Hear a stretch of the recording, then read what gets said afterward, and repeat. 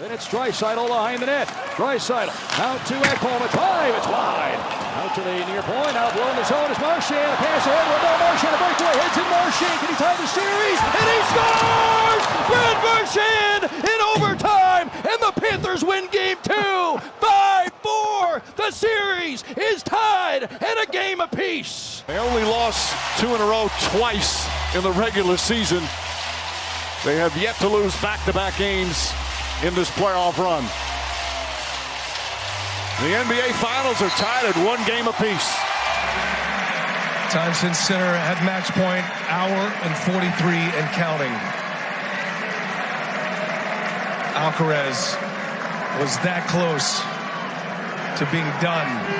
And here he is, championship point in a 5th set tiebreak.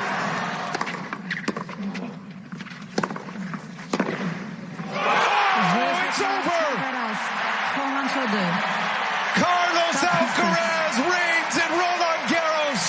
6-7, 6-4, 7-6, 7-6. Carlos Alcaraz. God! Mother! Is it Carlos Alcaraz? Yes. Oh, hey.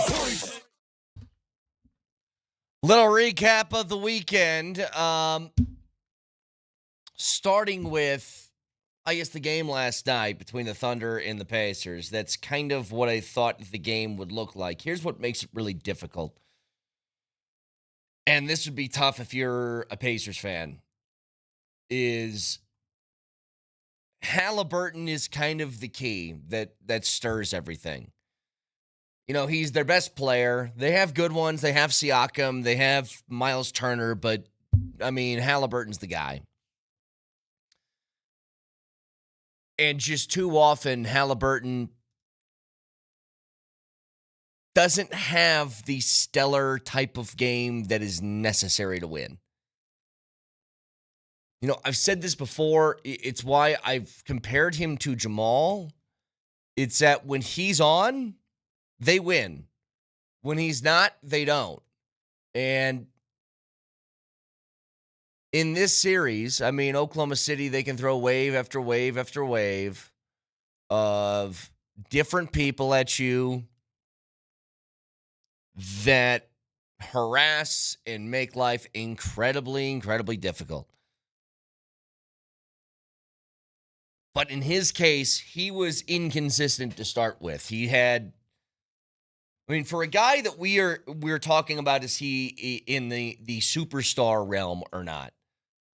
He has had 4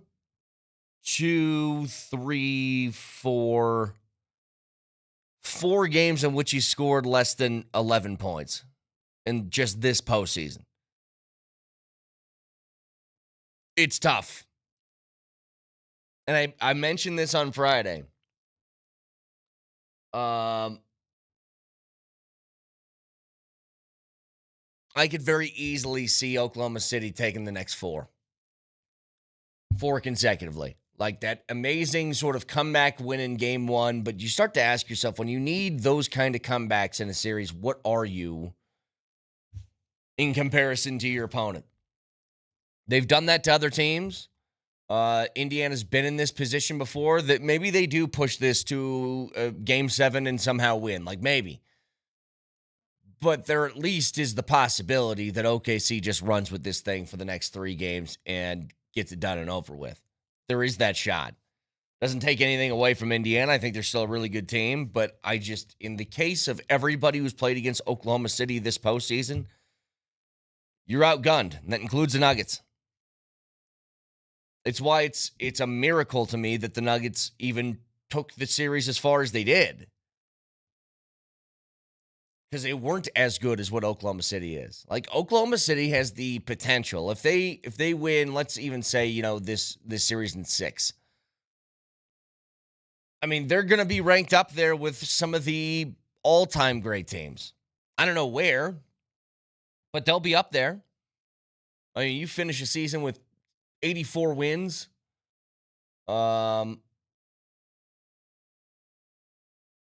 You finish a season with 84 wins. and then you do what they've done to a lot of teams in the postseason, yeah, that's really tough. Really tough. So that's kind of what you're facing there. On the NHL side of things, what a series that's been. I mean, that game 2 was just as unpredictable and crazy as you could imagine. First game goes to OT. Second game goes to double OT. And it's gotten really, really chippy. But, I mean, the pure talent that's on the ice in that, there's the amount of great players that Florida has. But you combine that, the goal that was scored, that was set up by McDavid, where he's weaving in between traffic and finding the perfect pass. I mean, he's skating through Barkov and Ekblad to throw it over to Draisaitl. It's remarkable, like high-level hockey that you're getting in this. And again, I still am viewing this a little bit through the lens in both the NBA and the NHL of what do they have that you don't. And as good as that play was for Connor McDavid, like, you got a guy that can do that. You have one. You have people that are, look, in both cases, it doesn't feel like you're that far off. I don't know how else to put it. This isn't a situation in which, it's like a reality check thing. I don't think it is. I think it could have been.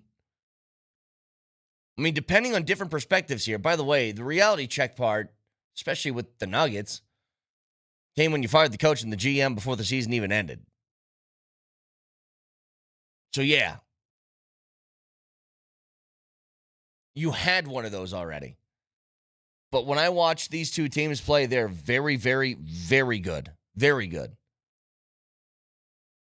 And with the Avs, it was a matter of, for whatever reason, closing out a game. Like, they couldn't do it. Leads late in the third period would disappear, including in a crucial Game 7. But, God, are these two teams fun to watch. The Florida Panthers, they are 24-11 on the road over the last 3 postseasons. 24-11.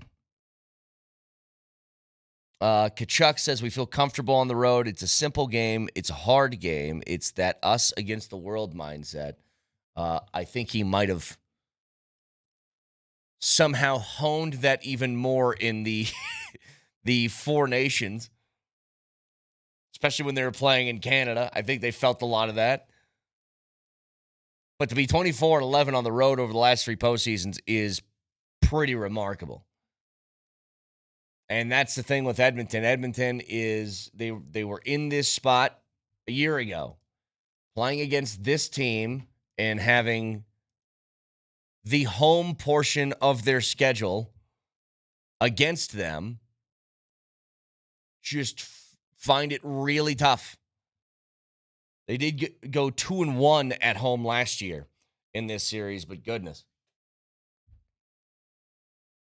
Florida's just a different kind. They're a different type of animal and a different type of beast. So, with that in mind, I do want to go back to one thing in regards to Halliburton, because that's kind of where I'm at with Jamal. I do think that Halliburton, for as good as he is and as clutch as he is, like, the things that he's able to do are incredibly valuable. But I just wonder, if you're Indiana, do you have a concern that, I don't know when his, what Halliburton's contract looks like, but just for a simple exercise. So he just signed a 5-year max, so $245 million over 5 years. So he's going to be making about 48 to 50 million bucks a year until the end of that contract. And I think there's a real chance that Indiana and their fan base could get annoyed with it eventually. And here's what I mean. To make this, because I think him and Jamal are very similar people. When Jamal's good, he's really good. And you get things like what Halliburton's done. You aren't going to find that this year because they're in the finals and they're probably through the moon, that the fact that it's a 1-1 series right now. And they should be. But there is going to be a different level in which you're judged the second you start to make that kind of money. Because you spread the rest of your roster thin. The reason why contracts matter so much, and I do kind of focus on these, and really every sport, but especially in basketball now and in football, is because when you only have a certain amount of money to spend and somebody is making a boatload that stretches your depth thin, that guy needs to be an every night kind of dude. You cannot have inconsistency from him.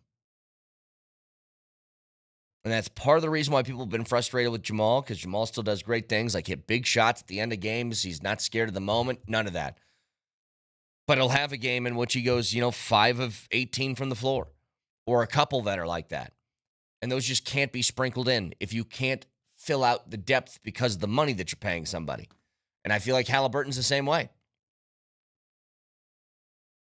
No, again, in that Knicks series, he has a 31-point game, followed up by a 14-point game, then a 32-point game, followed up with an 8-point game. That's difficult to have as, first of all, your number one option on the floor. Second of all, guy making the most money. We've seen it. We've lived it. Now, it's part of the reason why I think Mikko Rantanen's no longer an Av. If you're going to pay him $12 million a year with the limited cap space that you already had and the inability to fill out depth-wise, if you make that move, well, guess what? If you're paying somebody that kind of cash, that guy needs to be an every night, I know exactly what I'm getting kind of player. Has to be. Because if not, you're leaving too much up to chance. And I am curious, the longer this goes, and Halliburton's having this nice little emergence as an NBA superstar here in this postseason. And it's fun to watch. I like him. But to be that guy, you can't have a 4-point game, an 8-point game, an 11-point game, a 10-point game in the postseason. And this happened pretty often for him during this stretch. In these 2 games against Oklahoma City, where offense is hard to come by, he's got 31 points in those 2 games and 12 assists. In game 1 against the Knicks last series, he had 31 points and 11 assists in game 1. Consistency has to be a thing. You want to be in that sort of echelon. You want to be a superstar in this league. You want to be somebody who's making $50 million plus per year. Consistency. I've always said I think it's Nikola Jokic's number one asset. That every night you're getting some version of 20-some points, 10 boards, and 10 assists on efficiency from the field. Every night. Almost without exception. And the only exception has been a couple of games in that OKC series. But, 303-504-0925. Shop Mazda text line, one price, one person, 1 hour. So, big news over the weekend. And I'm still kind of confused in reading it. But we were wondering, college sports changing in front of our eyes. Well, it just changed even more in a huge way. We'll get to it next.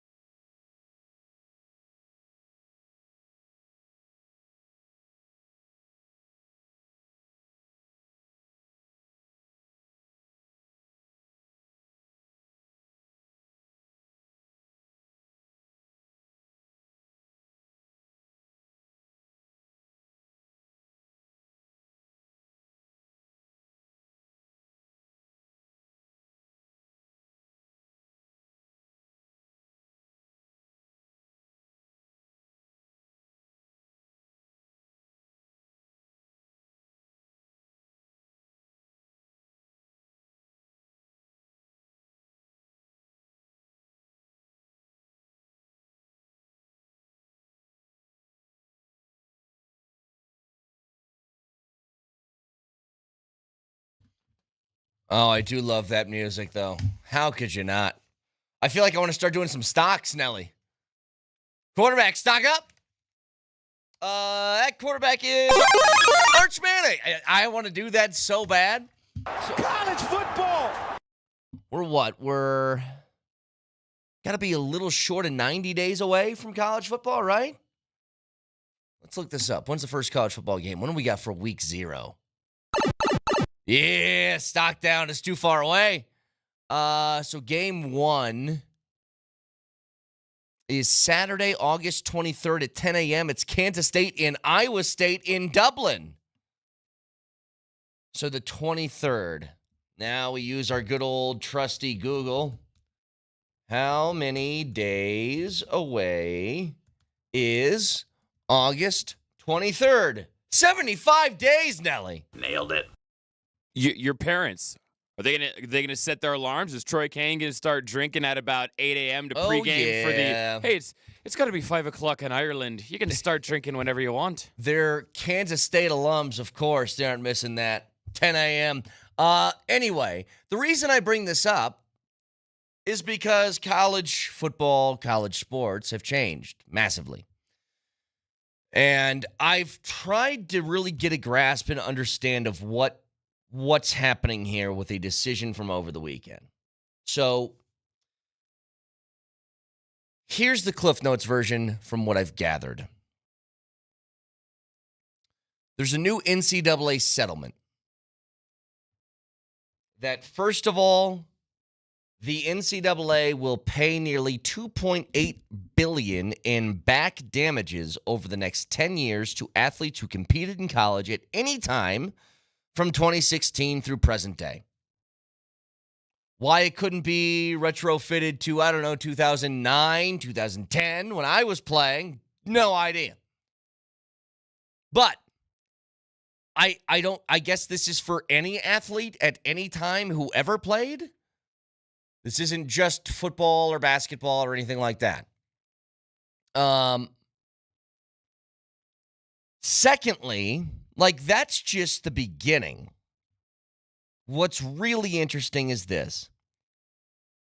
Moving forward, each school can pay its athletes up to a certain limit. The annual cap is expected to start at roughly $20.5 million per school in the 2025-2026 season, an increase every year during the decade-long deal. These new payments are in addition to scholarships and other benefits the athletes already receive. So, it's a salary cap that, again, from my understanding and reading a couple of different stories of this, it's a salary cap for all sports. So you get $20.5 million. You can pay the quarterback of your football team $2 million, but then you got to disperse that through however you see fit. So you can use all of the money on just one sport. You can use just a slice of it. From what I read, most schools are probably going to use 90% of that cash to go directly towards their football and basketball programs. That's what you're kind of dealing with.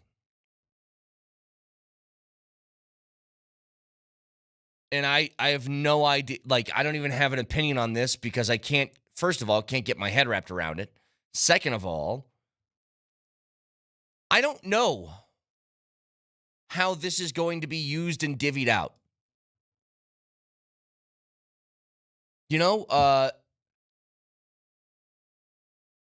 They're allowed to just directly pay now. Does this mean that you're in a contract with the school that you can't get out of? If you're under one of these deals, can you not transfer anymore? Part of me, and in fact, Nelly, can we try and get somebody like a Brian Howell or somebody on who might know a little bit more about the inner workings and details of this?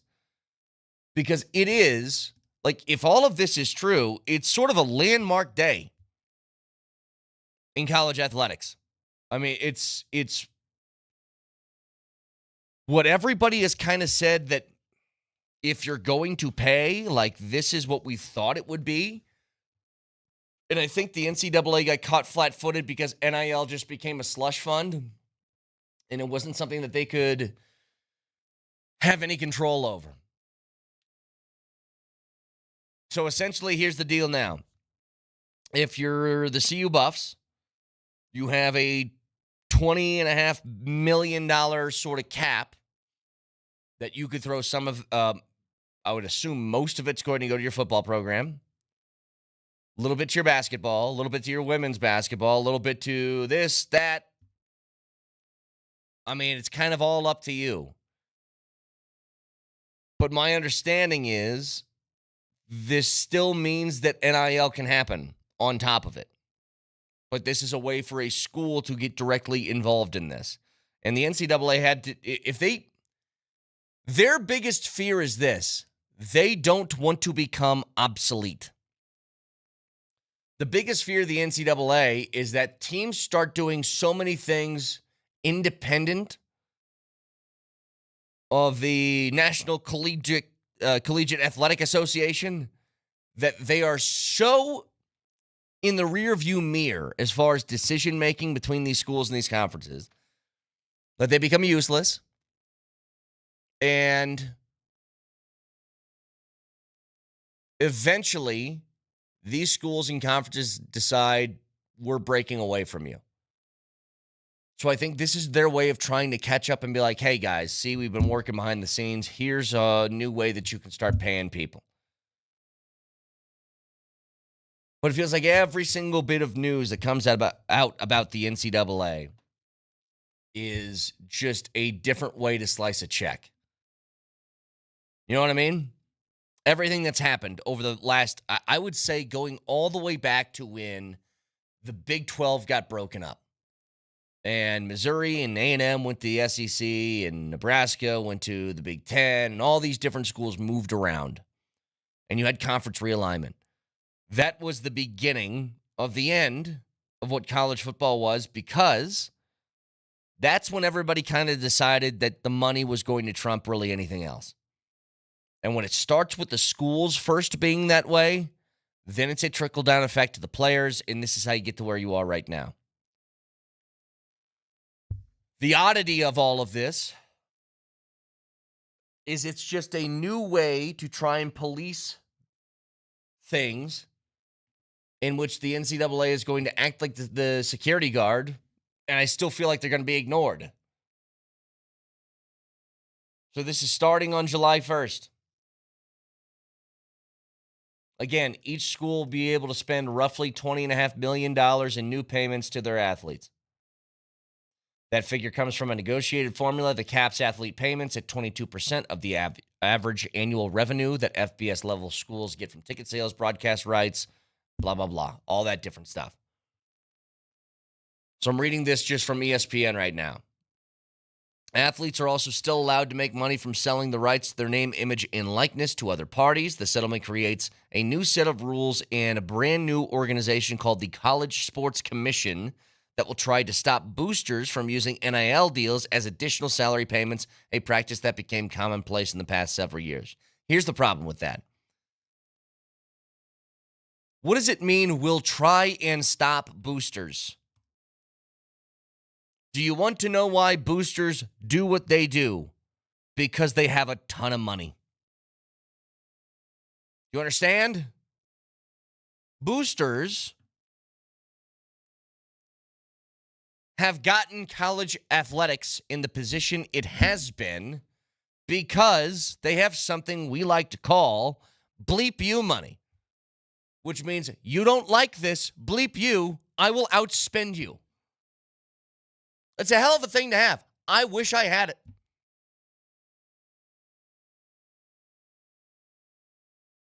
Would be a lot of fun. So, again, this is just, I think, a sliver of information from what is a deeper and more nuanced issue that they're going to face in the coming weeks and years and whatever. But we're just in a different realm of college sports to where I think it's pretty unrecognizable now. Even in if you're watching the Women's College World Series, if you're watching like super regionals right now in college baseball, the fact that they have, a softball pitcher for Texas Tech making $1 million, $1 million. Like, who would have thought? Maybe you could get your mind wrapped around like, hey, if you're a superstar college quarterback that you get $1 million. I think like everybody be like, okay, I kind of get it. I mean, they're huge. They mean so much to schools' overall athletic revenue if you're really good at football and all that different stuff. But you start talking about softball and some other things, like I never would have imagined a softball player, $1 million. Never imagined a baseball player, $1 million. Now, it didn't feel like that damaged. If you guys watched the final there between Texas Tech, where that $1 million pitcher played, and they were playing against Texas, it didn't feel like it changed the game from previous years. But I will mention this. It was a little weird, Nelly, in that final game, the third game of that series that was going to crown a champion between those two teams. That pitcher got lit up early in that game and pulled. And then they kept showing, the camera shot kept going to the bench of Texas Tech on her. Why? Because the broadcast did mention this. There's $1 million arm in there. Like, that was now part of the discussion, right? She was brought in to be the star. And look, she was phenomenal. But in the penultimate championship game, she got lit up and pulled, and now the $1 million arm is on the bench, and the broadcast has to say something about it. Don't they? Just adds a couple wrinkles in there. Well, it's what happens every time Jamal Murray has a bad game or MPJ has a bad game, and all the Nuggets fans go, oh, we got Supermax players who couldn't hit water if they fell out of a boat. The contract always comes into the discussion. Well, it's especially when it's that big. Of course. That's what I was talking about earlier with Halliburton. It's, if you're going to be paid $50 million a year and you're going to be seen as the next superstar in the league, you're really not allowed to have off nights. You know what I mean? You're really not. Because you will be reminded of that. Texas says the $1 million pitcher in softball, keep in mind she pitched every single game in the entire Women's College World Series. I understood. I'm not taking anything away from her. I thought she was great. But I'm saying there is that added wrinkle now in college sports, which never used to be. If this was 10 years ago, I don't think they're doing constant cutaways to her and being like, yeah, so she was bad today. The $1 million has something to do with how many times she was shown on screen. That's all I'm saying. And I think that can happen now for a whole bunch of different sports, especially, again, I don't know if these are like contractual things. So they can spend $20.5 million a year on their athletes. Well, how about this, Nelly? Let's say that you pay $2 million to your quarterback, okay? And your quarterback does what UNLV's quarterback did last year, where they transfer after, what was it, like 4 games? 3 games? Well, does he get the rest of the money? Or does the payment stop? That, you know what I mean? Like, that's the stuff that I think could get really screwy down the road. And there's going to be a whole bunch of, like, legal arguments moving forward. But this is kind of an unrecognizable step in where college athletics is going.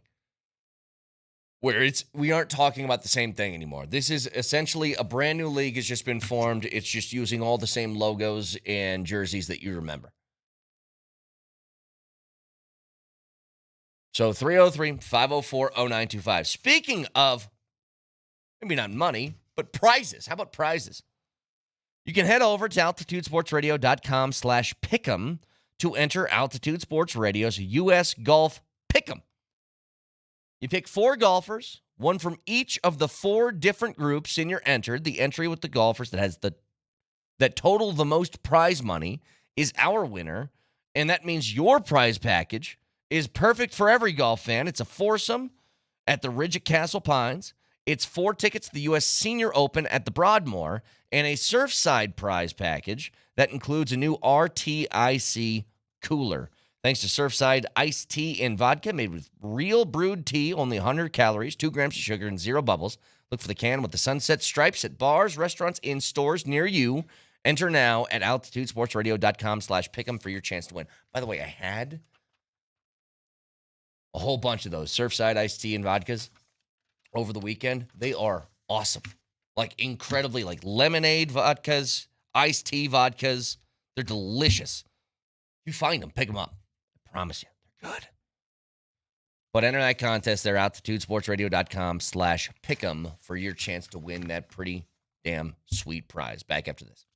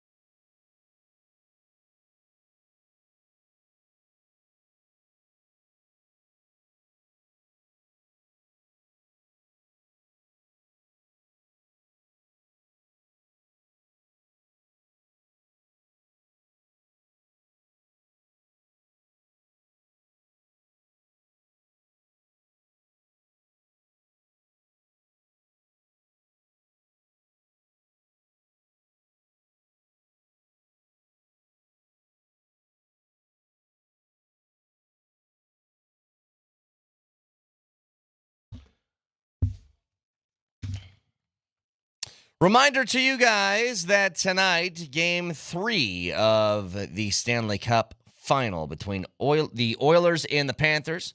Series tied 1-1. It's going to be right here on Altitude Sports Radio, as the entire Stanley Cup playoffs are on Altitude Sports Radio, and it's powered by Mountain Hyundai. So again, it's pretty crazy to think how far college athletics has moved. Can I ask a simple question to people? Has it changed the way you view the sport? Like, if I make it that simple, do you feel like the way that you consume college football, college basketball, college whatever is different now than it was years ago because of this? Now, things can change, and you can have different viewing habits because of a number of different reasons. But the money part, has it changed it? You know, there used to be this big appeal, even though we knew that some players got paid under the table by, some schools across the country. There's always going to be some level of I guess, I don't know if you call it debauchery, whatever you want to call it, where if it's not payments, then some things are being swept under the rug, or guys weren't getting grades and they were able to hide that to get the guy on the field, whatever. There's always been something like that in college sports, but it's never been so outright and in your face about it. And I will say it is different. For me, anyway. You know, the appeal to college sports has always been they're doing it for the love of the game and the name on the front of the jersey, not the name on the back, and all that different stuff. And to a certain extent, I thought that was very hokey. I was like, all right, let's not make this into some sort of fairy tale, okay? There's still some things going on, but I guess I'm saying this. I preferred it hidden.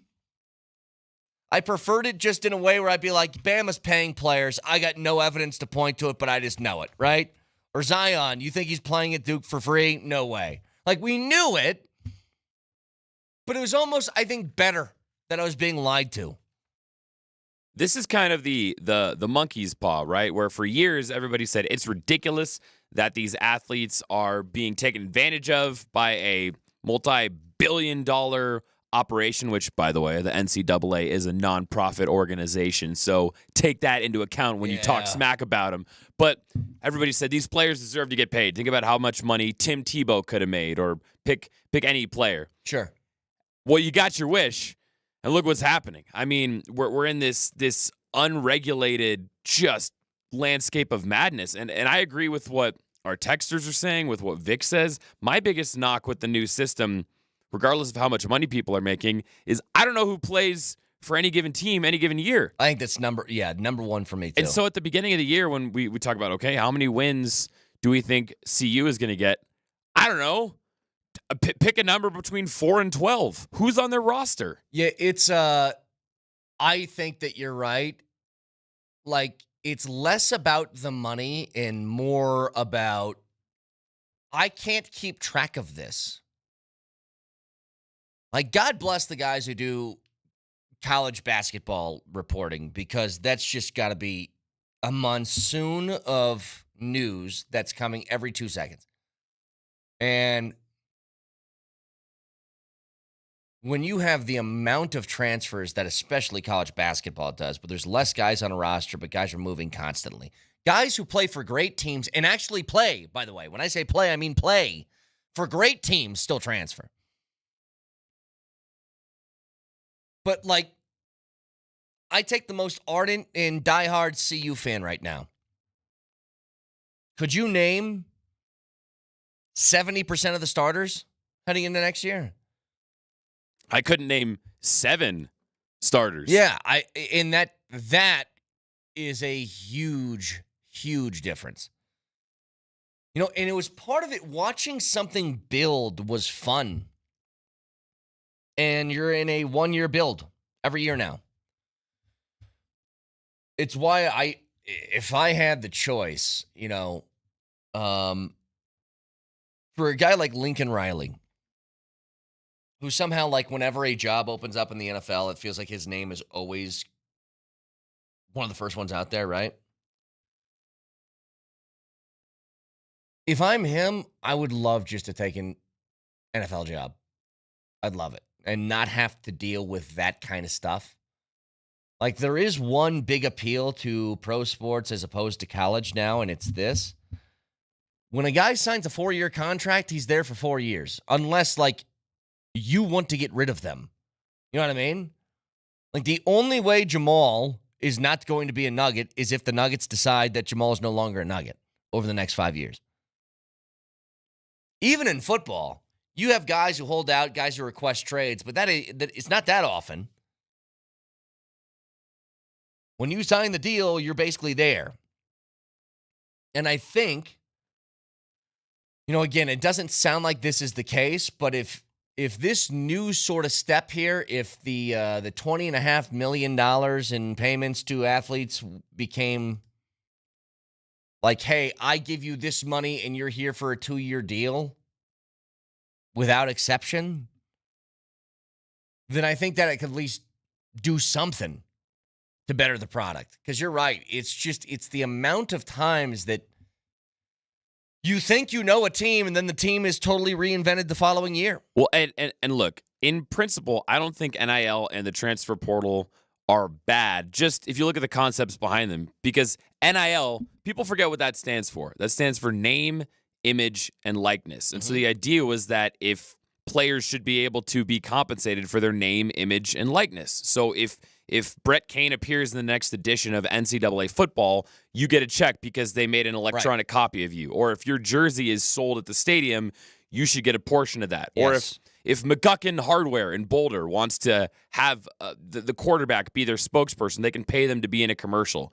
It was never supposed to be, here's a $7 million check, come play football at my school. So there's something in the middle of, we sold your jersey and we're not paying you. That's on one end. And then there's also, hey, here's a gazillion dollars that we're just going to cut you right now. Somewhere in the middle, I think, is the right way to go about this. Totally agree. And it may take 10 years to get there, but we'll find what that middle is eventually. It's going to be hard to kind of rein that back in now.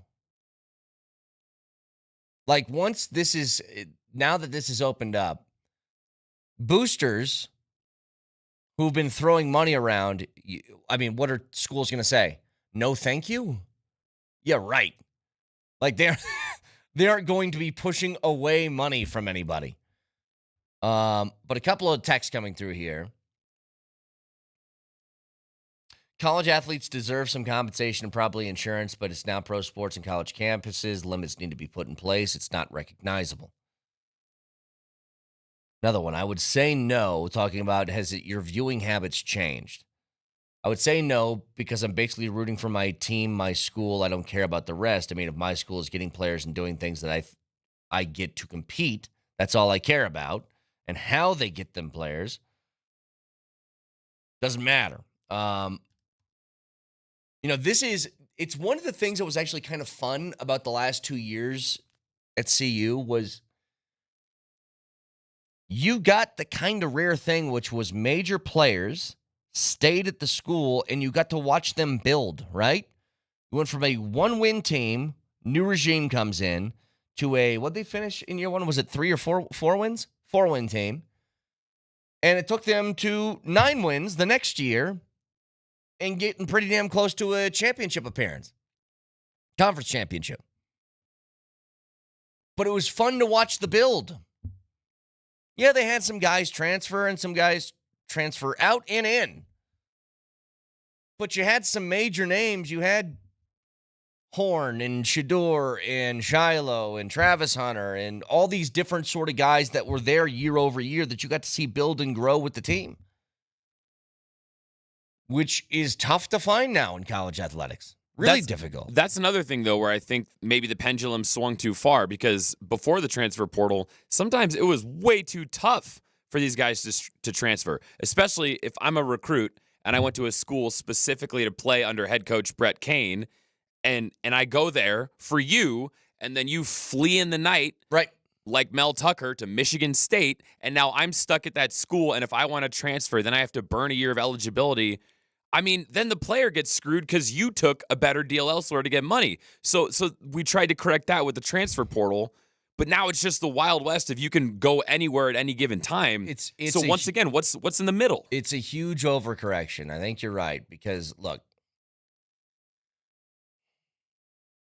I felt this years ago when people would talk about transfer rules, and I thought they were way too punitive. Like you had to sit out a year and you had to have these very, very exclusive reasons as to why you could. And I brought that up all the time. I'm like, you can't, kid commits to a school because he likes the coach and the coach leaves a few weeks after the guy commits there and signs on the dotted line. That's not right. And they'll tell you, well, don't pick a school based on the coach then. And it's like, well, this guy's in charge of my life for the next 4 years. What do you mean don't pick because of the coach? You have to. So there was a totally uneven spread between that. But also, yeah, then they said everybody gets one free transfer. You're like, all right, well, I guess everybody's moving. So we'll get more on this in a little bit. Broadcasting for the Backus and Shanker Studios. Serious Lawyers for the Seriously Injured. You can always watch the show live on Twitch. Twitch.tv. Search Altitude SR in the search bar. The Altitude TV simulcast. That is the Safeway Twitch feed. Order online and Safeway does the rest. Get easy delivery or free pickup with the same great deals. Get started at Safeway.com or in the Safeway app. Safeway, fresh foods, local flavors. Moser, Lombardi, and Kane next.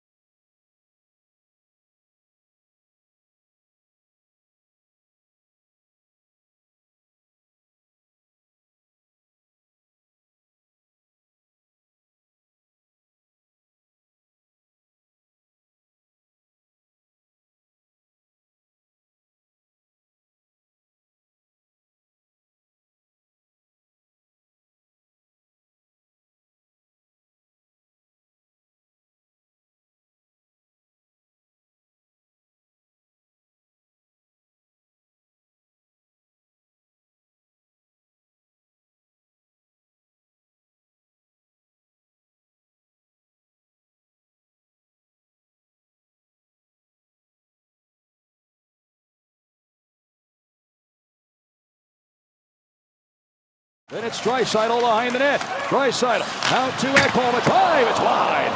Out to the near point. Out below the zone is Marchand. A pass ahead. Rondeau Marchand. A breakaway. Hits in Marchand. Can he tie the series? And he scores! Brad Marchand in overtime. And the Panthers win game 2. 5-4. The series is tied at a game apiece. They only lost 2 in a row twice in the regular season. They have yet to lose back-to-back games in this playoff run. The NBA Finals are tied at 1 game apiece. Time since center at match point, hour and 43 and counting. Alcaraz was that close to being done. And here he is. Championship point in a 5th set tiebreak.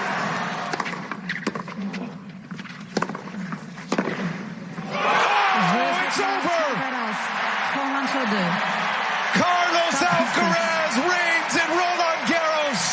6-7, 6-4, 7-6, 7-6. Carlos Alcaraz. God! Mother! Is it Carlos Alcaraz? Yes. Hey. During one of the most dramatic finals in French Open history. And if you didn't watch it, shame on you. We're playing those highlights. And Mark Moser says, why are we playing tennis highlights? To which I replied, trust me, dude, you could not play a set with anyone at this station. Not even a game. You couldn't finish a game of tennis, let alone a set. Yeah, I couldn't catch the biggest bass either. I don't give a rat's ass.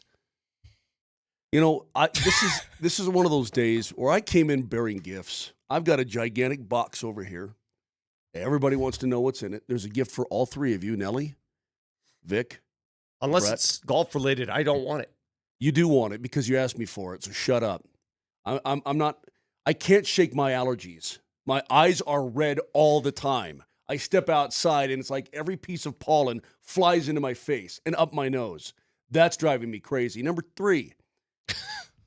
Man, I'd rather be right now. I'd rather go to the zoo and just sign up for the elephant insemination team than talk about French Open tennis. Oh, it's one of the greatest finals. He beat some guy named Yannick. I couldn't care less, bro. We're talking about a new era of tennis players that's going to supersede the previous era, which was considered the greatest era of all time. You realize the big three that carried tennis for the last 20 years, considered the greatest 3 ever to play the game. And these 2 that are coming up, Sinner and Alcaraz, might even be better. That's great. Hope they are. I mean, why can't you be well-rounded in sports? I am well-rounded. Why? I'm just not a tennis guy right this second. What happened to people that loved all sports? I do love all sports. I told you, I'm fluent in 12 sports, at least 12. And I might be 13 now. It used to be 11, hockey, and soccer. then you added something. Well, you added hockey, soccer, I think. You name a sport, and that's the beauty of this radio show, and we thank you all for listening. You come here with a sport, and I will be able to speak your language. Moser refuses to speak several languages, and it's a shame. Sports is sports. That's really, really funny that he says that. Mm-hmm. It really is. It's humorous that he comes with this approach this morning. He may not get a gift. You're right now. You're on thin ice, Nelly. Nelly, make it thin all ice. Look out, everybody! Nelly, we haven't had a thin ice in a long time. Steve, you may get all of it. Okay, I don't know when we want to unveil. These guys are gonna have to work themselves back into my good graces. But you're okay with me, Nelly. Your gifts are so weak anyway. Wait a minute. What was our threat? You're on thin ice, and if you broke through the ice, what happened? Do you guys remember? I like tennis? What did we used to do? You're on thin ice. We used to say it all the time. But what was the actual punishment? Yeah, I forget what it was. But we were on thin ice all the time back in the day. Yeah, you were. Anyway. That's about 5 years ago. We haven't thinned ice in a long time. Not in a long time. Gentlemen, good morning. Happy Monday to all. Great to see you. I know we got a lot to cover today, including tennis. Can't wait. But I can't shake the allergies. I can't I'm I sorry to don't know hear what that. to do. You know who's on thin ice? I feel like the Pacers are. It took a miracle for them to come back in game 1, and then if you watch game 2 yesterday, it's kind of what we thought it would look like. Like, Oklahoma City is very clearly better than what Indiana is. It's just a matter, can Indiana do the miracle thing a couple of times during this series? Yesterday's game was so predictable. I mean, I told everybody that's OKC's going to blow that game open. And they were in control the entire night. So I made the comparison Friday that I think Halliburton has a little bit of that Jamal stuff in him, where he's really good at end of games. If you need to hit a bucket, he can hit a bucket. But he's got consistency issues. And if you think that Jamal Murray is catching heat because he's a max contract guy that maybe doesn't bring it every night, well, Halliburton's their best player who also has a little bit of that, and he's going to be making $50 million a year over the next 4 years, I believe. That guy's not allowed to have 5 points through 3 quarters. You know what I mean? Like, I know he's not an all-world scoring type. Like, he's never somebody who's going to be putting up 35 a game, but he can't have 5. And that's sort of the problem. When people talk about the superstar discussion surrounding that dude specifically, I think we totally understand that Halliburton he doesn't have that gear, but you can't have that either. You can't have a 5-point game through 3 quarters against that team. And Oklahoma City's tough. We've seen it firsthand, how difficult they can be defensively, especially when they want to stop someone. They're really good at it. You're so right, though, about Halliburton. He's the kind of player who meets the moment, who, if you go back and look at his history of scoring those big clutch points, there's nobody better over the last couple of years, to be honest with you. Yeah. He meets the moment. But he's not going to give you the consistent, my God. He's not going to give you the consistency through the course of the game. Yeah. If you're really lacking, he's not going to carry you. That's not the kind of player he is. He's not a carry you kind of guy. And they aren't going to feel this now, but I have a feeling that Pacers fans in a couple of years are going to get kind of tired of that. In the same way that Nuggets fans got tired of Jamal. And it's like, you can't give me 30 one night and then 12 the next. I will say this, though. I would rather have Jamal Murray.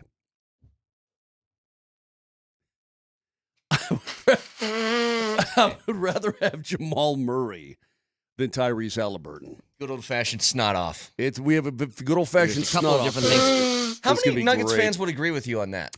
I think, well... They make virtually the same money. Right. Well, one guy's 3 years younger, but one guy's proven it when it matters the most, and that's Jamal Murray, where he comes up big. Now, I'm as frustrated as anybody with his 31 one night. Yeah, then you're 5 of 14 from the floor for, 14 the next night.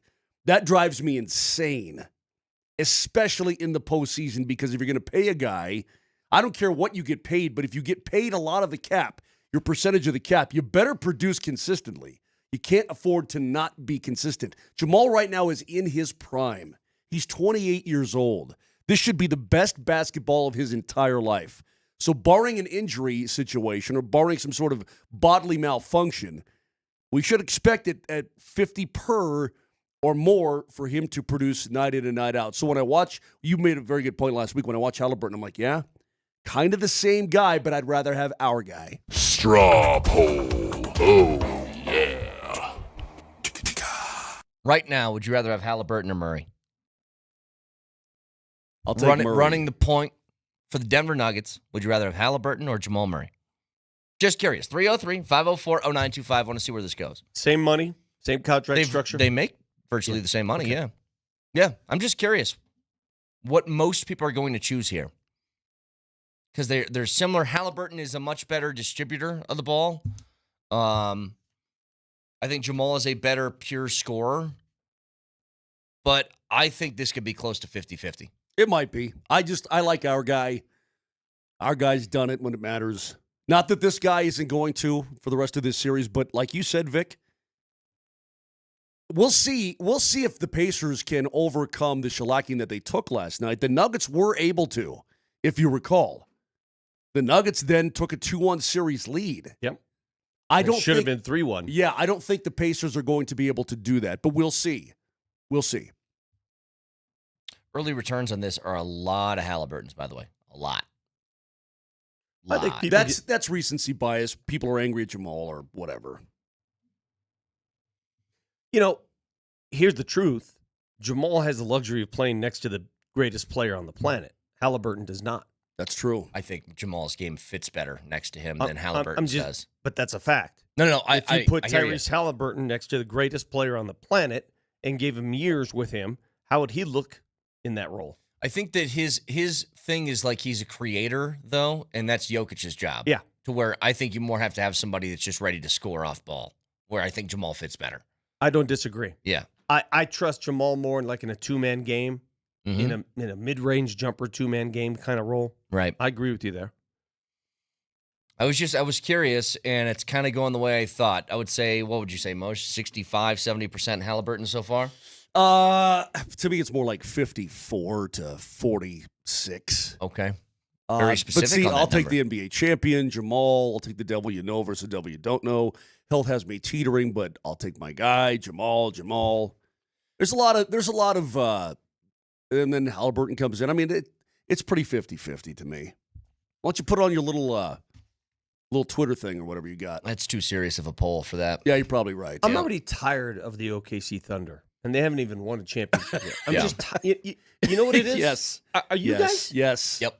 Just tired of their faces? Yep. Tired of their fans? Yep. Tired of everything about it. It's like they've worn on me. I'm done. Isaiah I'm done Hartenstein. with them. So, how do you say it? Is it Hartenstein? I don't care how you say his name. I'm just done I'm tired with of looking the at brand. I'm tired of looking at his sleeve, his tat, his upper arm tat. Tired of looking at it. I don't know why I'm tired of looking at it. I'm tired of seeing his tattoo. I don't like a coach that's just going to make a tweak. Like he started all year. Now he's starting off the bench in the finals. I don't like that either. He's the kind of coach who thinks he's smarter than Yes. everybody. You know, let's be honest. That's who he is. I mean, he's from Massachusetts. And he's French. He's from Massachusetts and French. Yeah. That tells the story. That's why initially Very famous French actor. That's why he bothered me. When I first saw him, I'm like, why does this guy bother me? And he's got the 1980s hair part in the middle. So he's he's a Massachusetts guy who has a French last name. Like he's checking off all of the how basketball nerdy is he? Very. He's got an RBF. Oh, that yeah. too. He's got a total RBF just looking at you. You're like, And he's always like this. He's like, yeah, I don't like his face. I'm sorry. wow. Apologize. Well, we sent the guy to the scoreboard table because Jokic likes to throw the ball in quickly. And it's in the rule book where we're allowed to send a player to the scoreboard table to check in. And that keeps Joker sort of off pace a little bit. The way he... Go outside, nerd. Get out. Thank you. Go. I ain't got time to be distracted by your worthless chime-ins. Go on. Thank you. Your worthless chime-ins. I'm reading his Wikipedia page. Ready for this? Dagno? Dagno has been described as open-minded, innovative, and unconventional during his stint. Shut up, nerd. I mean, who wrote that? He wrote that. He has to be the one that wrote that. Brett Kane has been described as incredibly tan and handsome by those closest to him. Go outside, nerd. It's serious. So it's not just me then on Dagno. No. See, it's No. It's universal. I think if you're not an Oklahoma City fan, you don't like that guy's face. You don't like it. Now, they have a quote here from Josh Giddey. If I could build a coach, it's Mark Dagno. He's a smart coach. Guess what? Mark Dagno you know what? said if I could build a player, it's not going to be Josh Giddey. Welcome to Chicago, buddy. Pretty much. That's pretty much it. Get out of here. By the way, I found Liberty City. the proper pronunciation for that player you were talking about. This is actually how you say his last name. or actually, it might be this. God. Do you want your gifts now? When do you want your gifts? Because the audience is going to have to. This better know be what they worth are. it. This has been a long It's running going to be worth intro it. for something in a box. Do you want your gift when we come back on this Monday morning? You want to turn this frown upside down? The allergy frown. Look at my Okay. my eyeballs All are watering. He's blowing his nose. He took all my tissues. Let me be the first to say, I've never received a gift from you, so this is going to seem very foreign. Okay, we'll do the gift, along with, from what I can understand and surmise anyway, from this NCAA thing from over the weekend, which is crazy. Cliff Notes version of what happened over the weekend with the NCAA. Next.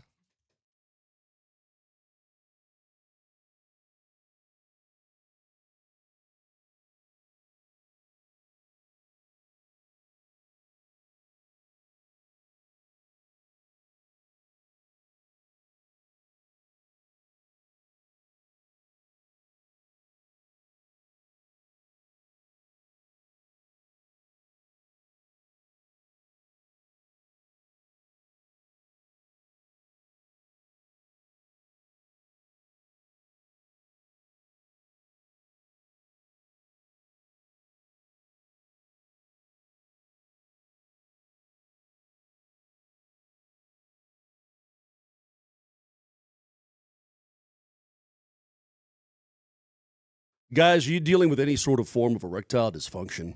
That's right, I said it. Big deal. Don't laugh it off. Don't call it no big deal. Get something done about it.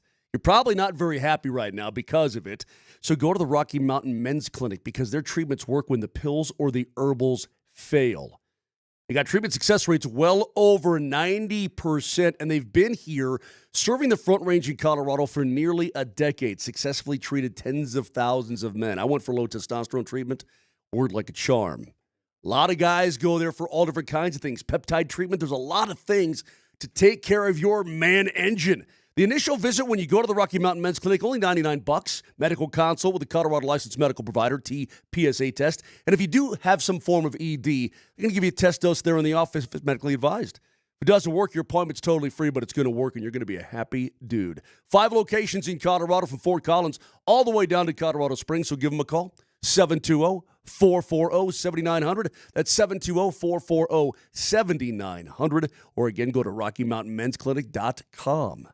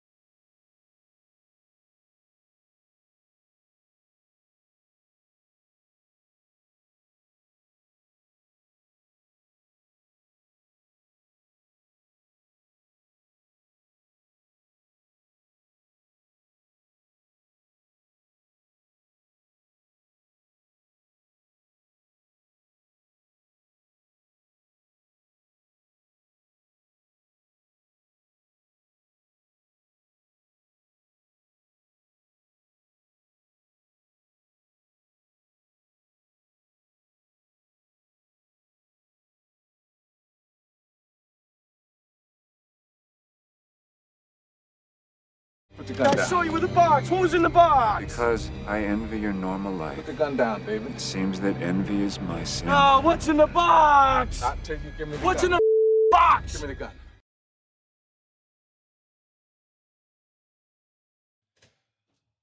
What's in the box, Mosh? Early. Find out. Dude, this better momentarily. be worth it, dude. Think about all the wonderful presents I've given you over the years. All the great items I've brought into this studio for you and the rest of this crew. Let me say this. Not once. The price have of you what ever you're given all us about to anything. get has gone up.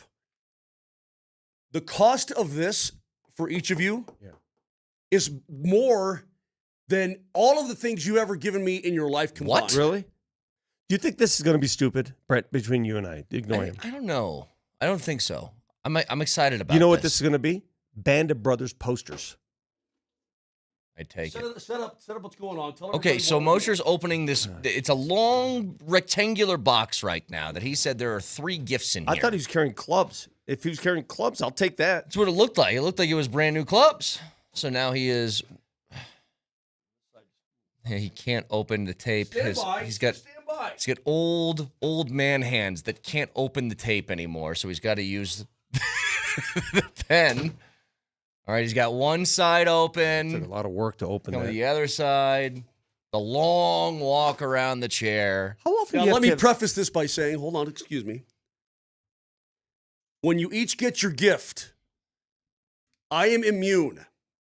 From? Agreed. Just say agreed, Mose, you're immune. From? Assault. You're immune from physical assault. Yes, Everybody not is verbal. getting a bug assault. Bug Yeah, killer. I love it. I love it, actually. Yes. I even brought salt today for you guys to go through a little test drive. I love it. So wait a minute. This is the thing that you use to kill your flies? Yeah, so you Correct. put salt in that little top spot, and then you pump it, and then you can take out some bugs. Yeah, it's really and by neat. the way, it's fun. Don't shoot people because it hurts. It does like hurt. It hurts. It does hurt. Can we just You try could- it? you could- the reason I don't want to you do could this is I blind know you're going to somebody. shoot somebody. But can we just try it in the back of the legs? I've done it in the back of the legs, and it's not fun. Can we just try it? I'll do it. I'll do it on you, and then you can see. Yeah, I just want to try it. Okay, open yours up. Hey, does that have the laser on it? No, the laser costs like $18. These were like $40 a piece. The laser costs like $18. You're not going to get a laser. It says for adults only. Yeah.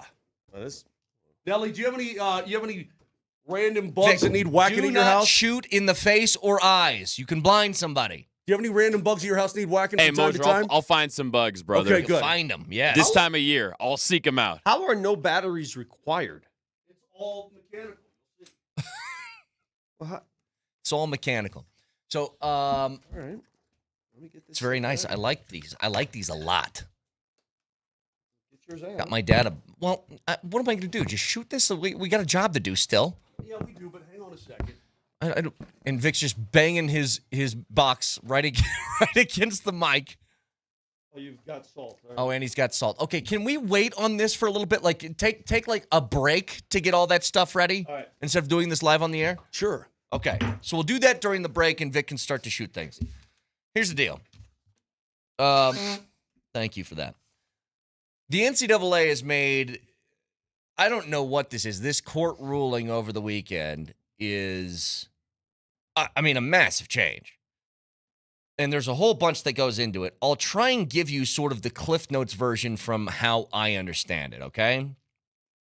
So, starting on July 1st, each school will be allowed to spend roughly $20.5 million in new payments to their athletes. That applies to athletes across every sport. How they divvy that up is up to them. Most schools, from what I read, are going to use about 90% on football and basketball. Smells like lawsuits are coming. Sounds like the non-revenue sports are going to go away. That figure comes from a negotiated formula that caps athlete payments at 22% of the average annual revenue that FBS-level schools get from ticket sales, broadcast rights, and blah, blah, blah, other stuff. So, athletes are still also allowed to make money from selling the rights to their name, image, and likeness. So, NIL is still a thing that they can do. This is what's so confusing. The school is already paying you, let's call that minimum wage, whatever. but you're still allowed to go make money elsewhere. So the big hitters, the Zions, as you mentioned, that went to Duke, they're going to make their millions no matter what. Shador is going to make his millions no matter what. But the backup left tackle is going to make his minimum wage. Is that what this is? Is that what we're talking about? What do you mean by minimum wage, I suppose? Well, we're going to go down a road that I'm not sure I'm ready to argue today, because I'm going to make an argument that is going to rile a lot of people up. I'm going to make an argument that's going to make people upset. Well, me too. Because it has made people upset over the years. Because me too. Let me preface it by saying a lot of people banged the "we got to pay college players for a long time" drum. Okay, and I've seen all the stuff from Jeremy Bloom. I saw you quote tweet Jeremy Bloom yesterday. I can't think of anybody who was affected more than Jeremy Bloom. It was incredibly unfair because it wasn't even the sport with which he wanted to get paid. It had no impact. Him playing football and making money off skiing, one did not impact the other. That is Why correct. the NCAA was so hard and fast on that is ridiculous. Because it can, if there's a way, Brett, here's the thing. If there is a way to abuse a system, college boosters are going to find that way. Well, yeah. So you could say Jeremy Bloom was a world-class skier and competed in the Olympics, and Vic, all that is true. I'll tell you, somebody would find their star quarterback the ability to be on the bass fishing team, right, and get millions in a door. The people would abuse it, and there's always a workaround, or seemingly there's always a workaround. That's why they denied. And I don't doubt for a second that he should have been paid. And I don't doubt for a second that some of these players over the years in college football, they got ripped off. I mean, they used their name, image, and likeness on video games and all jersey sales and everything, and they got nothing out of it. The alternative, but Vic, I'm sorry, I'm long-winded right now. But the alternative is what we're seeing now, and it's only going to get worse. It is beyond the Wild West now. It's out of control. But it's pro sports. Yeah, okay, so what you've done, Brett, for those who, we got to pay the players. Okay, I don't disagree with you. But when you open that can of worms, dude, those worms ain't going back in that can ever. And now what you've done is you've destroyed college sports as we know it. Well, $2.8 billion in back pay to anybody that played in college athletics from 2016 to 2024 gets some sort of Why not go back all the way to 2000? Why not go back to 2009? Why not go back to 1951 if there's anybody still alive and give them some bread? I mean, I don't know. Why is the cutoff at 2016? When did NIL start? 2020? 21?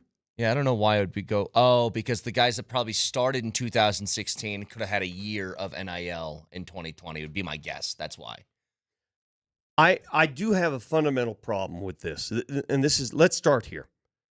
Do the upper tier athletes who carry the flags for these universities and brands, do they deserve more money than the lower tier athletes? Yeah. I've never disputed that. The guys that are doing all the work, the guys that are carrying all the marketing tools, the guys that are attracting the money and the fans and the viewers, they deserve more money. Here's the problem. How do you properly discern those players from those who do not? How do you do that? Where do you draw the line? Where do you say, this guy gets X, this guy gets Y? How do you do that? Well, Title IX was brought in, Vic, because what you can't do is you can't tell a female swimmer that her value to the university is less than the star quarterback on the football team. Hold on. So Title IX, Brett, if you go back, this is all legalese complicated crap, but Title IX was brought in to assure fairness and equity in the college athletic systems, okay? For any university, you have to have equal numbers of male and female sports, okay? Well, if you're paying your star quarterback $5 million a year and the leading female swimmer on your swim team gets $100 a month, aren't you telling her that she is less valuable to the university than the star quarterback is? That's what I'm saying. This is what I don't get, though. Well, the answer is yes. That's what you're telling her. That's exactly what you're telling her. But hang on. If you pay $100 million for a brand new football practice facility and the women have to go to the local Y, to local women's swimming team has to go to the local Y to go practice, then that's unfair too, isn't it? That's because the football program it floats all boats. It pays for all the swimming and diving and men's diving and all that. It pays for all of that, so that's fine.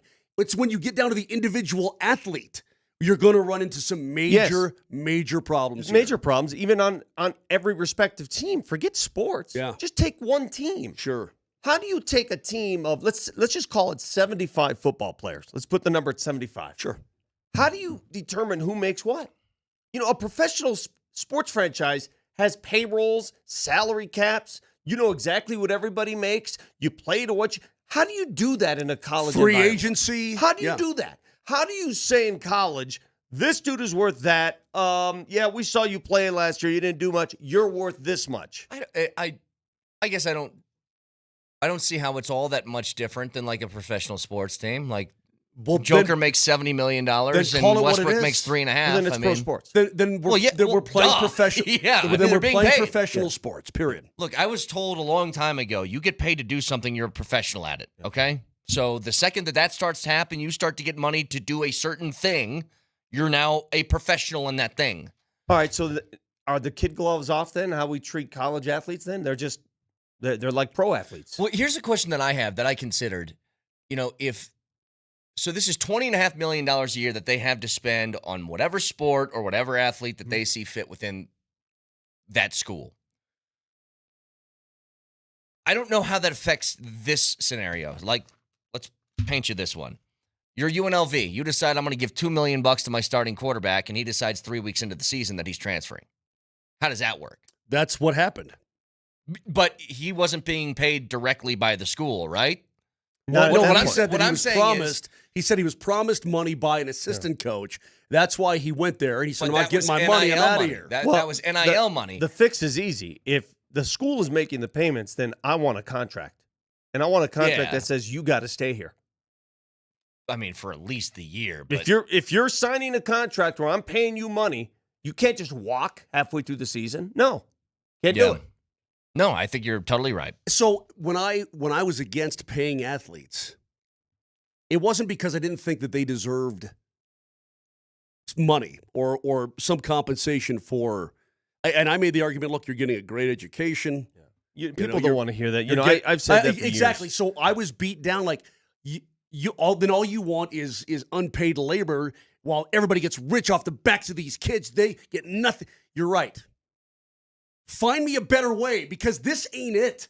Dude, I'm telling you, it's already killed the NCAA tournament. The major basketball programs are now, chalk is going to walk every single year because they've got the money. There's no more Wichita State Shockers. Mid-majors are gone. They're gone, okay? And then in college football, the Colorado State Rams are dead. Do you understand what I'm telling you? Their football program, for all intents and purposes, Brett, of actually competing is dead. And why do you say that? Because they'll never get into a playoff. They'll never be a part of it. They don't have the money. Pat, there's only so many Pat Strikers out there for the Rams. Hey, let's go to Nevada, Boise State. Although, they're getting now there's a $20 million New Mexico's cap. dead. Wyoming's dead. There's a cap on how much schools can pay the athletes. That's from the school. That's from the school. From the school. So there are still going to be those athletes who are not out there in the public light that make the money from NIL who are going to shine, right? But as soon as they shine, what happens? As soon as they become familiar to viewers, what happens? They go to the bigger schools to get that money we just spoke of. They leave. They leave. And that's what's going to happen. Sure. And it's happening more and more. Why would they stay? Right. Why even have Mark, the Colorado State Rams football program's been dead for 100 years? No, that's not fair. That comes from William. No, William. Why even have these kids go to school? If you're, and I'm dead serious, you are now an employee. Yeah. Okay? So that means you don't have to go to class. You don't have to pretend. You don't have to do anything. You are at that university to play tight end in football. That's it. Don't go to school. Why would you go to school? Think about this. Absolutely not. No school. I went to a school where if you had bad grades, you couldn't play sports. Yeah. Could you imagine a player not being able to play sports with bad grades? Now? Yeah. Like a star player. Don't even have to go to school. Could you imagine that? You're a professional football player. Now, if you're on the swimming team and you want to become, a veterinarian, then go to school. I mean, or you want to become an English professor, whatever it is you want to do, run a marketing company. I mean, whatever it is that's, up your alley, then do it. You're so right, though. What it does to the education arm of this is, why are we bothering playing this facade? I swear to God, if these ADs continue to call these top-notch athletes student athletes, I'm going to lose it. The 1708. I'm going to lose it. Would you agree? Do you guys agree with me? This whole term student athlete? I think that's been gone for a while. Let me take this further. No. Dude, a lot of these ADs, they won't say anything but student athlete. No. There are tons of student athletes who go to these schools.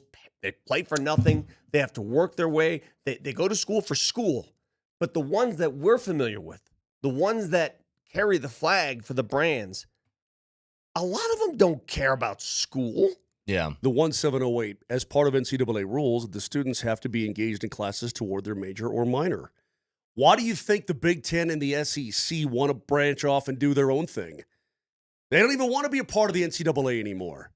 They want to be professional sports. Well, the NCAA, for all intents and purposes, is dead.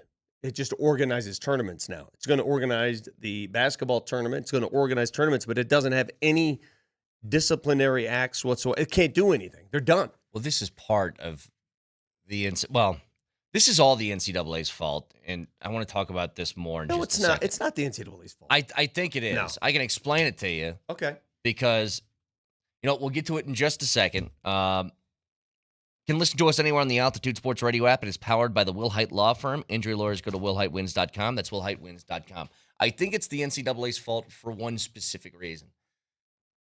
They just thought that this was never actually going to happen, and then it did, and they waited too long. So we'll get to all that in just a second. Stick around.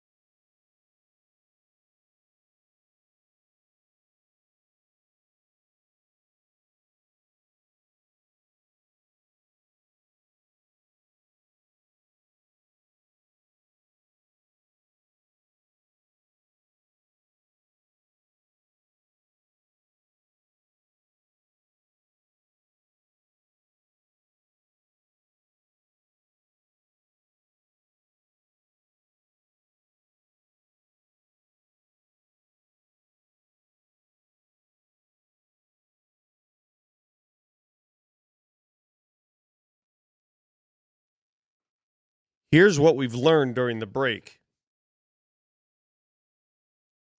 Karen Moser is an arms dealer. Yes, she is. She deals guns. And it's highly illegal, but that's exactly what she's doing. She's buying and selling guns. And we've got 3 of them in studio right now. Yeah. And Moser just went through the process on how I to wanted load. to do it. I wanted to do it, but she gave the okay to buy all of you a bug assault. And I just gave you the tutorial during the break. Are you impressed? This thing is pretty wicked. I know. The reason I did it is because you told me, what is it, last week or 2 weeks ago, you said, I want one. And I thought, you know what? He probably deserves one. Nelly deserves one. Brett deserves one. Not only is it fun, well, not only is it effective, because it'll smoke flies in your house. Like if you got an angry looking spider that needs an attitude adjustment, you know what I mean? Too, yeah. Hey, listen, a moth comes into your house, bro. Yeah. You wait till he lands and you smoke that moth. Mm-hmm. Not only is it effective, but it can be fun as well as you go on a hunt. There you go. So you're welcome. Thank you. Here's what I wanted to say. I do think this is the NCAA's fault. And here's why, Vic. They knew that they had this problem forever. Like the paying of college players thing was not some conversation that cropped up 6 years ago. This has been a long decades in the making. Yeah, you could have a problem and no solution, though. You can have a problem and no easy solution. There are a lot of things you can do. It doesn't make it right. They're doing something now, and look at all the drawbacks from what they're doing. I think what they did, though, was they overestimated. Number one, they overestimated their power. And number two, for the problems that were very obvious within their ranks, they just, okay, I refuse to believe they didn't have any sort of solution. If you put your best minds of a company together, a multi-billion-dollar company, by the way, for 3 years, you should come up with something. And they had 2 problems. Number one was the payment stuff, especially when, it's all funny. You can tie this directly back to, I think, that damn video game. Like, the second that lawsuit came out with, I forgot the guy, the quarterback who was kind of spearheading, Sam something was his name. Keller, I think. Like, that's one obvious thing. NCAA makes money off that video game by using, even though the players' names aren't on there, very obviously the players that are on the field for all these different teams. Sure looks like that guy. But here's the second thing. They knew they had a problem with transfer rules, too. That the strict nature in which it was almost punitive to leave. And I think a lot of people would like to go back to that, but when you tell a kid you are not allowed to transfer without sitting out a year. But then you allow a coach to do that. But you allow a coach to do it willy-nilly. It's like, okay, this is very obviously going to be a problem for you moving forward. Because a coach gets paid as an employee, right? And coaches and employees break contracts all the time. You can buy out a contract. Right. So is that what we're headed now? You can buy out contracts for these players? I guess. If Duke wants a Colorado basketball player, can they buy out the contract? I mean, they can right now. Okay. Here's, I think, a common misconception. And I've read a lot of this. Well, if the NCAA hadn't been so greedy, if somebody on the Twitch said, all the money that they pocketed, they padded their pockets at the NCAA. Can I just make a clean statement here, and you tell me where I'm wrong? It's not like the NCAA office is full of multimillionaires walking around with money to burn because they made it off college players. The money went back to the colleges. If anything, the colleges made the money. Administrators at the schools made the money. The NCAA doesn't have a room full of people saying, oh, thanks for all the money for the last 20 years. That's false. That's correct. 100% false. Yes, it is false. The NCAA represents the colleges, but they're not the ones forking over all the money saying, yeah, more money for us, less for the students and the athletes. That's not what's taking place here. It went back into the meat grinder. The coffers of the schools. And what happens at the schools?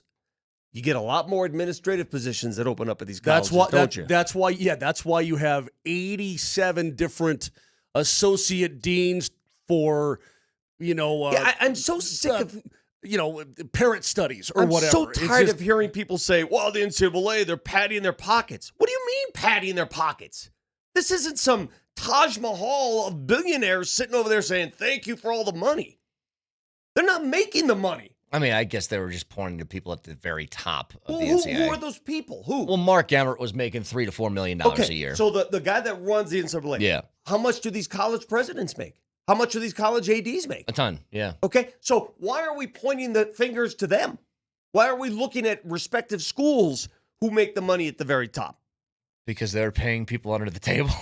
I mean, see what I'm saying? you see how ridiculous this argument is? So let's punish the executive branch, the people that try to control the colleges in some light. Let's just take them out of office. Great. This do is that. why, now what does it do? This is why now you're getting general managers being hired for these universities.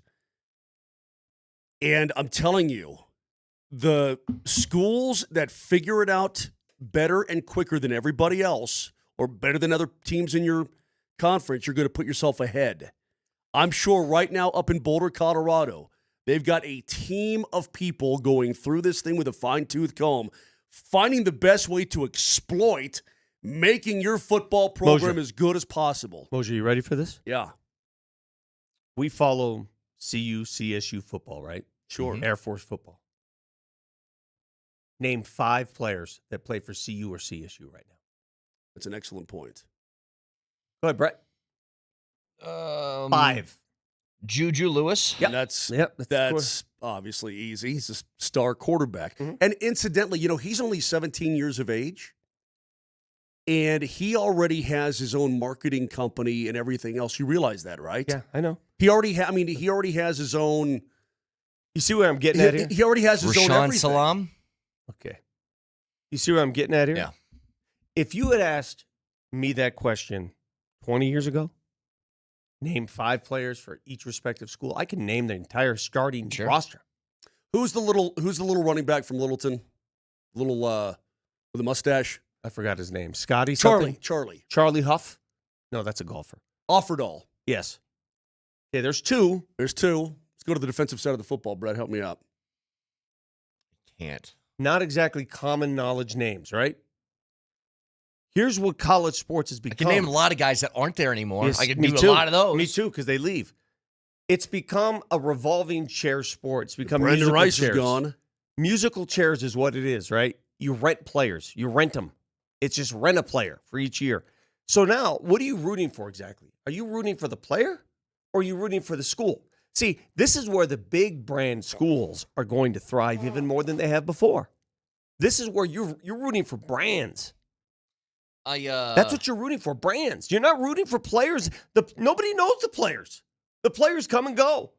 And I mean come and go. It's what I thought was actually pretty neat about the last couple of years at CU is that there did feel like, look, they had guys who transferred in and out, obviously, but there was continuity between big names on the team. Your quarterback, your star wide receiver corner, a safety, you knew people. And now you can't name anybody. Right. Yeah. I can name the quarterback at CSU was the guy with the hyphenated name, Fowler Nicolosi. Got that one. All right, so what are we up to? 3? We're up to 3 now. Yeah. Between the two teams. Wow, that's impressive. Cash Cleveland transferred, didn't he? Yeah, he left. Jordan Seaton. He's that. There you go. Tackle. The tackle. We're up to 4. Nice. Good job on the tackle. And the ghost of Torrey Horton. No, that's we obviously paint ourselves Good in player the corner. though. Torrey Horton. Great player. It's embarrassing that we can't do that. It's embarrassing, but it's also pretty much common. I don't take fault in myself with it. It's not my fault. That's how I think about it. This is my problem though, Brett. There was a time when I could name you the starting quarterback at Air Force in succession. And you know what? That's on me. I should be better at it, but I could name. But they also played 3 years. Yeah, they did. They played 3 years. I could name you every Air Force quarterback from 1990 all the way through 2020 probably. See, the days of guys developing in the college game, the development guys, they may not be ready to start, but they start because they have to develop these players. Those days are gone. You got to come in and play. They're gone. Yeah. If you don't play right away, you're of no use. So what they're going to start doing is saying, this freshman, he's not ready yet. Let's take this transfer in from wherever. They're more ready. And then a year later, that transfer is gone. Maybe it's a fifth-year grad transfer. Gone. Yeah. We cannot familiarize ourselves with these people. They're in and out. That's what I remember how bizarre it was. Oh, here's interesting thought process. What's that? This is, you want to talk about thinking outside the box. Thank you from the 3284. How about a possible solution for Colorado State?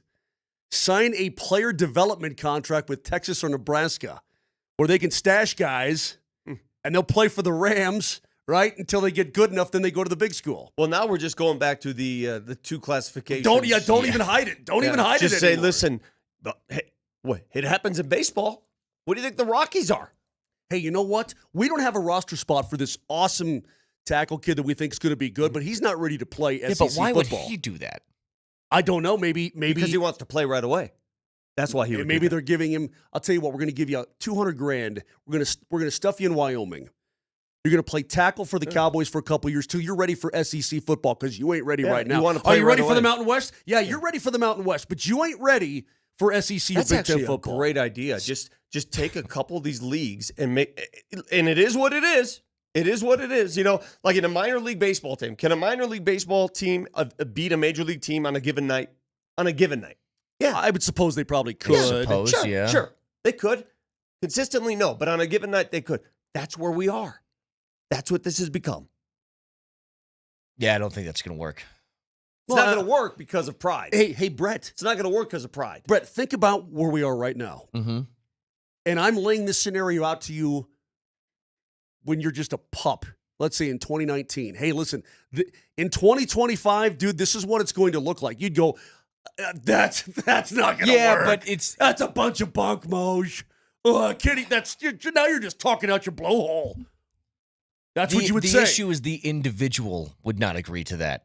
The guy that you're talking about. If you want to play. Well, he would choose somewhere else on his own that he'd want to play, not what's dictated by another team. Dude, and then by the time he got good enough, timeout. He would just call the school back up and be like, okay, I think I'm ready. There are scenarios, dude, that you can't even think of right now that will pop up here in the next 5 years. Mark Moser. Yes, sir.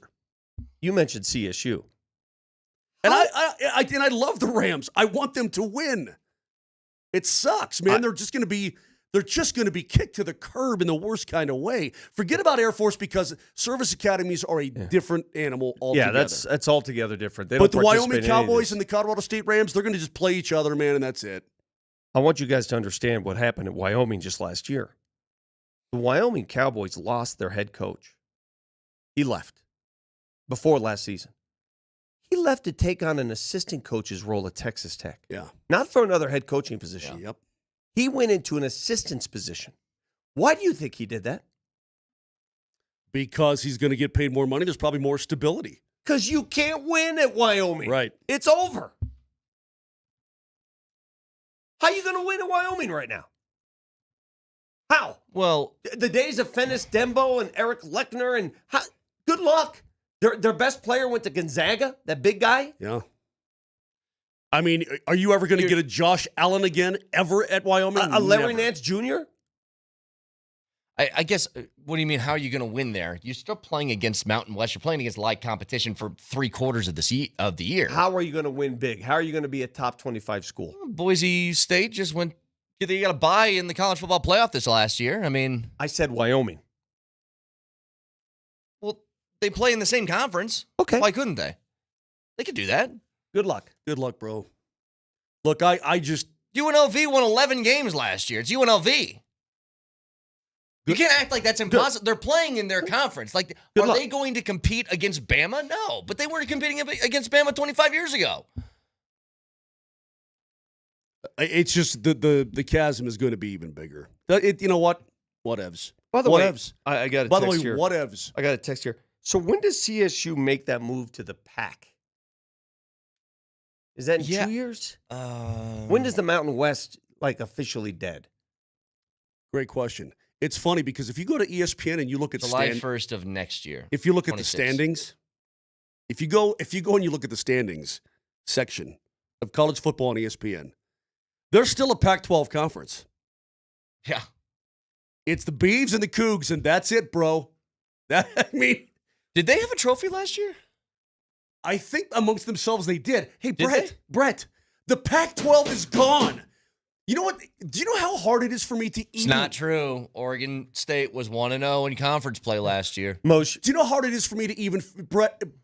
You can't even begin to understand. The Pac-12 it ceases to exist. Moshe, USC. It's impossible. USC and UCLA will forever be Pac-10, Pac-12 schools for me. I don't care what conference they're in. Same with Washington. Same with Washington and Oregon, man. They can join the AFC East. I don't care. That's actually, the second. I really don't care. The second that college sports really changed was that. It was the day that Missouri and Texas A&M left for the SEC, Nebraska left went for to the Big Ten.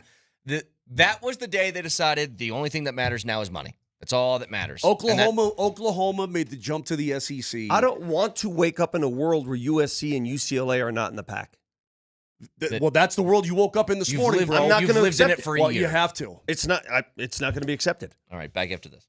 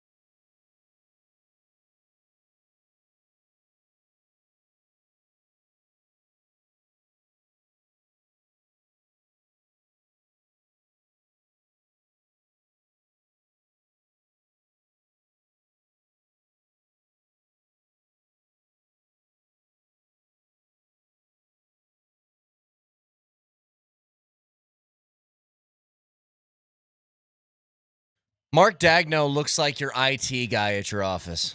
That bothers me. Really bothers me. Hey, Moj, Hold on a second.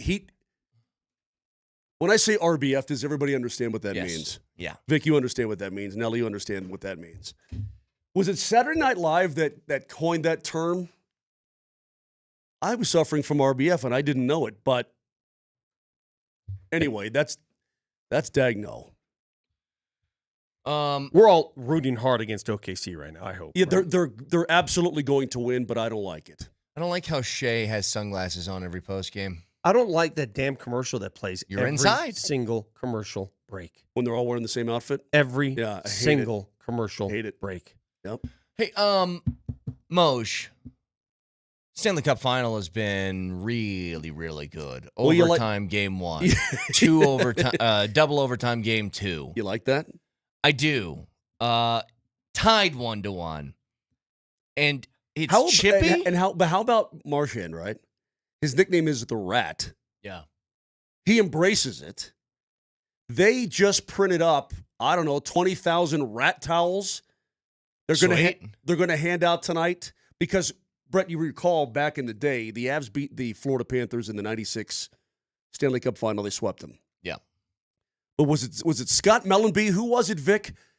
At the old building in Miami where he slap-shotted a rat across the locker room? Yeah, I remember that. Okay, that's why the rats came about. Remember the rat came through the locker room and he slap-shotted it across the room? Uh-huh.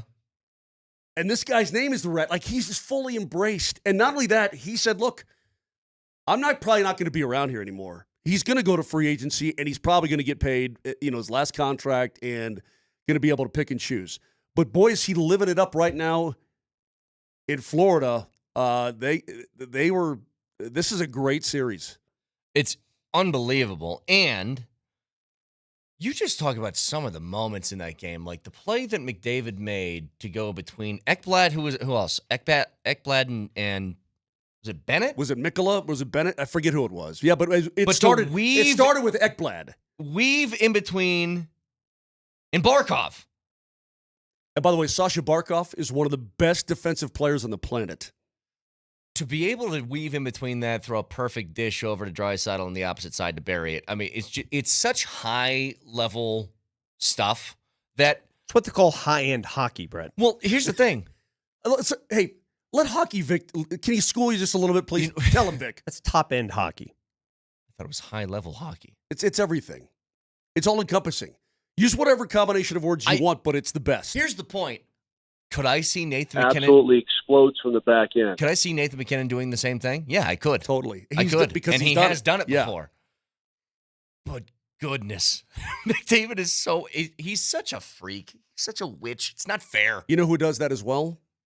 Cale Makar does that. Yes, I was thinking the same thing. When you're talking about going in, McKinnon does it with pure power. The same thing. And he gets on you, which you see the defenseman. You see the defenseman close the gap on him. And there'll be 3 guys at some point, right? And he'll try to chip the puck through. Now he gets picked off a lot. Sure. But when he gets through, dude, it's incredible, right? His is pure power. And he's a little bit more predictable just because he's just straightforward.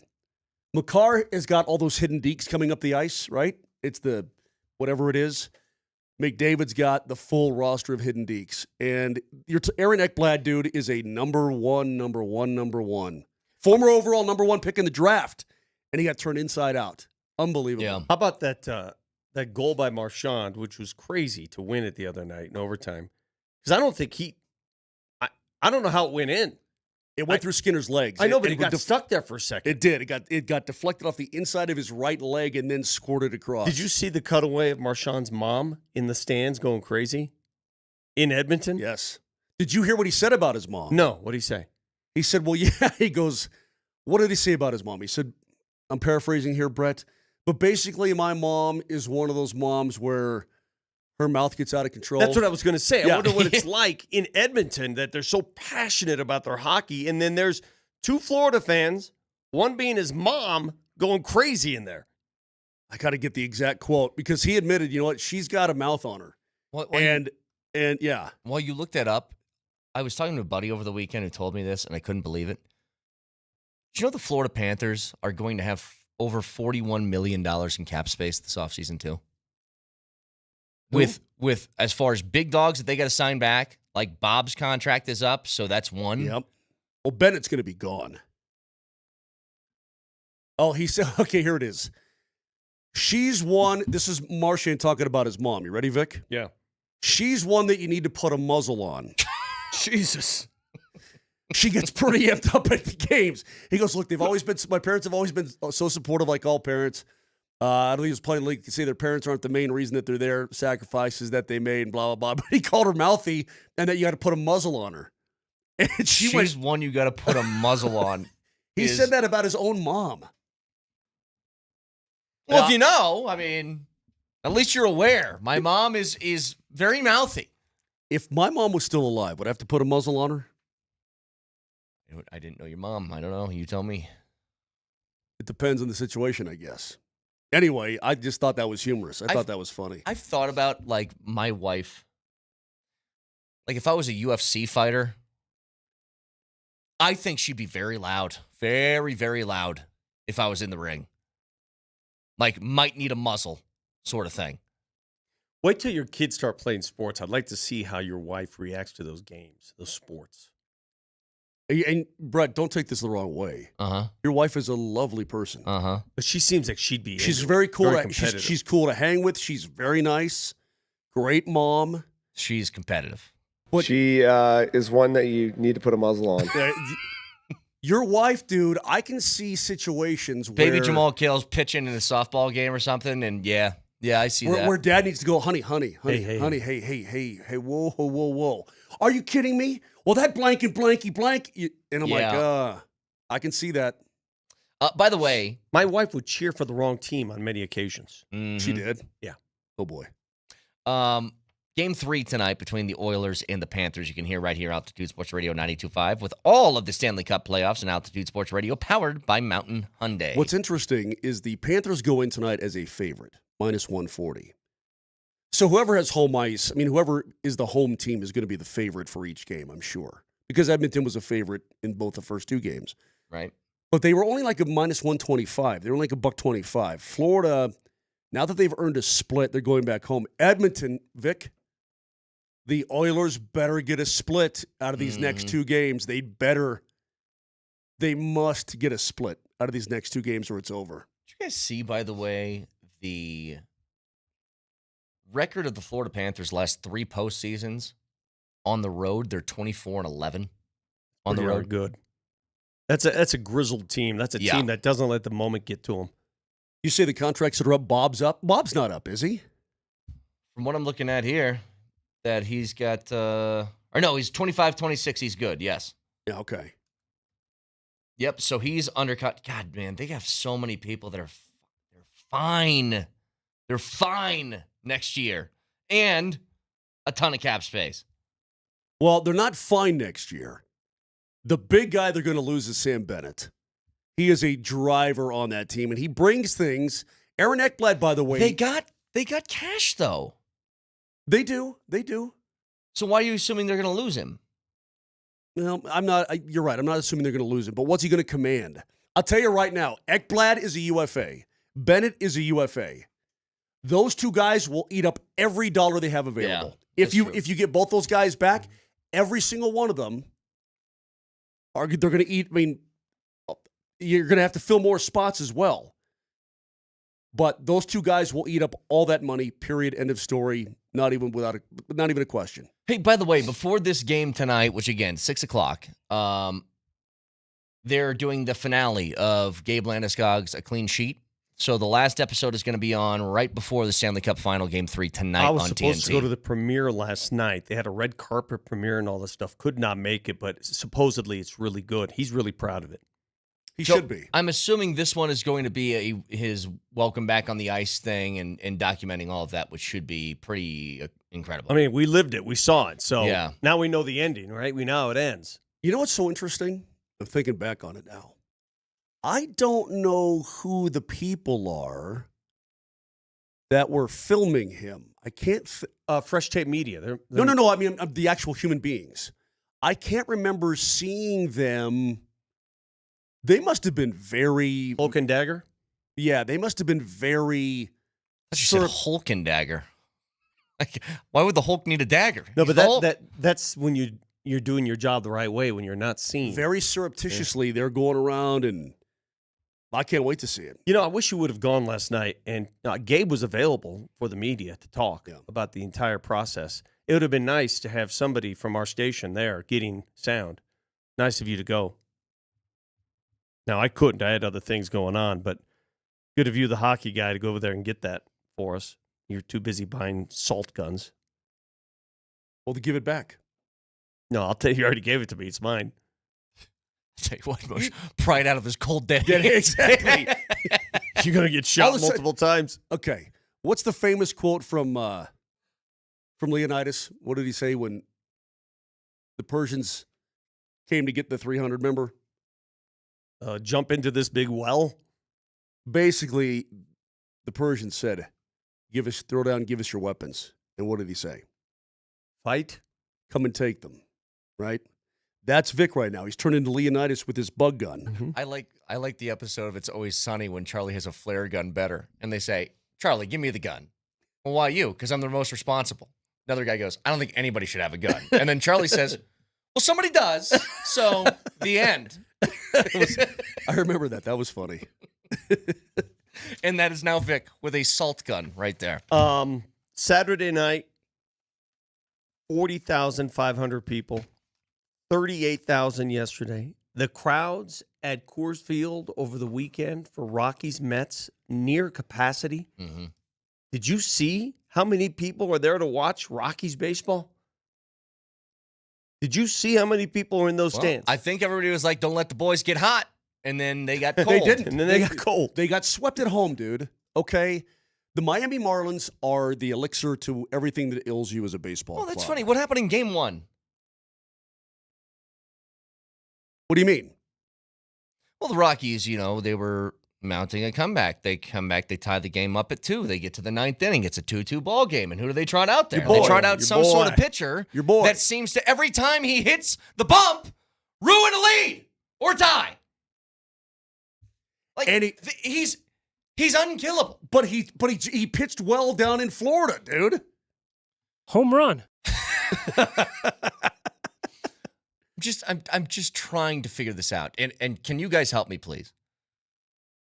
To be somebody who comes out of the bullpen, your job is to do what? Keep the door shut. Keep the door shut, right? When somebody, for 3 straight years, has had an ERA over 6 doing that job and is 34 years old, can you guys explain to me why that's still a thing? Anybody? Cannot. When your bullpen, by the way, is an asset with really good players on it. Can anybody explain it? 40,000 people in attendance. 40,000. Were they all Mets fans or what? I don't know. I mean, I gather a bunch of them were, but it can't account for 40,000. I mean, they're making money hand over fist. Well, no, it's good. Yeah, man, listen. Good for them. It's good. Yeah, great. There's a sporting event in Denver, Colorado on a beautiful weekend. I can't tell you not to go. Vic, it's a wonderful thing to do. Agreed. It's a beautiful park. It's fun. I agree. I told you that a billion times. Coors Field to me is like a cathedral. I love Coors In fact, Field. you notice how baseball, they call them parks? Yeah. They're parks. Ballpark. They really are parks. Like, you don't call a football stadium a park. I absolutely love it. I mean, I love going to Coors Field, Picnic but tables, I can't. hot dogs. I can't deny it. It's a park. Those are things. I'm dead serious. I mean, you're laughing, but that's how it's. I just like how you said it. Picnic tables, hot dogs. Can you Yes. bring a blanket. It's a park.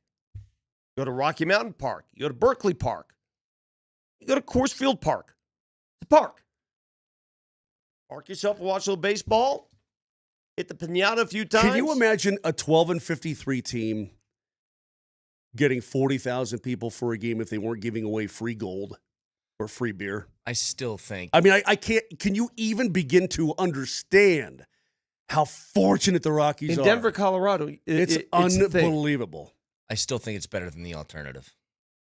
What's It's that? better. It's better than looking like the Marlins Park. It's better. Of course. It's better Oh. than looking like the A's over That- the last I few agree, years. It's better. 100%. Like, but that's. I've it's heard not- people pine for that. And I'm like, guys, you don't want that. I will never apologize for being a great sports town. We're a Yeah. great sports town. We support. We support to the nth degree. That's what we are. That's what we do.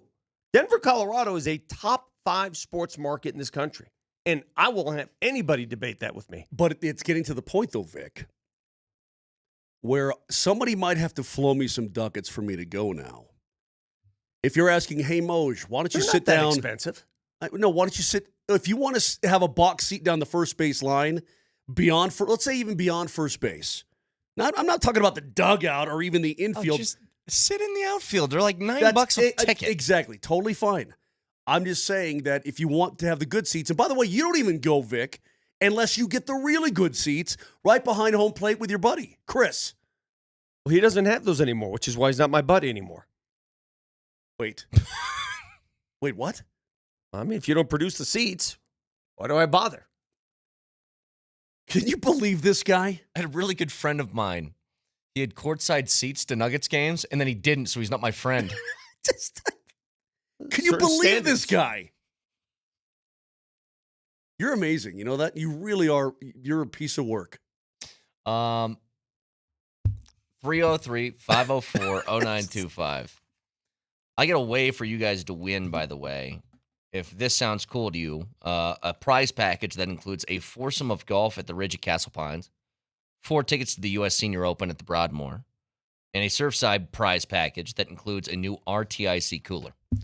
If all that sounds great, then I get a way that you can win that in just a second with something that's coming up later in the week that looks like it's going to be insane. Hit them straight, I think, is going to be the key. So we'll get to that in just a couple minutes. Stick around.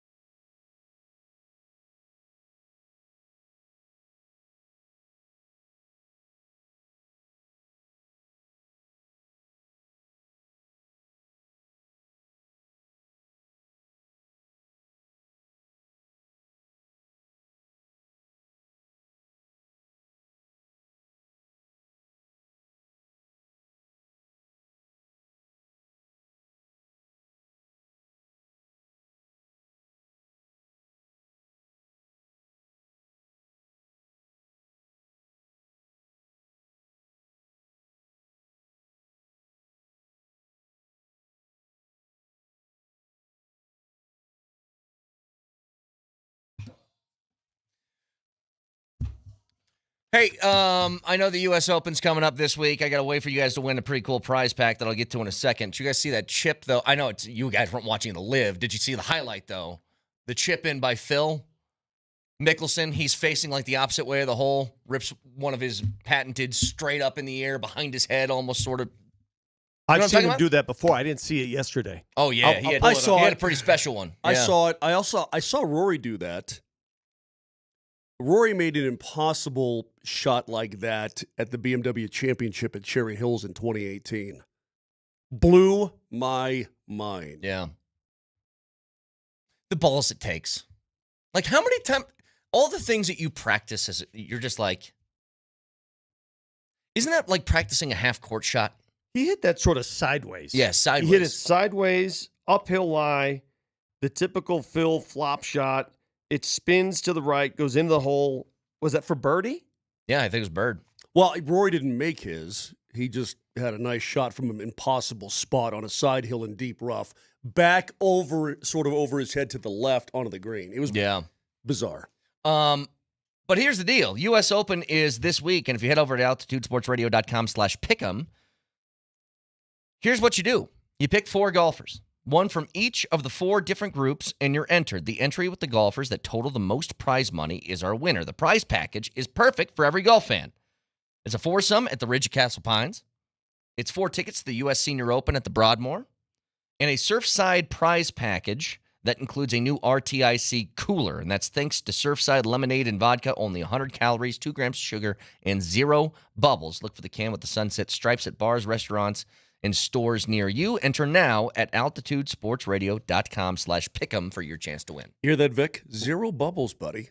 What happened to Phil Mickelson? I'm not kidding, by the way. I had those, Moj. They're good. They are delicious. Phil Mickelson, once like the people's champion, right? The people's champ, Phil Mickelson. Beloved among golf fans. And now on this lost island, a castaway. Where's the black hat? I don't mind Phil still. It was when he took the money. He took the money, he was pumping up live. Remember that?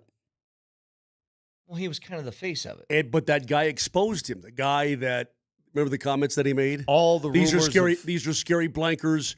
You know, I wouldn't be doing this if it wasn't for the brand. I mean, he just basically sold himself. Remember out. all the rumors of the financial duress he was under, the gambling problems he had, but he went. You got to understand something, Brett. 20 years ago, if you mentioned golf, Tiger and Phil, yeah. What's amazing to me is you look at the live guys, and some of them will be in the U.S. Open this week. But have you seen that course, by the way? What they're going to have to deal with? Oh my God! Why am I such a geek? I love hard golf. Before I answer that, I went back through and I looked at the history of Oakmont Country Club. Yeah, in Pennsylvania, and they just pride themselves on being the toughest course possible, right? Pretty much. That's what that place does. I guess the greens are the hardest you'll ever putt on. Anyway, what's it on the stump? Good point. I don't know. The Pennsylvania Turnpike apparently goes right through the middle of the course. Did you know that? It goes right through the course. Wow. Well, it just does. You got to go underneath it to get to the other side of the course, to some other holes. Anyway, what is amazing to me, it started out as a links course like in 1903 or whenever it was built. Then they planted a bunch of trees. Then, like in the last decade, they've taken out all the trees. They're doing that all over the country. Like they took out, I don't know, 6,000 to 8,000 trees they took out. You know why golf courses are shedding trees, right? It's expensive. What, trees are expensive? It's expensive. Yeah. What do you mean? Well, to maintain them? To maintain the grass, because the shade, it's expensive.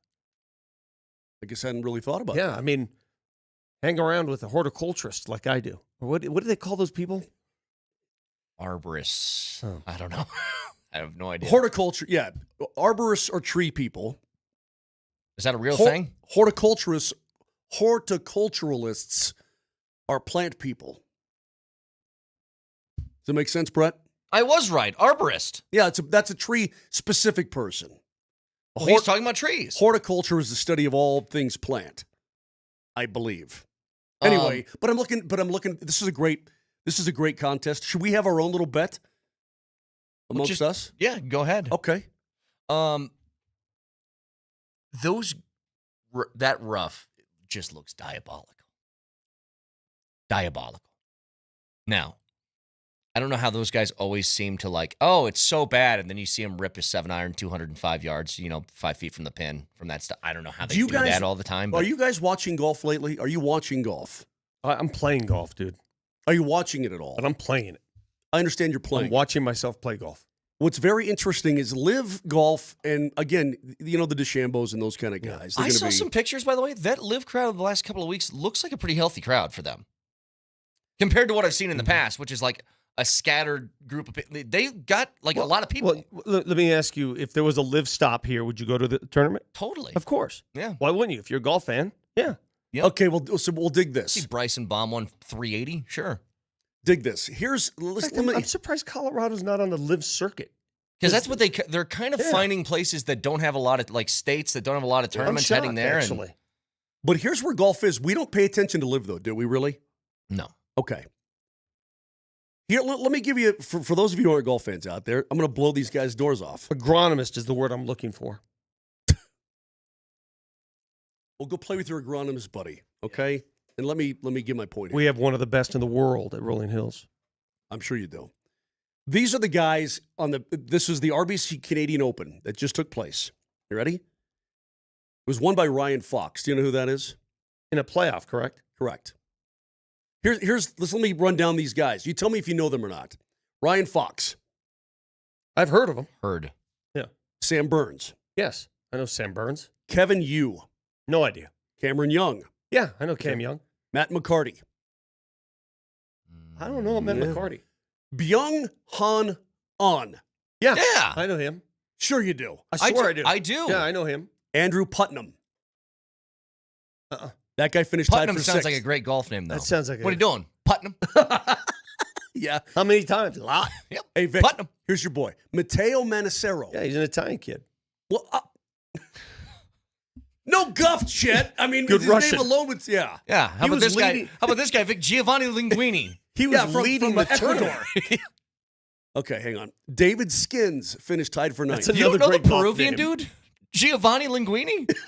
David Skins is another great Born golf in name. Lima. Victor Perez, who, by the way, is actually French. No. Yeah. Cameron Champ. You know him. Lee Hodges. Okay, bye-bye. What's the point? Well, okay, the point is then you go to the live. Here's who was on the top 10 in live yesterday. You ready? Yeah. Joaquin Neiman, Graham McDowell, Thomas Peters, Phil Mickelson, All Bryson familiar DeChambeau, names. Bubba Yeah. Watson, John Rahm, Martin Keimer, Lee Westwood, Dustin Johnson, Yeah. Mark Leishman, Taylor Gooch. The Brendan- Gooch. I mean, Harold Varner, Nice. all these guys. These are a bunch of golf big names, even if they're not great players anymore, or a lot of them aren't. Wait, wasn't there a family of Gooches that sung the national anthem before the outdoor game for the Avs? That was, yes. Did you hear what? Yes, Brett. Did you hear Rory when he was Do you talking know what else about? Gooch means? Nice. Did you hear Rory talking about why he didn't make himself available to the media last week? Oh, God, yeah. I can't wait to hear this one, yeah. Trying to protect Scotty Scheffler. For the love of... Because when Rory was singled out for having an illegal driver, he wasn't the only one. Right. But Scotty his name- Scheffler got busted too. Yeah, but Scotty's name wasn't brought up like Rory's was. Correct. So Rory didn't want to open that can of worms, so he says that's why he didn't speak to anybody. Sure, yeah. What's with these illegal drivers? What I need me an illegal driver. Yeah, can we send him to jail now, Moj, because he cheated? Can we do that? I had this argument with somebody yesterday. Well, he got it from, what is it, a TaylorMade? What is it? Well, yes, they're all It's not tailor-made, necessarily it seems. quote like illegal. It's just gotten too bouncy. Correct. The face has gotten too bouncy. But you know what the tour is trying to do? They're trying to standardize the golf ball, like take some distance off the golf ball. And if they issue new golf balls for the sport of golf, how are you going to supervise that at the municipal level? Here, when you go play golf with your just friends. be for pro golf. You won't. You'll still get the contraband balls. Yeah, to I was play going with to your say, buddy because at City Park. if you approach a foursome, everybody using the USGA requirement, oh, yeah, sure am. Nick, what you're asking is, how can you tell in slow pitch softball that somebody didn't cork their bat? It's like, I guess you don't. Have you ever seen anything like that? In If slow there's pitch somebody softball? who's a big enough loser that felt like they needed to cork their slow pitch softball bat, Oh, there are losers out there. I'm trying to think. Then I would just be like, then you know what? You win, I guess. I don't. Modern softball bats are so bouncy anyway. You don't need to cork it. Modern softball bats, dude, are. You know who needs to cork it? You cork it. Yeah, that's a big time. Thank you. Big time insult coming from a guy who just got a $40 gift. Thank you. I said thank you. Thank you. I said thank you to Nelly. I said thank you to you. You see this hillbilly out here? Why are you doing that to him every time? I bet that hillbilly would love to have that bug gun. Hey, if you don't like it, I'm right here. Anyway, sign up and pick your 4 golfers on our website. AltitudeSportsRadio.com/pick'em. Your chance to win that beautiful prize pack. Now, just quickly here, because we've lamented this. I have. The idea of teams in live golf is so dumb, right? Ridiculous. Like a NASCAR leaderboard on the side. Like I hate it. You know what's kind of funny though? I kind of like the team aspect when it's live versus the PGA Tour in these majors. No, that it is what it is though. It really is. You have two distinct in majors. Yeah. You have 2 distinct teams. You know how you don't think that Koepka's rooting for Phil, who's rooting for Bryson, who's rooting. You don't think so? Well, they have the Ryder Cup. They should have some segment of Ryder Cup format between Live and PGA. I think that would be great. We hate the team format in the Live League. I kind of love it when it's Live versus the PGA guys in majors. I think that's a lot of fun. Crazy thing is, they have bets on sports books. Will a Live guy win the tournament? I think the Live guys could hold their own against the best of the PGA. Sure. Yeah. Well, I mean, Scotty and Rory are the tops in the world right now, but DeChambeau just finished second in the Masters. That's what I'm saying. I think it'd be a hell of a competition. I'd love to see that. DeChambeau is the reigning U.S. Open champion, isn't he? See, why do you talk so much great golf, but you won't get into tennis? The French Open final, Yannick Sinner giving up a 2-set lead to Carlos Alcaraz. How about Coco Gauff, the young American, winning in horrid conditions, windy conditions? What's the guy's name? Jack what? Yannick Sinner. Giving up a... Jack what? It was one of the great matches. Coco Gauff was dominant. But the problem is that happened on Saturday. I like Coco. I like the name Coco.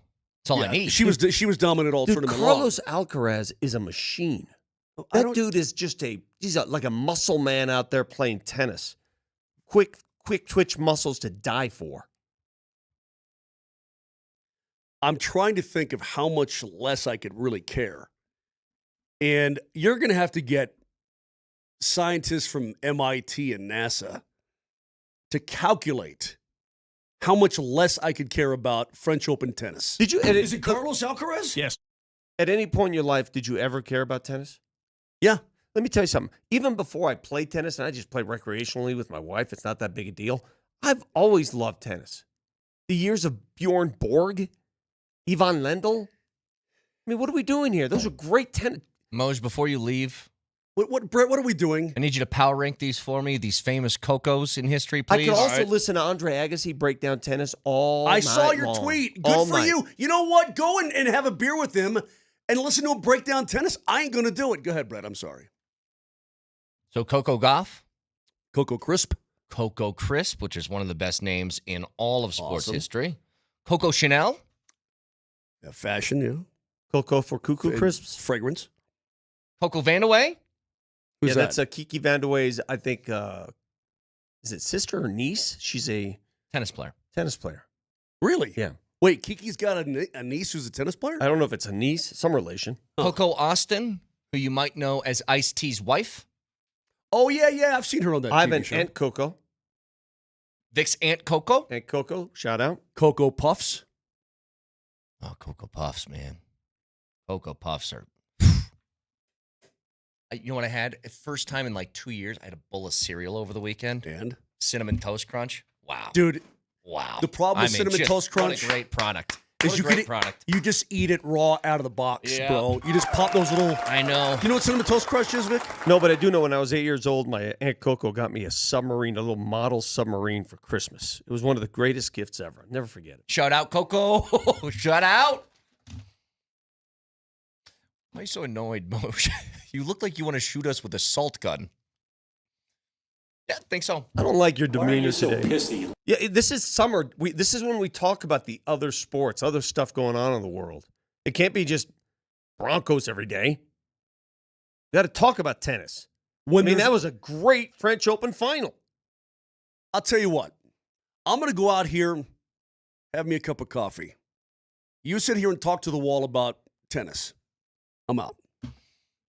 Okay. Coco beware. All right. Back after this.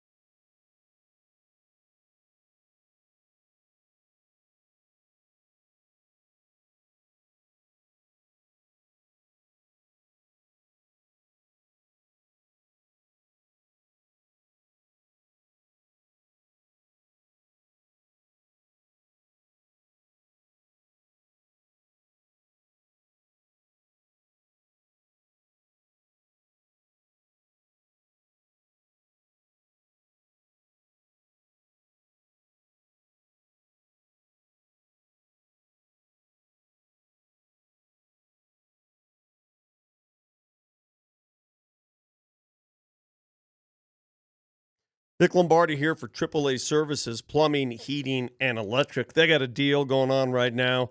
You can get a new water heater flush, $79. You can get a AC tune-up, a flush, and an electrical safety inspection, all for $99. But I had to try the stuff myself. You know, we have one of those issues at our house where the bathroom's upstairs, the shower, the hot water takes forever to get up there. So they came in on Friday, and they did something to my water heater. I don't know what they put in there, but all of a sudden, boom, instant hot water. They did it in one day. They did it quickly. They did it without interrupting anyone or anything. Call them today. AAA Services. Set up an appointment or call at 313-303. That's 313-3333 or online at AAAtoday.com.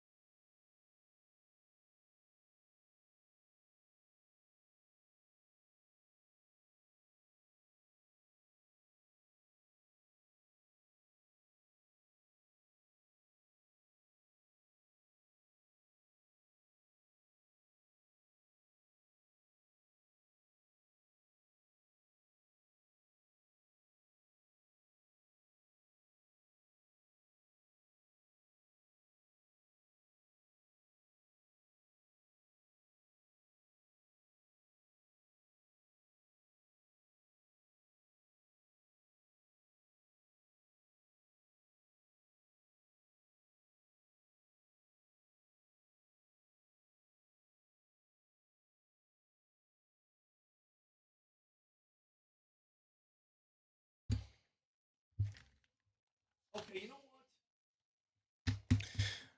Is it more likely? I hate this crap. What? From This song? No, Oh. no. This is fine. From the 6486, and you know who you are. Aren't you supposed to be a sports radio show? Tennis is a sport with athletes involved. Golf? Not too many athletic people do that hobby. Yeah, whatever. You know, And so is cricket. it's just Would about you what like you me like. to do man. that for you? It's about what you're interested in. Go ahead. Sound like a real Coco right now. Hey, is it more likely that the Pacers Thunder series goes 7 games, or that it ends with 4 straight wins from the Thunder? It's more likely that it ends with 4 straight wins for the Thunder. That's my opinion. I'm not so sure because the Pacers are so enigmatic. They're so tough to predict. Like, they were there, they were hanging around, and then the game was over. I would not be surprised if they won Game 3. But I see this series going a lot like the Nuggets series went, to be honest with you. I think in the end, Oklahoma City's the better team, and they're going to win. But it doesn't surprise me if the Pacers find a way. I mean, look how the Nuggets be. In the Nuggets-Oklahoma City series, there was only one game that the Nuggets controlled, and that was Game 6. Mm-hmm. Every other game, Game 1, they had to last-second shot. Game 3, do you remember what happened? Overtime? Sure. Needed an Aaron Gordon 3 just to – I mean, there are games that – the only one game they controlled was Game 6. That's the thing, though, about playing the Thunder. Like, they can do what they just did in Game 2, which is from start to finish dominate the game, and you never really have a chance. They lost Game 1 by a miracle. Now, Indiana's pulled off, I think, 4 of those miracles during this postseason, so they're having this little magical thing where, yeah, they're never out of a game, blah, blah, blah. But again, Oklahoma City is very clearly the better basketball team. And OKC is like, they're going to be stacked up as one of the better teams that we've seen in a long, long time. They're going to finish with 84 wins and do it pretty dominantly outside of the Nuggets series. But even in that, you know, the Nuggets didn't dominate the Clippers, but they dominated Game 7, which made it feel better. It's the same thing that OKC did. Like, they took Game 7, and it was not even a contest outside the first, 6 minutes. Well, one thing I noticed about OKC last night, their defense, their ability to defend and give little space is truly remarkable. Yeah. It's remarkable. First of all, they pick you up full court. The ball was at the second half, right? Second half, you inbound the ball, you go. Most teams, all right, let's go. Let's sort of chill into it. Oh, no, they're full court. Mm-hmm. They're guarding full court on the second half inbound. And they do that for the entire game, all 48 minutes. Full court, in your face. They come off players and double. I mean, it really is a pleasure to watch their defense. Having said that, my God, do I want them to lose. I hate them. Not happening. You're talking about, will it end in 5 now or end in 7? I guess my thought is the Indiana Pacers don't have a Nikola Jokic. They don't have that guy. He's the ultimate. Nuggets go 7 games. Nikola Jokic is the reason why, Brett. Well, no, hold on a second. Jokic was pretty bad in the middle of that series. Yeah, give a huge assist to Aaron Gordon. Yeah. Agreed. He won 2 of those games. Agreed, but Joker floats everybody's boat. The level of attention that had to be paid to Joker. Sure. Yes. Okay, got it. That's the point. And so they don't have that guy. Look, I want to see the Pacers. We picked the Pacers a month ago. I want to see the Pacers win as much as anybody. I don't think it's going to happen. Well, that's why your previous question that you asked in the opening segment, who would you rather have, Tyrese Halliburton or Jamal Murray? Because they're essentially the same type of player. They're big moment players. Yeah. Right? Jamal's not afraid of the moment. Neither is Tyrese Halliburton. And they've done it in the biggest of games. Both of them have. Well, I still think that Jamal's the more consistent of the two. He might be. He might be. When he made that run, when the Nuggets won an NBA title, do you remember how good Jamal Murray was in those playoffs? Like, he was consistently. Yeah, consistently great. every night. Yeah. Do people fail to remember how good he was during that run? Jamal Murray made a shot. And I would argue, I get it, Halliburton has made some clutch shots in these playoffs, but consistently, he was not game for game as good as Jamal was during that run. No. And that's, look, they're different players. Halliburton isn't like a super volume scoring guy. He can be at times, but he's more of a playmaker, distributor type. Here's what's funny, though. All the things that you can say about Jamal, you can run that back with Halliburton. I heard this morning. When Halliburton scores 20 points or more, they're 7-1 in the postseason. It's like automatic. It's the same type of number that we talk about with Jamal. I think, what was Jamal's? Like 25 was the number for him. But also, here's what it is with Halliburton. He scores 20 points in a game. He's almost a guarantee to get 10 assists, too. Let's go back, though, to the first three quarters. How many total shots did Halliburton even attempt? Because if OKC wants to take you out of the game, they're going to take you out of the game. By the time the third quarter was over, the game was so far out of reach. Like, call the dogs off, let him get some, right? Finish with 17. Before that, he didn't do jack. Right. Okay? The game was never in doubt as he's scoring the majority of his points in the fourth quarter. He had 5 points or 3. Exactly. And so, again, they don't have a Nikola Jokic there, man. I don't know what else to tell you. That's why you have to be careful. Like a lot of their players. players, they just don't have that guy. That's why you have to be careful when you weigh the value of a player who plays alongside Nikola Jokic, because I just think that player is going to look better no matter what. No matter what. You're playing along. I mean, name any player in these finals. If you put Tyrese Halliburton next to Nikola Jokic, he may not have the same opportunities to win games. He may not need them because he's playing alongside Nikola Jokic. If you were going to have the opportunity to go pick where you play and play with a player. Now, I know some guys want to play with their friends. Some guys want to have the ego thing where they're the number one option and so on and so forth. But if you want to get paid, Brett, if you want to get some bread, you choose to go to the Denver. I wonder how many guys, you choose to go to the Nuggets. How many guys around this league either will admit it openly, but only maybe secretly admit it, man, I'd love to just play one season with Nikola Jokic and see what it does for all of my numbers. All the numbers. Well, it's made guys a lot of money. Yes. It made Bruce Brown money. It made Jeremy Grant money. It made KCP money. Yeah. Go down the list. It's made guys a ton of cash. Maybe you have that Joker effect as well, where teams in the future, if guys are becoming free, well, is Christian Brown really a $30 million a year guy?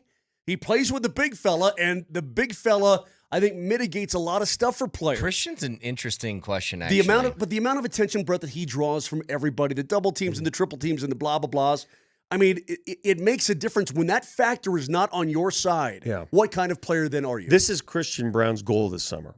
And I know it's tough to say. Tough to do, easy to say. He has to be able to establish a consistent jumper where he doesn't get the bulk of his points in transition. That's the thing. Because transition points are great in the regular season. They turn off that faucet in the postseason. It's also a direct byproduct of Joker. Like, you want to talk about being affected by that? Transition buckets for Christian Brown almost, God, I don't know what percentage it would be. How many of those are Joker gets the rebound, fires it to him, full sprint, and sets him up for one? You know what I mean? If anything, and he shot the ball well this year, but he's going to be asked to even do more of it because they're going to let him shoot it more. And, Brett, it's not even just about you get a fast break and a dunk. It's you actually, let's say they even defend you well enough, but now their defense is in chaos. Right? Because he outlets it so quickly, their defense is now in chaos, and maybe you get an easier bucket than you would have, even if it's not a dunk or a layup. Moshe, yeah. We just saw Aaron Gordon go from a 30% three-point shooter to one of the most accurate three-point shooters in the league, in the postseason, right? We saw this in a year. He did this. If I'm Christian Brown and if I'm Peyton Watson, those two, I spend the entire summer with Aaron Gordon. Go wherever he goes. I thought you were going somewhere else. No, I just spend the entire summer with him. Do they let me move? Would let he him do a cologne commercial with him? No, yeah. Would he let me move into his That's what I'm saying. Just spend the entire summer. Whatever you're doing, do it. It's. I honestly think it's one of the more underrated and undervalued stories that came out of last year. I don't think people understand how difficult it is to do what Aaron Gordon just did, where you are a lifetime 31, 32% three-point shooter. He was 29% at one point. You're a lifetime 65% free throw shooter. And to bump both of those numbers up by God, man, 16, 17, 18%. You don't just become a good shooter. You're like kind of born with it or not. Like you're either a good shooter or you aren't. Now you can improve, but that level of improvement is insane. Shot making is so hard. See, anybody, if you go to an NBA game, you watch these guys pregame, and they're all drilling threes, swish, swish, swish. It's so easy. But as soon as you're fatigued, as soon as you got the hand in your face, your body's moving in one direction, you're beaten up, it's a physical toil out there. It's not easy. Shot making, that's what makes Halliburton so impressive. His shot making skills improve more pressure. Yep. Hey, Moj, I saw this over the weekend. Didn't like this news. And for all of the good thoughts that we've had about what the Avs can do heading into the offseason, especially with Brock Nelson being signed, there was one bit of bad news that we'll get to next.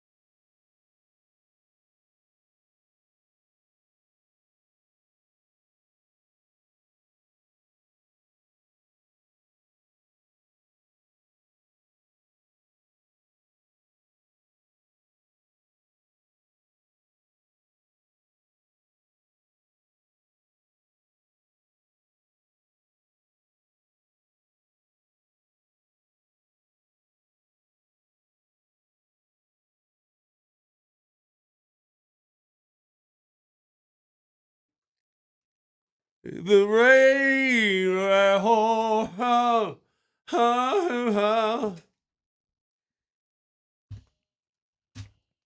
All right, here's the bad news. Yeah, a little bad news, Vic. We got a little bad news over the weekend in Avalanche World.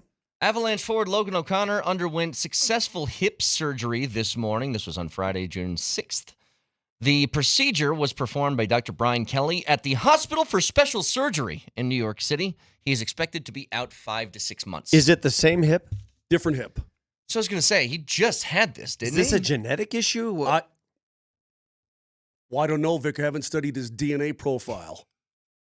I don't know. I don't know what's going on. I wish we had a member of the organization with us to tell us. Let me go back in the long line of O'Connors and whatever this mother's maiden name is and find out if anybody had bad hips. I wonder if it... Yeah, 1853. Here it is right here. We might have degenerative James hips. Conrad O'Connor.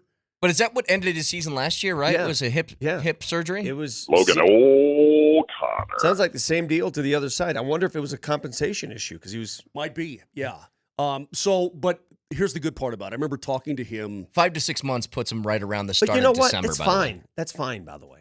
If you don't have Logan O'Connor for the start of the season, you can get by. Yeah, but that's Sure. my boy. Yeah, I know. I know is it's your his boy. boy. That's my but boy. Logan, one thing, he is a playoff riser, correct? Logan is, he's as solid of a hockey player as you He can is ever a ask for. playoff riser. Saw him in Vail last summer. And I hadn't seen him in months, obviously, because he had the surgery and he was doing all the rehab and all this. And I said, okay, what's going on with it?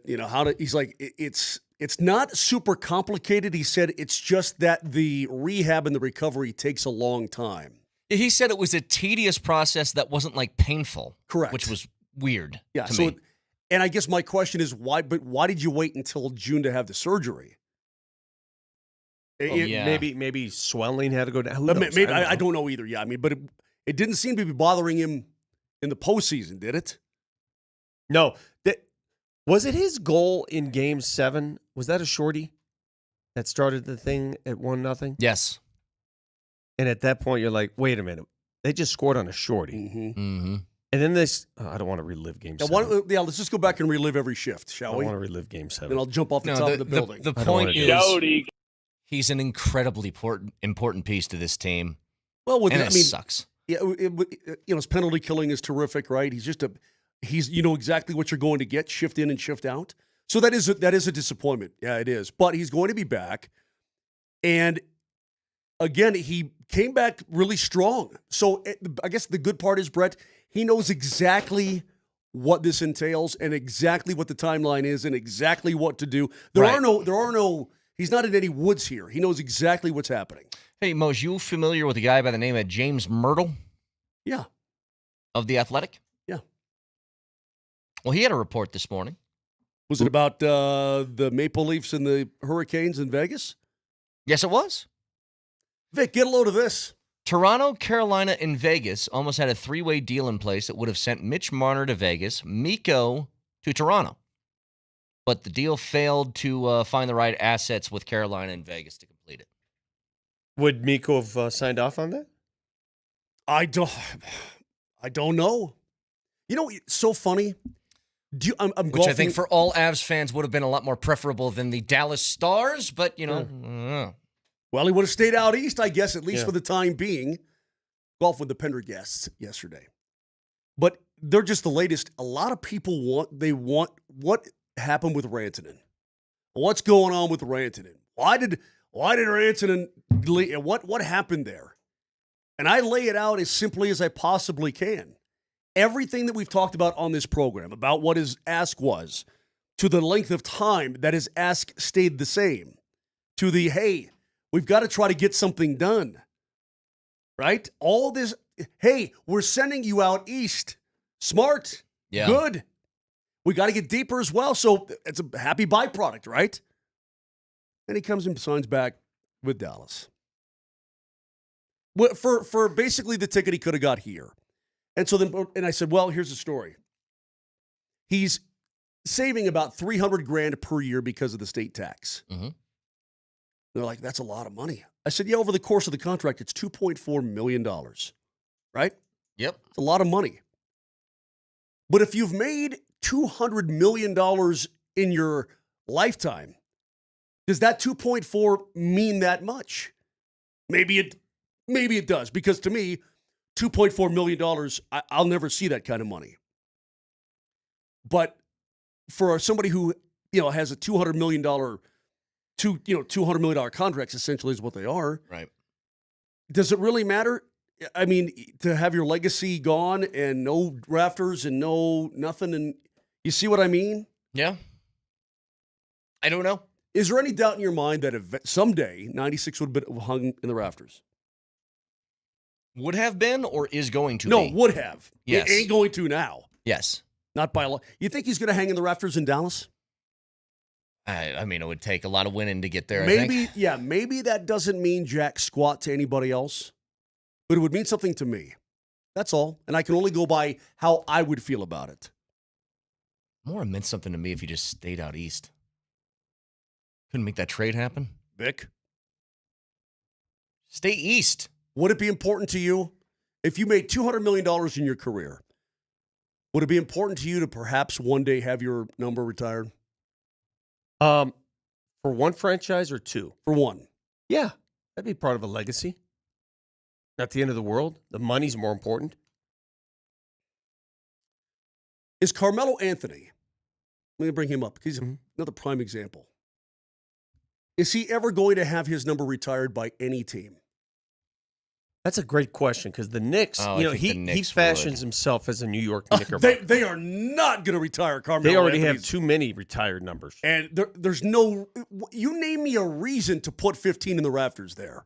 You find me what did he do in a Knicks uniform that 100 other guys in a Knicks uniform haven't done? Can I let you in on a little secret? Sure, please do.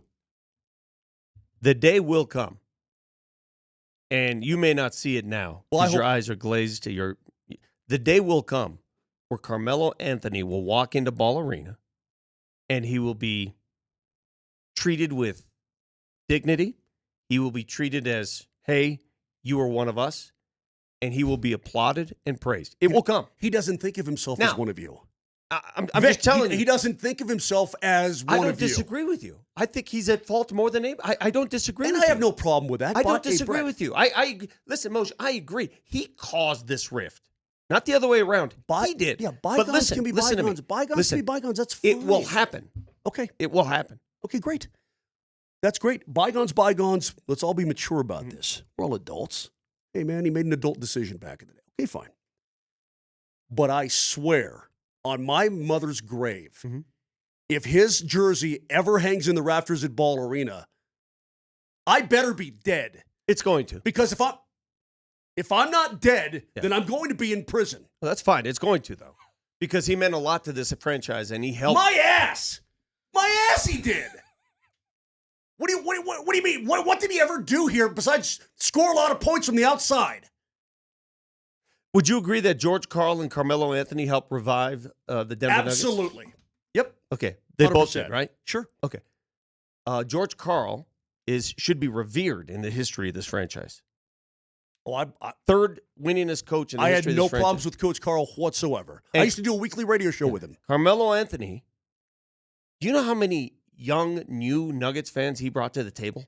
Good. Well, he chose to leave. You don't. I agree with you. The way you handle that, you don't get your number retired when you do that, Vic. I agree with you. You don't. I don't disagree. Made a good point earlier. I did? In something that he said, yes. I did? Outside of your hysterical anger that you're in right now. Because now he's starting to get silly. I'm paying you a compliment. When he said he doesn't see himself that way, talking about doesn't see himself as a Nugget, that's where I draw the line. And I'm like, yeah, if you don't envision yourself as this, then you are not going up in the rafters. Hold on a second. Why would I be making the effort on behalf of the team when I already have a 15 that's going to be going up in the rafters and was better than you? And you know what? Joker wouldn't be wearing 15. Joker would be in a different number, wouldn't he, Vic? And you know what? Carmelo might even have himself a championship because you're the biggest defender of I'm not a crap. defender. I just know what's going to happen. I don't care if that's fine. Listen. You've defended Carmelo in the past. I've defended, but I acknowledge he's the reason why. You acknowledge, but you defend. And he wants no defense. He's the reason why the rift exists. No other reason. He's the reason. Yeah. Number one. I also am man enough to know that there will be a time when all this is cast aside. That's great.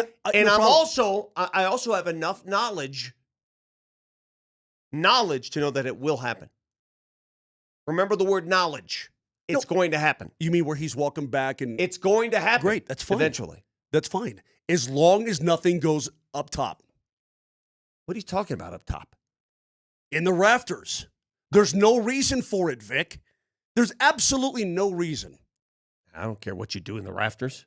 So you're saying maybe you hang his jersey up in the Continental Divide room. Sure. And then you want to frame it, put it in the Great Atrium, that's fine. Yeah. Who are you to police whose jersey gets hung? I mean, what are we doing He's a here? passionate fan. He's allowed to say this. I have knowledge, Vic. Remember that word, knowledge, of what that guy did to get himself out of here. What if Mikko Rantanen's number is... Not a chance. Oh, yeah. Might as well throw Duchesne up there while you're at it. You want to throw O'Reilly up there? Go right ahead, Vic. Give it out. Hey, I can't wait till Nolan gets back to town so we can put his friggin' number on left field at Coors Field. Brett, do you know that there's a number that's God. been retired by the Avs of a player who spent 18 months in Colorado? Mm-hmm. Brett, look at me. Yeah. 18 months in Colorado, and his jersey is retired. He won. Brett. He spent 18 months, and then he left, and he hasn't been back since. He won. Brett, he came here. Well, yes, he hasn't been back since. He's been here a lot. I'm not talking to you. He came here. He won a cup. Yeah. He's a big reason you won. Yeah. And then he left.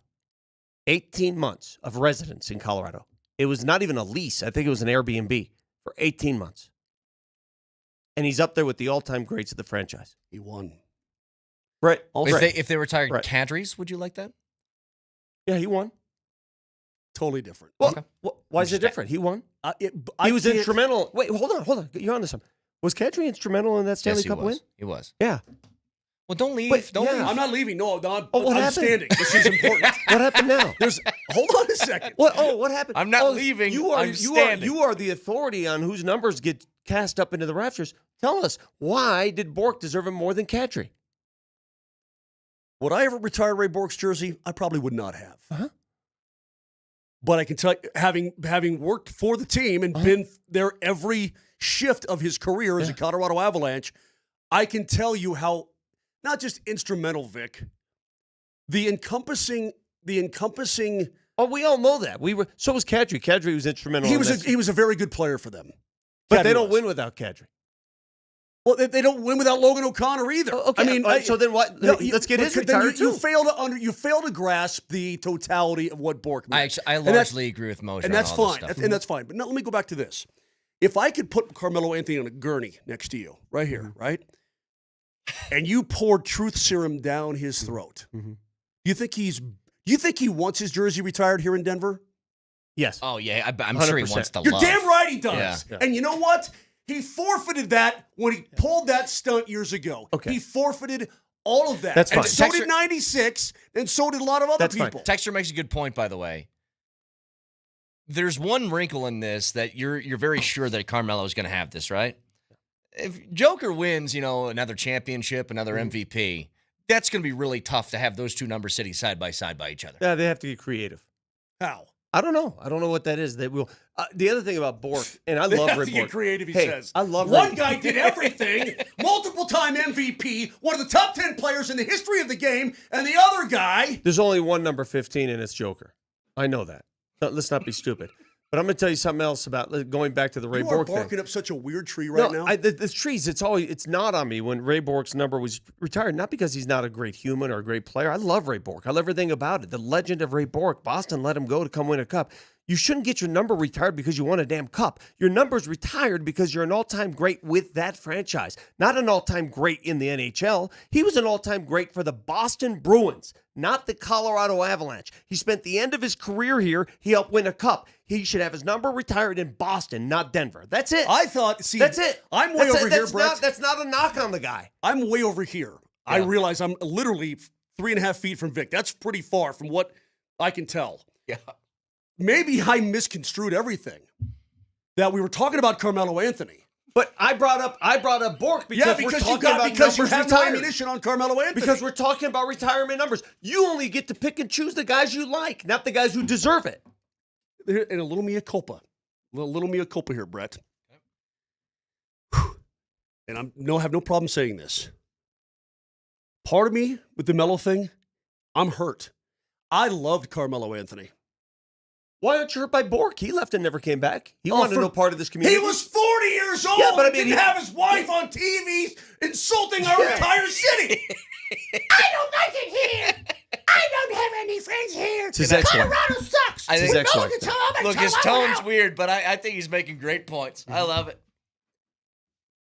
You want to know how mad Moser is, by the way? He's got a gorilla-style paw print up on the window. That's how exasperated you made him. Give me this. Look at this. Did I do that? Vic, Give me Vic, this. look at that paw print Give from me him. this. Tell me you were at least surprised when the About Avs what? announced that they were going to retire Bork's number. I was, yeah. I was. But that's that's also a Pierre and Bork thing. I know. Again, was I And I'm surprised not would I saying- have done it? No, I probably wouldn't have done it. I'm not saying he But doesn't. but to underestimate him, his presence in that pursuit. Who's underestimating him? At any point, did I underestimate him? They don't win without him. We're on the same page there, Vic. I never underestimated Are you him. guys talking about Bork again? Yeah, Bork. Okay. I don't even know never how we once got there. underestimated We him. only got there because he pivoted because he has no argument. Player jersey retirements are for players who changed the game in their respective franchises and their cities. Now he's trying Carmelo Anthony in Denver, Colorado, for the Denver Nuggets, a decade here, changed the game, changed the perception, changed the attendance, changed the winning and losing, changed the game, drew upon a new era of basketball. He cultivated a fan base like until that point never seen before. Then what happened? And then he left. And then he did something. Wait, you say then he left. Yeah, it sucks. It wasn't, hey, I then totally he left, agree. bro. It sucks. It was, he was wrong. you suck, this city He was sucks. wrong. Yep. I hate it here. He was wrong. You can all go to hell. I want out. I only want to go to New York, And and, he I'm should going to be- hold you over a barrel until you make it happen. He should be flogged for that, no doubt about it. It was wrong, and everybody knows he's wrong here. But I guess I'm just the bigger guy. I'm the bigger man, and I'm willing to say You are. I am. You absolutely I am. are. I'm 100% the bigger man. You are. I'm willing to say, I recognize you messed up, young man. I recognize you made a mistake in your haste, but I welcome you back with open arms for what you did. Tell you you know what. why? Because I'm a bigger man. Dude, I've said this from the beginning, Vic. He wasn't that young when he continued to say things about Denver when he was late in his career. Yeah. And he That's still does. that's my beef. And my still problem does. is if you still do. And until he shuts his mouth, until he figures it out, somebody will get to him eventually. Somebody will get to him. I'm the with last Moj. time I you got no talked- interest. The last time you talked to him, Mm-hmm. I thought it was great. Your little interview that you did with him when he was, where was he sitting? Summer League. I thought it was great. And I thought he Mm-hmm. was great.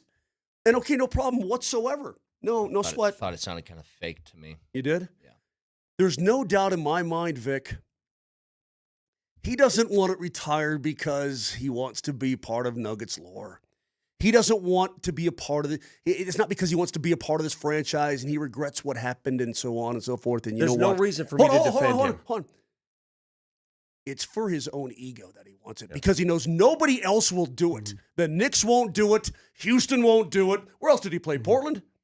Where else did he go? Portland, Yeah. Ain't nobody else LA. doing it. Yeah. This is his only shot. This is not about him, though. It's not about him. Then what's it about? It's about a franchise celebrating its history. And I'm a Nuggets historian, is what I am. I'm a Nuggets historian.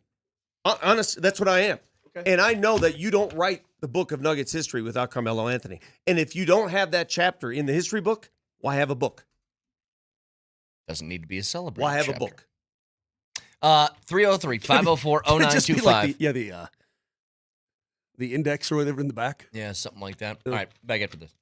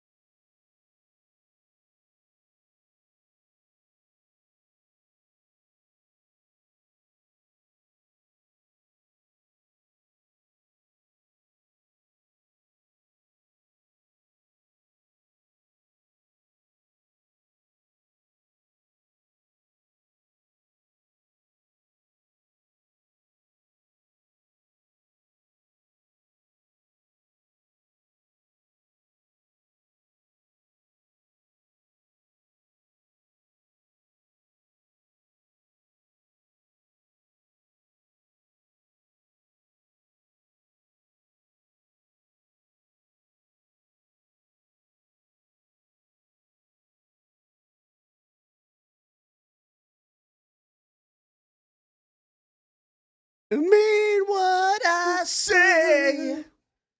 Here I am.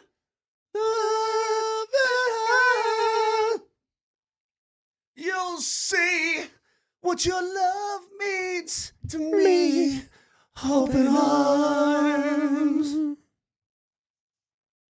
Hey, man, I got a plan. This is called a ballad, right? Yeah, this is Steve Perry. No, I know. It's Journey. As you're leaving the roller rink tonight, don't forget. Yeah, totally. This was so big at Skate City. Yeah, time now for couple skate. Bro, yeah. When you went to Skate City in Arvada and they played this song, just get out of my way. I really think Get out of your way. Why? You gonna speed around the rink? You're gonna go find what a chick. is get I'm out just of your going way? to do a self dance. Yeah, what does get out of your way to this song, man? And now the spotlight dance at the center of the rink will feature Vic Lombardi. I think I was the last generation that we had things in elementary school where you went. They organized a roller rink night, and you and Really? Do they? Yeah, we went to my kids. My kid had one of those nights. They still do that. Yeah, huh? we did My that. daughter is 19. She'll be 20 in November. I don't think she's ever roller skated in her life. I have to ask her. Oh, it's fun. I enjoy it. Dude, I just saw somebody in my neighborhood the other day on rollerblades, Oh. skating around the neighborhood, and it was like I saw somebody using a payphone. My wife and I used to do that too. The rollerblade. We were in Phoenix. We used to rollerblade in the alleys over there. Hey, you guys, you ever see those people? They do this in North Denver. You ever seen those people on the rollerblade cross-country ski things? Whatever those are. They're, Yeah. Like you're cross-country skiing on. What the hell are you doing? I've seen that, yeah. What are all these new I like don't little know. gizmos out? Well, the lay down. What's the bike that you lay down in? Oh, no. Nope. Not doing that. Oh, like the one that's like this? Yeah. I forgot the name of that. It's like it's always some old dude. I get it, though. He's probably got a bad back, and he wants to get his exercise still. Like, cut the guy some slack. Okay. Yeah, it's not like you could do it. My kid says when I was little, I used to go a lot. So, yeah, she did roller skate. Okay. I don't even know where a rink is right now. I used to have hockey rollerblades. There's no stoppers on them. It's not easy to stop on hockey rollerblades. Recumbent nice bike is what you're thinking. Thank you very much. Recumbent bike. Hey, a couple final thoughts here. I don't want to, Vic. There's a bunch of skate cities around here. Is there? Okay, yeah, there's good. a bunch. Cool. 64th and Sheridan in Arvada. Should we do a Moser, Lombardi, and Kane roller rink night? Roller That'd rink be great. night? Should we? I've never understood. And then the three of us, like those old men that when they're running around the corner, when they're skating around the corner with flair. Dude, I can smell the roller rink right now from memory. I can smell. I know the exact smell it is. I And want know you what to smell think it about is? this. Chili cheese fries, Here- which I've never understood in my life. This hit me when we last went to Skate City. So this was like several months ago. You show up. Yeah, I need a size 10 or 11. And you get this shoe that looks like it's been worn and beaten. Like Pebbly Jack wore it. They spray Lysol in there. You get this right here? Yes. All right, come right a out, quick Mike. spritz of Lysol. Here you go. And the more I thought about that, I was like, this is disgusting. How about the kids that showed up with their own skates? Oh yeah, like the pool sharks. The Yeah, roller I'm rink. like, and then they're doing that backwards stuff and all this, and I'm like, you big show off geeks. That's going to be good for you for about another year, and then you're going to be in the band playing saxophone. Look, I'm choking myself out from Lysol now, but the spray sound was worth it. Nelly, I'm just teasing you, buddy. Okay, all right. That Yeah, wasn't a direct shot at you. You would never look like a good skater. That wasn't a direct shot at you and your. No, it's okay. I was a replacement level skater at best. Growing up in my neck of the woods, it was Golden Skate is the place we went. There you go. Hey, Vic, today's Monday. I don't have interest in arguing with you all week and getting riled up about things for no reason, about tennis, about Melo and all this kind of thing. No, the tennis thing is stupid on your part. It was one of the greatest finals matches ever played. The dude had to save 3 match points. 3. It was a tennis match that went 5.5 hours between the two titans of the game right now. If you can't value the moment of that, I don't know what you can value in sports. Didn't watch. Didn't watch. Don't know what else. Yeah, I did. I don't know what else I I made can a tell couple you. of birdies. Didn't watch. I don't want to fight with you about this anymore, but let's just say that, look, bottom line is we'll all move on eventually, so on and so forth, but I can't take his word for it. Do you ever want to make amends to a loved one that perhaps you don't love anymore? Do you ever want to make amends? Do you ever? I think it's probably a smart thing to do, just to put it to bed. Yeah, like do you have somebody in your family perhaps that you crossways with? And Okay, let me give an example. Your cousin Dominic. I love my cousin Dominic. I'm not crossways. Well, with him. he and I have a problem. Okay, what's your problem? Well, I'm trying to get a deal on getting these chairs redone. Oh, he doesn't want to give you a deal. No, I'm teasing. Dominic's great. I texted with him over the weekend. No, but why do you text with random members of my family? By the way, you're weird. Because we I don't know, we talk. All right, go on. Okay, so I don't want to fight with you about this anymore. But why would he's never given me any indication that he even remotely cares about the franchise other than he wants to get his and be remembered somehow. He doesn't care about the team. He accused the Nuggets of giving away his number on purpose to Nikola Jokic, who's going to become. That's his hurt talking. Why is he hurt about anything? He's the one who instigated everything. Right, why would he have any hurt? I'm not going to argue this. No. Okay. You're just arguing with two brick walls here. Yeah. Not going to hear it. Not going to hear it. No. And like I said, it's what he's done like almost recently that's bothered me more than anything else. Going back to this real quick. Please. The NCAA, or I guess a judge, has made a ruling which is going to change the way that the NCAA operates. Do random judges get to rule on it? Like every time there's a law or something, some judge in South Dakota said, nah, we're doing it this way. I know. I don't know how this works, but it's a brand new organization called the College Sports Commission. They're going to try and stop boosters from using NIL deals as additional salary payments, a practice that became commonplace in the past several years. So here's the deal. On July 1st, teams can spend roughly $20.5 million in new payments to their athletes. That's what the schools can do. They can use that in any sport that they want. Now, majority of these schools are going to use, I've seen the number up to 90% in football and basketball. Well, let's go to DU, for example. They don't have a football team. So they're going to go to hockey and hoops and women's hoop. And by the way, DU's really good at lacrosse. They're really good at women's soccer. Now this is FBS level teams. Swimming. By the way. They have a lot of top-notch athletes there, man. So what are you saying, that boosters are going to suddenly stop providing NIL funds? This is what's so silly. This is what's so silly is that they have this and they're saying, all right, we have this money. Now the boosters need to take a break. And I hate to break it to you guys. It's never going to happen. The boosters are boosters because they have something called bleep you money. And they will do whatever they want with that money. Sure. There's no getting them to stop. And that's why it's funny it's worded this way, Vic. The College Sports Commission will try to stop boosters. How are you going to do that? And there's no line of demarcation that says, okay, a booster owns a business, right? He owns a car lot. If that booster chooses to use this athlete to market his car lot, is he being a booster or is he being a businessman? Where's the line drawn? If he deems that it can help me in sales to the tune of $500,000, who are you to tell him no? I heard you talking this morning. You made such great sense in your appetizer hour. I'm like you. I sort of miss the old days where guys were paid under the table and we didn't know about it. I really do. What's wrong with that? It's like when we all knew. Look, I knew Zion didn't go to Duke for free. Yeah. I know that Johnny Manziel's getting paid something. We all knew and it was this. just kind of like, yeah, whatever. Cool. Where's our buddy Lodo Chad? No, I'm dead serious though. You know what? You make perfect sense. There's some things that mommy and daddy shouldn't say out loud to the kids. Yeah. Let that happen. Sure. Mm-hmm. Let it happen. And now we know every dime that's being spent, or we still claim to. And now, now you got to have a salary cap. I'll make the example that I said earlier, Moj. I was watching the Game 3 of Texas Tech and Texas in the Women's College World Series with my wife.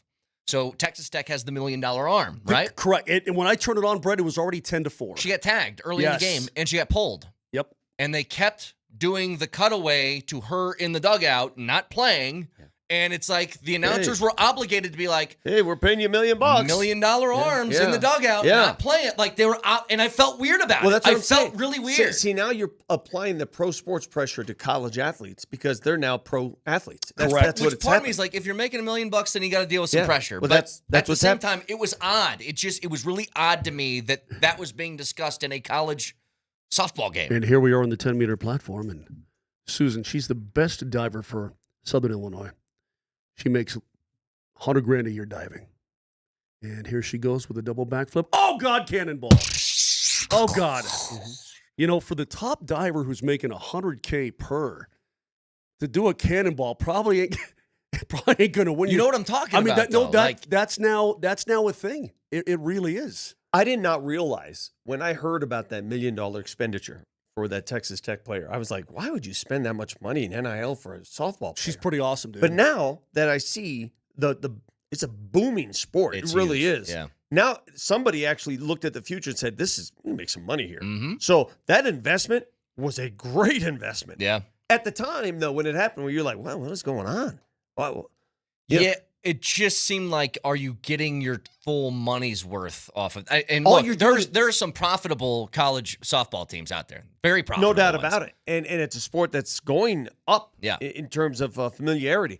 I still wonder, though, somebody said, like, baseball at CU. Why is there no longer a baseball team? Why can't they bring it back? Title IX. Okay, but I thought Title IX, help me out with this. I thought Title IX rules went away. They still exist?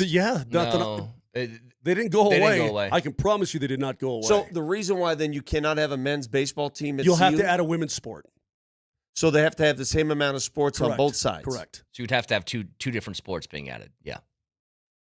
That's, or you just take a men's sport away and throw baseball in there. Correct.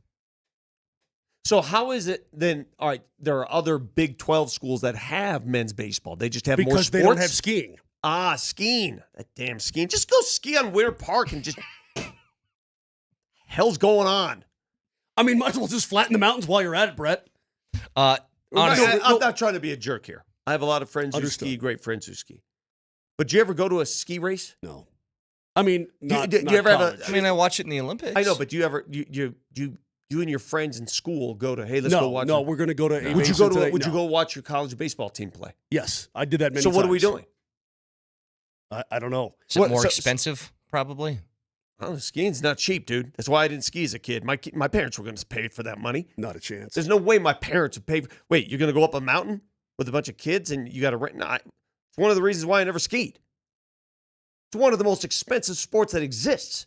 You ever bought a ski pass? Okay, but hey, look into it right now. No. The reason I don't ski is because it's too expensive, and I already have an expensive hobby. It's golf. I can't have two. So if your reasoning is the reason they don't have baseball at CU is because of skiing, well my answer to that, respect to all skiers, screw skiing. It's 20 to I think here's the deal. It's 20 to 30 different people that are on the team.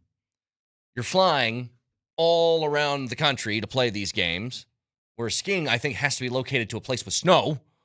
So that eliminates some areas of. But skiing is skiing. You're not going to get a bunch of CU students up on the hill watching that. You're going to get a bunch of alumni on the hill going, hey, skiers. Understood. It's a lot of bats, a lot of gloves, a lot of batting gloves, a lot of groundskeeping, a lot of different stuff that you got to take care of, though. Here's what they have for women's sports at CU. Basketball, obviously. Cross country, golf, lacrosse, skiing, soccer, tennis, track and field, and volleyball. Get rid of skiing. You're good. The only men's sports they have are track and field, skiing, golf, football, cross country, and basketball. That's it. Wait. Say that one more. They have men's sports? 1, 2, 3 more women's sports than men's sports. Okay, then let's do it. Why are there 3 more women's sports than men's sports? Because of football rosters, obviously. That's true. It's also, I think this texter's right. Title IX is based off the number of scholarships, not the number of sports. There you go. So if you have a football team that has, 70 scholarships. Yeah, correct. Okay. So do you think that's right, is what I'm saying?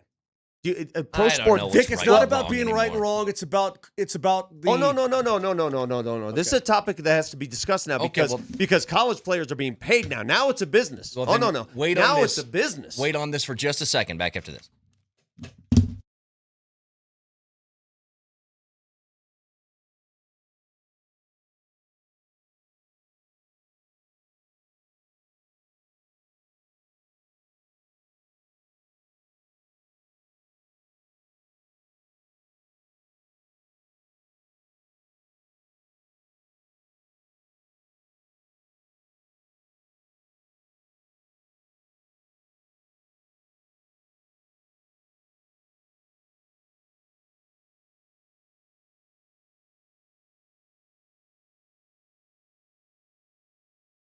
Game 3 tonight. You can find it on Circa Sports if you download that app and find some of the best odds in the game.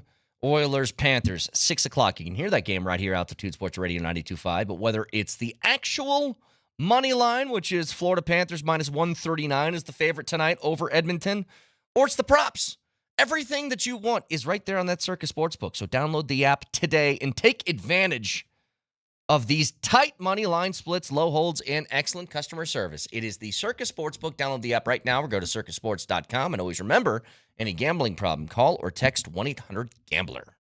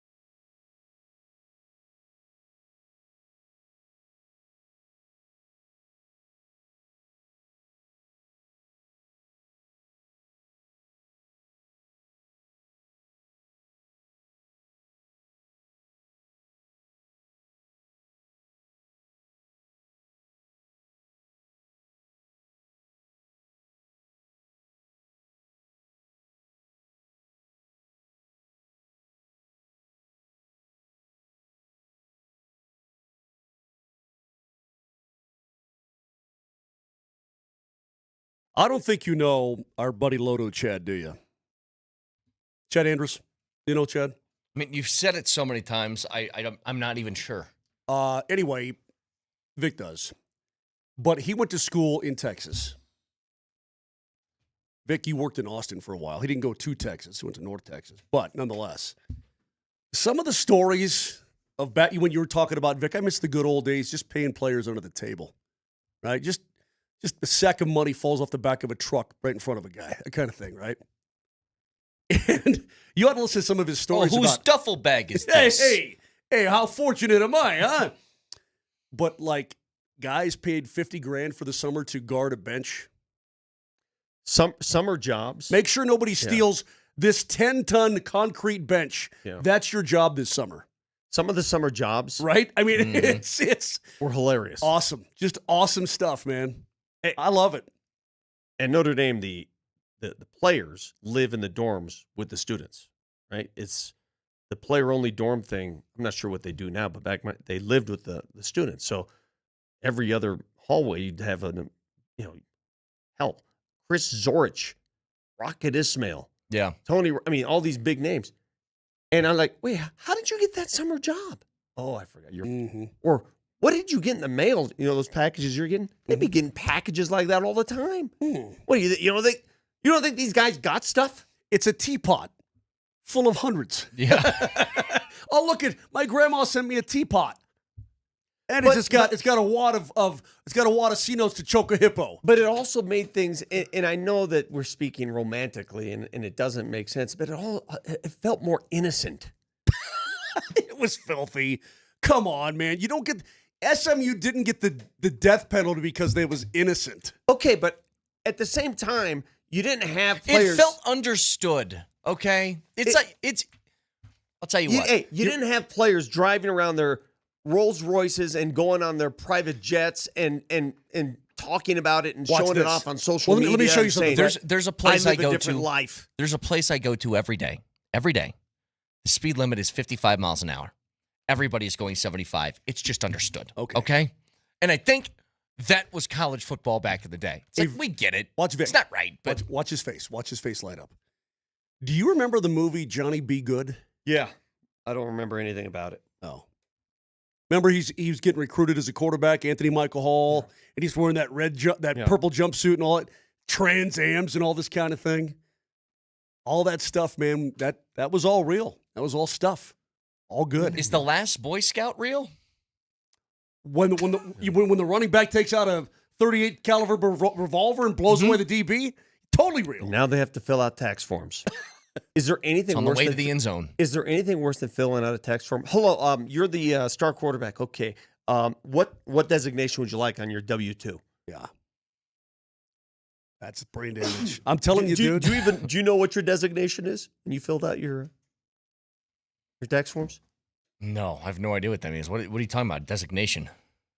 What's that called, Moshe? When you fill out your W-2.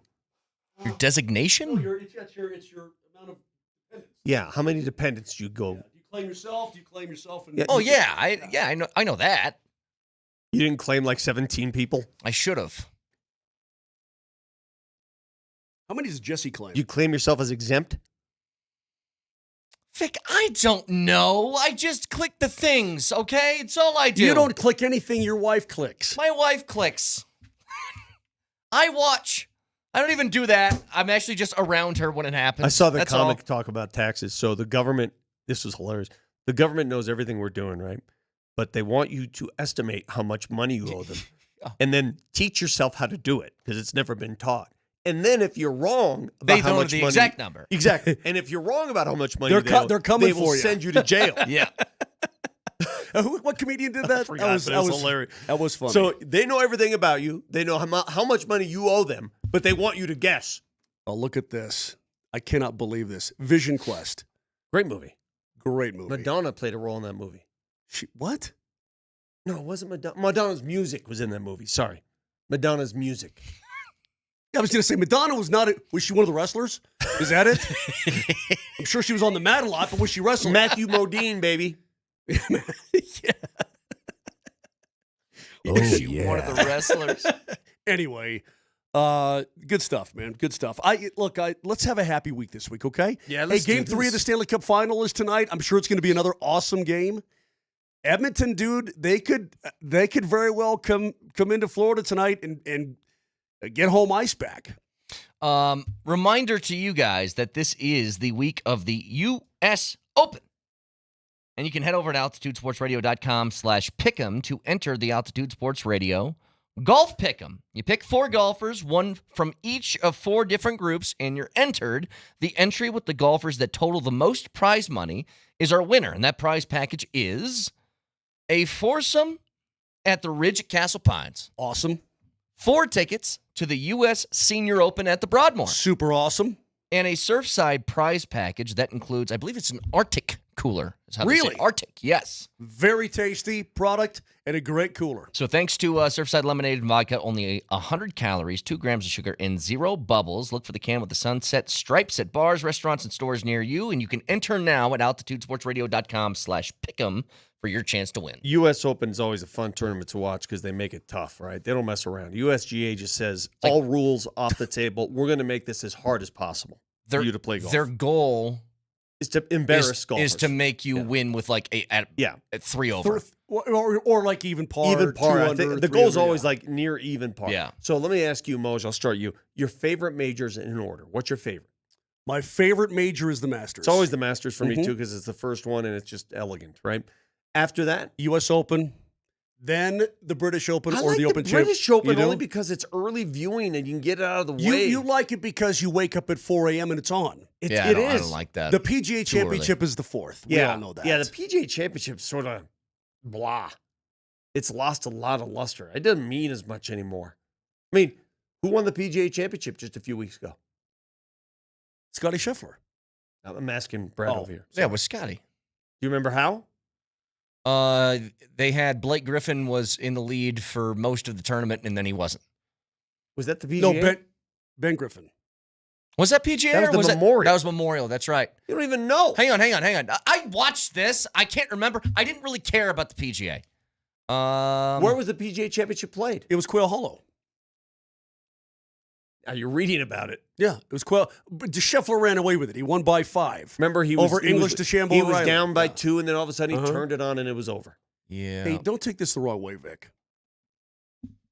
Don't take this the wrong way. Please promise me you won't. I won't. What's that on your face? Where? Right there. What is that? What is that? I don't know. Brett, do you see that? No. Move your hand. What is that? I don't know. It's just ingrown hair. What? I don't know. I've been looking at it all day. I just wanted to know what it was. What's that on your neck? What's with your eyes? Why do you have 3 necks? I said don't take it the wrong way. I didn't. That didn't mean lash out back at me. What kind of commentary is that? Sometimes great art has tiny foibles. Don't take this the wrong way. Why do you look so awful? Like you look terrible. Seriously, I've had a rough summer. I've gotten burned. My scars, my allergies, my eyes puff out. Hey, just great. Don't take this the wrong way. You know it's coming, right? Don't take this the wrong way, but yuck. Whenever I look at you, yuck. Nelly, fact checker, please. Nelly monitors the mistakes in today's Fact Checker. Presented by Rock Plumbing, Heating, and Air Conditioning. Your local home comfort specialists. RockHeating.com. Rock, bringing comfort home and simplifying your life. First of all, multiple textures pointed out Madonna actually was in Vision Quest. Oh, She's the singer at the lounge. Yeah. Yeah, so we got that one. Yeah, sucker. She didn't have a role. Yes, she did have a role. She's singing. That one song, the Madonna song. It's all over the movie. You know the Madonna song? It's all over the movie. Vision Quest is vision-y. Like a virgin She's Vision in the movie. Quest. I knew she was, dude. Whatever. And then beyond that, you guys have been a little tongue-tied today. Brett, you started things off early at about 6:03 with this little turn of phrase. Halliburton is kind of the key that stirs everything. The key that stirs everything. Usually you know what I'm trying to say. It's 6:03, Nelly. Usually when I stir things, I prefer to use not a key. But anyway, later in the show, we were naming famous Cocos in honor of Coco Gauff. Mm-hmm. Coco Crisp, Coco Beware. This was Vic's contribution. Coco for Cuckoo Crisps. Why didn't I catch it at the time? I didn't either. Coco for Cuckoo Oh, Crisps? it's the other way around. It's Cuckoo for Cocoa Puffs. Oh. Yeah. I don't watch cartoons, dude. Coco for Cuckoo Crisps. I don't know your cartoons. What Actually, adult? so perfect. Oh, my God. So perfect. I am Coco for Cuckoo Crisp. What are some other good little catch, kids? Nelly. What are some kids cereal phrases? Silly Rabbit. Tricks are for kids. Tricks are for kids. They're great. They're I mean, more it's- than good. Yeah. That's Tony the Tiger. Remember? Whatever happened to those? I was properly fed as a child. I didn't eat cartoons. Dude, all you did was eat didn't mortadella eat for morning, noon, and cartoons. night. You ate goat and mortadella morning, noon, and night. Mommy, I'm cuckoo for mortadella sandwiches. Well, I sent that picture. I had a mortadella sandwich in New Orleans about a couple years ago, whatever it was. Hey, it was good. When we get to Rome, yeah, there's a place in Rome. Mortadella? No, it's a sandwich shop in Rome. It is one of the greatest sandwiches. It will be the greatest sandwich you've ever eaten. I'm in. Find the podcast, iTunes, Spotify, wherever you find your podcast. Just don't bring your face. Search Moser, Lombardi, and Kane. Don't take this the wrong way. Gross, both of you. Disgusting. You disgust me. Didn't mean that in a negative way. Hey, by the way, you're welcome. Nelly, you like your gift? Let's go. Flies beware. Oh, Jesus. Have a great day. We will we'll talk to you tomorrow. We love you. Bye. Cocoa for Cuckoo Crisps.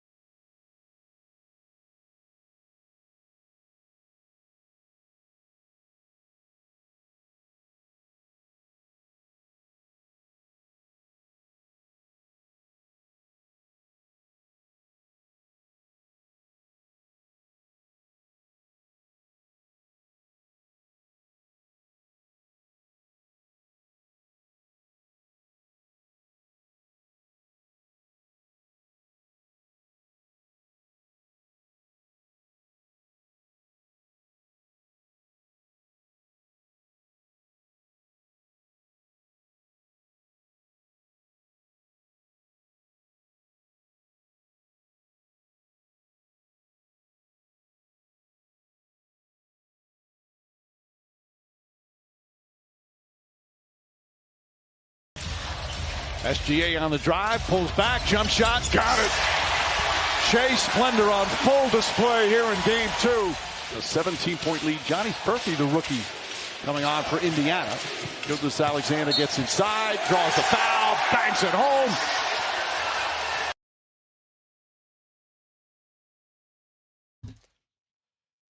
Well, the Thunder are who we thought they were. 123-107 over the Pacers, as we now have a tied NBA Finals at 1-1. Same thing with the Stanley Cup Final that continues tonight as the series transfers into Florida from Edmonton. 1-1 is the tie between the Panthers and the Oilers. A wild finish at the French Open, a 5-hour and 39-minute marathon where Alcaraz is down 40-love, like 4 championship points. The guy battles back.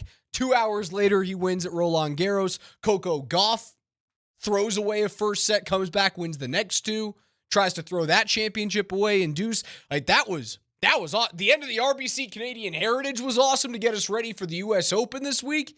Like for a weekend where it felt like I wasn't going to be able to watch much, it was sweet. And to boot, well, the Rockies that we know and love are back. Yeah, and they decided to take 3 in the chin against your beloved New York Mets. Wasn't a pretty series for the old coming. Rockies. Saw that one Tell you what, man. Did you not feel like there was a strange chance that the Rockies were, relatively speaking, going to turn things around after that sweep of the Miami Marlins? No, I didn't think there was a chance. But baseball is kind of a weird sport that way.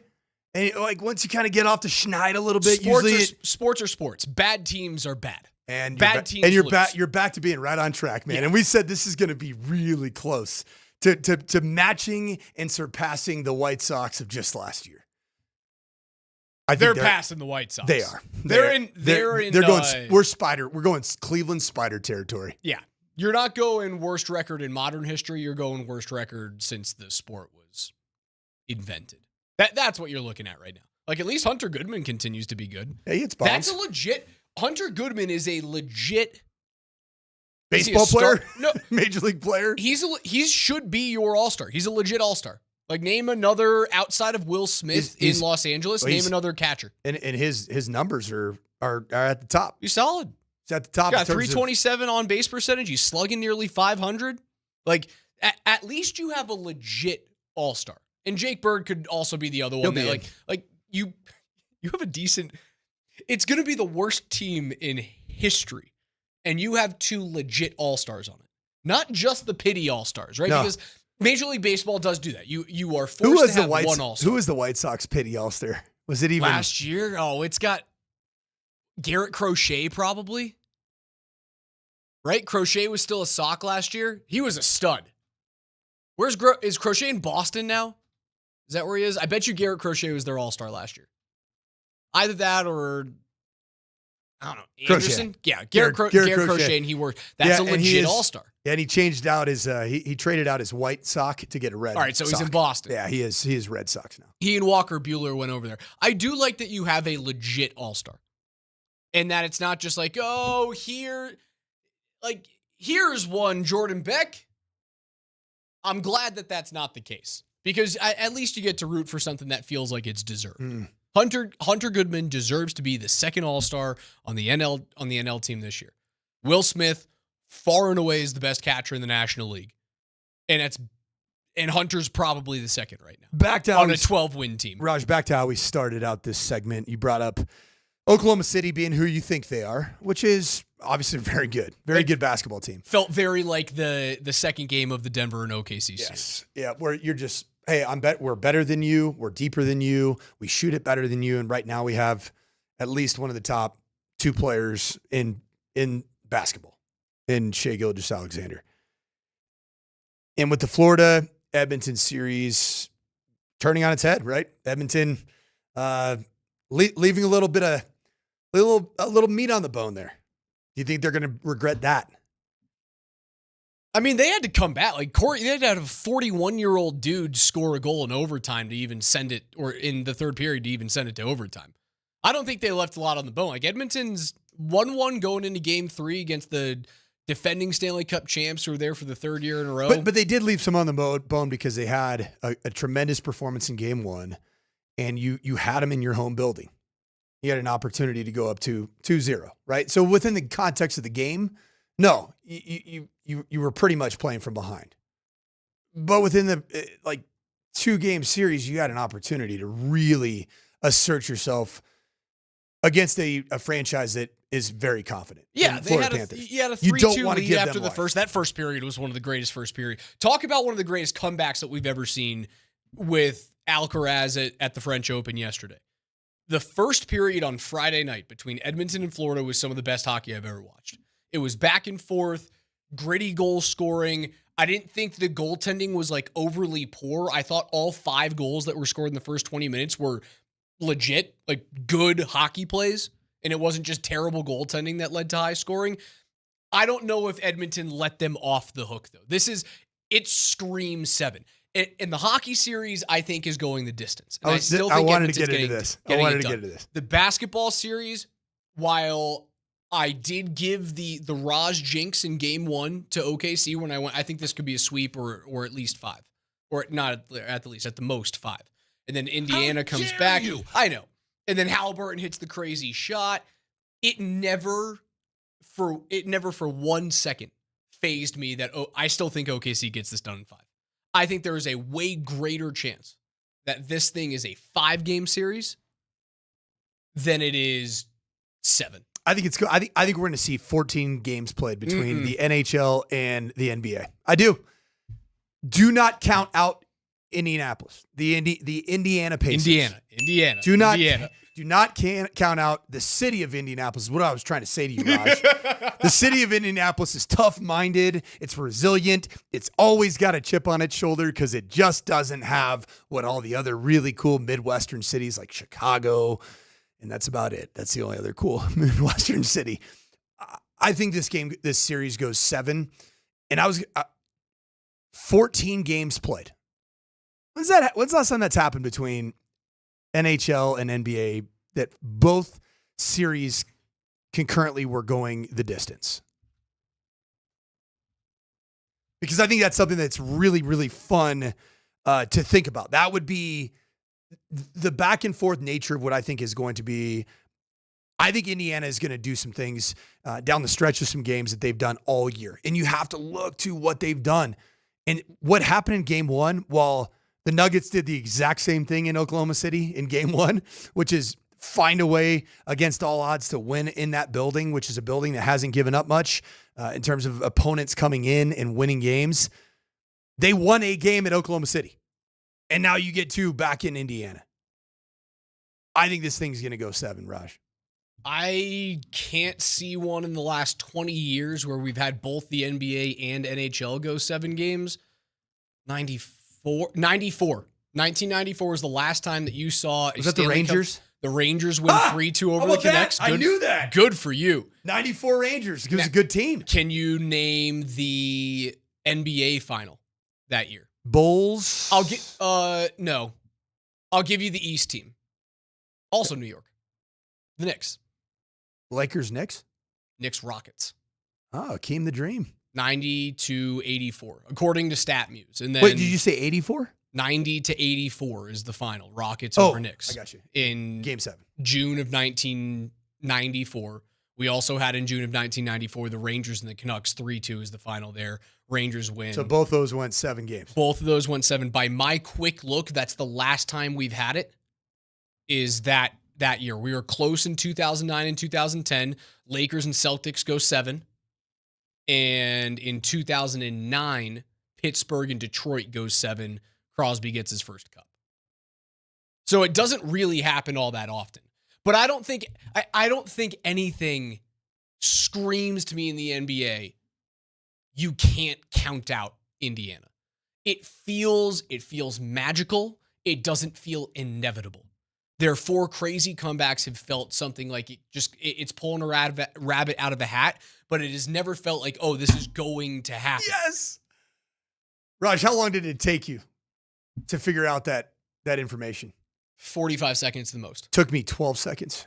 What'd you use, Grok? ChatGPT. Good for Okay, so how about this was great. So I asked Chat. My wife is the biggest Chat GPTer ever. She calls it. I mean, she refers to Chat GPT It's a cheat code. as she, her. She's defined the pronouns for Chat GPT.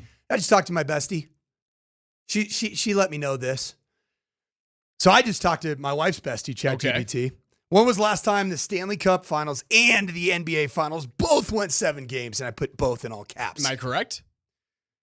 Thought for 5 seconds. That's how long it took to go through all the different sources. All right. The last time both the Stanley Cup Final and NBA Finals went the full 7 games in the same year was 1994, Raj. Okay. You're just making me look better. But isn't that great, though? You used real research. Yeah. We gotta become a Chat GPT show. I am machine. No, but we need to become a Chat GPT show. I because pride myself then we don't on have being able to awkward quickly silences do for this. so dang long. Like, you see, that was a 5-second pause. I didn't have to do the. Yeah, I had to do it. Yeah, Because you asked me off the top of my head. I had But to I do kept it. talking because you were doing feverish research. Let's not be like Vic and Moj, who sit there and There's a Moji. There's a whole and all you hear is Moji this. award on this. All you hear is this.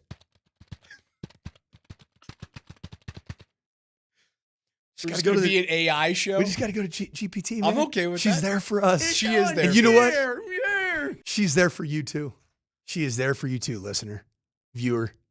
Nothing about Indiana and OKC screams to me Game 7 because outside of the miracle in Game 1, like OKC... Which felt very Denver OKC, did it not? Felt like a miracle. It did not feel inevitable. It felt like a miracle. But what? Shea's putting up 30 Raj. points and 30 points. They've got 20 off the bench from Caruso. They have 2 other scorers, 15 or north of 15 in their starting lineup. And Tyrese Halliburton is combined for 31 points in 2 games. It's not enough. Pascal Siakam has not looked like Raptors' version of Pascal Siakam. God, this feels so much like Nuggets versus OKC, does it not? And you know what Indiana doesn't have? They don't have a 3-time MVP. You know what the They Nuggets? don't. You know what the Nuggets didn't have? 3 or 4 knockdown 3-point shooters. And I keep going back to what Chris Dempsey told us on our baseline ahead of the NBA Finals, is that the defensive ideology and really the identity of OKC is to leave some of your shooters open to get the double teams to create those turnovers. And what I would tell you about that is I think you're going to see in Indiana when this series resumes here tomorrow. It's tomorrow night? No, Wednesday? it's Wednesday. Wednesday night. Bunch of nights off. They You're- have to they're- shoot like 48% from 3 to win a game. They're capable. They're capable. And they're going to... You can't hang your hat on that. Raj, Not against the defense that I watch from OKC, You're man. going to split in Indiana. You're going to split. Oh, I don't know. Dude, that home building for Indiana is electric. And they So is shoot... OKC. And you know what? Indiana found a way to win one there. You mean to tell me that the Pacers can't find a way to win one? And if you split and the series is 2-2, that thing's going 7, Raj. OKC in 5. They're so good. I tried to tell you for months. You didn't want to hear it. Why should we be scared of them? That's why you should be scared of them. This thing's... And at the same time, it's I called 6 at first. I know it sounds like I'm glazing them.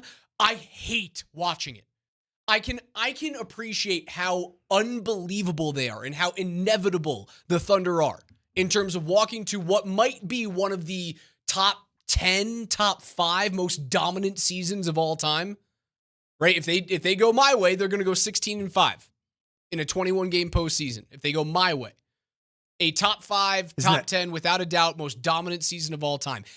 And I can appreciate that and also go, I hate watching them play. If that happens, they go 16-5. It still wouldn't be better than the Nuggets run in 2023. No, but as a whole, if you take both the regular season and postseason, you go, it's more impressive than what the Nuggets One did. of the best seasons, top to bottom in NBA history. But does it make you feel any better if you do go 16-5, which is the Raj plan for OKC?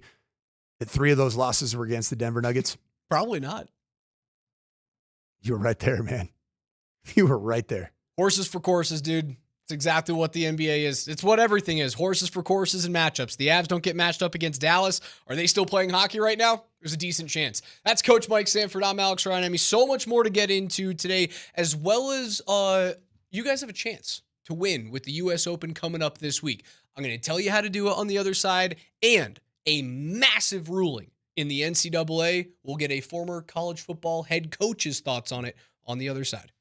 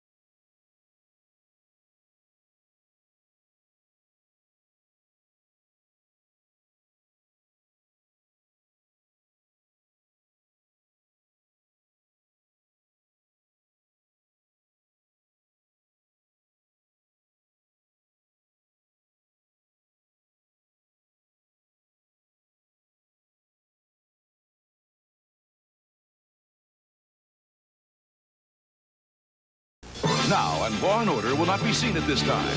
Now, NBC Sports presents the Knicks and Rockets in Game 7 of the NBA Finals. What has been going on down below as the presumed vehicle of O.J. Simpson is still traveling very slowly northbound along the 5 freeway, coming up again towards the 91 intersection. At that point, we'll just have to wait and see which way he's going to go, but at this point, it's still a fairly laid-back situation. What a pull! What a KJ pull! June 22nd, 1994, when we found that the last time that both the NBA and the NHL, now the NHL didn't play on June 22nd, if I'm correct, but the same year that we had NBA and NHL final Game 7s was 1994. 14 games. The final of the NBA Finals that year, Game 7, was played on June 22nd, which coincided with the OJ chase. What a day. Okay, so I remember this day really well because OJ's white Ford Bronco, it went by on the 405 where the 405, 22, and 605 freeway all meet up. OJ drove by my house. Like our neighborhood, like the edge of our neighborhood was a massive retaining wall. On the other side of it was the 405 freeway. And OJ Simpson drove by 1994 in June. And then to go even further, the OJ Simpson trial was taking place very close to where I grew up. And I'll never forget, we actually watched that in school. We watched the trial, and they would wheel in those little TVs. TV on a cart. TV on a cart. And they still have those? Not like they should. No? They have projector screens in classrooms you just hook now. up a computer now? Yeah, everything's so high tech. Kids these days Don't understand just roll it, in the 75-incher, you know. Dude, the feeling when you saw a teacher roll in that big behemoth of a 35-inch fuzzy-ass TV on a cart. 35 is a big one. I know. That was big that tube was big right back there. But like, most of them are I think they're 27s, 28s. When you saw a teacher roll that thing in, was there anything better? Well, two things. I don't have to read. Two things. The that would lights are happen. going down. The first thing is like, let's go. Thank you. Second thing is like, oh no, what happened in the world? Right? Because that happened to me in college, even in 2001. So I got out of study hall at Boise State. They had a mandatory study hall every morning from like 6:15 a.m. till 8 o'clock. 9/11 happened. And I had no idea because I was in study hall. We had to, turn our devices in. So September 11, 2001, we go over to the dining hall. And even in Boise State's on their campus, they had the wheel out TVs in the dining hall for everybody to be able to see what was happening in the world. And that was September 11, 2001. See, I never had current events on the TV. It was always... So I was never worried about like what's happening in the world when I saw those things come out. And Peter's got a great text in here. When the teacher rolled out the TV cart, we knew, and I'm stealing this from you, Pete, Bill Nye was about to cook. Yeah, Bill Nye was getting it. That's that. I'm a little old for Bill. Bill Nye the Science Guy. Boom, boom, boom, boom, boom, boom. I know Bill, not personally, but I know of him. Just never was part of my... That would have been such a flex. That would have been your biggest flex that you've had on the show. No, I wish I knew Bill Being Nye. boys with Bill Nye? Yeah, me and Bill, just 1 beers on a Tuesday night, normal evening. I'm sure Bill throws a couple back. Oh, Bill has a good time. Chemists know exactly what you... Like, they know the milliliter moment that you need to hit to feel perfect right now and also perfect the next day. Oh, he would break it down for you based off body composition, your drinking habits, your frequency of beverage consumption. You can have 3 beer. Do you think Bill would be confused by my 1 beers from a mathematic and science perspective to keep the ambiguity of 1, but then pluralizing the beer? He'll get it. Bill seems like a bro. This dude puts him back. He's a homie. Bill, Bill Nye's still going strong, man. Yeah, he is. Without a doubt. He's my dad's age. He's not that old. Probably homies with your dad. Yeah, 69 years old, man. Nice. Yeah, Bill's last thing he's really done, though.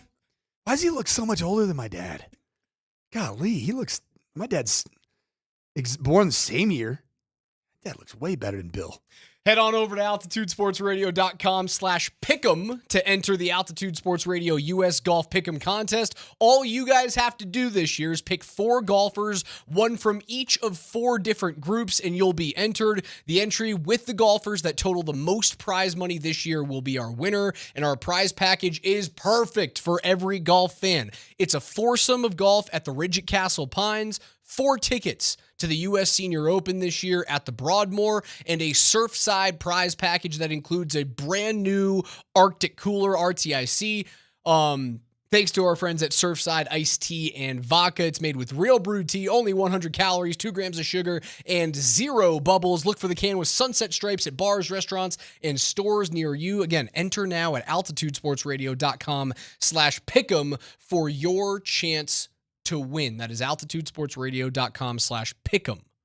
If you don't choose Scotty Scheffler, you're probably a big dumb dummy.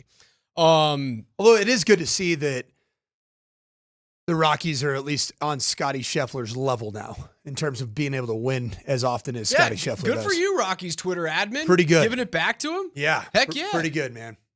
Proud of the Rockies. Okay, so I wanted to pick your brain on this. After 5 years of litigation, we finally have a ruling in the NCAA with the settlement, like players, former players and current players are going to get paid out for the next 10 years, as well as the lawyers that represented them. But the main thing that we've seen today is that this committee will oversee about a $20.5 million, let's call it an NIL fund, that can be spread throughout all sports at the universities.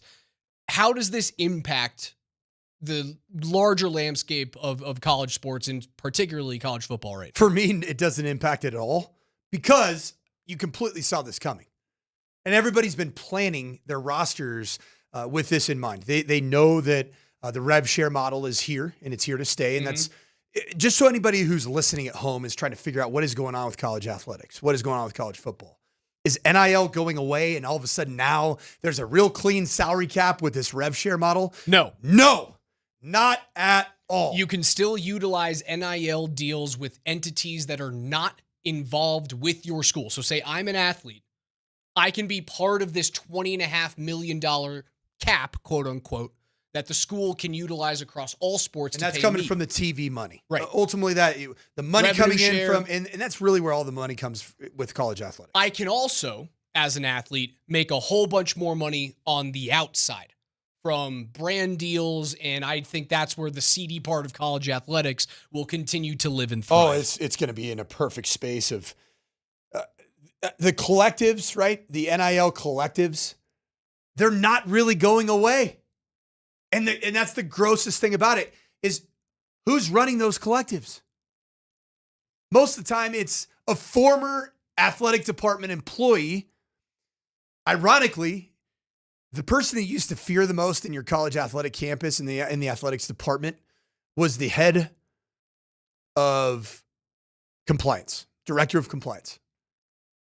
You know what all those guys are doing now, or gals that used to be directors of compliance? Because there is no compliance anymore. A lot of those people, they went to run the collectives. They're actually divvying up this money that is coming in. And so you're getting 2 buckets.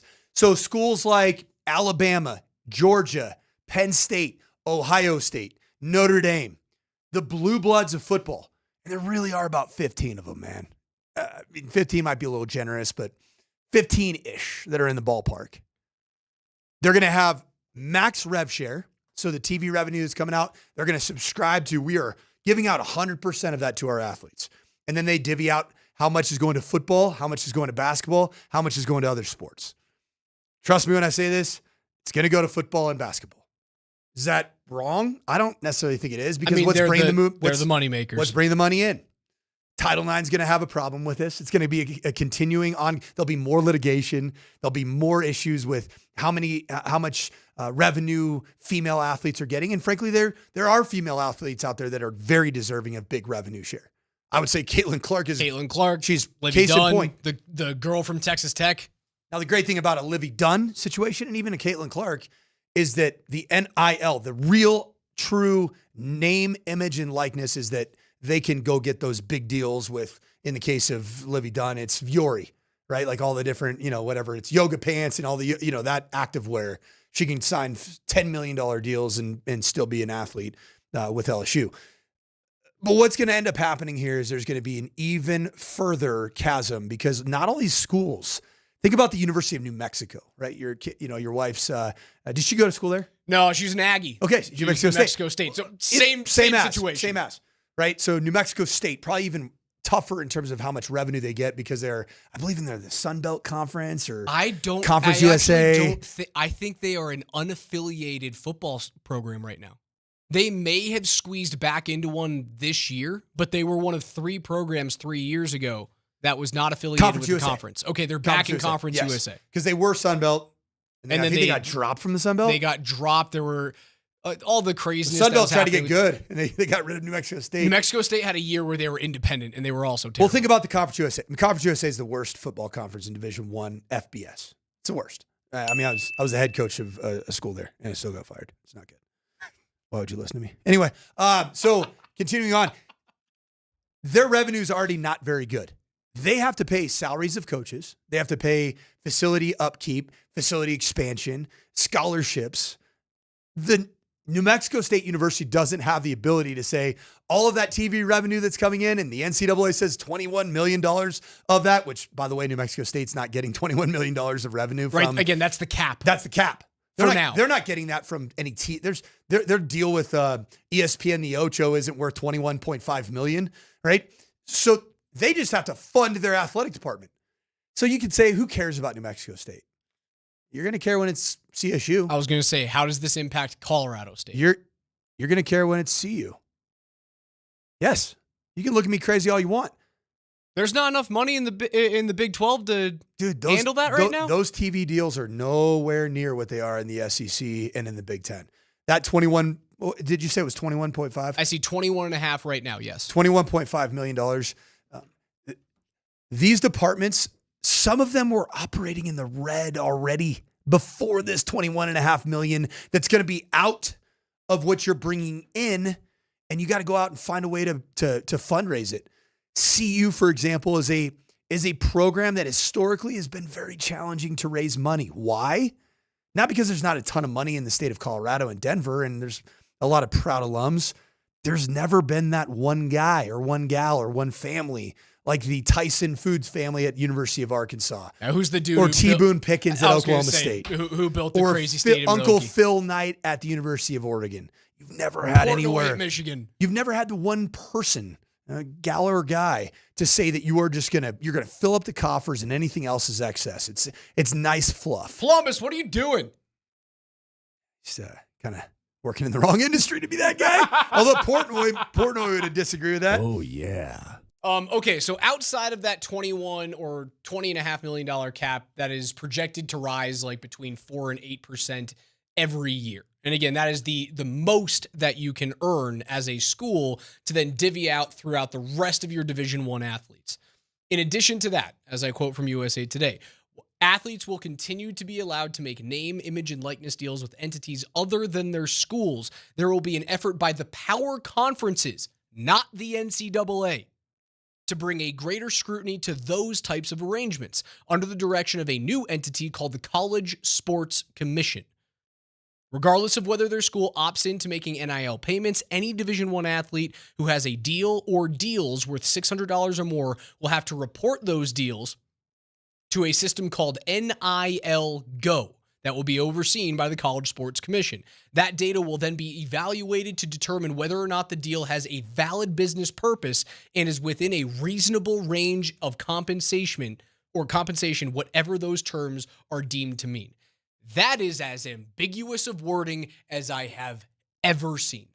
You know what? That sounds a whole heck of a lot like. It sounds like the 1990s in the NCAA. It sounds like the 80s. It sounds like the 70s. Everything. From basically when Paul Bear Bryant. Sounds like Miami. From the time Paul Bear Bryant got to Texas A&M and the Junction Boys and then Alabama, that's about what's been happening in college athletics. And it's all been in one conference in terms of concentration. It's been the Southeast Conference.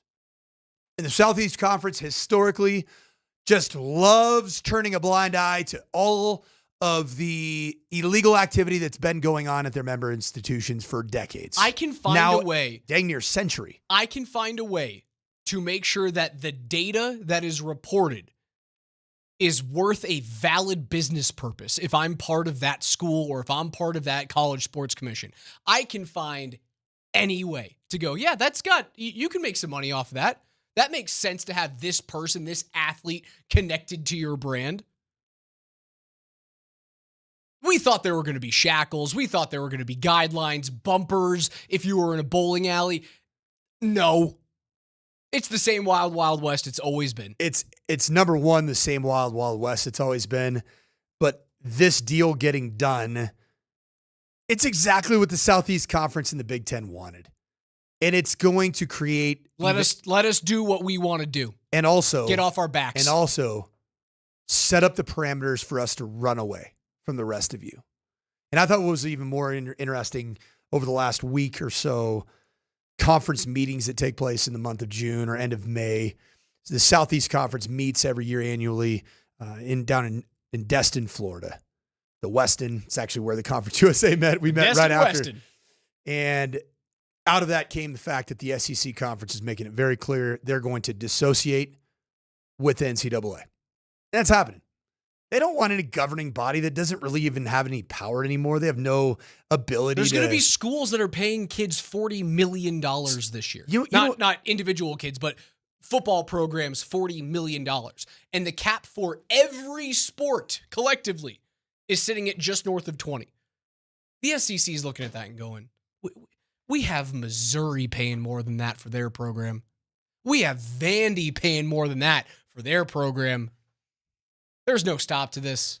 We'll get back into it in a little bit. Coach, I love and appreciate the insight. It's very, very valuable thing to have someone who spent so much time in conferences like Conference USA and also in the Big Ten, like having this type of insight on both ends of this new NCAA spectrum. We'll get back into it a little bit later. On the other side, Chris Armas of the Colorado Rapids joins us.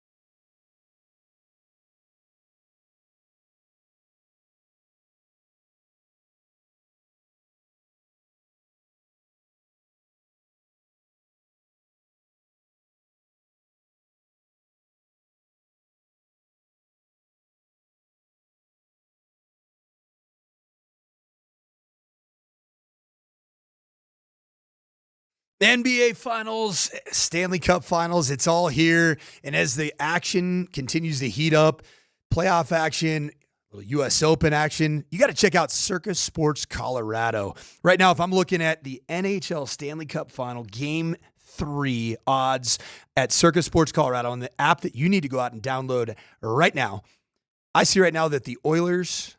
they're 1.5 goal underdogs at -190 on the puck line. And right now, the money line, it's +129 for the Oil. So I'm feeling pretty good about the Oil taking this series in 7. I think tonight might be one of those types of games. So you got baseball going on, obviously playoff action, Circus Sports, it's got it all. Circus Sports Colorado isn't just sports betting. It's the way that sports betting should be, with high betting limits and tight money line splits that treat you like an exceptional VIP. So whether you're looking for playoff futures or props on your favorite players and more, Circa Sports, it's got you covered. Download the Circa Sports Colorado app today wherever you get your apps or visit circasports.com. Reminder, you must be 21 years or older. Gambling problem? Call 1-800-GAMBLER.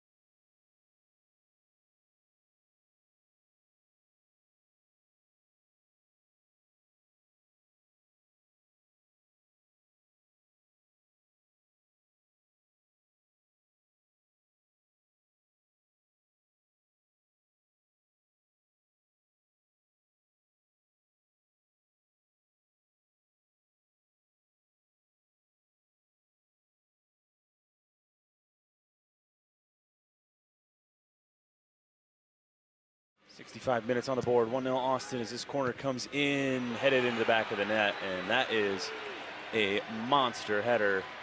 It's a bad time to give away a goal. A set piece. It's Brendan Hines-Ike, I believe, who rises above everybody at the near post. Set pieces, set pieces, set pieces. Rapids expected goals 2.5. Actual goals 0. They're saying own goal for this. Tough one. 2-0 the final against Austin over the weekend as the Rapids fall. And we welcome in the head coach of those Rapids, Chris Armas, to the Morning Sprint every Monday here at 10:45. Coach, how are you this morning? I'm good, guys. Thanks for having me. Of course, yeah, a tough one against Austin. Obviously, we hear the own goal in the 66th minute, and this was one that it felt like you guys started off slow. I'm going to start with the positives here before we get into picking apart how the game went awry. It felt like Nico Hansen was stellar and kept that game closer than it should have been for the first 45 minutes. Am I wrong? Yeah, he had another really good night.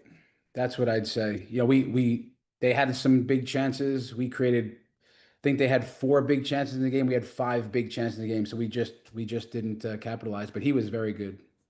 Coach, when you look at that, we heard his Connor Cape, I believe, was on the call on Saturday night on the radio call here on Altitude Sports Radio, which carries all Rapids games. But you hear that expected goal above 2 goals and 0 on the sheet. What goes into the minds of your strikers, of your finishers, when you are finding a bit of a goal drought, when the quality of play and the lead up to scoring goals is good?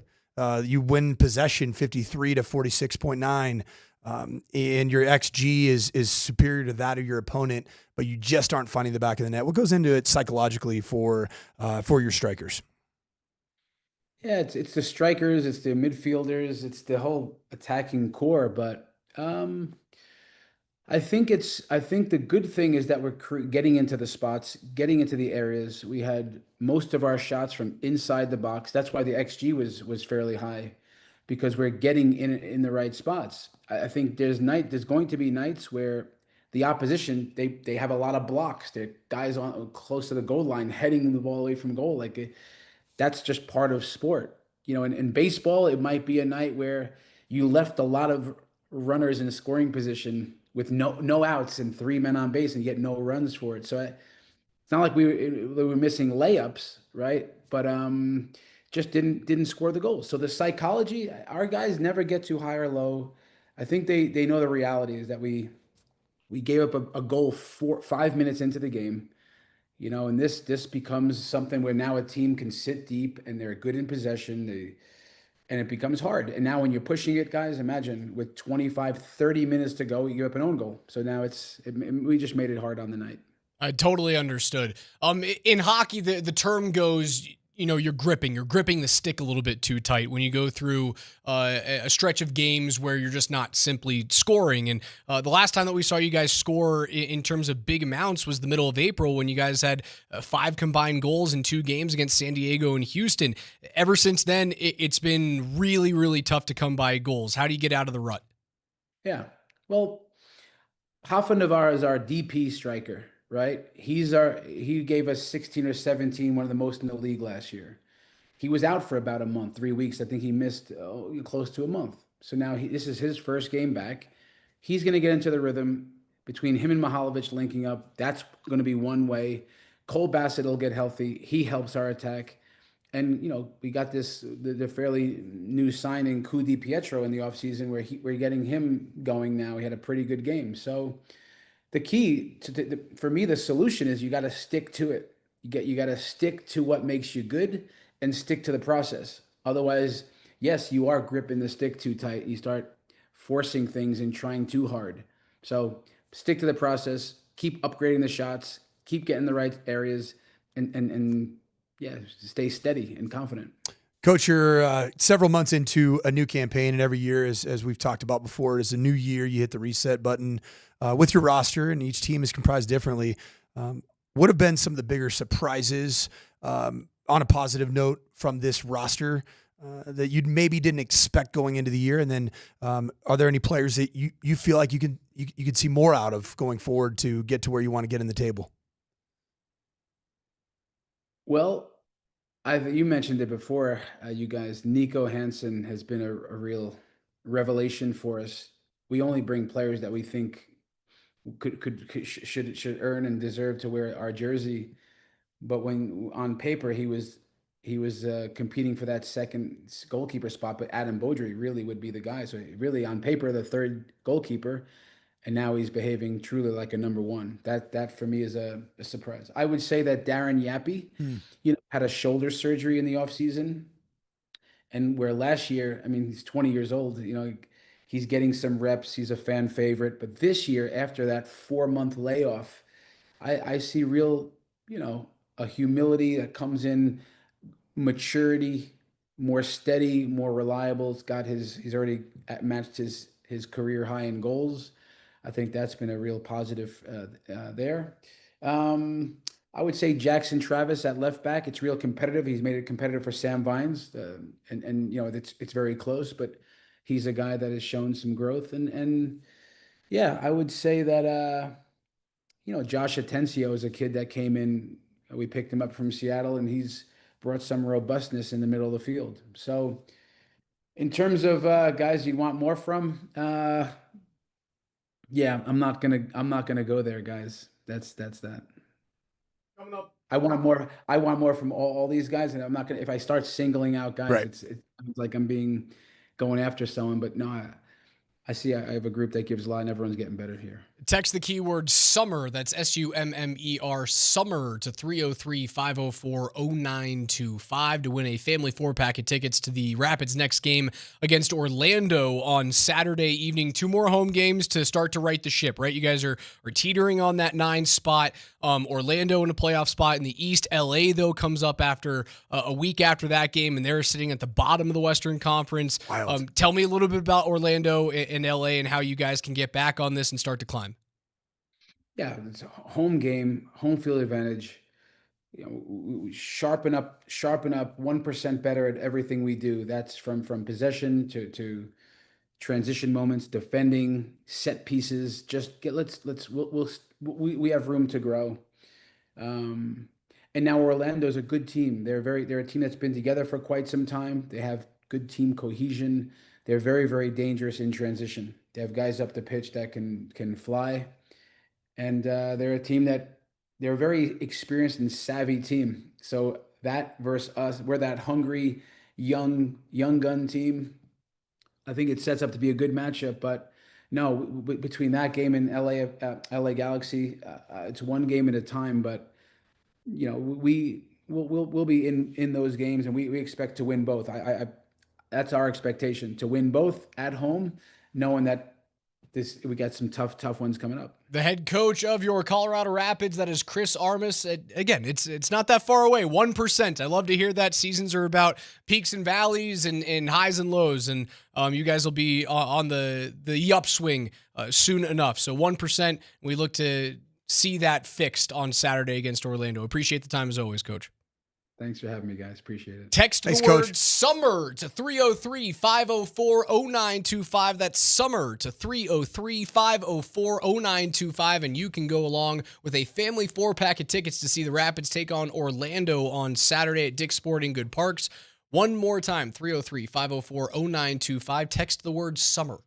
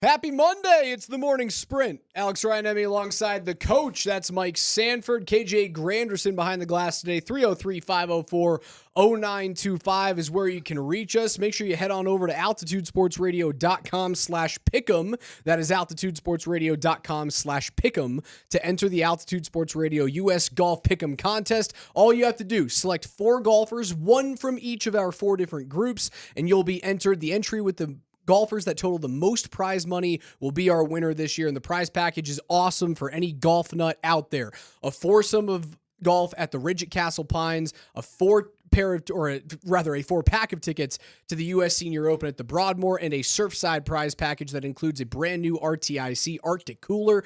Thanks to Surfside Lemonade and Vodka, only 100 calories, 2 grams of sugar, and 0 bubbles. Look for the can with sunset stripes at bars, restaurants, and stores near you. Enter now at altitudesportsradio.com/pick'em for your chance to win. Got the U.S. Open starting on Thursday at Oakmont. It is set up to be an absolute bloodbath. Who's winning? I mean, it should be Scotty. The guy's a freak. Then He's won his last 4 events by a combined 17 strokes. Then the Rockies are back to competing again with Scotty in the month of June for wins. He's that good, dude. He's balling. Although, like, U.S. Opens are those are the type of tournaments that can sprout out a shocking winner. Just someone who navigates the course well, who gets up and down, who gets hot with the putter. That's how Bryson won last year. Like, yeah, Rory had to choke it away, but Bryson, he hit the ball further than anyone. I think he averaged like 310 off the tee last year. But didn't have great fairway accuracy and just found a way to putt lights out. And that doesn't always have to be a guy who hits it as long as Bryson. If someone just gets up and down out of the crazy rough at Oakmont, you could get the weird Sean McKeel winners out of there. Raj, I don't think many people, not many of our listeners realize you were a member of Golf Media prior to your time here at Altitude Sports Radio. One of my starts. I started Major League Baseball and then over to golf. What were Golf Digest? No, I was at Colorado Ava Golfer here, and then right. I was at Golf Tech as well, doing digital work for them. Okay, it was fun. Covered 5 PGA championships. Yeah, so have you been to every event, every major? Excuse me. No, I have not been to the Open. Masters. Oh, I've not really? been to the Masters. I'm going to Royal Portrush this year at the Open in the middle of July. I'm excited to go there. Been to a U.S. Open. Been to a senior PGA, senior U.S. I've been to 6 PGA championships. Yeah, so been to a bunch of them. I heard our fine friends this morning on the morning show talking about their favorite tournaments in order, power ranking. Where's Alex Ryan Emmy with a lot of golf background stand on 1 through 4 of the majors? Oh, rank the majors. Rank the majors in terms of we'll go with home viewership, viewability. Masters, just because it feels like the start of championship season. I think the Masters transcends golf because it gets us into the mindset of all of these things are happening at the same time, right? Like we have the Final Four. We are just getting out of, I wouldn't say just getting out of, but you still have a little bit of a hangover from both the Super Bowl and the end of college football that were happening in January and in February. And then once the Masters hits, you have NHL and NBA playoffs. It feels like it's right there. Can I just put a quick bookmark in the Masters and just you mentioned something there about just kind of getting the NCAA tournament gets you in the mood a little bit. It's the advertisements, man. It's the aesthetics, the visuals, and then that music. The music's and who's my guy that's talking? Jim Nance. Jim just giving you that soft, smooth. Hello, friends. You know what he's doing there? He's doing what I unsuccessfully do, and it's, he try to put the old lady in the mood for something. I don't have the Jim Nance gift. Not quite. Because Jim Nance puts me in the mood for golf. Oh, I'm that's good for you. For watchability of golf. All right, so Masters 1, U.S. Open 2, because I want to see those dudes struggle. That's where you and I differ greatly on this. Up. Number 3 is the Open Championship, because links golf is awesome and the weather can go crazy. And I think a distant and heavy 4th is the PGA. I see 2 and 3 completely different. I love the Open Championship insofar as it feels old. It feels old, and there's just something like, could you imagine if an Open Championship looked like it was 104 degrees and sunny the entire time. It's almost a prerequisite for the watchability of the Open Championship to have one of those foggy, if not just blustery, windy, and just people are miserable out there, and you're just all comfy, cozy, and you're in the confines of your warm environment watching from the United States of America. There's just something about the Open Championship, and then you get to start watching it so early in the morning. I love early morning sports television. I love that. When you guys know, I was gone for the better part of a week, a couple weeks ago in Hawaii. I was watching Western Conference Final hockey at 2:30 in the afternoon. Was that? It was unreal. So good. 2:30. I was like, I know people are working at that time, but like who works in Hawaii? It was the perfect time to come inside from the heat, watch some hockey, and then go back out for Raj, happy hour. you had a chance to experience this as an East Coast resident. And Syracuse, to be clear, is on Eastern time zone. Yes. Obviously, state of New York. But it's a lot further west than people realize. Way further west than people expect it to be, yes. There's nothing worse than being a Western sports team fan, Western United States fan of the teams like Rockies, Broncos, Nuggets, Avs for you, and living in the Eastern time zone. Impossible. It is brutal. In fact, I was living during the San Francisco Giants run of World Series as a Giants fan. I got hired at Yale. And to be at Yale when this team was starting to come together was impossible. Like I would stay up till 2 or 3 in the morning to watch some of the ends of these games. And it was just like, you wake up the next day and you're like, it takes years off of your life. I'm going to die. Like I am going to die very soon. I don't understand how people watch sports like east of the Mississippi. I don't get how does that happen? How do you stay up? It's ridiculous. I mean, even us here in the Mountain Time Zone, like I'm crying when, my beloved Boise State Broncos are playing at Hawaii. And I'm like, gosh, man, I'm watching a game tomorrow. Why am I doing this? It's Sunday. We got some bad news over the weekend, Coach, from the Avs. So good news, right? Brock Nelson signs. You get your second line center, and we can continue to get into that. American Brock and roll. You get Brock Nelson in, and unfortunately, he's always going to be tied to Nazem Kadri. Why didn't you just sign him for $7 million? It was less money. Now, Kadri's cap hit percentage at the time of his signing is larger than what Nelson's is right now, so that's my rebuttal there. Hindsight being 2020, you probably should have just signed Naz from the onset. It may have kicked Val Nichushkin out the door at that point, but if Val goes away, you don't miss him for 2 straight postseasons with those issues. However, when he's on the ice, he's excellent for the Avs. We did get some bad news, though. Logan O'Connor undergoes hip surgery. Now, this is a different hip than he had a procedure on last offseason. Man. At the end of the year last year. Different hip, not the same hip. It's going to be a 5 or 6 month recovery that puts him somewhere at the beginning of December. So most likely what this is, just looking at it from, my historical context of being around football injuries, and there's some similarities between contact sports of football and hockey. Man, there are just certain athletes that are just predisposed. They're predisposed to hip, ball joint socket issues and labrums in their hips or shoulders. And the hips, Raj, it's not a good one. It's not great. I was nervous. Just in terms of 5 to 6 months game. isn't that? So we don't know what the surgery is right now. Like there hasn't been any news of what exactly went down. 5 to 6 months feels like resurfacing to me. And I don't know how much I love that for a younger player, right? Like he's O'Connor's a 96, so he's 28 years old.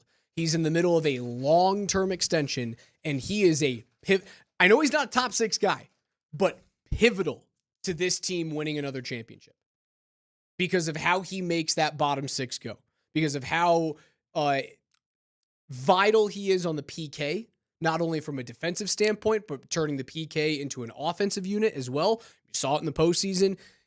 There are times where you'll never mistake the hands of Logan O'Connor for the hands of Nathan McKinnon. But a right-handed shot like that, zooming up the half wall, there are times where he gets on his pony and you go, oh, I thought that was number 29, not number 25. Missing him's going to hurt. Now, I'd rather him do the surgery now and then ease his way back into the team starting in December. So this shouldn't really it shouldn't affect what the Avs are doing in terms of like championship chasing next year. Raj, LOC was not on your potential pieces to move. No. His contract it was is Wood. so good. Wood was brought up. Wood, Colton, Girard, Coyle, Manson, Natchez were the six guys that I could go. If you are forced to move someone, those are your contracts. So with the LOC news, does that change anything with regards to might be a little bit more hesitant to move one of those aforementioned names? Ross Colton. Yep. So it's funny because those two players just feel like they are linked. They're similar. It just linked because of both name, right? You've got Logan O'Connor, Ross Colton. To me, always just they sound similar, but then if LOC is not healthy, Ross Colton's role expands, and there is value. Ross Colton, while is he the perfect hockey player? Is he the guy that you want on one of your top lines? Not necessarily, but he is one of those quality pieces of depth that you probably can't part ways with now. Agreed? Yes, unless someone in the AHL surprises you at camp. Like, unless you see Ivan and you go, that's a full-time NHLer. Or unless you see Jean-Luc Fouillé or Nikita Prishapov and go, that's a full-time 82-game player that's going to play in our bottom six on the forward side, and we can certainly use you. It doesn't hurt you if you sign a guy like Jonathan Taves and ask him to play wing, right? Because then he just kind of slots in right there. Maybe he's not a fourth-line winger for you, but maybe maybe Colton drops down into O'Connor's space for the first few months of the season, and then Taves takes Colton's spot on the third line. The reason why Colton is part of my, hey, you could trade these guys, is because you only have $1.2 million in cap space right now, and you still probably have to sign 2 or 3 guys at the very most. And that's not enough cap space to sign 2 or 3 guys. That's the reason why I throw out the big numbers, the $5 million for Girard, the $4 million for Colton, the $5.25 for Charlie Coyle on an expiring deal, although an older guy, I don't know how many teams are going to be willing to take that on. And the Avs do love their center depth right now with McKinnon, Nelson, Coyle, and Drury. There's a reason why they're there. It's not because I don't like the players. It's because the Avs are in a cap crunch. And the only way to get out of a cap crunch is either to have rising young players from your farm system step in, which the Avs don't have. They've traded away all of those, and granted, 2 of those tradeaways have resulted directly in a Stanley Cup championship. And one of them now is the reason why Brock Nelson is here as your second-line center. You either have to fill that with young depth and pieces, which the Avs don't have, or you have to fill it with free agents, and you have to move money out to move money in. That's the only reason. I don't want to see any of those guys leave. I think Sam Girard's redundant. That's the reason why he's number 1 on my list. I think he's an amazing hockey player. There was one other player that I sensed your frustration with last week when we were talking about the list. That you were talking about the highlights of him, or Miles Wood. Yeah, skating full speed into the boards. The reason why and getting dispossessed of the puck. The reason why I don't bring up the Miles Wood contract is because I don't think it's a movable contract. Now, it's a cheap one, right? $2.5 million is very cheap considering where the cap is going. You would call that edible, I believe. It's edible. Now, not all things that are edible are great. Delicious. They don't taste awesome. They can be. Speaking of which, this weekend I was a part of branding some cattle. What? And yes, in western Nebraska. Did you eat some beef? No, but did you come home with some beef? There was. I learned this. We did 620 head of cattle. And CSU great John Howell's ranch in western Nebraska. Did you bring me meat? I did not. What because good are you if you're not giving me calves. Meat? They're not quite. You're doing all the process that was required to get them to a feedlot. Give me some veal. You can't kill these. They're getting ready to go to the feedlot and ultimately the slaughterhouse. But that's years away. It's just a process, Raj. It's a process. But one thing that did happen is every male that we steer wrestled or calf wrestled, every male that came by, they lost their set. Oh no! They lost their set, man. So did you bring me Rocky Mountain oysters? No, but my 10-year-old son, not only did he have them, he had them within minutes of being removed physically from. I don't know if I can do that. How about this, man? I don't know if I can do that. I didn't do it. I need him to be like processed through a plant and then then maybe I can have them. So they were. But I can't be the guy who mutton wrestles a calf down to the ground, watches those things get snipped off, and then have it be on my plate 14 minutes later. I can't do that. Yeah, it wasn't really a plate. That is way too farm to table for me. Old school cowboy vibes, man, out here in Mullen, Nebraska. There were people that are taking them and dumping them right off the apparatus that's a propane tank that heats up the actual cowpokes and the branders, right? So the actual branding unit, they put the Rocky Mountain oysters directly on top of that unit, and they get some char on them. And then they just straight like putting snuff a burger them. on top of a hot engine It's block. unbelievable. It was the wildest thing I've ever been a part of. NFL Notes is coming up next. Don't go anywhere.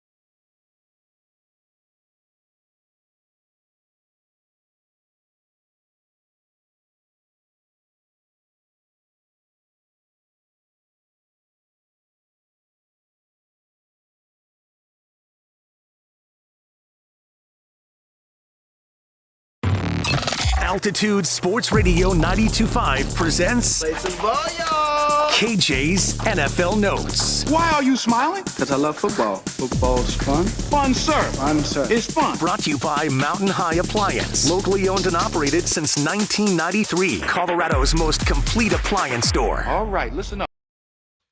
Every day here on the Morning Sprint, we go through the biggest stories in the NFL with KJ's NFL Notes. Alex Ryan-Emmy alongside the coach, Mike Sanford. It's the Morning Sprint on Altitude Sports Radio 92.5. As a reminder, text the word summer into 303-504-0925. That is summer to 303-504-0925 for your chance to win a family 4-pack of tickets to go see the Rapids take on Orlando on Saturday evening at Dick's Sporting Goods Park. KJ, take it away. Brad Gagnon of Bleacher Report included Bo Nix in an article on a few under-the-radar MVP candidates for the 2025 NFL season. Quote, in the final 3 games of the Broncos' 2024 regular season, Bo Nix posted a 126 passer rating while throwing 9 touchdown passes to just 1 interception. In their final 10 games, the rookie first-round pick threw 24 touchdown passes to 7 picks with a 105.7 rating. That despite a so-so supporting cast, according to Brad. However, the Broncos' generally young receiving corps should improve in 2025, and Nix will have a full offseason under his belt to further acclimate himself. The Oregon product could do some serious damage, so much so that he may move right into the MVP outlook if Denver is able to make a serious run in a potentially contestable AFC West. Don't rule it out, end quote. Do you guys agree? And also, what type of season would Bo Nix need to have to be considered an MVP candidate? Whoa. Bo Nix now the media darling, the national media darling that's starting to talk about an MVP candidacy when yet, by all accounts right now, he's about the 19th rated quarterback in the National Football League. Raj, this is actually Brad. Is it Gagnon? Gagnon? Gagne? Gagne? Whatever, I do know Brad a G's name Gagnon spelling that pronounces Gagne. But this guy here, Brad G, he's not wrong. He's not wrong when you look at the way Bo Nix finished the season. And I will say that, the final 3 games of the Denver Broncos season does include the Kansas City Chiefs that were playing absolutely nobody. Also the worst defense in the league. That was Cincinnati. Yeah. But still, they're NFL teams. They're NFL teams.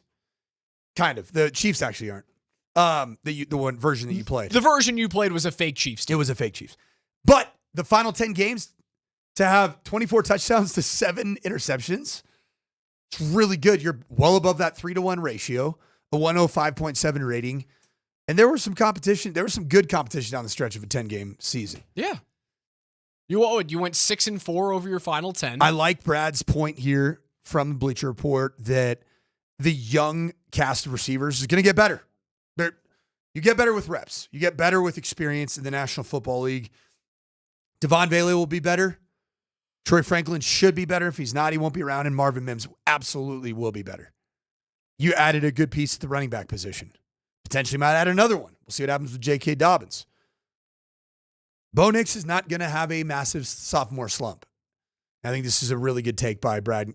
And the question that KJ asked, what kind of season would it take for him to be considered an MVP candidate? Denver has to win the AFC West and win at least 12 games doing it. And it's got to be not just because of your defense winning low-scoring contests. Bo needs to be really, really efficient and clean, and I think he's got to show off a few wild plays with his feet.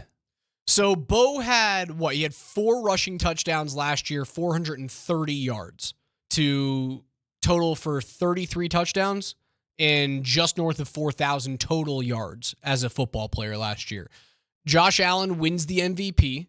Allen throws for 3,700 yards, 28 touchdowns, and 6 picks compared to Bo, 29 and 12 picks. And then on the ground last year, Allen added in 531 yards and 12 touchdowns for a total of, was that, make my math, is that 49? How many?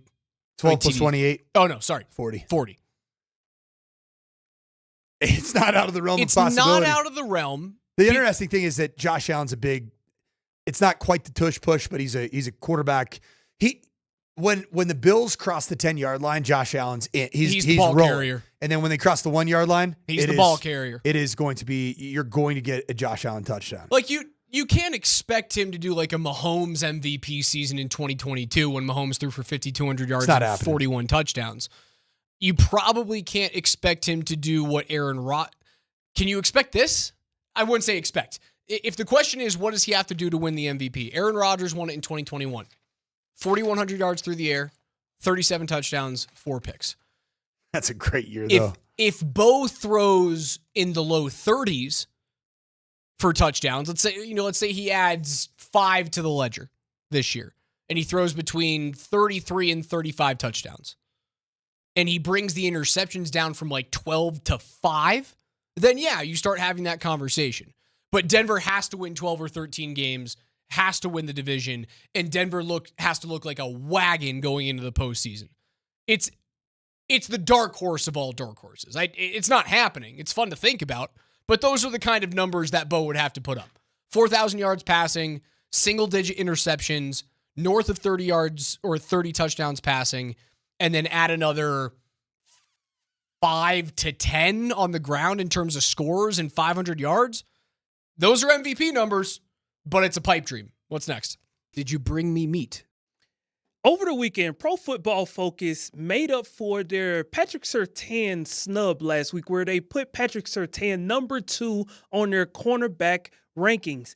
They now believe PS2 is the most valuable non-quarterback in the NFL today. Do you guys believe PS2 is the most valuable non-quarterback in the league right now? Yes, I do. And I think it's going to show up even more this season statistically. He had a great statistical year last year. You're going to have to throw at Pat Surtain II at some point in time because of just how good this secondary is going to be.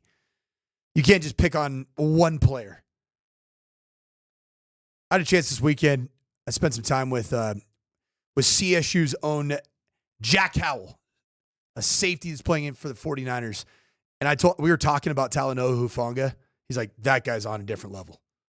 Like, that was a major loss for the 49ers and a major gain for the Broncos. Like, as a guy that studies NFL safeties and wants to model his game after the elite ball hawks in the game, contact courage players, Talanoa Hufanga is going to be a big problem for other teams in the AFC West. Surtain is the most important and most valuable defensive player in the league.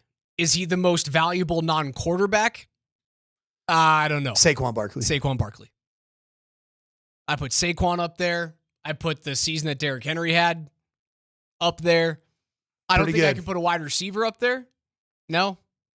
Is there a wide receiver that... This past year, like 2 years ago, you'd say Justin Jefferson. Yeah. And then, right? Yep. And 4 years ago, you'd say Devontae Adams. Right. Oh, he's the third most important non-quarterback in the league. Second, behind Saquon. I'll give you that. I could either go Saquon, Henry, Surtain, or I could go Saquon, Surtain, Henry. Because I still think Henry, like the cliff's coming for and also Derrick Henry, isn't it? Derrick Henry also has got an incredible weapon at standing right next to him at quarterback in Lamar Jackson. So his is aided by the fact that he's got a supercomputer, a cheat code, if you will, at quarterback. People are saying because I don't think that Bo Nix is going to win the MVP this year that I hate Bo Nix. So there's a Monday for you. KJ, what's next? Did you bring me meat? It wouldn't be a Monday if they didn't think you hated Bo Nix. My favorite line that always comes in. Unbelievable. Stick to hockey, Raj. Yeah, I love Such that. a good one. It's a good one. You can't miss on that I one, love that one. Not at all. I need to start using that It's more. a plug and play. Yeah, anytime you gotta have that in your back pocket. Anytime I disagree with one of your takes in any other sport, just stick to hockey, Raj. Then you can come right back. Hey. How those Hilltoppers doing? Packers star defensive back Jair and then that's when I come with, did you have fun playing club hockey in college? Was that fun? Club hockey? Did you have the NCAA decal on your jersey? How was it holding footballs for the point after attempt? Oh man. KJ, what you got? You know what? That's why they say those who can't play, They get into coaching Yep. or into the media. Or start talking about it. Here we are. Packers star defensive back Jair Alexander is no longer with the Green Bay Packers. It was reported earlier this morning that Jair has been released after the team couldn't find a trade partner. And probably just an hour ago, Mark Murphy was on 97.3 The Game in Green Bay. And here's what he had to say about Jair Alexander being released. You know, I've been around, I played 8 years, and I've been around the NFL for a long time. Very rarely does your career end the way you want it to. And, you know, the reality with Jair is just that, you know, the injuries just took a toll. You know, and he missed, I think the last 4 years, he missed about half of the games. And, you know, but, you know, hopefully he'll be able to, this gives him, well, you know, we had the mini camp starting yesterday, and I think this way we wanted to have that resolved. And, you know, now he's really free to go wherever he wants. And probably, I'm sure, you know, he's still relatively young. I think he's 28 or 9. So, but, you know, I think with the injury history, it was difficult to trade him. This Jair Alexander storyline is one that I contributed to our text thread about stuff I wanted to talk about in NFL Notes, and it was from a Broncos perspective.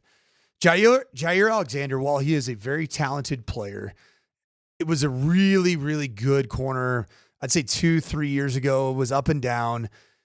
He is the face of what I think a lot of NFL franchises deal with malcontented players, dramatic players, and players that are ultimately pulling away from moving the entirety of the franchise in a positive direction because of off the field, we'll call it dynamics, not even off the field, like legal problems, nothing along those lines.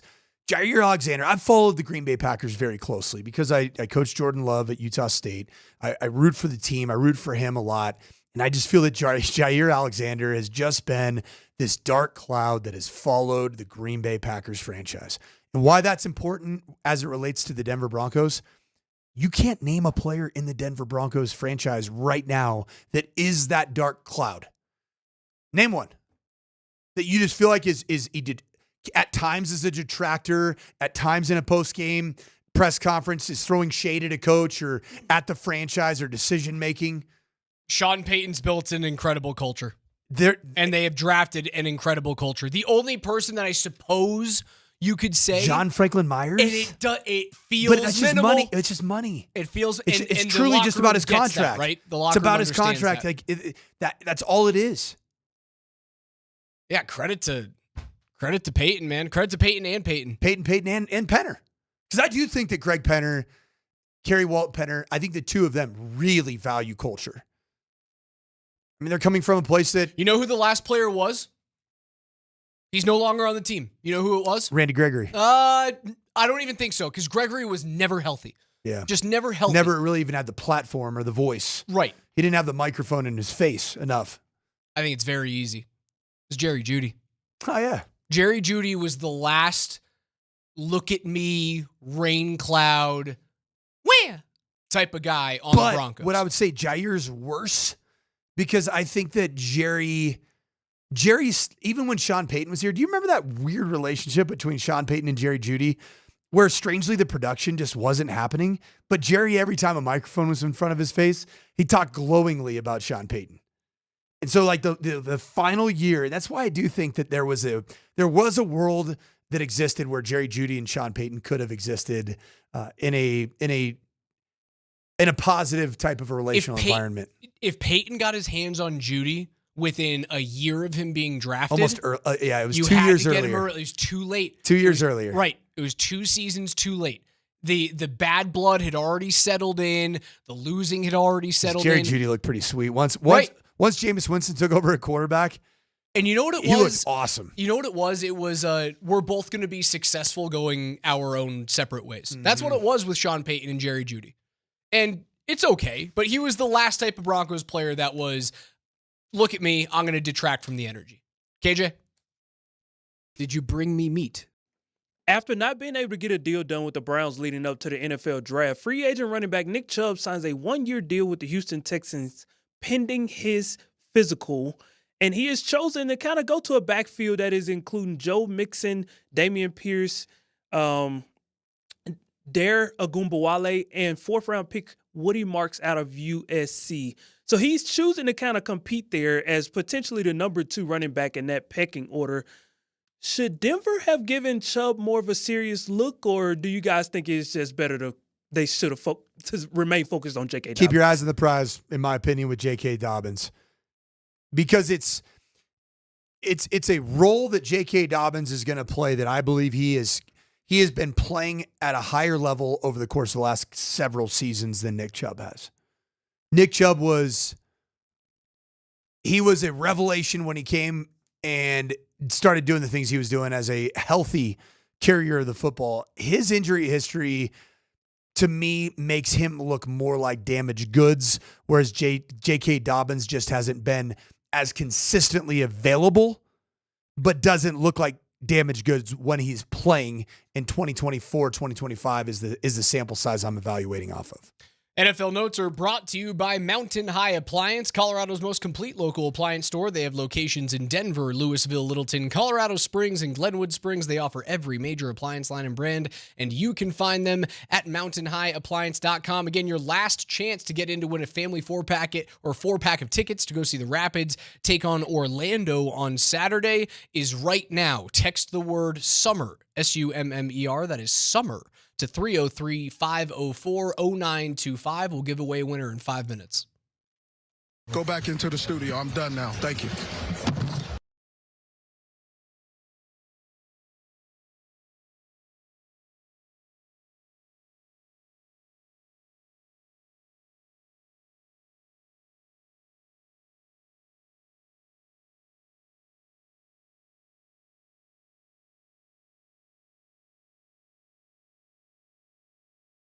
Hey, Greater Colorado, you looking to tackle any real estate needs? Well, I got the guy for you, and that's my realtor, and that's Barry Remington and the Remington team at WK Real Estate. He's a proud Colorado native. Barry grew up in Arvada, attended Fairview High School in Boulder, and played inside backer for Coach Mack, where he still holds the all-time career tackles number at 490 plus. Barry Remington is the perfect guy for you because he's honest and he will work for you. He works alongside his daughter, Cassie, and has been working with Cassie for nearly 7 years. And she brings smart insights, high-level communication, and a fresh female perspective. She's awesome to work with. I can just tell you that from personal experience. Right now, talking to Barry, he tells me it is a buyer's market. So if you have any interest in getting into new property, you can't underestimate what sellers right now are going to do to get a deal done. Barry is the perfect guy, and WK Real Estate team on the Remington team are the perfect team to get a deal done because he has more than 10 years of experience and sells nearly 40 homes on an annual basis. And just like anything, the more reps that you get doing something, the better you get. And Barry Remington will be the guy for you, like he was for me, that dots every I, crosses every T. So make sure you go to Barry Remington, that's 1M, BarryRemington.com to check out his listings. They have an incredible amount of inventory right now for you as a buyer. Check out BarryRemington.com, and they serve Boulder, Denver, and beyond.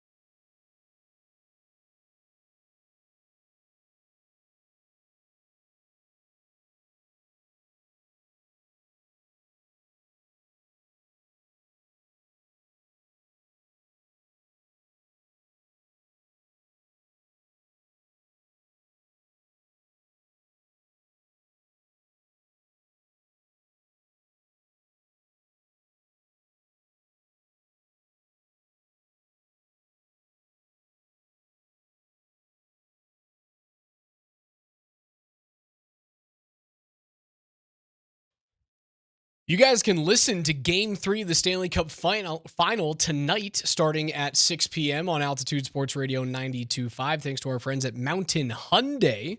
Every single game of the Stanley Cup final is right here on Altitude Sports Radio. Game 3 tonight, Edmonton and Florida. Draisaitl and McDavid looking to find a way to reclaim home ice advantage. And the more I've thought about it, ever since we last talked about it about an hour and a half ago, Coach, it does feel like Edmonton let one slip away.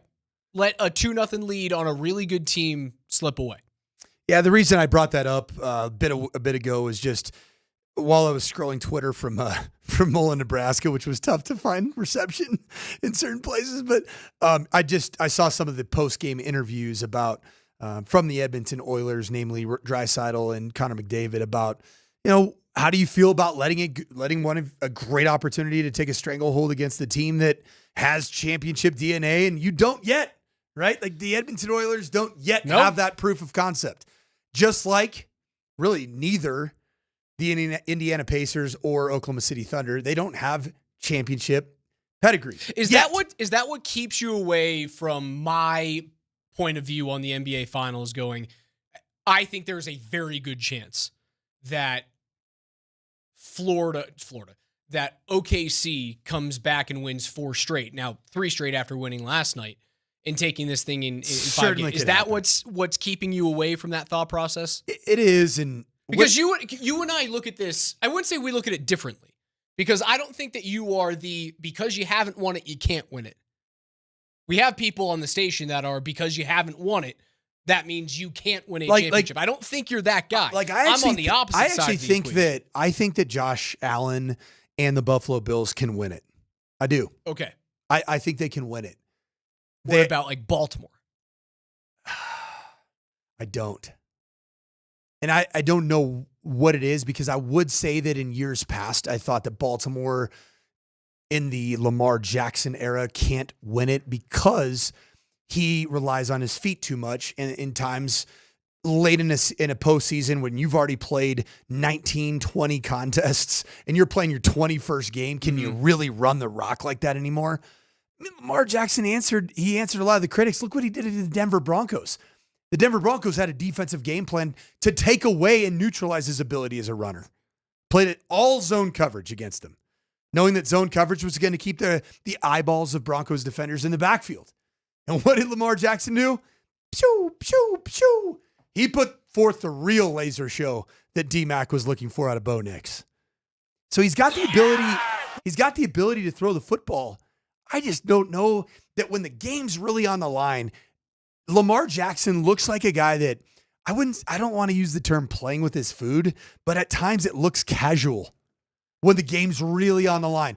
Where when you watch Mahomes, it looks surgical. It doesn't look surgical for Lamar. So to bring it back to Thunder and Pacers, the reason why I don't think it's going 7 is because there isn't a Mahomes on the other side of the court for OKC. The equalizing factor for great team versus not as great team in this situation, typically in the NBA, would be an aging championship team that's still there. Yep. I obviously know this couldn't happen because it's West against West. Let's say it's OKC and Golden State right now. I think there's a greater chance for that series to go 7. Correct. Than this one is, because the equalizing factor isn't there. Both teams don't have championship pedigree yet. That's where I look at this and I go, if they had a bunch of dudes that had been there and done that, and I know they got Pascal Siakam, but that's years ago now. And Siakam, while great in that series, was not the reason why they won. The reason why they won is because, well, they had Kawhi Leonard, and Kawhi Leonard went off. I think they're giving them 4 straight. I think it's a 5-game series. I think Indiana's going to sneak up there and scary a couple of them, but I think they got their one. And OKC is going to go, I'm done. To take a turn from you there, I'm done playing with my food. Mm-hmm. OKC, if they weren't playing the Pacers, a team that I've watched really since the last, not this season, last season. Remember the in-season tournament run they went on? It was a bit of a sign of things to come, because when you watch them then, it was like, these guys aren't for real, are they? Well, here they are. I love how they move the ball. Don't get me wrong. Like, I think they're fun to watch. A year and 4 or 5 months later, and they're now in the NBA Finals, and it's 1-1. After doing it against one of the most dominant regular season teams in the history of the NBA, you did it in their building. The Pacers are this team that they have guts. They've got the ability to look at a 15, 20-point deficit on some nights, I'd say a lot of nights, and say, we're right in this thing. And I think that's a scary place for Oklahoma City to be. Oklahoma City has to win 2 at home, I think. Or, excuse me, they have to win both. They have to win game 3. They have to win game 3. They win game 3, it might be over. It's over. You lose game 3, then I think you're right on it. This thing goes the distance. But I've got full confidence in OKC getting this thing done. Now, my other big question about this, Coach. Why do I hate watching them, Oklahoma City? I love watching Indiana. I do too. I think they defend well. I think they defend hard, not nearly as hard as OKC does. I love their offensive ball movement. Like, the ball never stops moving with the Pacers, and that's the reason why I find my eyes drawn to them. My big knock, and many people's big knock on the NBA for years now, has been it's not physical enough. They don't play hard enough defense. And yes, from the regular season to the postseason, that changes drastically. OKC is what I've been begging for years out of the NBA. Playing as hard as humanly possible, being as physical as humanly possible, and the referees are letting it happen. Why do I hate watching it? Because I think it's because of all the antics of Shai Gilgeous-Alexander on the offensive side of the ball. Because Shai is a really good defender. And it's really hard to take away from what Shai's able to do as a guy who can score the basketball, but also play really good defense. He's actually, for a shooting guard and point guard, he's a really good rim protector as well. Really involved and active in getting his hands on passes and lanes. But it's all of the antics with SGA that make him the face of that franchise and the most punchable face. And then if I want to get a little bit petty here, Raj, it's because you, as a guy that's done social media for the station, you've lived on social media the last 5 years. You can't unsee the TikTok videos of the Jalen Williams and SGA and their awful dancing. You're not wrong. It's terrible. I can't unsee those commercials with Chet. It's pretty hard to, they're just like if Caruso wasn't on the team, man, I wouldn't hate watching him play. But he's what I've been begging for out of the NBA for 2 decades. I've wanted dudes to play like Alex Caruso, but I can't stand watching that guy. I don't get where the disconnect is. It can't be as simple as they beat the Nuggets. It can't be that simple. I think it is that simple because Alex Caruso, 6'5" of him, somehow, some way, as the agitator of Nikola Jokic in Game 7, basically neutralized Nikola Jokic. Obviously got a lot of help, but he was meeting him up extremely high and bodying shanking him for 60 minutes. Got away with it. It's playoff basketball. 48 minutes. If hockey on the brain. Just rewind to the 2020 Los Angeles Lakers, where Anthony Davis was a really, really good player. LeBron James is doing LeBron James things. And Caruso at 6'5" was doing the same stuff that he did to Nikola Jokic, and he was doing it into Anthony Davis and LeBron James. You would love him. Would you not? LeBron James. Would you have loved him, watching him just assault those two players that you think have punchable faces? He did it to your guy, He did it to my man. guy. He did it to our guy. And that's why it's untenable. It's hard to watch. But you know what you have to do? You've got to tip your cap. And the thing, Raj, that I think that you need to do is you got to tip the cap to what the Indiana Pacers have been able to do, and that's win close games all year against all odds. And that's what I think they're going to do. Congratulations to Marty Easter. You're going to see the Rapids take on Orlando this weekend on Saturday. Family 4-pack of tickets. Again, Marty Easter, our winner for Rapids tickets. That'll do it for us today. For Coach Mike Sanford, KJ Granderson behind the glass, I'm Alex Ryan. You guys have been listening to the Morning Sprint. Thank you so much. Stay tuned. PhD's coming up next. We will talk to you tomorrow morning at 10. Love you. Bye.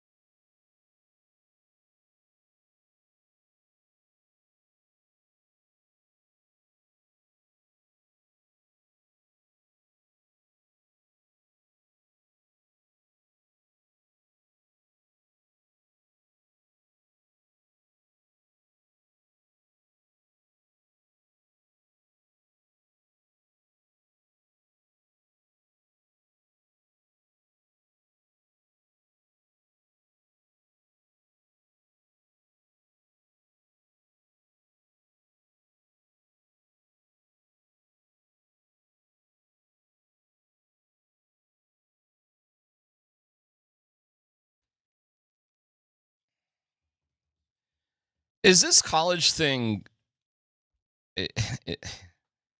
Is it going to be looked down on from schools that are paying more than $20.5 million already to students? You guys understand this whole college setup thing that's going on right now? Well, it's pretty complicated. I guess I've already got a dumb question out the gates, but my understanding, the way you just said that was not my understanding of it. Like, my understanding was you've got $20.5 million, right? Was that the number? Yeah. So you got $20.5 million that is available. That's your salary that cap. If you opt into it, if you want to be a part of it, that's your salary cap that you can pay directly from the university. However, now, I guess it's my dumb question, because it was my understanding that you could still have all that NIL money outside of it. Oh, you can? That's my understanding. Oh, okay. I suppose I could be wrong on that, because the NIL is different, right? If that's true, if that's true, everybody just sign in and get a free $20.5 million.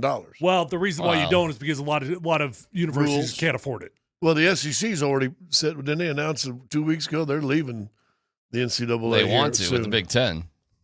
But I and I know there's back pay.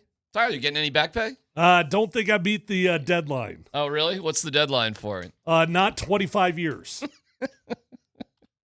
I saw our guy Jeremy Bloom all fired up for it, and I was like, "You go, all right, Jeremy.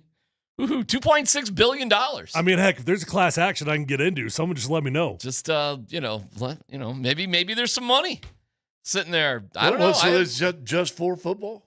No, I don't. I think it's for. So is that 20.5 counts your entire sports yes, spectrum? That does, yeah. Or is that just for the football program? No, I think it's just for football. No. That's for your whole school.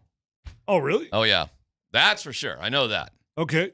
That's for everything you got going on. So you want to pay $5 million to Olivia Dunn. It's really not that much money.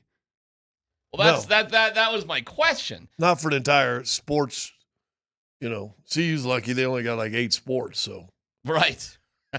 So but I mean, there's nobody telling you that you can't apply the entire 20.5 to your football team. That is correct. You could, if you wanted to go in that direction, you can. Maybe not everybody has a softball team they want to pay a pitcher $1 million for. Texas Tech does, but it's hard to come in second place. So I don't know. It's a wild ruling to me that came out over the weekend. It just blew me away that there's something like this now out there, and I am confused where the NIL sits with this. This is the NCAA scrambling because they're 10 years behind the curve, and they want to get in front of it and try to put a moniker of control. Yeah.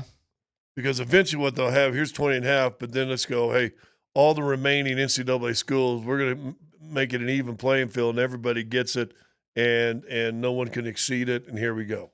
Which then people will cheat. This just opens the window for even more illegal cheating now. Well, just to narrow it down to CU, though, and CSU, and UNC. But now all of a sudden, CU and CSU, as an athlete, the school can write you money, can write you checks. You can be put on salary, whatever it is. Like you can. So here's my question: negotiate that. You can be recruited with that. I mean, it can be done. We really do need an expert on for this because there's a lot of details to it that are very, very nuanced. But my question with that would be now, okay, so University of Colorado is paying me $500,000 to play left tackle for CU. Yeah, and they fronted me $180,000. Okay. So they gave me $180,000 up front to sign that deal. A signing bonus? Okay. Sure. Now, after 8 months, I've decided I want to transfer to Colorado State University. Do I have to pay that money back? I think you'd be liable for it. Can I even question. leave? Or is it now like the business world where I get fronted a bunch of money to sign somewhere, and now I've got non-competes and I got to pay money back? I would imagine at the very least you got to pay the money back. Don't know. Different, bizarre new world. So obviously, perhaps a lot of unanswered questions, but overall, do you like this or not like this? You think this is better for college sports? You think paying $2.6 billion to former NCAA athletes is reasonable and fair? So I have no idea what's reasonable and fair to former players. That's and what's the cutoff line? Like who arbitrarily gets to decide it's a 10-year cutoff or 15-year cutoff? I do think it's a step in the right direction. I think the more you can do all this NIL stuff, above the board, the clearer it's going to be for everybody. I do think that they messed up one thing here. It should not be universal across the country, $20.5 million. It should be based off your conference, and it should be based off how much your own personal TV deal is. You got a boat on Hyannis Sport too? I do not. Oh, sound like DMac right there. No. Sound very elitist. But I mean, what are you talking about? If the Big 12 has got X amount of dollars coming in from their TV deal, well, we should be able to divvy that up however the hell we want to divvy that up. I don't disagree, but then where's the revenue coming for UNC?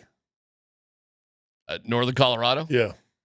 Well, that's why they won't opt in. No clue. That's why there's going to be a lot of schools that just don't opt into this. Well, if you opt in and you're guaranteed the 20.5, why wouldn't you, especially if you're a smaller, poorer school? Wait a second. Where's the 20.5 coming from? It's your budget. It's your money. Nobody's handing you $20.5 million. I know that, yes. Oh, you're saying there's a salary cap. Yes. You're saying they could spend it out of their own budget, but that means still someone's going to have to fund UNC that 20.5. Correct. It's not coming from the NCAA. No. Which is why not every school's opted into this. See, I thought I took it that the NCAA was going to grant every team $20.5 million. I went, whoa, no, okay. No. It means you can pay up to $20.5 million. Now you got to figure that money out for yourself. But I'm going to guess for some schools that's not even close to enough. How much do you think Alabama spends on or Ohio State or Michigan Sure. or LSU or So I just clarified it. My thought at the beginning is correct. The $20.5 million, that's a separate deal that this university can divvy up however they want to their own players.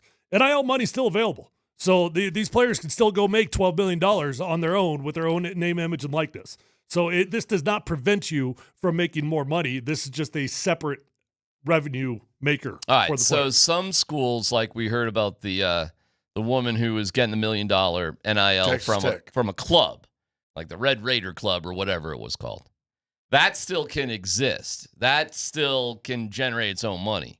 However, now the schools can take that club and fold it into the university if they wanted to, and now you are fundraising and money right directly through the school, or the school, I suppose, could appropriate however they want their funds. They're doing a budget, how much we give in the math department, how much we give in the English department, how much we give in the athletic department.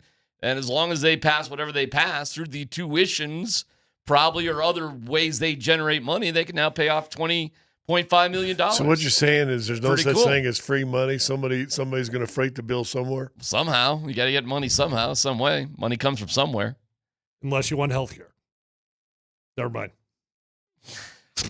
I like it because I think these college athletes have been used and abused for years and years and years. I've seen some people say this is ruining college sports, but the only thing I would say is college sports was ruined a long time ago when these universities were taking these multi-million-dollar TV deals, advertising deals, all this stuff, and it's been corrupt for a long time. And now, finally, long last, the kids are going to get paid too. And just getting a scholarship is not enough, in my opinion. It isn't enough. It's not worth the $40,000 to $70,000 tuition compared to what you help generate, especially if you're one of those kids. Will O'Bannon go down in history when this thing finally settles dust and everything's paid for and reparations are paid out and all the different stuff? Is it Ed O'Bannon? Was it Ed? He's the one that they started it. Yeah. They started this taking a long time. So is he on the Mount Rushmore for every college athlete? Should they start an Ed O'Bannon fund where everybody puts in 0.002% of their NIL money into a fund for Ed O'Bannon? Well, somebody had to start the process a long time ago. It's pretty historic. Do you think CU will jump on this? Do you think? They already said they are. Okay. Yep, they're in. Rick George already announced it, and they're looking for ways to now fund that, as every university will be. Mm-hmm. They'll be looking for ways to come up that $20.5 million. I do find it interesting, though, that's for all your athletes in every single sport. It's not that much money. Okay. Well, but then again, it could help out a place like CU that is on the lower spectrum of NCAA schools as far as the number of programs they have. So it helps them. Well, it's going to destroy schools that don't get into it. Schools that can't afford it or don't have the coffers, if they were competitive at all, now the distance will be gargantuan. Not that it wasn't big already. They can but still it'll be ridiculous. buy in, but never get it funded. Well, so they still okay. have the legal opportunity to use it. But UNC going to come up with $20.5 million to pay for football and basketball? You're lucky to get $20 and a free lunch. Are you kidding me? Yeah. No. Well, CSU then. Listen, man, there's rich alums everywhere. I mean, Dick Monfort is tied into UNC, I suppose, if he wanted to throw some money their way. Every school's got some, rich people that are associated with it. Who knows? But I think the gap between the haves and the have-nots will be deeper. But I'm okay with it. That's the way it goes. And if these kids are that talented and they're generating that kind of money for their universities, good for them. The only way this works is if somehow they could say 20.5 all across the board, no more, no less, whatever, but no more. You're not paying this guy 10, this guy 10, this guy 10, this guy 10. You have 20.5 divvied up the way you want. Now, I think because you've had Pandora's box open, that you aren't going to win any legal process that says this kid going, hey, wait a minute, they told me I was making $5 million last year, but I can only make $750,000 this year. Well, this is still reasons why the SEC eventually will still want to leave, because the NCAA is telling you got $20.5 million, right? Where did they come up with the $20.5 million? Well, it's an average of what all the Power 5 conferences are making in their TV deals. So it's 22% of the average of the Power 5. Well, SEC, hey, we're making a whole lot more money than that. So why are you telling us that we're capped at $20.5 million? Our TV deal's great. We love what we're doing over here. It's a desperate move by the NCAA to stay relevant. No doubt about it. No doubt about it. That's my first take on the whole thing. Yeah. And again, once again, 10 years behind the curve. Does it ruin college sports or help college sports? Both. Because I'm not sure that the athletes with the time and the money schools make off the name and likeness in the past anyway, the athletes haven't deserved something else. But there's a innocence of college athletics that have completely gone away. But it's the same thing. Is the Olympics better with pros in it or worse? Better. Okay, so to me, I like the amateur athletic part of it. But guess what? You had dudes in Russia making hundreds of thousands of dollars. No, it was corrupt for a long time. Forever and ever. China, Korea. What do you think was happening in 1980 with the Russian against the U.S. team? That was pros against amateurs. Dude, that was 50-something years ago. I played, we won and turns out it was the very first junior world championship, 19 and under. And played Russia in that tournament and played back when there was a Czechoslovakia. Now it's Bosnia and Serbia and all that stuff, but we played Czechoslovakia. We played the Russian team. Mm-hmm. And listen, I was one of the older kids. I think I had just turned 19 right when we were in training.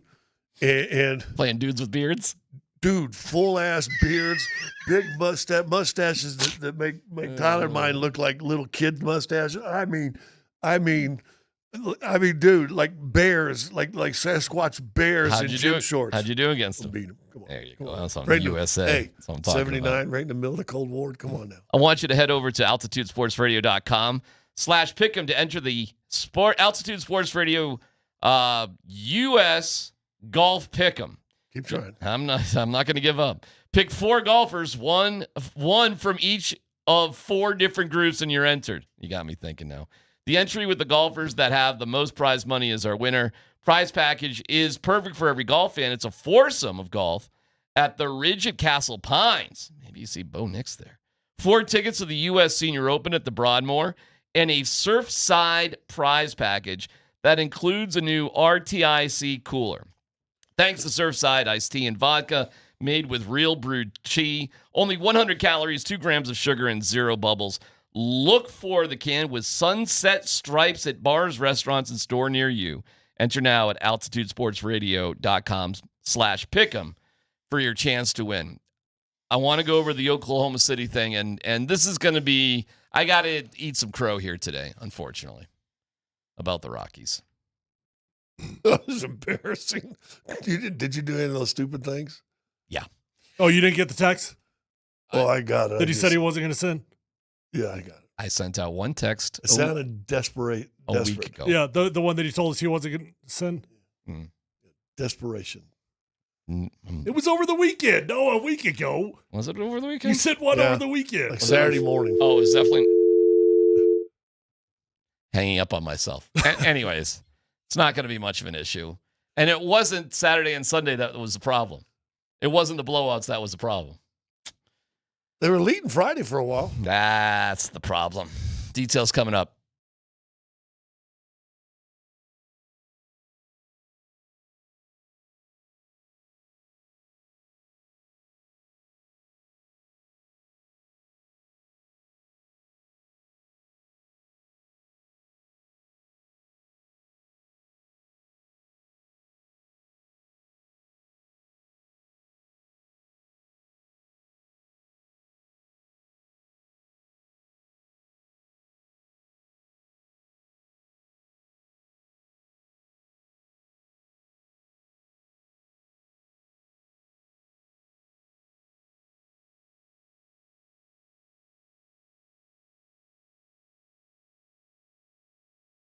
All right, guys. Hey, check it out. If you're starting to lose your hair, you're frustrated, you got a bald spot, thinning hair, receding hairline, time to do something about it. Just make the commitment to call my friends at Advanced Hair Restoration, and you're going to get your hair back. Simple as that. When you go to Advanced Hair, ask them about their Advanced FUE because nobody can offer anything like it. Guys, when you go to Advanced Hair Restoration, you will be in a calm, relaxed environment, and you're going to have the best of the best working on you. You will love Dr. Tanya Pauls. You will love the entire staff at Advanced Hair Restoration. They're absolutely fantastic at what they do. Guys, what I love about Advanced Hair is they believe in what they do so much. They're going to guarantee your hair is going to grow for life. Lifetime guarantee, folks. Your own natural hair, it's going to start regrowing the very next day. So pick up the phone, call today, 720-459-HAIR. You're going to get 250 free hair grafts and $250 off. Check them out online at advancedhair.com.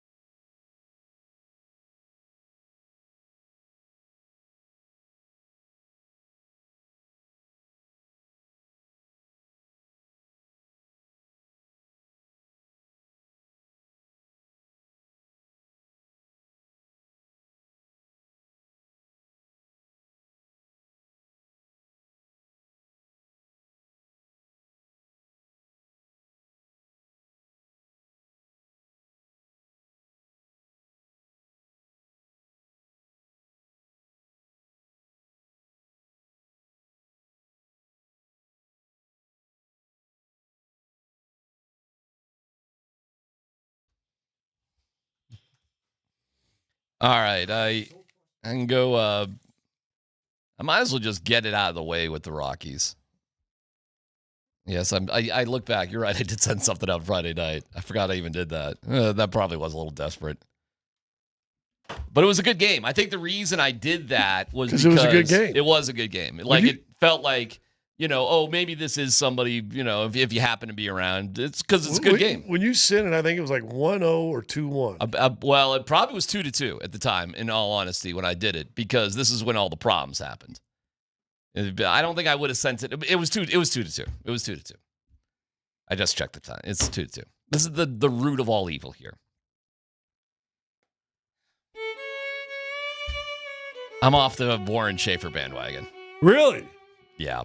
He didn't give me a choice. God, man. And again, this will be a no-duh, DMac. Shocker. But ain't nothing gonna... I know. I can already hear it. Nothing's gonna change if you just keep doing everything from within, okay? And I know it.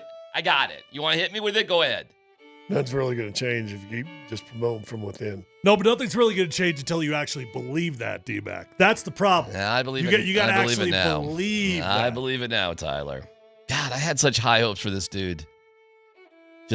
And I do think Bud Black was a terrible manager. It doesn't mean like I was bucking for Warren Schaefer to get the job.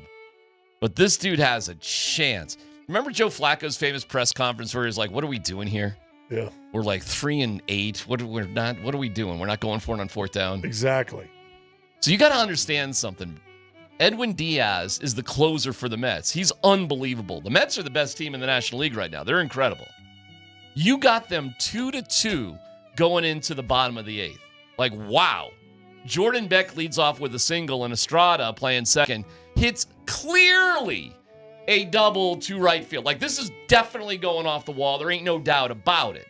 I could have made it from first base home, or at least given a shot. This is so obvious that Jordan Beck should have scored from home. Estrada is practically standing on third base because he's anticipating Beck's going to go home. There's no outs. The game's 2-2. You're the Colorado Rockies with 12 wins. Andy Gonzalez, I think it is, the new third base coach who was the assistant hitting coach, Andy, for whatever whacked out reason, holds up Jordan Beck. Now, he's not going to get thrown out, but if he does get thrown out, Estrada's going to be standing at third with one out in a 2-2 game in the bottom of the eighth. You know what I'm saying? Like, yeah. You're all right. It's a good gamble for the reward. Because you're the Rockies and you've won 12 games. Yeah, what are we doing here? What are we doing here? And if he's saved, now you got a guy on third base and no outs. And no outs. And all the momentum. And here we are, and let's go. And we're getting the Mets, and this is how we beat the Yankees a couple weeks ago. And let's go. 50,000 people, because a lot of morons going to these games, guys. A lot of dumb people going to Rockies games these days. And Andy holds them up. And Beck is like charging down the third. He's gonna score. And stay. Don't do it. Don't go. Sure enough, they walk a guy, I think. I'm getting the order a little bit. The bases get loaded. And Ryan McMahon, he's a lefty, so when he hits the ball down the third base line, why the hell is the third baseman standing near the base? He should be in a shift. It should be he's standing right next to the base. McMahon kind of squirms one right at him. Catches it even with the base, just dives over, tags out Beck for a double play, and the Mets get out of the inning. And of course, the Rockies give up runs in the top of the ninth, and Diaz comes in. Actually, he allowed the first guy in, and then he struck out the side. Of course he did, because you're the Rockies. So anyways, I'm still with Warren Schaefer, like, a little bit of bad luck, get out of this. All you have to do is hold your third base coach. All you have to do is hold him accountable. And you don't even have to be mean about it. You could just simply say, we've got to be more aggressive. I understand what Andy was doing, but like we got to be better than that, right? Because what are we doing here? What are we doing here? I'll talk to Andy about this. Instead, all we get from Warren Schaefer was, I just came off of doing that job. It's a hard job. I'll never second guess my third base coach. Now is not the time to be loyal to a guy who had the job for 3 weeks. Now it's time to set the tone for what we expect to happen in the future. And I'm out. I'm out on Warren Schaefer. I'm sorry, bro. I'm out on you. And I liked what you did Friday. You used an opener, Rolson, because Sensatella sucks starting the first inning, but it actually worked. Rolson got out. Sensatella went in. It wasn't terrible. They were good. It was a little creative, something Bud Black would never do. But when you're defending your third base coach for an idiotic move that any moron could have seen that you just send the guys because you got nothing to lose because you got 12 wins because you're the Rockies, and then you defend them post-game?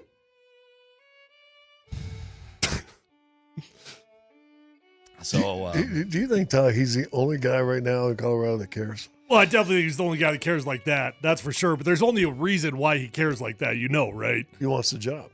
Well, that and he was on this everything's going to be better once we fire Bud Black thing. I will say that. And now he's finally coming around and realize, oh, maybe it actually wasn't Bud's fault. It was Bud's fault too. But there's a lot of fire on your side. I was going to be hesitant to bring this up, but I did have a buddy who called me. He goes, "Hey, today on the show, I guess see if DMac's off the Warren Schaefer thing after what he pulled this weekend." The DMac is off. Never mind. And here's the trickle down effect. Because you lost whatever momentum you had, you go into Saturday and Sunday just like, whatever. Our pitching sucked over the weekend on Saturday and Sunday. Sucked. Second time in Rockies history they've given up 6 or more home runs in one game. Or it tied for second. The Giants hit 7 off them in 2021. 11th time this year they've been swept in the series. Dolan, they've been swept 7 games by the Mets. Dolander, who's a nice young talent, has the second highest home run per inning pitch rate, some stat like that in majors. He does not know pitch combinations. He doesn't know how to pitch. He's got a lot of great stuff. He doesn't know how to pitch. He's a rookie, though, right? Yeah, he's a rookie, so you got to keep working with him and developing and stick with him. But he doesn't. Our pitching, our hitting was terrible too. I mean, that was awful. They got 3 runs on Saturday, didn't you? They got 5 runs yesterday because they got a bunch of garbage runs late. We call them the Dante Bichette numbers.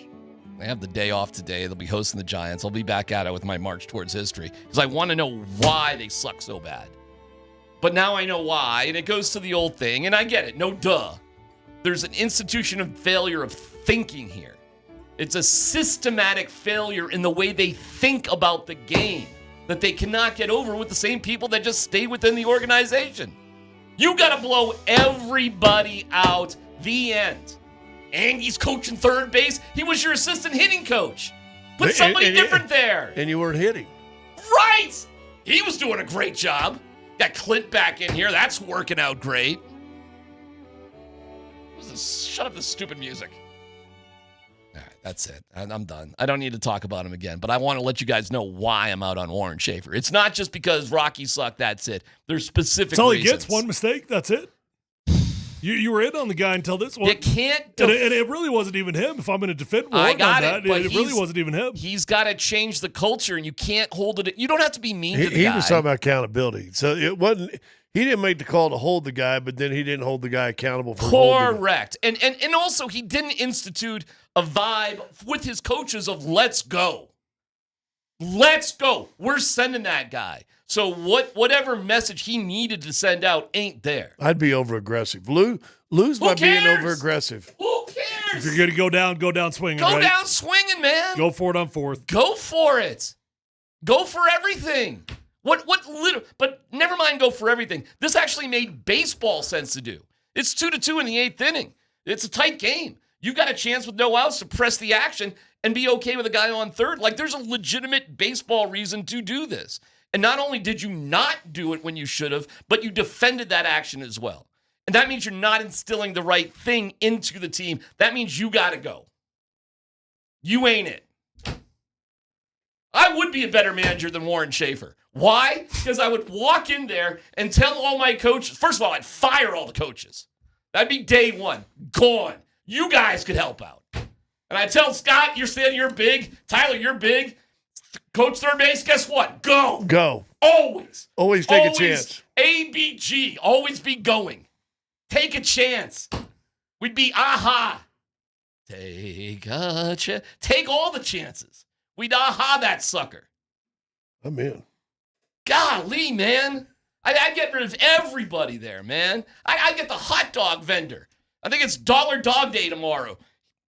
It's Hawaiian Shirt Day. Let me get the fat guy with the big fat Hawaiian shirt out of row 4. He can coach third base today. Maybe that's what I'd do. I'd pull somebody out of the stands every day to coach third base. I'd give him a helmet. I'd give him a hot dog, put a Hawaiian shirt on him, and tell him to send everybody every single second. I get runners on third, first contact, go. Like, what are we doing here? I'm sick of it. I'm sick of it. I'm sick of it. I'm freaking sick of it. Sorry, Warren, I tried. Well, here's what I'm thinking. Never mind games you just get your ass kicked, which was Saturday and Sunday. Sunday, yeah. Nothing you can do. Your pitchers suck. You can't hit. You lose. And you look at the Mets. You look at the Mets, and you look like, oh, my God. Weren't they horrible like 3 years ago? Well, they ain't horrible now. And let me tell you. They're in first place now. They're in freaking up and down the lineup. They go Lindor. They go Alonso's hitting fourth. You go Soto. You got McNeil. You got one dude's like 6'7" lefty. He was bombing things left and right over the weekend. That lineup is unbelievable. Unbelievable. How'd you do it, Mets? They used to suck. What happened? So are you going to train for your 18-mile walk? I am. I'm going to make that my mission, brother. That is exactly what I'm doing. Screw it. I'm definitely doing it. I think there's no doubt about it. I might as well get in shape for it. I think if you don't want to carry a sign in protest, then I think you have stops like every 5 miles. You change T-shirts with a different message. Sure. Whatever. Protest shirts. And then we there sell you go. them. Then we sell all of them at a booth at the end of it. Sounds good. Like if you do-re me. So good. Yeah, I'm definitely going to work towards it. Now it's a mission. Now I want to do it. Now it's the carrot on the stick. Now it's like, let's go. Maybe I run it. I don't walk it. I run and we make it a thing. Like, let's go. I think you walk it, and I think you do the Paul Pierce live stream every once in a while. Like in a bathrobe and the whole thing. Like every 3 or 4 miles, you do a 15-minute live stream. As dumb as it sounds, it almost seems harder to walk than to run. Like running, at least you get into the groove. Walking, you're just like, I got 12 more hours. I don't know how in the world they, with this attitude and how they do, I don't know how in the world they get 42 wins now. I had a smear of hope. Yee. Is anybody out there listening? Where are they now? Everybody's. I was the last one. I'm the only one. Nobody wants to come on my stupid thing, watch alongs with this stuff. Nobody has the same opinion as me on this. I'm the last one. I'm the last one to the party. How many people have joined you in how many games? One. Mike Sanford. But that doesn't even count. He was at the bar with his wife. I don't even know why he did it. That was really nice of him. Listen, I got on Saturday and Sunday. You know what I did when I got on? I was like, this game sucks. They can't pitch. There's nothing to this. Goodbye. Did you think about jumping on when you saw the text, Scott? No. Yeah, okay.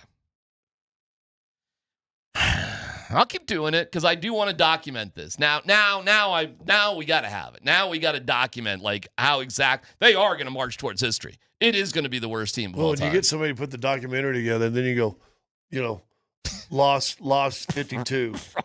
This was after lost 57. Right.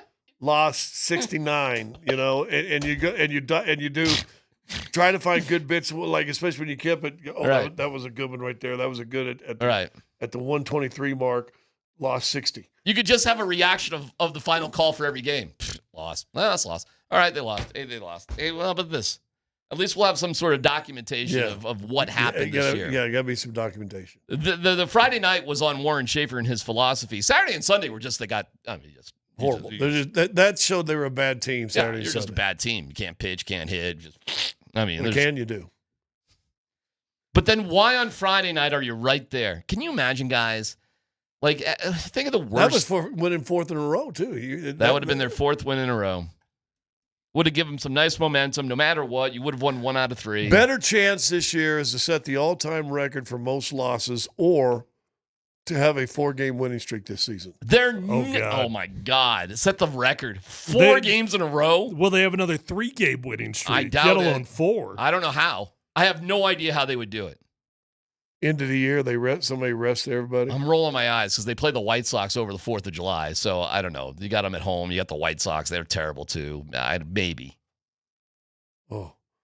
Bad coaching, bad hitting, bad pitching. Fielding was fine. It's just bad. We ought to do T-shirts for that series for 4th of July. American flag, county colors, battle for history. We call it the battle for history. White Sox and Rockies. Dude, do you know how many people were at the game yesterday? Oh, I guarantee it's sold out. It was like 45,000. I don't think it's quite sold out, but it was north of 40. What do you think the 4th of July games are going to be there? It's going to be packed. They're great fireworks. They are great do music fireworks. and everything. They are. The fireworks there are unbelievable. They're really good. Anyways, whatever. I just, that's it. I don't need to bug you guys with it again. Really, seriously. I won't send any more texts. I'll still do the bit, but I'm, Are you going to do that here's the thing. 6 weeks when the Broncos are in Bahamas? This is like this is like the boy who cries wolf. You've already told us that. Yeah, I know. You already said that. It was a good game. I thought somebody might want to join me on a good game. Just thought there was a chance. Might have had a cocktail or two on Friday night. I was wondering if you forgot you even said the message. Oh, we had a great dinner. Oof, man. What did you end up going to a little outdoor patio? We stayed at the bar inside because it was like gnarly, like there were the tornado warnings and stuff. But man, this one, I won't give it free publicity, but it's a joint near here. People get off work early these days. I could not believe we couldn't find a spot at the bar like at 5 p.m. I thought we were early. That place was packed. Well, happy hour starts like at 3 now, doesn't it? Oh, I said to the bartender, I go, what time's happy hour over? It was like 5:10. Oh, it ends at 5. Ends at 5? Well, I go, well, it explains this. Well, we found a seat at the bar, but I mean, it was packed.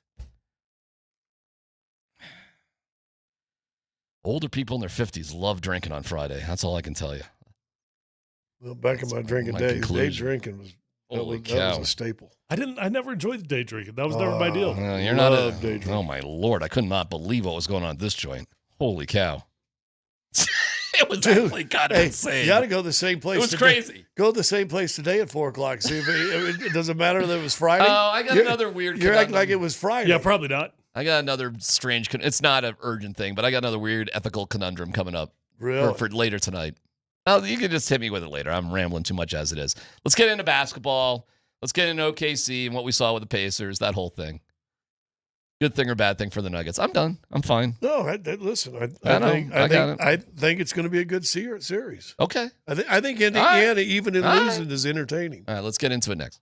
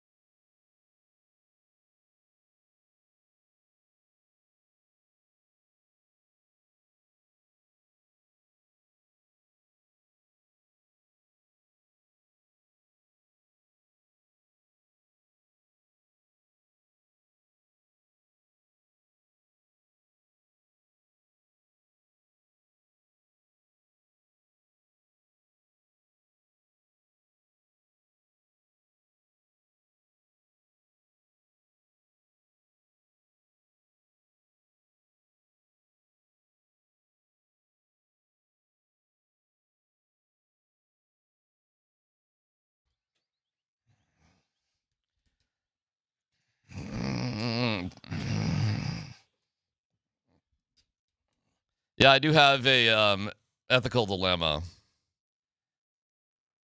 I didn't want to do something. Now I kind of do, but I don't want to pay money for it. I'll tell you the details a little bit later.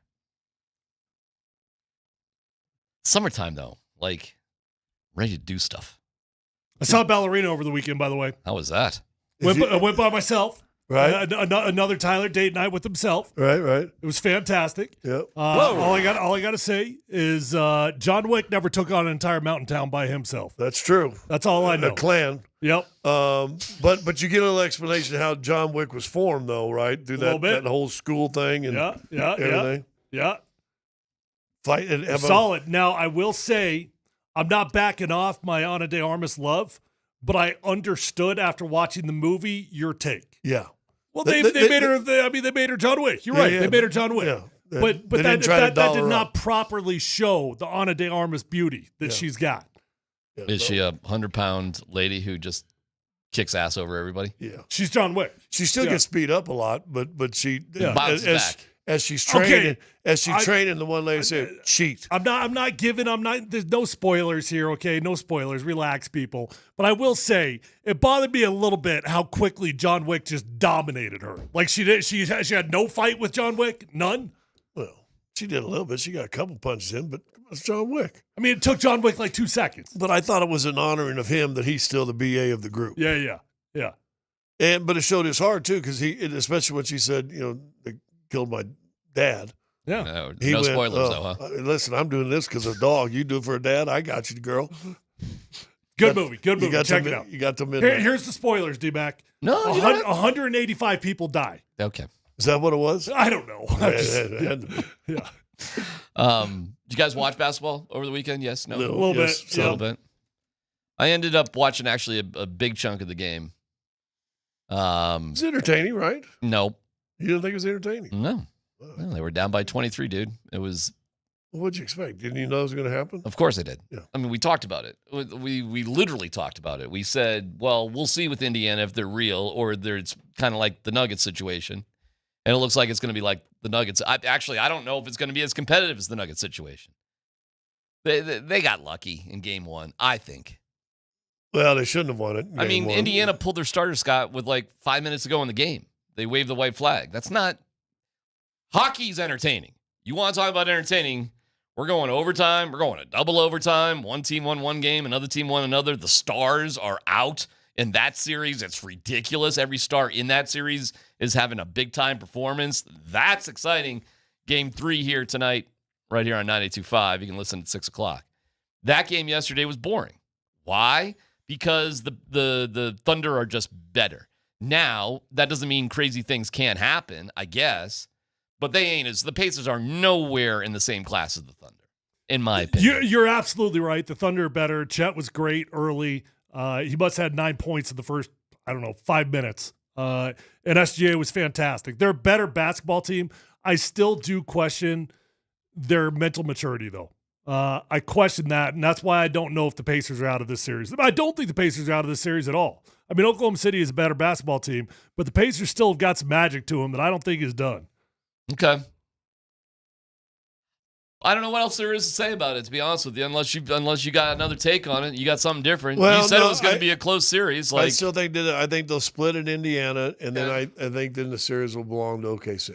And OKC wins in 6? Yeah. But, yeah, it's over in 5 if they win both these. But that is 2 games that the Thunder dominated. They dominated game 1 also. Of course. They were up by 15 points in the fourth. They couldn't make a shot in the last 5 minutes, and they lost the game barely because of it. But they weren't missing shots yesterday. And the Pacers didn't really turn the ball over that much, 15, but they got more points off turnovers, 14 compared to 11, 25 turnovers, so it was enough. The biggest lead was 23. The final score does not indicate how far away that game actually was. It was not that close. It got a little bit narrow near the end in garbage time. So, scary, because I don't exactly know who the Thunder are losing, when they're losing people, what they got to do. I heard the morning show say Mark Dagnall annoys them because he's French and he's from Massachusetts. It's a bad combination. Yeah, because usually people are from Ireland and are from Massachusetts. Yeah, we didn't let a lot of Frenchies in. That's actually not true. There's tons of French people in Massachusetts because of the French-Canadian War, that old thing back in the day, and they dripped down from Montreal and they hide in the marsh. So there you go. I still think it's going to be a good series. The debate they were having in the morning, Jamal Murray or Tyrese Halliburton, who's better? Who'd you rather have? We talked about that Friday. We did. Well, Halliburton's 3 or 4 years younger. Mm-hmm. He's 6'6" versus 6'4", 6'7", I think. He's got longer arms. You'd be pretty insane if you were picking guys right now just to take the guy who's younger and looks just as talented. Right. I mean, it'd be crazy not to take him. But he's also got an infectious spirit and personality that I think the Nuggets could really use. That is very, very different than Jamal Murray's spirit and personality. Yeah, I mean, the defense of, like, you would take Jamal would simply be, like, Moser's deep basketball analysis was he's our guy. Moser went with the he's our guy. Right. And I was like, oh, okay. Well, I guess Miko wasn't, though. I don't know. Because he supported the other thing, right? Oh, by the way, we took some shots over the weekend from Hockey Guy. I'm sure you guys didn't see it, but woof. We talked to John Mitchell about Natchez. We had our own theory about what's going on. Maybe they should deal him. They're in cap kind of hell. It makes sense. Wow, did Hockey Guy come after us? Who's Hockey Guy? You know Hockey Guy. Well, so you're saying just hockey guys? Yes, it's more than one, but like they're all Hockey Guy. Okay. How dare you talk about my sport? You don't know anything. And that's the problem with Hockey Guy. Yeah. Defensive. But Hockey Guy's screaming for us to talk about their sport. Yeah. Right. Yeah. Right. But as soon as we do, and we're having this conversation with John Mitchell. Yeah. But who brought up the Natchez name? John's not a hockey guy. And it came from another article somewhere else. It wasn't like we just made this up. It was being talked about other places. But, Natchez loves it here. Natchez is great. Natchez this, Natchez that. You guys are idiots. Blah, blah, blah, blah, blah. All this blah about Natchez. Well, but I will say this to give Hockey Guy just some break. Not much. But Hockey some Guy was break killing us. From this standpoint. And it goes for football guy and basketball guy and, forget baseball guy. But every sport says, just trade for this. Well, there's salary caps. There's money. And we've talked about it a million times. The NHL salary cap, which is day to day, which is an ongoing thing, it has to be maneuvered and manipulated and looked at. You're adding $9 million of salary that you didn't have to deal with at all last season with Gabe Landeskog. Mm-hmm. He's making 9 or 9.2. That's now on the books, or it may not be that much, but it's. I think it might be. I think it is $9 million. So now you got to deal with that. You didn't have to deal with that $9 million last year. So what do? You don't have a full roster signed yet, I don't believe, and you got $1.5 million maybe to deal with right now. Mm-hmm. So names are going to be out, and unfortunately, it's the same thing. Listen, I don't want Michael Porter to ever get traded. He's a great kid. We've had millions of conversations. He's a wonderful kid. But if you're trying to add bodies and pieces and talent, guess who gets talked about? The guys that have talent, because that's what other teams want. Listen, I'm sure Gerard, and I've been on this one for Gerard for a while, just because I like a little bigger size in the back end. That's fine. Is Gerard a player? Dang right he's a player. That dude's great. But guess what? Sometimes you have to trade great or really, really good is the only time you're going to bring back talent. Natchez is really, really good. But you're not going to trade Landeskog. You're not going to trade McKinnon. You're not going to trade McCarr. You're not going to trade Taves. You're not going to trade some of these bigger name guys who would garner you a lot of stuff. Mm-hmm. If you dangled McKinnon out there for a trade, you don't think you'd bring in a boatload of picks and talent? But you ain't ever going to do that. $7 million annual for Landy, by the way. And on the who's making 9 then? Cale McCarr. Cale. Was it Cale with the 9? Yeah. And McKinnon's like a 12, isn't he? 12.6. Yeah. On the text line, Hockey Guy here. Shut your mouth when you're talking about me.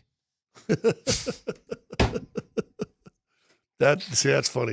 Well, that is funny. But Hockey Guy was taking us to task on the old social media about Natchez. But that's all right.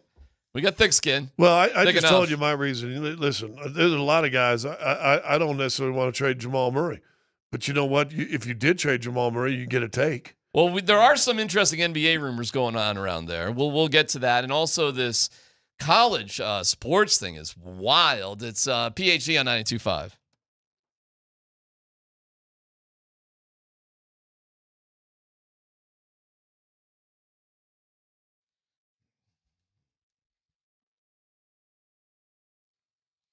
Hey, it's DMac for the Rocky Mountain Men's Clinic. When dealing with the issue of erectile dysfunction, you want the right treatment for your specific medical situation. Now, every case is different, and finding the right treatment can mean the difference between just an okay experience and an amazing one. It's a given that better medical practice generally leads to better outcomes for patients. If you suffer with ED, you want a good outcome. Well, the Rocky Mountain Men's Clinic, they practice better medicine. They're the leader in treating men's sexual health issues in Colorado. So how about this? When the pills or herbals fail you, go to the Rocky Mountain Men's Clinic. The Rocky Mountain Men's Clinic, they've served the Front Range of Colorado for nearly a decade, and here's what you get. For $99, you get the consult, the Colorado licensed medical provider, a T and PSA test, if advised, a test dose.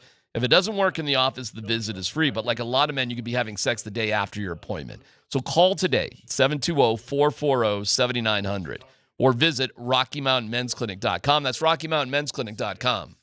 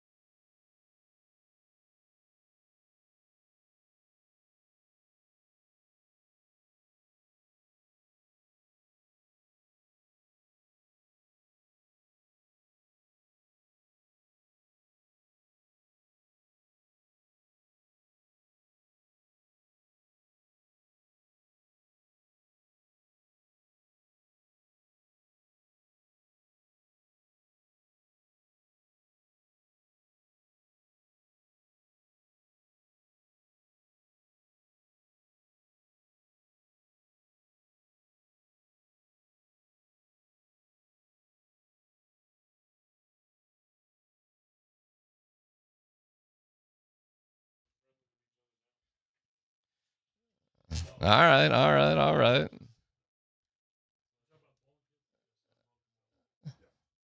Summertime, baby. Actually, something just happened during the break. It's got me a little bit excited. I'll tell you guys about it coming up here in a little bit. Some rumors out there. KD going to San Antonio, is that right? Phew. What happened to Giannis? Wait, there is somebody Giannis is supposedly who's going after Giannis? I've heard Giannis and KD. I've heard Giannis to San Antonio. I thought it was somewhere else. I've heard him to Toronto. That's what I heard. I've heard KD to Knicks. Well, they're probably all in the same conversation for the same teams, right? Yeah, I've heard KD to the Knicks. I've heard him. I thought I heard him to Toronto also, and San Antonio just today was San Antonio. Yeah.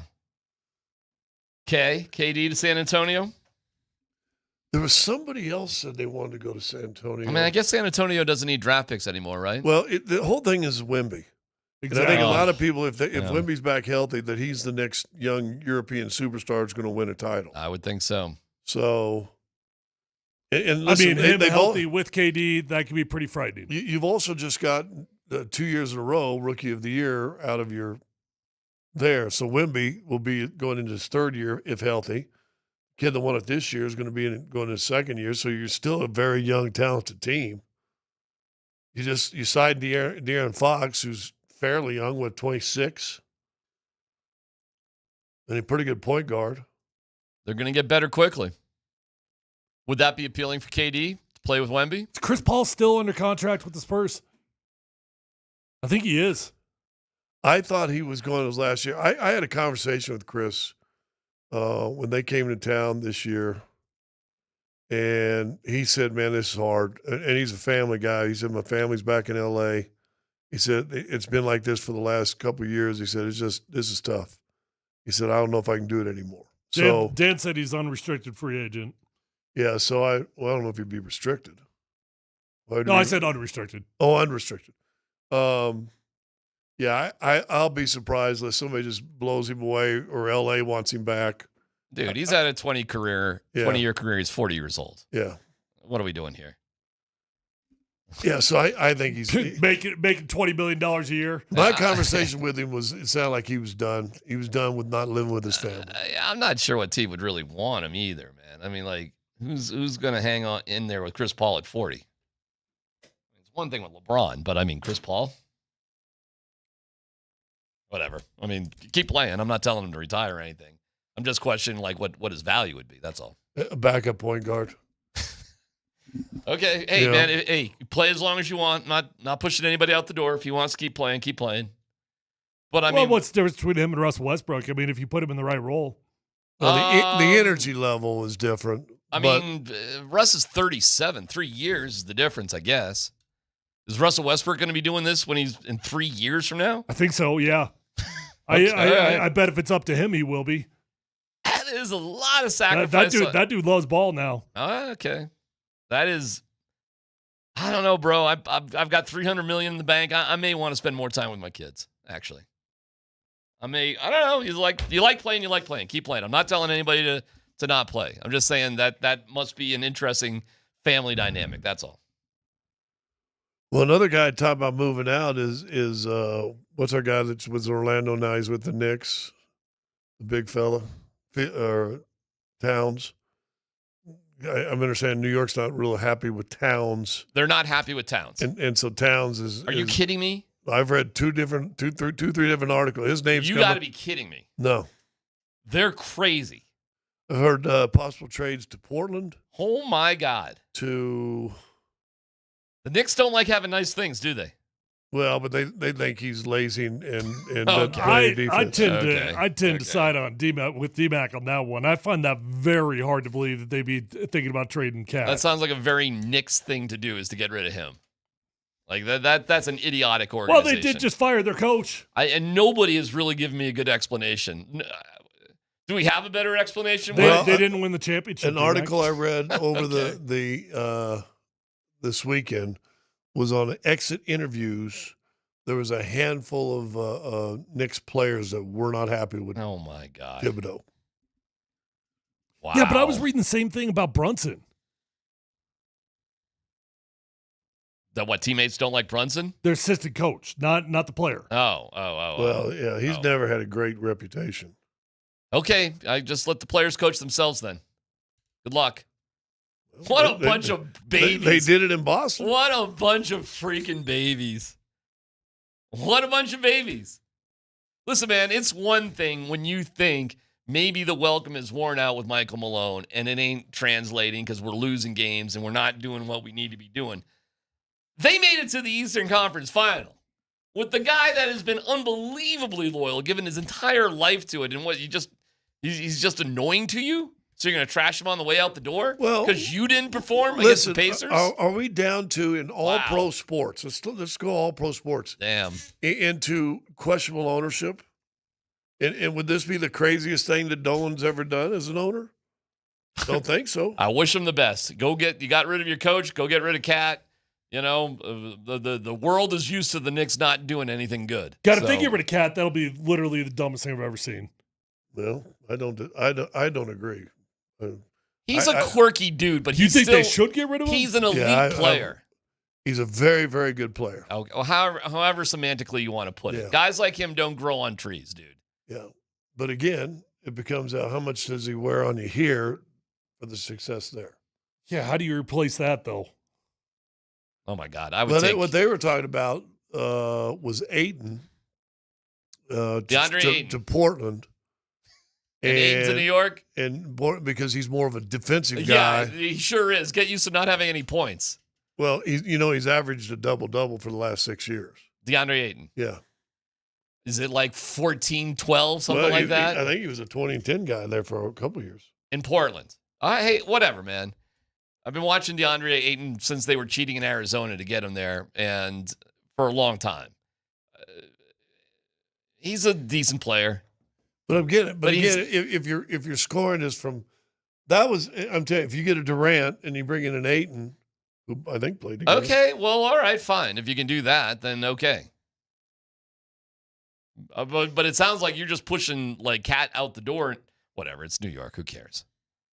I guess my bigger point with all this conversation is you're not hearing the Nuggets in any of this stuff.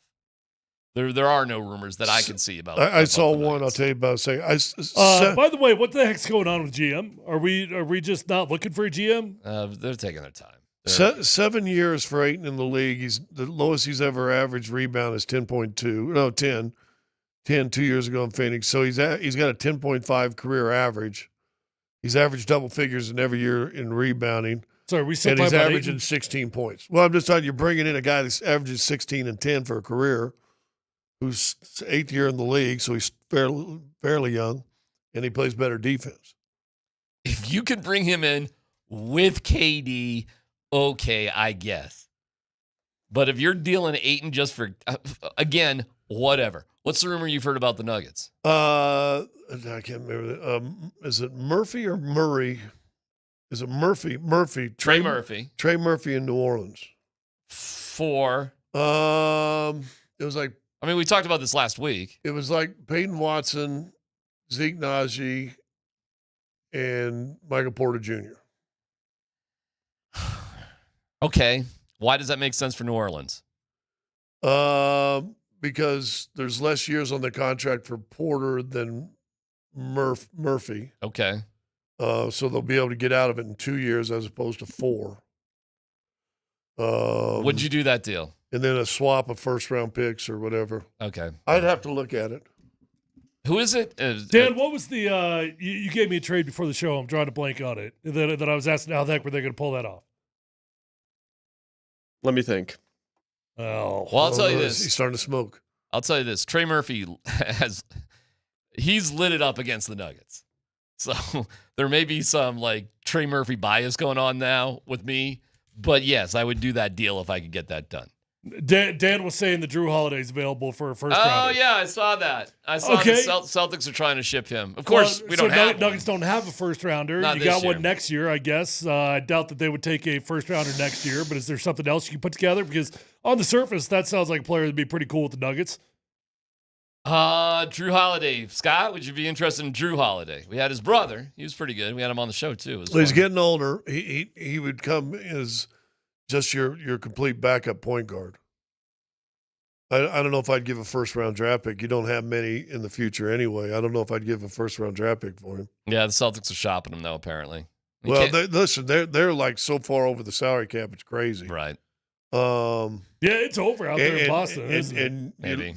What's his name's hurt for the entire year, tore his ACL right in the playoff. Or his Achilles. Tatum's probably out for the year. Yeah. So where do you go? They may be done. And I've heard Derek White's name rooming around too in different places. Well, he'd welcome home. And then somebody said, "What's the big kid?" Porzingis? No, the big kid in Utah. Oh, I saw that. I did Lauri see Markkanen. That. Markkanen might be available. That's crazy to me that he might be available. I would love to have Lauri Markkanen here. I think he would be amazing to be here. Is that a trade they're talking about? Well, I mean, I don't know how else you get him. I think they signed him a year ago to a free agent, right? How tall is Markkanen? He's like 6'10", right? Like 6'11", probably. I mean, like, sure. Lauri Markkanen is. How do we do that? Lauri Markkanen is the if I'm going to be critical, is the stereotype of European athlete. You think it's soft? From 20 years ago, that not real physical, not a good defensive player, but dude, he's 6'11" and built. They say Wikipedia says 7 feet. 7 foot. That's a 7-foot shooter. He can shoot. So he's Michael Porter Jr. just a pinch taller. Yeah, and probably younger. 28, kind of the same age. Look what he's done. Would you rather have Lauri Markkanen or Michael Porter Jr.? His first couple years in Chicago, he was very bad. But look what he's done the last 4 in Cleveland and on Utah. A terrible Utah team, he was 19-6 and 1.5. And the year before, he's an all-star there. Yes. And he's from Finland. I'm just going to say it. If I could swap out MPJ for even or better, I'm doing it. I've seen enough. 3-point percentage, 37.1. Field goal percentage, 45.5. 450 games, averages 18.2. 7 feet tall. I mean, he's a little bit taller version of Michael Porter Jr. I bet their numbers are actually pretty damn close. I bet Michael Porter Jr. actually has a better 3-point shooting percentage. Yeah, he only played in 47 games here. Yeah, 55 the year before. What was his injury? There's some. He was out a lot last year. Well, the most games he's ever played is 68, and that was his rookie year. His first year in Utah, he played 66. Michael Porter Jr.'s 3-point percentage is 3 points higher. Field goal percentage is 5 points higher. But points per game, it's a push. It's kind of the same thing. So he's a slightly age-wise, I think Michael Porter Jr. is actually 2 years younger than him. Markkanen's 28, Michael Porter Jr. is 26. It's marginal, Scott. It's marginal with these two. And so that'd really come down to what do you want to give up, if anything. Would you get a Markkanen and give up Peyton Watson and Christian Brown for Michael Porter Jr. and Michael Porter Jr. for Markkanen? No. I'm saying Christian Brown, Peyton Watson, Dario Saric, you'd probably throw in there for the money. Okay. And a first-round pick in 32. So you'd have Markkanen and Porter? Yeah. How would that work? Well, Markkanen probably could be your off, could play a little 5 when Joker's off the floor. Okay. Okay. I've always thought of Markkanen more as a forward, not a center. He's a tall dude, though. I agree, but he is 7 foot. Pick and roll, let him pick and pop. Markkanen. If we're getting another 7-footer, it'd be nice to get a rim protector. Yeah. DeAndre Ayton's available. There you go. That's your guy. I mean, if you think it would, well, yeah, I would. Okay. Yes, I would love to have DeAndre Ayton on this team. That would be incredible. That would be. Would you rather have DeAndre Ayton or Aaron Gordon? Well, I'm biased to Aaron. AG's our guy. There you go, Moj. His PhD on 92.5.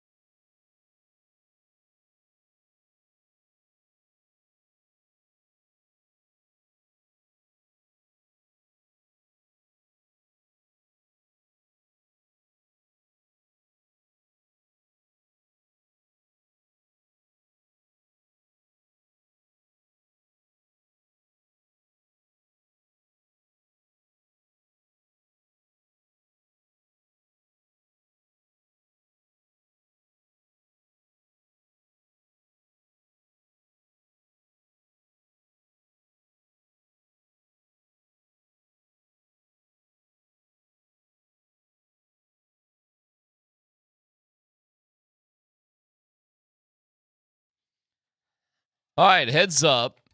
I saw him mowing the grass over there at the U.S. Open. 5-inch rough. Woo! That looked gnarly. You can go to altitudesportsradio.com/pick'em to enter the Altitude Sports Radio U.S. Golf Pick'em. Just pick 4 golfers, one from each of 4 different groups, and you're entered. The entry with the golfers that total the most prize money is the winner, so get a nice crew going. Prize package is perfect for every golf fan. A foursome of golf at the Ridge of Castle Pines, 4 tickets to the U.S. Senior Open at the Broadmoor, and a Surfside package.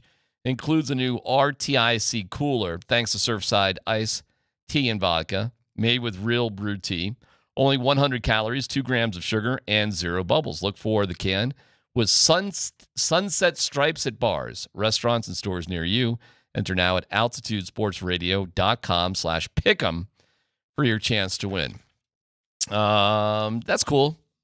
I realized something about golf this weekend as there was some tournament that was probably pretty exciting and went to like 4 playoff holes, and but it wasn't on my radar. And I just realized I'm not even taking sides with this Live PGA thing. I really don't care. I just know that golf itself is just not as good as it used to be because the best players are not playing against each other on a regular basis, aside from the majors. And the majors are exciting and cool, and I'll watch the U.S. Open for sure, but they need competition for Scotty Scheffler. They do. They need the Live guys back. That would help a lot. And it does get fun, and it does get fascinating when you get the Live guys that are mixed into it. Did you guys see that flop shot from Phil Mickelson this awesome. weekend? Was that a Live event? Yeah. Okay. Yeah. Yeah, that was cool. Which I have no idea. Phil was probably plus 25 on the tournament. I have no because I don't. That think was a heck of a shot, though. Yes, it was. Yeah, that was a great shot. I don't know, man. Again, I'm not pointing fingers because there's enough corruption and people to blame all over the place. Yeah, he's in the bunker. The ball's in 3 inches of rough. Puts it about 30 feet in the air. Drops to 6 feet. Rolls in. That's awesome. I mean, he's only about, how far away would you say he is? 30 feet away? Yeah, but I mean, he had to hit it at 18 feet maybe? Like he's hitting that thing. What do you got? 60 almost right there, halfway over his back. Yeah. He's done this before. He's literally hit the ball the wrong direction before and made it. He's minus 12. Good for Phil. Yeah, and this shot make you minus 13, right? In a tournament nobody gives a crap about. In a place I don't even know. Where's this tournament? Yeah, Liv really does need to abandon the team deals. Who the hell's on the Aces? Who's on the Crush? No clue. Well, the PGA is going to have a couple team events. Listen, they're both. They are? Really? They're trying to in the partial merger or whatever they were trying to do. They announced there's going to be a couple team events for the PGA Tour. Did you guys watch? Is that going to be team against Liv though? I don't know. Is that what that means? Because they're mergers? Because that could be fascinating. If you had team PGA versus team Liv. Did you guys watch any of the French Open tennis on the clay courts? No. I'm not a tennis hater though. I enjoy myself some tennis every now and then. You got big tennis in your family. Yeah. You have all sorts of tennis roots. Scott, you didn't dial into any of the 5.5 hours of Sinner against Alcaraz? No, I watched Coco on Saturday a little bit, but the greatest thing was her celebration. She had just turned 21, and so she could actually drink the champagne and her open it up on the set. I didn't see that. Not great. really knowing what to do, so she just takes a big chug out of Coco. the champagne right on the set. I thought it was kind of cool. I know her opponent said something like, Coco wasn't really that good. I just stunk or something. That was weird. Like she was not a very gracious loser. Listen, man, I'm not trying to hate on tennis either. But clay court tennis is the most boring. Trust me. And I don't know who in the world is watching 5.5 hours of that. I don't care how awesome the comeback was. Well, who in the world could actually do that? I know that this was a big weekend for you, but not everybody had a chance to play tennis on clay courts. And I've only done it once. I've only done it twice, by the way. But go ahead. Yeah, and the one time you do it, you realize quick this is a whole lot different than hard court and I've never played on grass, so I'm sure there's a lot of skill to it. It's a whole different style. I'm sure it's just boring. It's okay. It's like drifting and racing. Maybe. Is drifting boring? Drifting looks kind of cool to me. Drifting looks kind of cool, but would you watch it for 4 hours? No, I'm not watching. I don't care how big the comeback is. 5.5 hours. Although Tokyo Drift was a pretty good movie. Yeah, I'm not sure who. Listen, man, who was the last U.S. men's tennis player that was like you got to see him play tennis? Who was it? That you have to see him play? Like, my God, I got to see this guy. American. Sampras might be the last. That was significant Sampras, enough. how many? That had to be at least 30 years ago. Maybe longer. But anyways, that finished up. Tennis is done. Tomorrow at 1:00. Well, now we get to go to Wimbledon. Well, yeah. Who's our guy? Because growing up, there was a handful of Americans. I mean, there was Agassi, there was Sampras, there was what was our guy that was married to the supermodel? The Agassi? No, not Agassi. Andy Roddick? Andy Roddick. That's exactly what I was Andy thinking Roddick might be the last, but he wasn't as good as Sampras or Connors or Agassi or any of those guys. McEnroe. Yeah, Michael Chang was another big one. Agassi was, of course. I mean, all those guys were awesome. American tennis players, they're used to be incredible. That's why in like 60s they can do special events and they sell out. Oh yeah, I mean, I'd go watch the old guys play to this day. And Agassi's married to Steffi Graf. He was a great. Is he still? Yeah. Are you sure? Yeah, because they had a You're sure about that? They had a match thing, or we're going to have a match thing either in spring or summer where they were playing pickleball against Connors and not Connors, against McEnroe and somebody else. Are you implying that they got divorced, DMac? Oh, I thought they did. Well, they were still married this spring. Oh, they are? Okay. Good for them. That's awesome. They currently both share a love of pickleball. Yeah. I'm telling you, it was and I don't know who won it, but I think they were playing against McEnroe and somebody else. Oh, we're just doing random tennis trivia. Do you know what rock star, now he's definitely divorced from her, but do you know what rock star and what band John McEnroe was married to? The Warrior. We are yes. the Warriors. Yes. Do you know the band? I do it a little bit. The band is Scandal. I met her. Do you know her name? I did. Cute little pixie. Yeah. They're still married. I don't think so. I think they still are. Oh, I think they split. But Patty Smythe. Yeah. I got to play golf with John in Atlanta one summer. Yeah. How'd that go? It was awesome. Why are you trying to make everybody divorced, D-Mac? Are they still together? Yes. Yeah. Okay.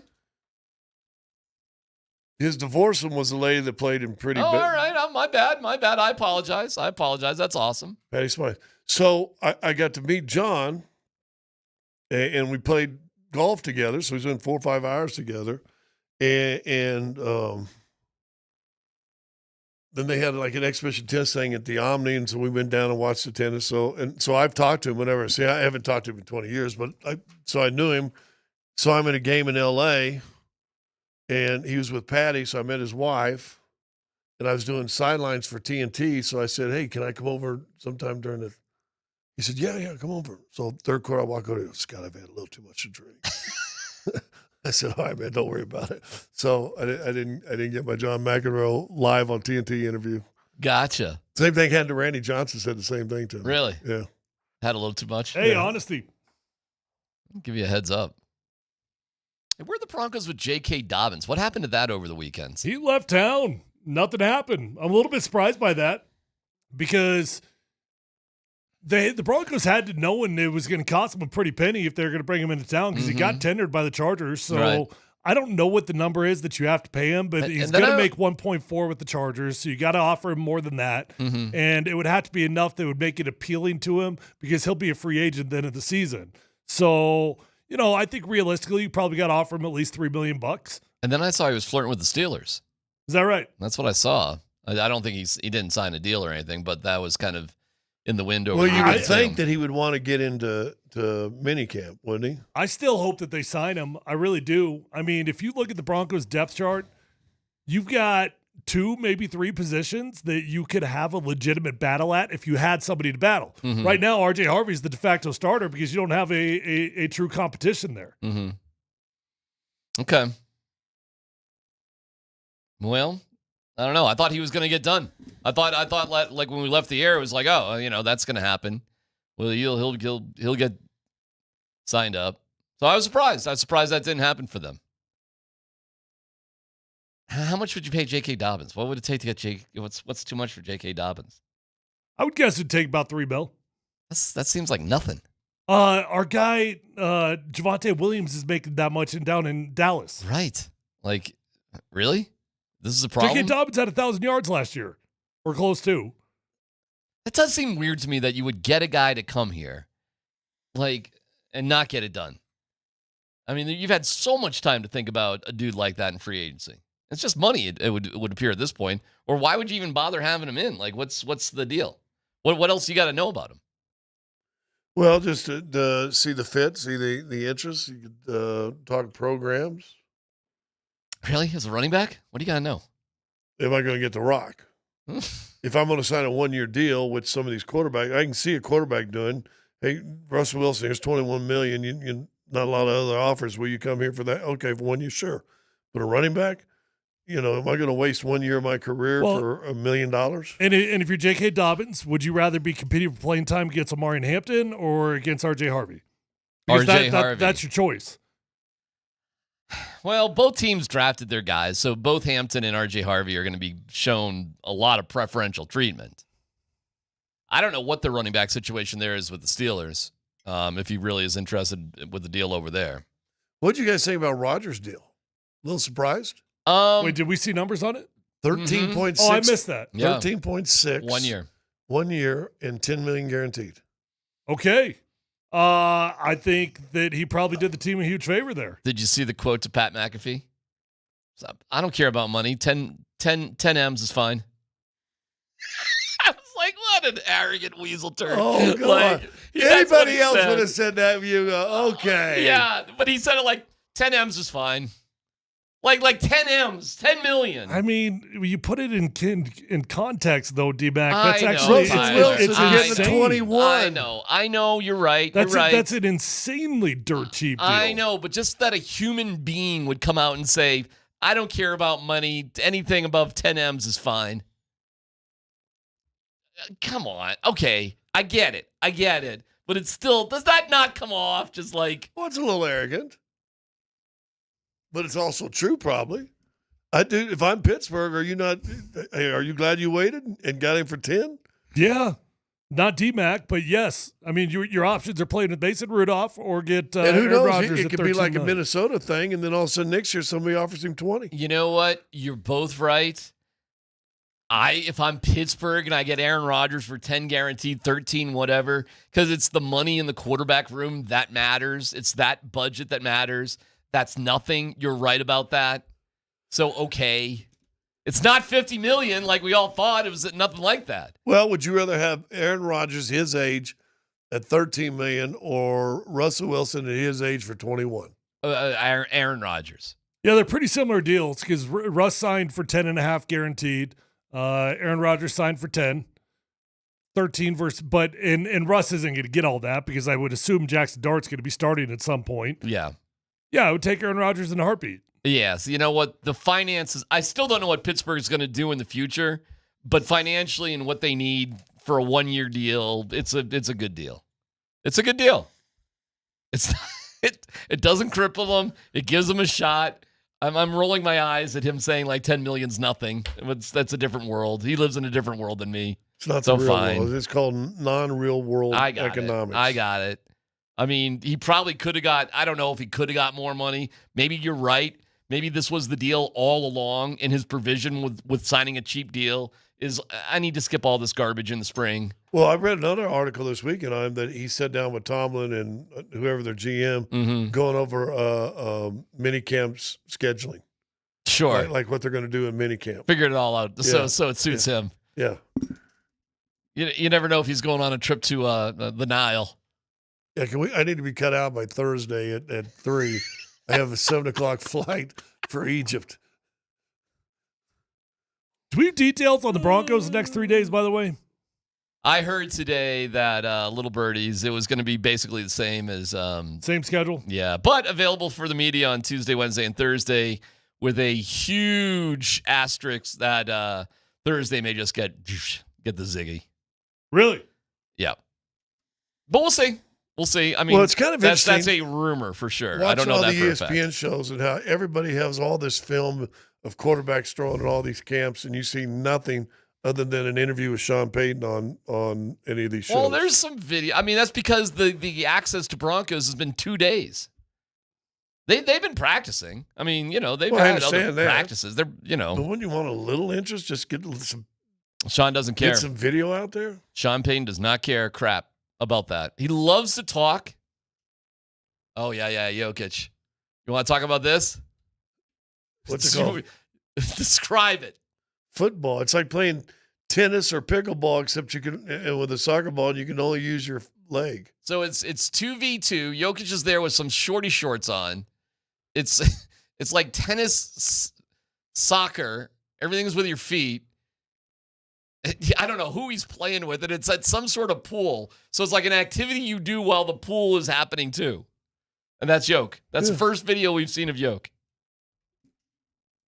You want to break down that film? Well, How's he looking? Is he training? And you're surprised now watching that he can play a game like that just with the foot, that he led the NBA in deflections with feet?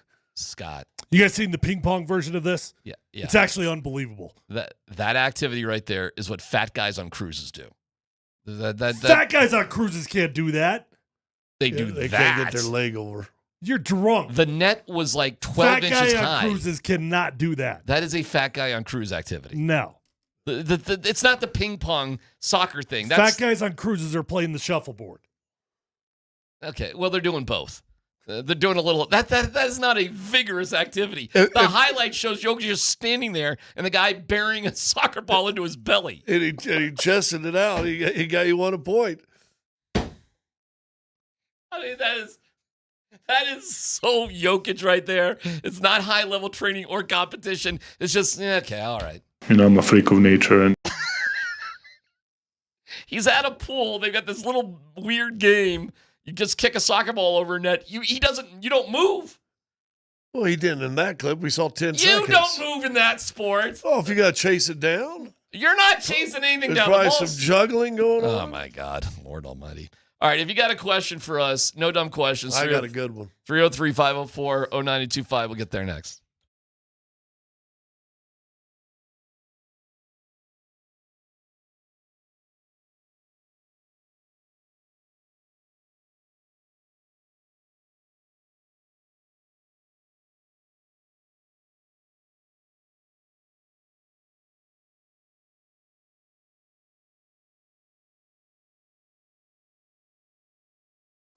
Hey guys, you need a new vehicle? Check out the best dealership in Colorado with the best inventory with the best prices. It's Phil Long Ford. They're over there off Wadsworth. You're going to love your experience. And if relationships matter to you in life like they do to me, believe me when I tell you, you're going to become a customer for life once you buy your first vehicle over at Phil Long Ford. It's a different dealership, guys. You can trust these guys. You're going to find the vehicle of your dreams. They've got over 1,000 cars, trucks, vans, SUVs, electric vehicles, even commercial fleet vehicles on their lot right this minute. So whether you're looking for a new vehicle, whether you're looking for a pre-owned vehicle, you're going to find the vehicle of your dreams at Phil Long Ford. With an award-winning service department, remember to keep your new vehicle serviced over at Phil Long Ford, and you're going to have a beautiful ride for a very long time. Let them know that your friend Tyler sent you on over, and feel free to shop at phillongford.com.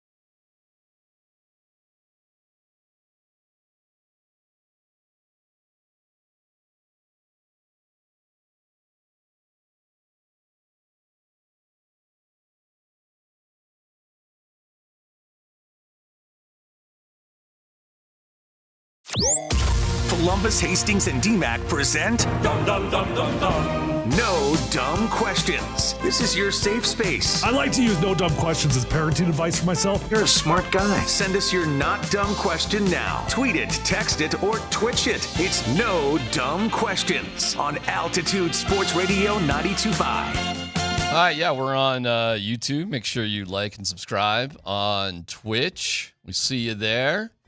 On Twitter, yeah, that way too. And any way you got it. But Scott said you got something for us. He's kind of dodging around the room here. Floating around like a butterfly. It's a legit no dumb question. Okay. And something probably you guys haven't noticed. I'm proud of you for remembering it also. Well, I am too. Yeah. Because I remembered it on the way driving over here. Good for you. And I stopped and actually double remembrance. Yeah. Oh no. Jeep Wranglers. Okay. The little four-door, used to be tuned kind of four-door Jeeps, right? First of all, every kid wants one. At one time or another in their life, it seems like, right? My daughter, who's only 11, is infatuated with Jeeps. Okay. So now, once you start talking about it, Dad, there's one. So now, all I do now is drive. Whenever I drive, I notice Jeeps, in particular Wranglers. Although we saw a really cool one that's a little pickup-looking one. Had the hardcover on the back, big knobby tires. Was really cool looking. Have you noticed, in particular with Jeep Wranglers, and if someone out there knows this answer, please tell me, they put ducks in the window. Those little mini rubber ducks. Well, do they have a snorkel on the vehicle? No. No snorkel. Well, I mean, I'm sure some do. But I have now noticed that more and more, there's something about if you have a Jeep Wrangler, you set, and I don't know if it was like the pineapple thing, trying to figure that out. Okay. The white rocks, you mean? The flamingos. I was told pineapples. Okay. Yeah. It's weird that we knew what we were talking about. Exactly. But they have these little mini rubber ducks in their windows. Okay. A, have you guys heard it? B, have you seen it? And C, do you know what it's about? Don't know anything about it. I guess I haven't even noticed it. Now type in baby ducks in Wrangler windows. Let's see here on the, it's called ducking. Ducking a Jeep means placing a rubber duck on it. Common practice among Jeep owners and enthusiasts. It's a lighthearted gesture of kindness, often used to acknowledge other Jeep drivers. A playful display of the Jeep community. So Ducking. Jeeps. So it is a thing then. So Jeeps they're definitely a community for sure. Right. You know about the Jeep Wave, right? Like if you're in a Jeep, you pass another Jeep, you just put your hand up. It's just a little Jeep wave. You say hello. Well, us pickup guys do that once. Okay. Yep. Jeep started as a military aquatic vehicle, ducks. Text, not me. Really? Texter. Yes. That was when it was called something else. Micah started in COVID, so hold on. Scotty. So it's People also a would little leave bit a sad. duck and It's a little bit sad also though, because like if you're a Jeep and you don't have any ducks in it, nobody cares about maybe you haven't learned, or maybe you just like the Jeep and you got one and hadn't learned of the community. Yeah, but I've noticed it because I'm noticing Jeeps all the time because my daughter is infatuated with Jeeps. And so she's always looking for the ducks. On the text line, Jeep guy is way worse than hockey guy. Really? Maybe it might be the quality of the car. I doubt it. I had a Jeep once. There's that Cocoa drinking the champagne. No chance you fit in a Jeep. And if you roll it, I'm just going to tell you right now, your head is going to hit the dirt. That roll bar ain't helping you. Well, it's something stupid that Jeep owners do to make themselves feel special. Again, this is not me. This is the text line. Well, and my 11-year-old loves it. So okay. So it is a thing now. So I'm not just crazy. It is a thing. I drive for work. I see them a lot. Kind of strange.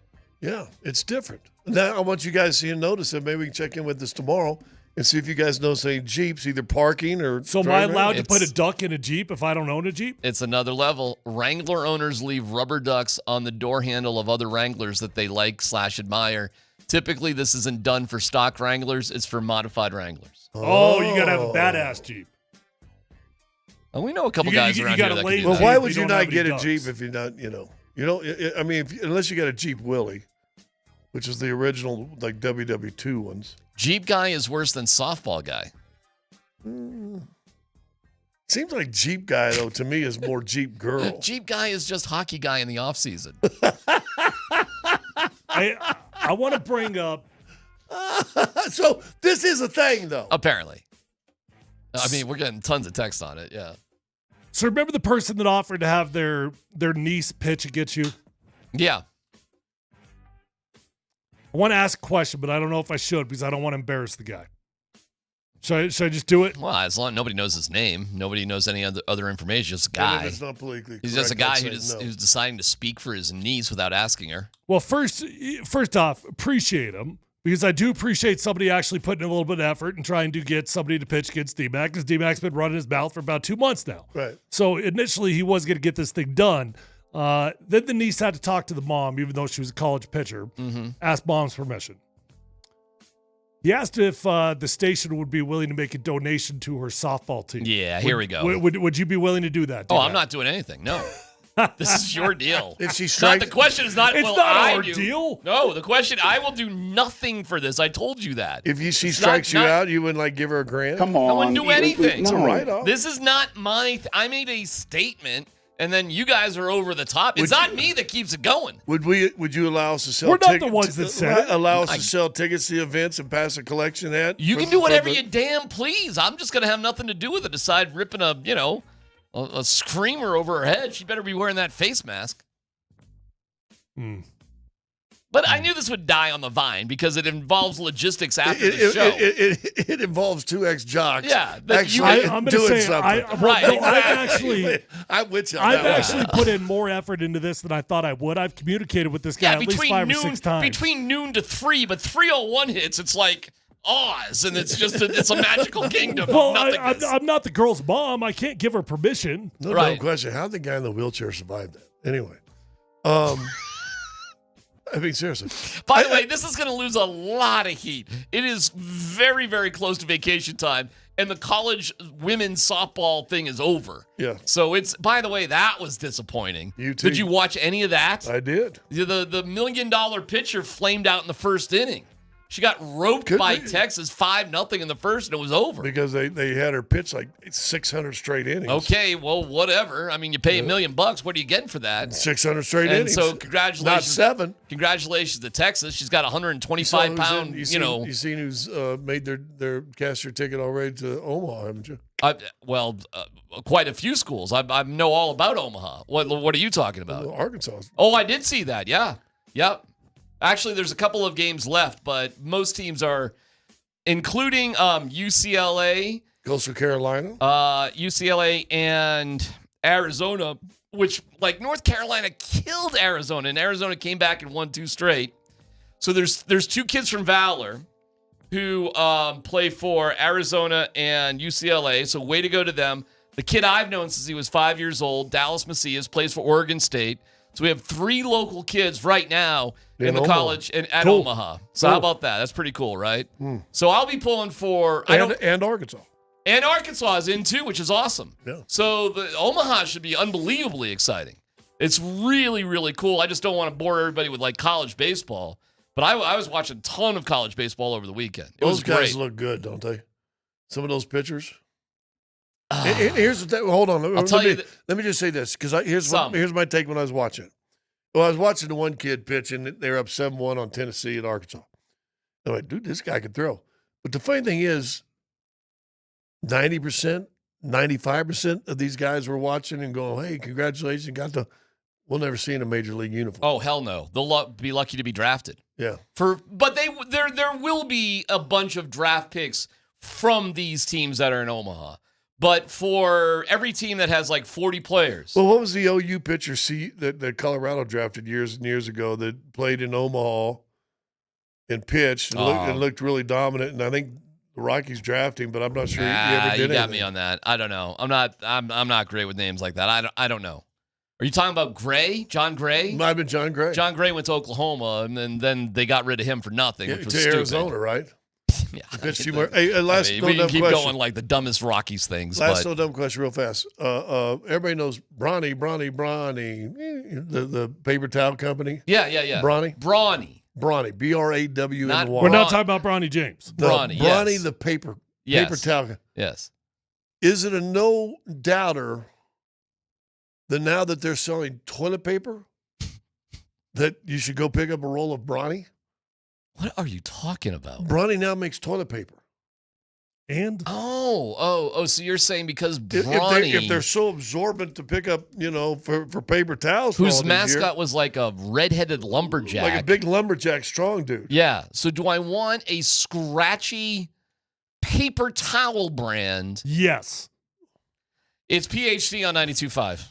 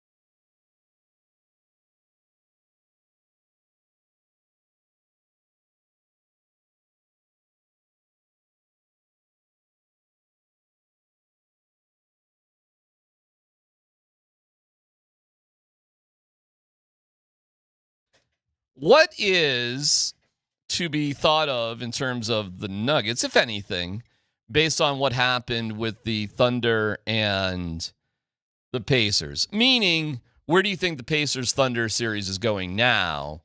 And how, again, does this relate to the Nuggets? As we see that this series, right off the bat, seems to be a carbon copy of the Nuggets-Thunder series. We could be looking at a gentleman's sweep, which I hope we're not. But Thunder did dominate both games. It had a weird fourth quarter in the first game, dominated them both. My heart is just pulling for the Pacers really bad, so I'm really hoping it's not going to get ugly. I saw a stat, and I'm going to get this wrong, but 17-2 on the season after losing a game, which means they've only lost. I mean, how many games they lost? Well, they only lost 2 in a row twice. That means they've only lost 2 in a row twice this year.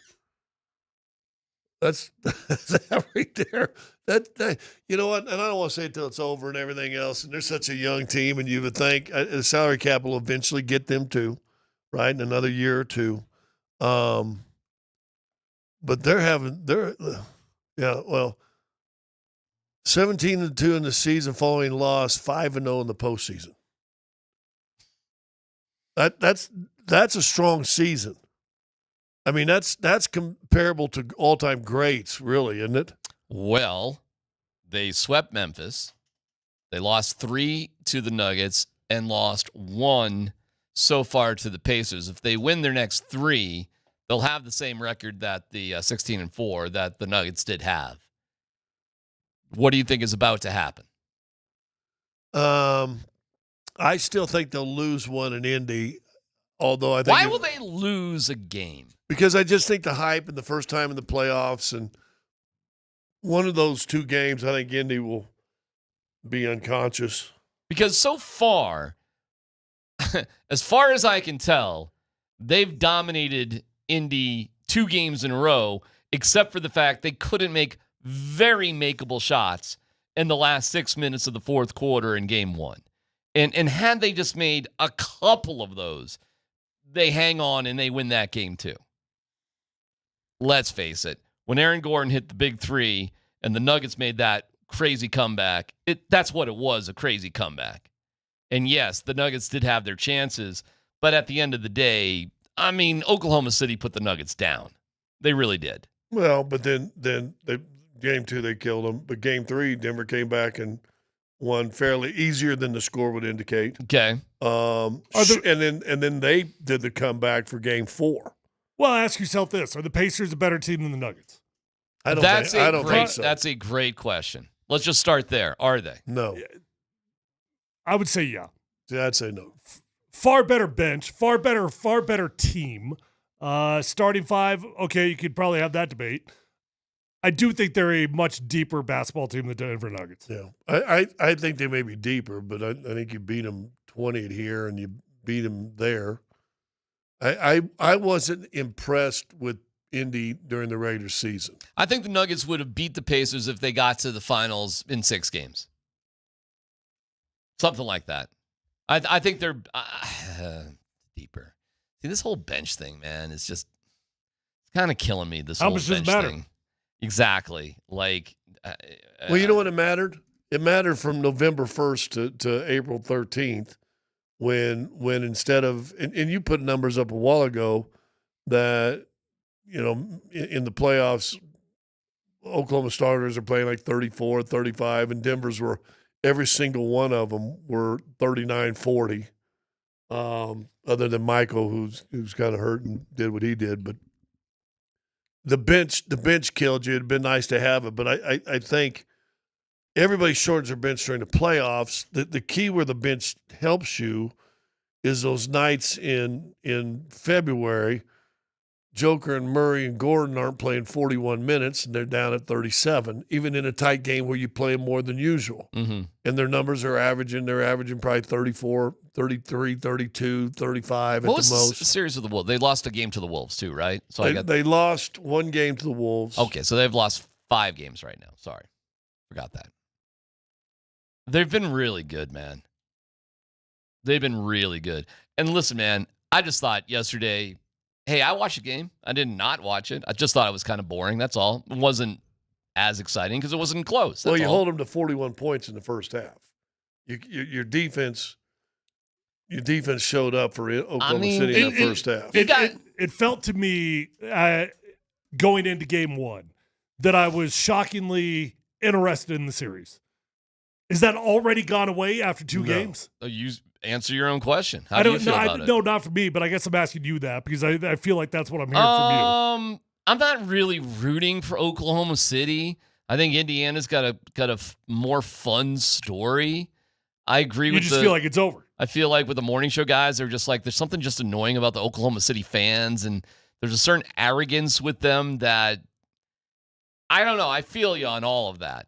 But then again, I think they're just better. I don't know what to say. So, I mean, it doesn't really matter who I'm rooting for. We were watching, my younger son is a huge UFC guy. We were watching the fights on Saturday night. Sean O'Malley is his favorite guy, and he's coming up against... the guy that does the crazy hair? Yeah, he used to. He's kind of calmed down on that. He was going against... it's not pink anymore. No, he's going against Merab, and I'm forgetting how to pronounce his last name. This Merab guy is sick. And he's like 5'6", and as great as O'Malley has been, and this was a rematch between these two, it wasn't close. And it was really... My son was really sad about it because... what he realizes, and that is obvious, is that Sugar Shane O'Malley, it's over. It's over. He's hit a wall against a fighter he'll never beat. I mean, this fight was not close. And that's got to be a pretty, sobering moment when you just realize, as good as I am and as hard as I train and whatever I do, there's just no way I'm going to get over this guy. And I do wonder with Indiana is did they kind of get a first-round knockdown, but they are about to get their clocks clean, and there's nothing they can do about it. Well, maybe. Like I said, I do think the enthusiasm for having a game at home will shine, but I think the cream rises the crop. I think Oklahoma City is a better team, which I've said all along. But if they want to extend this to at least 6 games, they've got to win. They got to win. Probably one of the Here's games. what's scary to me. Not only do I think they're a better team and they're going to cruise, and if I'm wrong, I'm wrong. And I'm not necessarily pulling for them, but there's some inevitability here. Exactly at what point does this slow down for Oklahoma City? Yeah, that's tough because they're not like Boston, are they? No. Not yet. Not yet. When will they be? Well, you got to look at the contract situations, but Jalen Williams eventually going to get paid. He got made in All-Star games last year. Supermax is going to jump up for Shea Gilgeous here in a year or so. That's going to put you up there. Then Holmgren, were you going to let Holmgren go? So he's going to be making some money. Well, it sounds to me like there's a solid 2 to 3 more years. I don't think it's that many. Maybe another year. Okay, I hope so. Because the other side of this is there's the Kansas City Chiefs of basketball, and that's scary. So I hope you're right. Because on the surface, it looks like they're dangerous, they're scary, and they're going to be around for a little bit. So hopefully that's the case. Russell Westbrook tried to go back to Oklahoma City and piggyback onto a championship. I don't know. I don't know if he would fit. I don't know. I don't think they need him. Why? Why would they? I don't know. We talk about Von Miller coming back, don't we? We do, but the Broncos don't. Yep. They're there. That ship is done sailed. Even Von doesn't talk about it. Yeah, he knows. That's just a fan. That's fan fiction right there. Ain't happening. What are you looking up? Well, I'm looking at these salaries. Shea Gilgeous, 35 this year, 38 next year. Pretty underpaid. And then 40 and 26, 27. So you'll probably offer him a supermax after 25, 26, or heck, they may move him. Hardenstein, you've got next year at 28, and then you've got to figure out, do you want him? He makes 28? Yeah, he signed for 30. Holy cow. Damn. Why the hell did we let him get away? Caruso's 18, 19.5, and 20.9 the next 3 years. He deserves it. And then 22, and he's not an unrestricted free agent till 29-30. Dort has an option next year. Holmgren's a restricted free agent year after next. He's only making 13. But it's at least 2 years. It's 2 years. It's at least 2 years. Yeah. So how are the Nuggets going to be better than that team over the next 2 years? These are the questions they've got to ask themselves. Never mind. Well, okay, but how is it going to happen? Like, we know what the questions are now. And listen, man, maybe Indiana shocks the world and figures it out, but it doesn't matter. We don't have to be better than the Pacers. We have to be better than Oklahoma City. Listen, you got to find yourself an Aaron Wiggin who came in and made threes against Denver, and Isaiah Joe. Kendrick Williams came up and played well in a couple games. You got to find guys like that that are available. There's 2 Jalen Williams. One you've got signed for 1 more year next season, and he's an unrestricted free Williams. The other big center, Jalen Williams, that played a little bit against Denver, he's a free agent next year. You know, Tyler, you asked a question earlier. You said, what's going on with the Nuggets and the GM thing? That's a very legitimate question and probably is worth exploring. Like, what is it costing the Nuggets right now that they don't have their final structure in place? Is it costing anything or not? Not yet. My assumption is they do have their final structure in place. That's honestly my MO right now. I feel like the way that Josh Kroenke was talking about it didn't feel like there was change coming. This is what we got. But if that's true, I don't know why they didn't just announce it at the pressers. All right, so when does this need to be solidified? When do we need to have this kind of buttoned down? June 30th, right? You got your free agency starts at midnight. So we don't care. I mean, that is not that far away. So we don't need in this this prequel time. This rumor time. 21 days. You've got your money guy and your cap guy is still available. You've still got all your scouts in place. We're wheeling and dealing with the way it is right now? I don't know. It'd be interesting to talk with Josh because he said he's going to give everybody off a week. And, well, it's been about a week now, right? It has.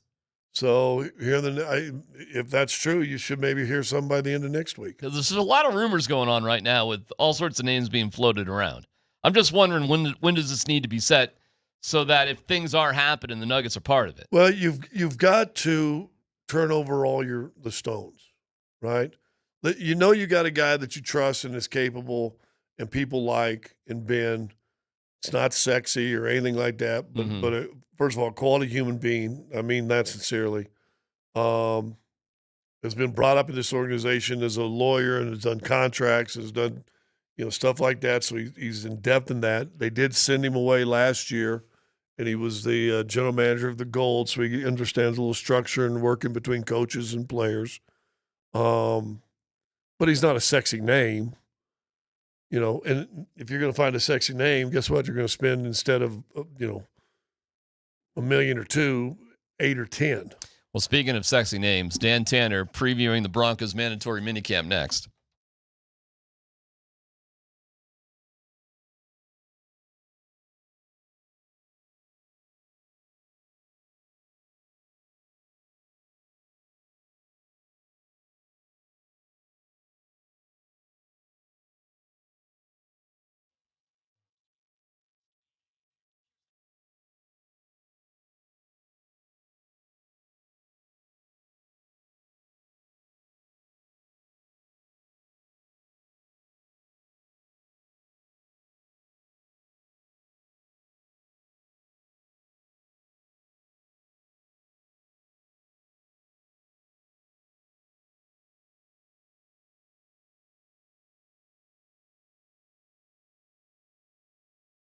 Hey, it's DMac for the Rocky Mountain Men's Clinic, RockyMountainMen'sClinic.com. Their phone number, put this in your phone, 720-440-7900. Low T causes all sorts of issues. Low sex drive, bad sleep patterns, unproductive workouts, all sorts of garbage. Listen, you can get rid of this with the Rocky Mountain Men's Clinic. Guys, you start losing some of your testosterone every year. Once you get to your mid-30s, it's gradual. You may not even know what's happening. But if you go to the RockyMountainMen'sClinic.com, take the Low T quiz, it's 10 questions, yes or no, just takes a couple of minutes, schedule a consult, and you go from there. They'll draw your blood and have your results within 30 minutes. A licensed medical provider will review your results with you, discuss your options, and you can make the right decision together. The cost of the appointment's only $99. It includes a medical consult, a T and PSA test. If you sign up for testosterone treatment the day of your appointment, your visit is free. So do the right thing. Don't wait any longer. No need to wait. 5 locations to serve you. It's the Rocky Mountain Men's Clinic. 720-440-7900. RockyMountainMen'sClinic.com.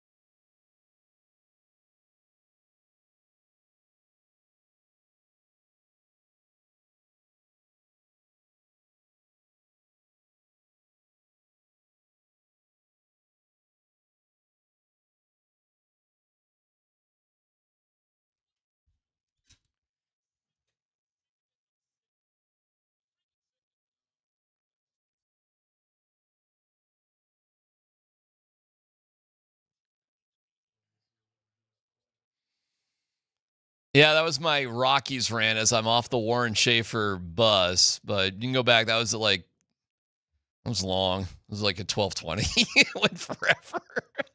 Bad on me. Actually, I thought it was great. I got an entire free segment out of it. I didn't say a word for 15 minutes. Yeah. Well, I got it off my chest. I think Scott got about 12 words in. Yeah. Mostly of comic relief. Mm-hmm.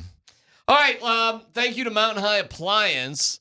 Go check them out at mountainhighappliance.com. Dan, Bud, Squints, Tanner, let's football go. All right, we'll get into what to expect coming up here for Broncos minicamp here in just a second, fellas. But I do want to start with Mike McGlinchey, offensive lineman for your Denver Broncos. He did a sit-down interview with the Denver Post's Troy Rank, and here is Mike McGlinchey on the differences he's seen out of year 2 Bo Nix versus rookie Bo Nix. The way he's looked in the last 2 weeks, it's like this kid is on his way to taking off. And you notice a difference from this time a year ago? You notice it in his demeanor. You notice it in the confidence in his play calling. You notice it in the confidence and when he rips it and the disappointment when it doesn't work. Okay. And the expectation for him is that every play needs to work. And his competitiveness and his toughness on top of his the confidence in which he plays with. Like, he doesn't care about getting criticized. He doesn't care about bad plays. He knows those are a part of it. And it's really cool to watch. All right, so what would be a successful year 2 for Bo Nix, and what would be a disappointing year 2 for Bo Nix, in your guys' opinion? I would say you start with the record. So you want at least as many wins, hopefully more. So I'll say 11 wins. I want at least another 300 yards passing. Any more than that would be great. And 3-1 touchdowns to interceptions. So more or less would set up a 35-10, 4,100, 11-win season. And I'm a little greedy here. I want a playoff win. That to me would be a successful season. Tyler? That sounds like a great year. I mean, that'd be a fantastic season for Bo Nix. When I hear players talking about other players, I, generally speaking, don't put a whole lot of weight into it. I mean, look, I've heard Von Miller talk about Paxton Lynch, Chad Kelly, Trevor Siemian, Mark Sanchez. Von loved everybody. Case Keenum, Joe Flacco. I've heard Von talk about all his QBs like that. Right. So I don't put a whole lot of weight into those conversations.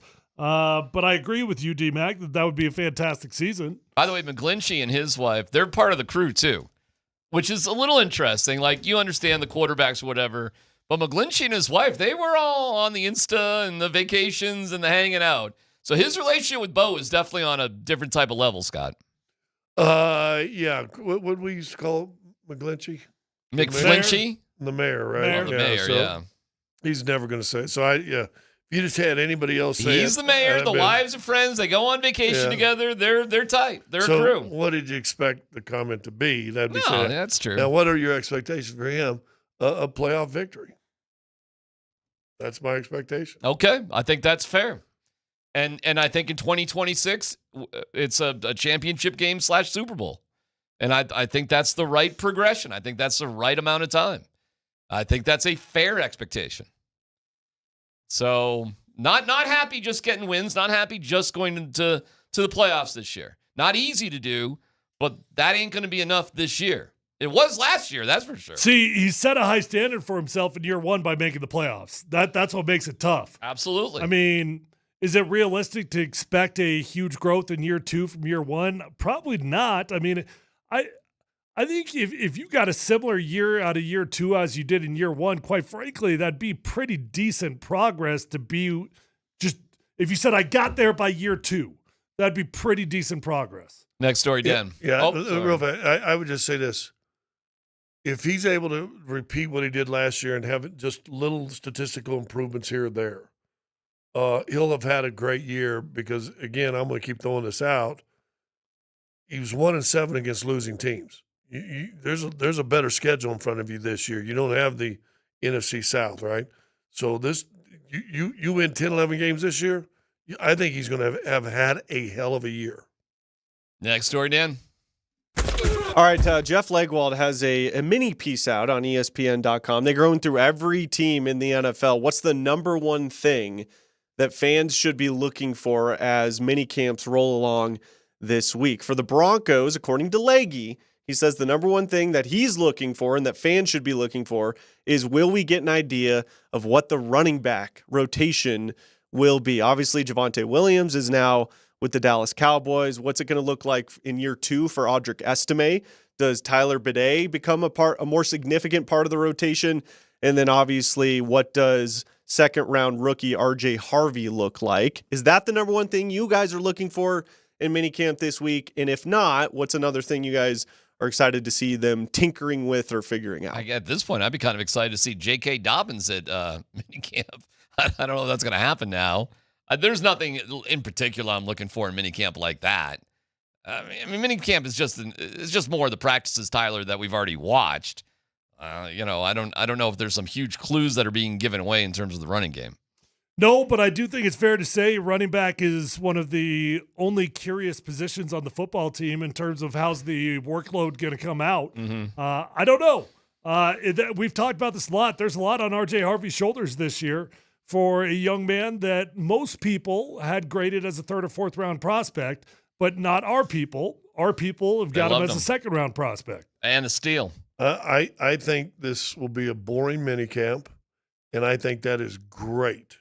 Because if you've got all this, well, I'm looking for this and I'm looking for that, that means your team sucks. This team does not suck. They have now taken a step from the cesspool of suckiness. Mm-hmm. And they've moved out of the bog, and they're on firm land right now. I'll tell you when exciting moments happened. Hufanga was an exciting moment. Greenlaw was an exciting moment. Yes. Those were exciting moments. Jahdae Barron was a pretty exciting moment because it was such a shock and surprise. So the draft was actually really interesting to see what the Broncos were going to do. Well, they took their guys and didn't care what other experts said. But let's be honest, should we have not read into that with Bo Nix? If they'd have just drafted Bo Nix on what experts says, they wouldn't have taken him 12. But since then, it's not been all that exciting. It's just been very but that's good news. If we're Correct. going out there and there's a position battle of wide receiver, a position battle on the offensive line, Right. a position battle of quarterback, a position battle of blah, blah, blah, blah, you name it. So here's the thing. You got a bad team. Here's the thing. The Probably. Broncos have had the most roster Probably. retention of any team in the NFL. We learned that last week. Yeah. Which on the surface seems like an incredible thing. Yeah. And I think for the most part, it's a very positive indication that Sean Payton likes his squad. Mm-hmm. But that's also, it does have a little bit to do with, you are still dealing with the Russell Wilson stuff. You were in cap hell. Not nearly as bad as what you thought it was going to be. Right. But that plays a factor into it. So I don't think that it's like, hey, we've arrived just because we've got the most roster retention. All right. Next story, Dan. All right, 9 News just put this out an hour or so ago. I didn't realize this, but apparently the University of Colorado has removed the natural grass surface of Folsom Field for the first time in decades. So they confirmed this back in March that the university would remove the natural grass turf at Folsom and instill artificial turf before the fall football season. So CU Athletic Director Rick George said the artificial turf will help Folsom Field host more non-football events, including concerts, and it'll help them keep the field in better condition for game days. So big deal, not a big deal. Where do you guys fall on the artificial turf versus natural grass debate? Well, I'm sure it's some sort of blend sort of thing. It's it's not like the old turf sort of deal. I'm sure it's some sort of thing. It's probably long overdue. Same thing every NFL team's got, any college team. Everybody's got the same surface. I'm bummed out about it. Colorado's always had a fantastic football field. I've never felt like they had a playing surface issue. It's always been beautiful to look at.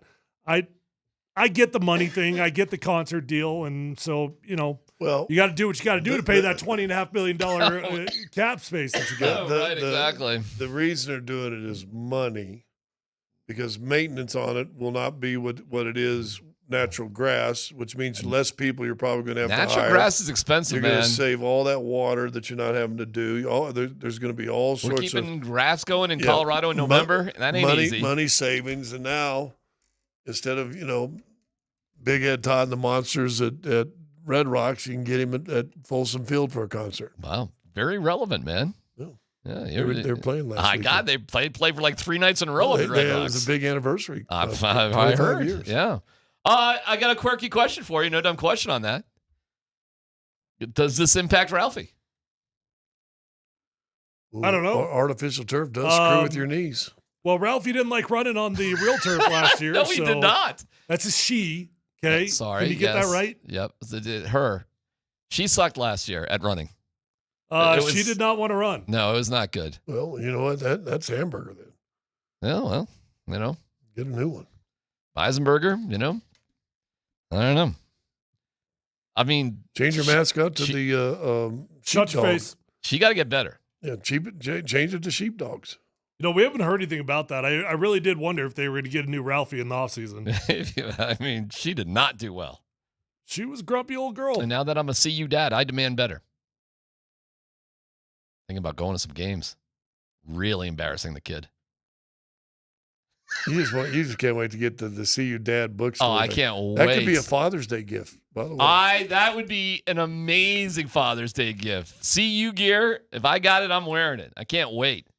Can't wait to proudly say I'm a CU dad. Cannot wait. Got some T's to cross and I's to dot in that department, but, So still not 100%. I'm going up for orientation on June 20th. How about that? I'll be at CU new student orientation. What are you going to orientation for? I don't know, but I don't care. It sounds like fun. I can't wait to go there. No, seriously, why are you going? No clue. You were told. Kinda, but I'm not against it. We got mail the other day for the parents of my kid. CU. It's all this CU stuff. Dude, you're gonna walk in there with a bunch Skull buffs. A bunch of 42-year-olds, and I gotta tell you, man. I don't know and I've been to, because my younger son's had quite a journey, but this will be his 4th college. But being a college dad, mom, dad, doing all that, it's awesome. And now it's CU. Oh, I never thought I'd get this chance. I get choked up thinking about it. I can't wait. I'm all in on everything, CU, brother. Everything's good. Skull buffs on everything. You may go to a basketball game next year? I'll go to everything. I will go to everything. I will be Mr. CU. I can't wait to get CU dad gear. Maybe can't wait. Catch a baseball. Oh, never mind. Nah, I can't do that, unfortunately. Go watch them run. Go watch their cross-country program. See what Wetmore's got going there. They got a good golf program, don't they? Hey, 4. Where do I watch that? I don't know. Can you watch golf? Yeah. Can you see golf play someplace? I don't know. Not on TV. I don't know how that works. Yeah, man. I've never even been to a CU basketball game. Really? Never been to one. It's a cool little arena. Yeah. It's cozy. Looking forward to it. Yeah. Can't wait. When they fill it, though, I think it's a great environment. It's a fantastic environment. Can't wait to get hammered at the sink. Oh, have you never done that? I didn't hang out at the sink because I didn't fit in the sink. Yeah, wow. Those, I've been there one time and I was outside, but I know what you're talking about. I legitimately never went to the sink. Dude, that is I'm not going to go hang out in a bar where I got to duck my head the entire time. There's 2 different parts, but you're right. That one part, there's no way you would fit in it. It's one of the quirkiest. I fit fine. I felt very comfortable. It's like for hobbits. It's a bar for hobbits and small people. I was just wondering if there's something wrong with the ceiling sinking or something. Or I don't know. Be. I have no idea what it is. Yeah, all the turnover on the hill, and somehow the sink has survived all these years. It's actually freaking amazing. Yeah. I'm pumped it's a landmark now. The hill turns over about every 2 years. Hey, by the way, Prime, I'm your guy, Prime. No criticism coming from this guy. I'm all about whatever Dion wants to do is cool by me. Yeah, that's a lie. Well, hey, that admission, that changed things. I am biased. I am all Prime all the time. Has he got a place to live yet? Oh, we got to figure June 20th. It's all part of the. We got the T's, I's, dot, cross with that thing. Well, whatever. They could just commute. Well, yeah. Let's not do that. Let's go live in Boulder. 10 days. I know. I'm pumped. I'm absolutely pumped. I can't wait for football. I can't wait for everything. CU. So hopefully this turf is a good deal. Hopefully Ralphie's fine. I don't know what's going to happen with CU football this year. We really haven't talked all that much about it. Who knows who's really going to play quarterback? I think they're going to play both of them. I do. Yeah. You think alternating series after series or unclear game day? Probably not. Probably not series for series, but There'll be a Juju Lewis package for sure. Okay, so maybe a couple series, and here's Juju there, and I mean, a lot of colleges have done that. That wouldn't be the first time they've done something like that. No, and I also think to some degree you just got to keep the young man happy and interested. Mm-hmm. It's just too easy to leave nowadays. What do you think, man? Come on, man. What game should I be excited for? What am I pumped up for? I don't even Let's know the see you. schedule. All right, well, let's fix that because I'm good to go. Go Buffs. Let's go Buffs. What else do I got to know? What else should I know? Well, maybe you go to the CU UCLA basketball game. All right. Is UCLA anything these days? I don't know, but it's still a big name. Well, they're playing each other now? Well, Can I give you a weird-ass stat? What conference did UCLA go to? They went to the Big Ten. Yeah.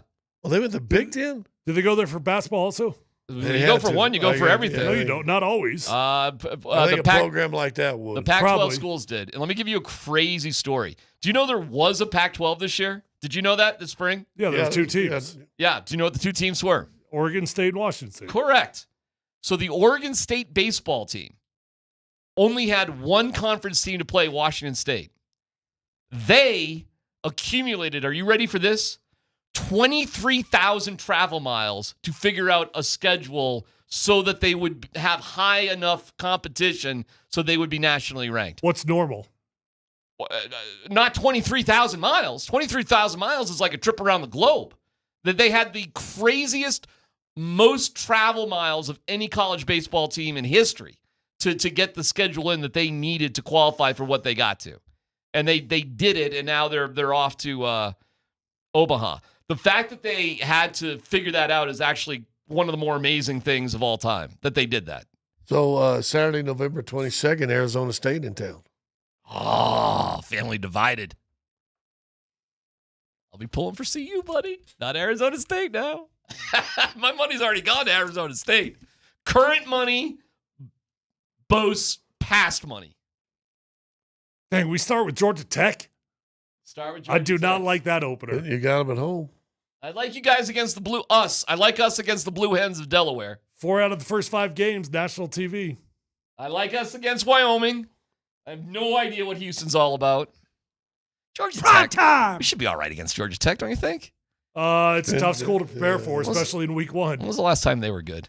Recently? Yeah. Like every year? All right. I'm a CU guy now. I'm delusional. I don't think logically about anything. All right, Nate and Andy coming up. And, speaking of the colleges, what an incredible deal they have going on. Plus, I'll give you my little ethical dilemma here coming up here in a second. We're ready for prime time. What do you say?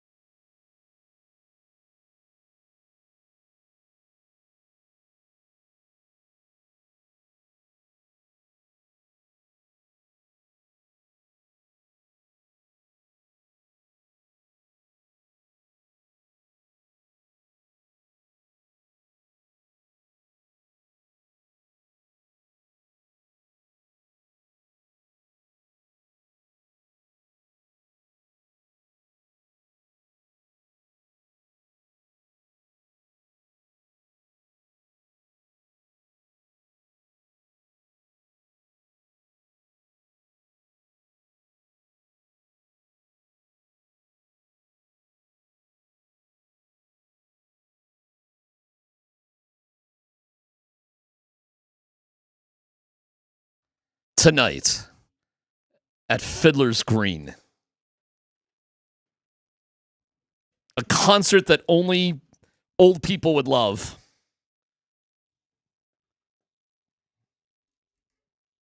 Here. Kevin Cronin REO is going to play High Infidelity from start to finish. Woo! Yes, he is.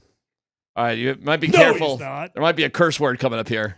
Plenty of friends. Draws. You know what I'm talking about? High Infidelity? No. You don't know what I'm talking about? No. REO Speedwagon, High Infidelity? You're talking about one of my least favorite bands of all time. Oh, wow. You're kidding me. No, because they were. Damn, as Dan pauses the music. Just when it was getting good. Now you got me worried. No, it's not going to curse here. They're going to play High Infidelity from start to finish. I understand. She's so angry, he makes you... No? Nothing? The wait may be worth it, but you ain't REO anymore. was giant when I was when in college. When you're wondering what your weight...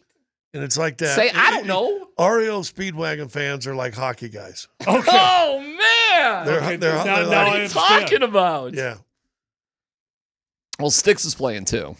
I've seen them. Man, you hate REO Speedwagon. Yeah, I'm not a giant Styx fan, but they're okay. All right. Well, never mind. I thought you'd be excited about that. Well, I mean, they're solid. They're good. Whatever. I'll tell you what they are. They're a concert that if I had to pay for tonight, I probably wouldn't go. Oh, how are you going then? Got some free tickets. Turn it up, Dan. Let's go.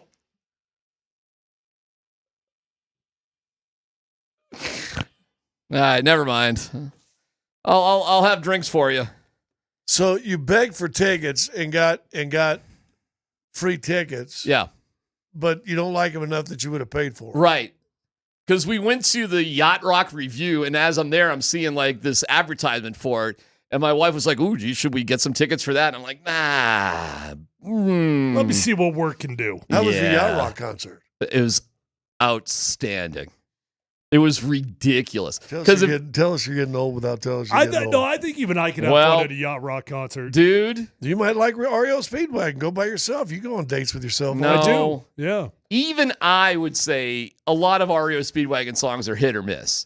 But like their hits are great, and they're going to do High Infidelity, which is one of my favorite albums of all time, start to finish. When was the last time you saw a band do one of your favorite albums, every single song on the album? The late 70s. Okay. Well, welcome to that's what they used to always do. I take it back. I saw this would count, The Wall. Okay, how was that? They played it from start to finish. It was fabulous. It was actually fabulous. High as a kite. To see him, I saw Pink Floyd in concert. It bored me to tears. Did you see him do The Wall? I did not see him do The Wall, but I saw the Pig. Everybody was high around me.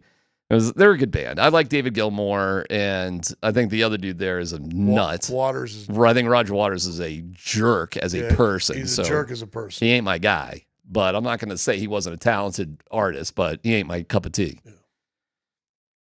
Kevin Cronin, just good Midwestern rock and roll roots. That's all. That's all it is. Just songs about having a good time. That's it. Sticks with Tommy Shaw. Too much time on my hands. Anyways, the point is... Well, him and, was it not Devin DeGraw? Devin, what was the name of the other singer? They Dennis DeYoung. Dennis DeYoung. Yeah, that was a long time ago. Yeah, I saw Dennis DeYoung Sticks. Anyways. I gotcha. What band would you want to see? What album would you want to see start to finish? There you go. That's a good one. What band would you want to see their entire album start to finish? And the band itself has to play it. Well, whatever. At least the lead singer has to be part of it, so it sounds like it. Anybody can play bass. Got something? Anybody? Crickets on that? Anybody? Out Come the Wolves. Out Come the Wolves? Yeah. Is that the name of the band or the album? That's the album. By? Rancid. All right, you know every song on that album? I bet I do. That's awesome then. That'd be incredible. Yeah. Like how many albums do you know every song on an album? Who even knows albums anymore? Well, it's got to be the only ones that you're going to know all of them are going to be ones that came out 20 years ago when they actually had CDs and when they actually had albums. Thank you.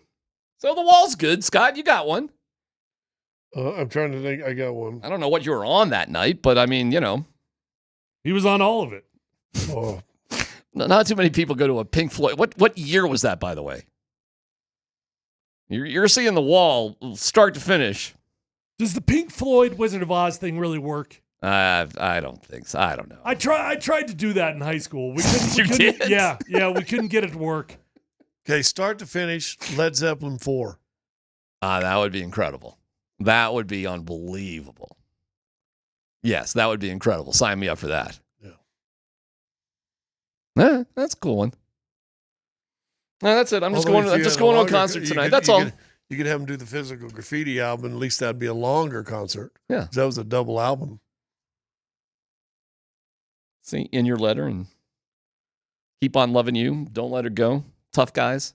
Billy Joel, you do Piano a lot Man. of concerts, man. I don't do any I concerts. don't know anybody that goes to No, as many concerts. dude, as this you. is so ridiculously rare for me. Going to Yacht Rock Review. Here's why Yacht Rock Review is good. First of all, if you're going to be a cover band, right, you better play it note for note. You better have it dialed in. And they did. They had it all down. So you would like the concert. You'd know every damn song. I promise you would. And they don't do just one band. They do all of the bands. They do everything. This is only the second concert I've gone to in like the last 5 years. It just so happens they're 10 days apart. It's kind of ridiculous. And I wasn't even thinking about going to this till like 2 hours ago. All right, Good to know Jim Barry. Hell yeah, it is. Oh, I'm going to concert this week. What are you going to? Blues Travelers and Spin Doctors. You are? That'd be pretty fun. I'd be down for that. Wait a second. That's usually a 4th of July show. Where are you going? They're actually going to perform at Hudson Garden. Wait, what? Is that the Colorado Springs? What is that? No, that's one down on Santa Fe. Yeah, across from Arapahoe Community College. Oh, that's a pretty small little joint, relatively. It's a private event. There's a brand new Fiddler's Green in Colorado Springs now. Did you hear what Scott just said? What? He's going to a foo-foo she private thing. This ain't open to the public. My daughter works for a company. It's her company's event, and they have family members can get tickets and go in, and I'm a family member. Look at that. So I'm going to go see Spin Doctors and Blues Travelers. That mic works, Andy. Very intimidating mic. Yeah, there you go. It doesn't need the Rocky Mountain Men's Clinic. I mean, it's good to go. Just don't touch it or anything because you can do whatever you want to. Can he not touch a mic? It's good to go. Ooh, we got a lot of echo going on here. They did not. Should I try over there? But here comes Nate. So no, Nate can come on in. I'll get out of here. You know what? I'll talk in my coffee talk voice. He looked at it, pointed, and walked away. No. He doesn't know what's going on. He doesn't. You gotta go tell him. Well. Oh, you are not. Hi guys. What's going on, brother? Boy, is everybody getting it? What concert would you go to? What group and what album they have to play from start to finish would you love to see? There's hundreds of them. Hundreds of them. Well, mention one. We just got to have one. We're just trying to buy time for 4 more minutes for Nate walks. All right. Well, I mean, Blink 182 would be one of them. What's the name? What album? I like a lot of them. What was the one with the hot server on it? That was or the nurse. I mean, yeah, that was the movie star. The movie star. Yeah, that was all the small that things. That was Enema of the State. Yeah. What about Metallica?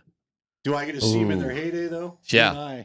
No. I thought the deal was you got to see him today when it's 20 years later. Yeah. See, isn't that what you guys worry about? Like I saw Metallica. I saw In Our Prime. It's like watching prime John Elway. I don't need to go see John Elway play flag football today. You know what I mean? Right. So I don't know what to do about this concert because I've seen them twice and they were unbelievable. And I saw a legendary show because Axl left and we destroyed the chairs and all sorts of hell broke loose in Mile High that night.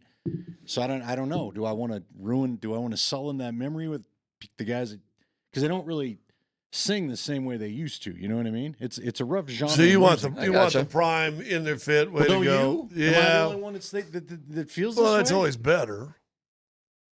I mean, I know that I told you this the other day watching the Blink on this some live. Said, yeah, their octaves have changed just a little bit. Well, that's why they had to put out new music so they could actually have something that fits the voice. Tom's voice has gotten 10 times more whiny. Yeah. Yeah. How is that possible?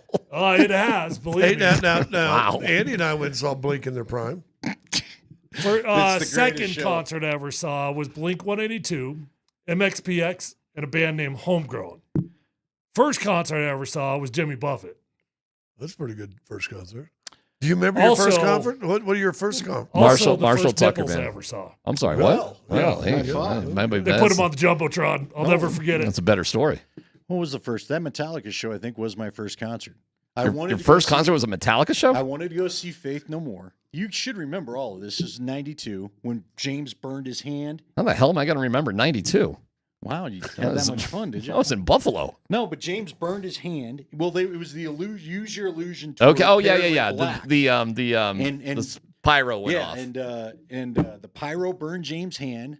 Axl Rose attacked a bunch of people in Toronto or St. Louis or whatever it was because he got mad. Slash wrote all about it. Apparently, Axl kept refusing to play on time, so Metallica finally said, "Well, we're going first."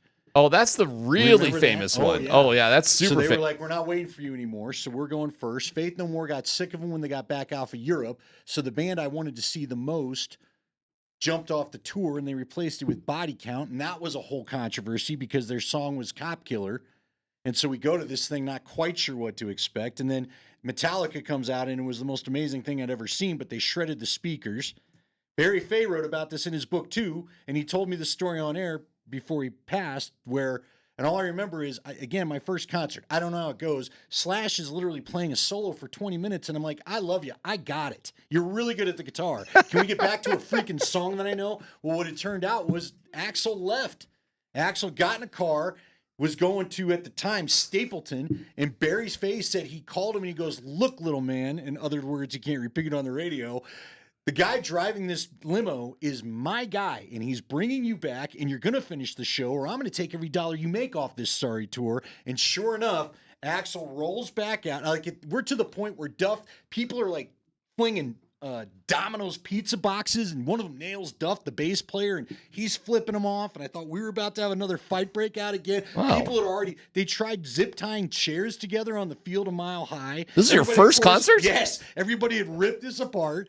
Luckily, I went with one of my football buddies like Tyler, who was a lineman, and during Creeping Death, dude with a cast is in the pit just swinging at people, and my guy's like, I felt like I was going to, get blocked for or something. I mean, this dude was out of his mind, but Metallica's set was amazing, but again, it ruined the speakers. All we got to Axl before he left was Welcome to the Jungle, and then you heard everything going, it sounded like the kid with the bass in high school with the worst radio in the parking lot, so he's pissed off, and he left. He just left. And then he showed up, he did the show, they did no encore, and I remember at 3 a.m, we finally get back home, and I mean, my ears were ringing, like, it was not small stuff. And apparently my neighbor, Johnny Walker, who we told stories about, he said we were yelling at 3 a.m. because we thought we were whispering, but nobody could hear after the show, and we were yelling in the middle of my street. And then I also remember there's a Bronco game on. We had headbanged so much I couldn't move my neck. like the Broncos were playing the Bills, and I remember every time I half flinched, because I try to react. I wish we could have taken this story and animated and just made a cartoon out of it. We wanted a story, so that's your first. How old were you? I just graduated from high school. Oh wow, okay. It's KKSC FM HD1 Broomfield, Denver, Boulder. So who are you guys going to see? My very first concert I went to was Leon Russell and Willie Nelson. I saw Leon Russell. Yeah, it was my very first concert I went to. Puff pass, baby. I was about to say, good thing you have passed the well, test. that wasn't so bad on that one. Now I went to Toto, was my second. Okay. Oh, that was really. Yeah, that was Puff. Toto might have been a badass concert. It was great. You did bless the rains. That down was in Africa. Puff, puff, puff, puff, puff, puff, puff, puff, Hey, puff, no puff, give. puff, puff, puff. What was yours? Marshall Tucker Band. My parents took me to a concert when I was 12. Well, what's the one you want to see? It's REO Speedwagon and Styx tonight, but REO Speedwagon's going to do High Infidelity from start to finish. It's actually the Kevin Cronin band. Okay. So he's just going to, Jimmy Jam off his past successes. What was yours? My first? No, what was your the band one you want to sing? Oh, I said, so if it was an album that I knew every song off of, I said Out Come the Wolves by Rancid. Okay. Hey, by the way, this is comical. Nate does not understand that this microphone has been empty this entire time. He clearly doesn't know what's going on. Well, we might also be prepping. I don't know. Your show started 7 minutes ago. This crossover deal has just turned into PhD doing an extra 10 minutes. Yeah, right? Yeah. Nate's just sitting there with his legs crossed. You want to go get your guy? You want to just tell him, hey, the microphone's been empty for the past 10 minutes? Hey, there's 5. I mean, is it just me? So there we go. Yeah, there we go. He's coming in. Okay, take your We had time. a Skip thing the other day. Any of you know Skip CDs? Mine was Fizzy Fuzzy Big and Buzzy of the Refreshments. Great road trip. Don't skip a single song CD. Well, I took a few road trips to that. And now, do you know Jim Dalton, who plays in the Railhunters, plays in that band now? He texted me the other day. Shout out to Jim. Shout out to Jimmy. So there we go. So now, so I'm going to what I say was spin doctors. He's got some sort of spin doctors. No, he's got some and foo-foo blues shishi, travelers. like invite only. Got to know some. Well, all right. That's not a bad concert. So is John Popper still Little John Popper? There's only 2 of them, but it's Have John we seen Popper's him? one of the guys. Well, he lost a bunch of weight. Yeah, that's the Blues Travelers is a great band because as long as John Popper's in the band, who gives a crap who else is in the band? You know, there's 2 great whites. Well, there's 2 sticks. Because they basically break off. Like the singer has his, and then the band Wait, has Great theirs. Whites, are they the ones that the bar burned down or something? Yes, they are. They are. Still one of the great music videos of all come time. on, yeah. You were too young for MTV at that time, or your dad was. I changing don't. the Well, channel I when don't it came remember on. it. You would. We all remember her. Yeah. Was it Tawny Katane? What was her name? Tawny Katane? Tawny Katane is Yeah, White Snake. that's White Snake. Gotta Well, get that's some what whites right. That's White Snake. Yeah. That's what I'm thinking about with the green All Jaguar. right, Mark, I'm switching mics. What about her? That was a great video. Oh yeah. Of course. Here we go again on my own with Tawny on the All over the car. All over the car. All kinds of all over That's the the car. great video. Oh, that is a great video. Once bitten, twice shy is. You guys talking about Chuck Finley's wife, Tawny Katane? Bringing it back to sports. That's right. That's what he does. That's the professional right there. That's what he can do right there. Yeah, get Chuck Finley in there, everybody. By the way, I made the announcement earlier today Yeah? that I'm off of Warren Schaefer. You're out? Yeah, I'm out. I was going to tell you, you're. I told Scotty ago, I might give your guy a hard time.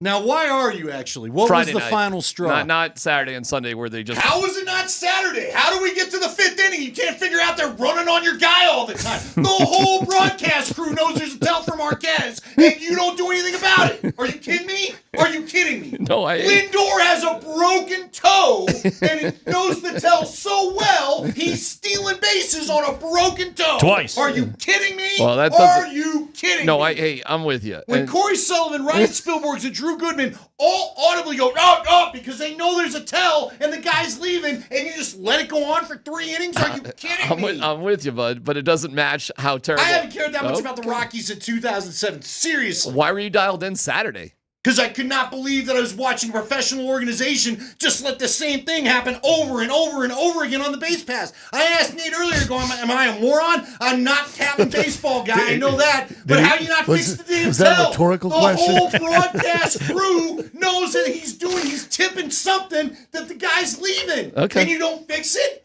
Can you not fix it? Am I just ignorant? I know this. If my dude in lacrosse you're another having it rhetorical up, you're question. sitting down. I'm not just going to let it happen. The guy with the broken toe stole a base twice. Are you kidding me? I could top that. As stupid as that is, check out Friday night. Did you see what happened Friday night? The base running? Nah. The base running was puke. Friday night, they start interesting. They use Rollison as a opener because got him through that. Sensatella sucks in the first inning. Get through the first. And it did. It worked. And then Sensatella came in and shockingly did not give the game away immediately. He was okay. It's 2-2 in the bottom of the 8th. Jordan Beck leads off with a single. Estrada hits a double clearly to the wall. And then Andy, the third base coach, holds Beck for no reason. Yeah. Estrada's almost standing on third base. Of course, the Rockies load the bases, and Ryan McMahon hits into a double play, line drive to third base, Right he at third. tangs out Beck, and, Terrible. you know, a little unlucky, whatever, but of course, it's the Rockies. However, that's not the problem. The problem is when it's clearly a double to the wall, and Beck could easily score from first base, easily. They held him up. It reflects on the Joe Flacco quote. What are we doing here? Like, we're a 12-win team. Why aren't we being aggressive? Estrada was practically standing on third base. The worst case would be runner on third, 1 out, in the bottom of the 8th inning in a tie game against a really good Mets team. Take the chance. Afterwards, here's where Warren Schaefer lost me, and I realize I'm late to this party, and I hate to crap all over Warren Schaefer because I wanted Bud Black on so bad. But Warren Schaefer just says, I've done that job. It's a difficult job to do. I'm always going to defend my third base coach. Wrong answer, coach. Well, I hope behind the scenes he tore him a new one. Wrong answer publicly. Hope. No. Wrong answer publicly, too. Because the announcement publicly is we're just going to keep doing things the same way around here. You don't have to throw him under the bus, Nate. You could have just said, listen, it's a tough job. We need to be more aggressive, and we're not going to make that mistake again. I'm going to tell Andy that, and we're going to be the more aggressive team. There's ways to do it without slaughtering him. But no, Andy! No! We're just saying it's a hard job coaching third, but what are we doing here? We're a 12-win team. We're not going to go for it. It's like stealing bases, bro. Like, it's like, who are we? What are we doing? It's me getting outraged. I was really pissed off about it. So I don't really care about getting blown out on Saturday and Sunday. That's just because you suck. The thing is, can you figure out how to win games that you should be in and win when it just takes common sense and a little bit of a different approach? Before you get out of here, by the way, DMac, can I blow your mind with something? Were you aware of this? Sure. Pete Alonso's having an incredible year, right? Yeah, he's amazing. Goes yard twice yesterday. Also, I love that Pete Alonso doesn't put his hands together on the bat. I think that's cool. It's just a weird thing that he does. We lost the national anthem standoff between Alonso and Zach Agnos. Yeah, but they said they make the home guy leave. I know. So Pete Alonso is a legitimate MVP candidate right now, right? Yeah. But he looks weird with that. What is different about him? He's got like a mullet or something. But did he shave his beard? Did he have it's like shaved up the side or something. The guy's a total stud, though. And Soto was 6 for 6 getting on base. Go ahead. Sorry. And by the way, the Mets almost didn't re-sign him. They had a huge contract dispute with him in the offseason. Well, he came in focused. This guy's having an unbelievable year. Yeah. Keith Hernandez said this on the broadcast, and it was something I knew, but I didn't remember. Do you know the Mets have never had an MVP? Really? The New York Mets have never had an MVP. I got to think about it. So Strawberry was never, and Gooden Didn't were Beltran never play MVPs. there for a while too? Never. Center field? So here you go. This is one of the all-time great sports trivia questions. The Mets have had 10 MVPs play for them, but they never won an MVP in a Mets uniform. Was Beltran an MVP Oh, wow. with Texas He was before not. he joined them? No. Carlos Beltran is not on the list. Carlos Beltran never won an MVP. David Cohn? No, well, these are pitchers, so they might have won Strawberry? See, pitchers wouldn't win MVP, so I got to think of position players. Straw never won an MVP? Strawberry would be the most obvious one, so I guess not. But he is never the did answer. it. He is their all-time home run leader because Piazza Alonso played for them. Was he an MVP with He the never Dodgers? won an MVP. And Not as a Gary Carter wouldn't have had the numbers as a catcher. Gary Carter did not win an MVP. That No. one, the first time somebody ever asked me this question, that was the first name I said. Gary and then Carter. I was stunned that he didn't win one like in 83 with Montreal. But catchers are not a lot of catchers win MVPs. I mean, Posey's won one. Who was our guy up in Minnesota? Joe. Joe Mauer. Joe Mauer. Yeah, I guess when I think about it, I guess I shouldn't be that surprised. Well, Alonso's got a great shot. He does. But he's got to overcome Shohei, I suppose. Way, there is one catcher on this list that won an MVP that played for the Mets. Not Piazza? It was not Piazza. It was not Gary Carter. Think way, way back. With like Tom Seaver days? Yogi Berra. Berra. Come on. Yogi Berra's last year. He was a Met? I think he was a player manager. Yeah, because he managed the Mets. Yogi had some weirdness. Like a lot of these huge, like Babe Ruth played for like Pittsburgh. It was like that. Seriously, look at Babe Ruth's career. He played for some weird teams. There's a bunch of dudes on this list that are like Willie Mays. Yeah. You forget Willie Mays played for the Mets. I think his last year in the bigs. Willie Mays is on this list. Yeah. Well, Tony Dorsett played for the Broncos. It's a real funny. It's a funny sports list. No, the Mets are a really good team. They're very It was good. a shame that the Rockies. I was trying. 25-8 over the weekend. I'm still doing my thing about watching the game late, but you should see these little watch-alongs when the games are like yesterday. It's just like, well, we suck, and that's about it. Yeah, and it's a nice Sunday. Yeah. I mean, Dolander has the highest home runs to innings pitched, second highest in the league. So while he's a good pitcher, he doesn't know how to pitch. Shaky outing yesterday. Now, hold on. So he's got the stuff, though. He's got the stuff, but he doesn't know how to pitch. Yeah. And the results are home runs. Yeah, he's young. Yep. Babe Ruth played for the Boston Braves in Sure did. 1935. Yeah, there you go. That was the last one. All right, but he played for a bunch of other weird. Was that a minor league squad? No, that was a major league team. Really? Babe Ruth was so fat and sickly that he would take an at-bat, dude. I'm not joking about this. Sickly. If he hit a home run, he would step on first and somebody would come off the bench and run the rest of the bases for him. Fat and sickly. Yeah. So you had a mid-hit sub. Yeah. Was for it the base gout? pass. You think he couldn't run because Sure. of the gout? The healthcare, the healthcare of the 20s and 30s Right, was like suspect. There was no trainer coming to the He had mound. gout in both feet, and No. yet could still And they stand would- in they there would and hit just- a jack. They would just make up rules, as they went. It was crazy. And they did barnstorming. Like when the season was over, they would just, or even maybe during, I don't know, they just barnstormed. They just played a variety of teams. If it meant the Babe was people were going to be paying to get in the gates every day to watch Yeah. the Babe, it was worth it. They did also, and I think he managed after he was done playing too, and he did that weird, that's what I think he did. I think he did a barnstorming team where he was the manager, but he also took some weird at-bats, like as the manager barnstorming, because these guys had no money. So he'd step out, he'd wave to the crowd, Yeah. he'd eat 6 hot dogs, he'd go in there, he'd sock one dinger, Yeah. and he'd be done. It was for like the a day. carnival Basically. game. Right. Kind of, yeah. Bearded lady was playing second or whatever. Dude, did you know? It's crazy. Did you know our guy Leggy? We didn't know this. Leggy was a Washington general. He's got What? the uniform. Yeah. Suited up. Played a couple games No, for he the didn't. Washington General. Swear, he got the showed uniform. us he showed What? us the picture. Got the uniform. Was that like huh? I mean, the Washington ask him Generals about were it. a Ask him about it publicity Wednesday. stunt. Yeah, but was that one of these deals where they come to Denver and one of the media guys gets to be a general? Could have been. I have mean, no idea, but he well, played they 2 used to- games for they- it. And he used well- to shoot. He could shoot. Little corner shot. All right, I'm rolling my eyes, but I do know that when the Globetrotters came to town, you used to, as a publicity thing, have Yeah. a media person. This is Okay. a long time Could ago. be. Could Be be. a general for But the I don't know night. anybody Hell else yeah. with a Washington General uniform. He's got the legit cool Washington General I uniform. just need a couple more details on that one. They did. Ask him about it. What, Thursday you guys will have him All on? right. So when I was a kid, my high school, as a fundraiser, they had all these like retired Chicago Bears show up to play basketball against you'd play the varsity team and then you'd play the JV team and then you'd play like the debate club or whatever. And it was like they'd play a different team all 4 quarters and all these fat, out of shape ex-Bears going out there. I remember watching tight end Keith Jennings almost wreck himself trying to throw down a dunk. Now, this is true summer radio. Were you at the Say Goodbye to Mile High game? No. You talk about fat, old, out-of-shape Bears. Yeah. First off, when we did Say Goodbye to Mile High, it was a flag football game. Okay. Randy Gradishar had a flashback and crushed one of the running Lit backs. somebody up. And some of the NFL guys wanted to, and I think Gradishar was ready to take on everybody because he was just built that way, right?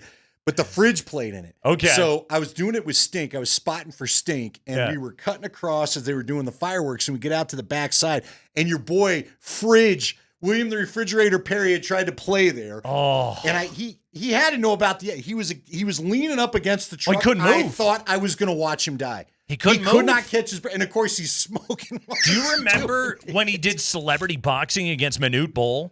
No. That was one of the worst. Yeah, I remember that. And he went out there and after 4 seconds he was gassed. He just taps. He was done. And then, Manute's got a 9-foot reach.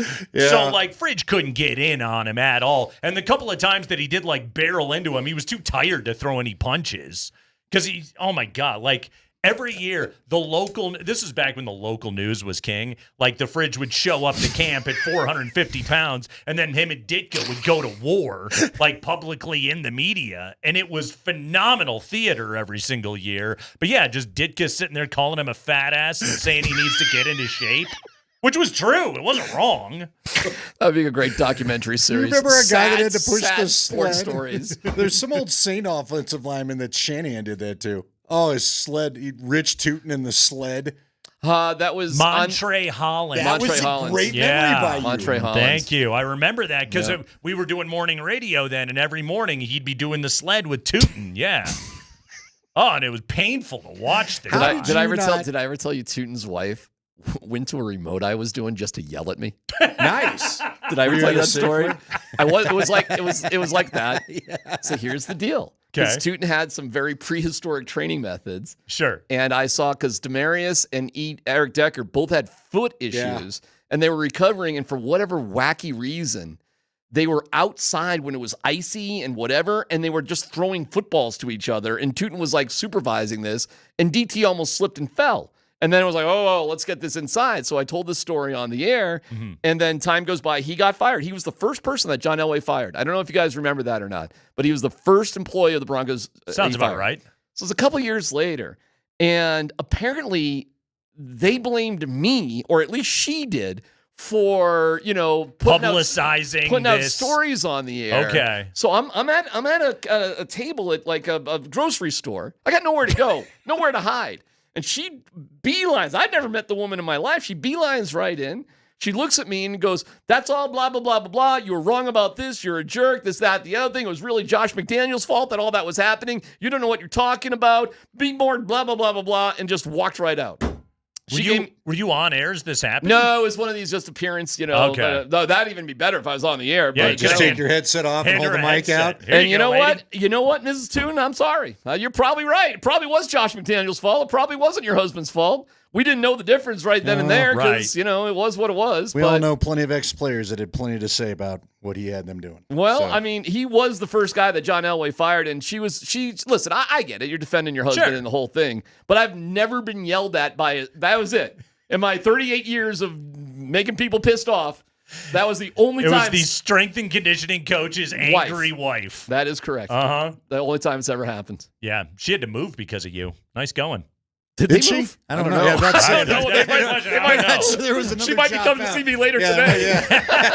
Hey, don't you guys have a Safeway remote in your We future? do. Yeah. This I was about to Friday. say, I think it's your This turn. Friday. It's your turn. Head out to Safeway. Mrs. Sutton, you were right. If DMac has gotten a relative or a loved one of yours fired, go to Safeway on Friday. And you know what he'll do? He'll give you some Redbird He Farms will. chicken. He will. That should Have a settle chicken burger. should settle things down. Get a chicken burger to They're very good. smooth They're quite everything delightful. over. The great Darren McKee, everybody. It is the Kreckman and Lindahl Show. It is a Monday, and we have so much to dive into today. We had a guest cancel on us. We got to tell you about that coming up here in just a moment because, Andy, I'm telling you, the Wild West has not gone anywhere in college athletics. It might have been our greatest interview ever, but then he might have faced several lawsuits. I was like, are we going to be in the middle of a court case one I day? hope so. It's so we got to talk about the House settlement and what's happening in college athletics right now. I think it's still insanity. it's not going to change anything. I don't think it's changing much right. You know what it's going to do? We're going to go back to the old days. The old days were only 3 years ago. We're going to go back to them. It's going to be crazy. Let's dive into it coming up here on the other side. We got to talk some college football. We'll talk about the Rockies weekend. We'll talk NBA Finals. We'll do all of it. It's Kreckman. It's Lindahl. It's Altitude Sports Radio.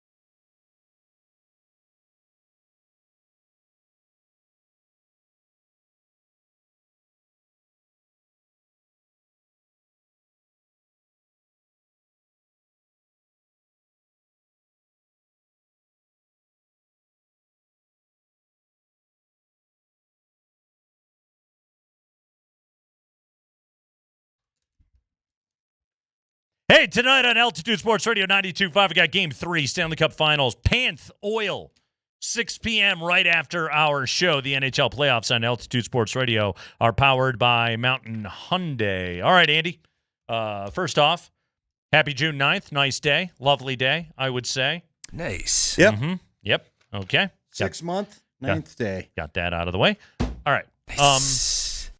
So the House settlement went through on Friday night. Classic Friday night news dump, but this thing is absolutely massive, and it is a landmark day in college athletics, particularly college football, as we know it. As you know, people have said, sort of like, you know, establishment of the NCAA, Title IX, and the House settlement. Like, it's that big when we're talking about what it's going to do to the landscape of college athletics and the tangible ways this is going to affect college athletics. Basically, here's what it is, okay? There is now revenue sharing with the athletes, student athletes. Not anymore. In college athletics. Well, no, they're still students. Well, but how long before there's a union and they just become employees? But anyway, that's down the road.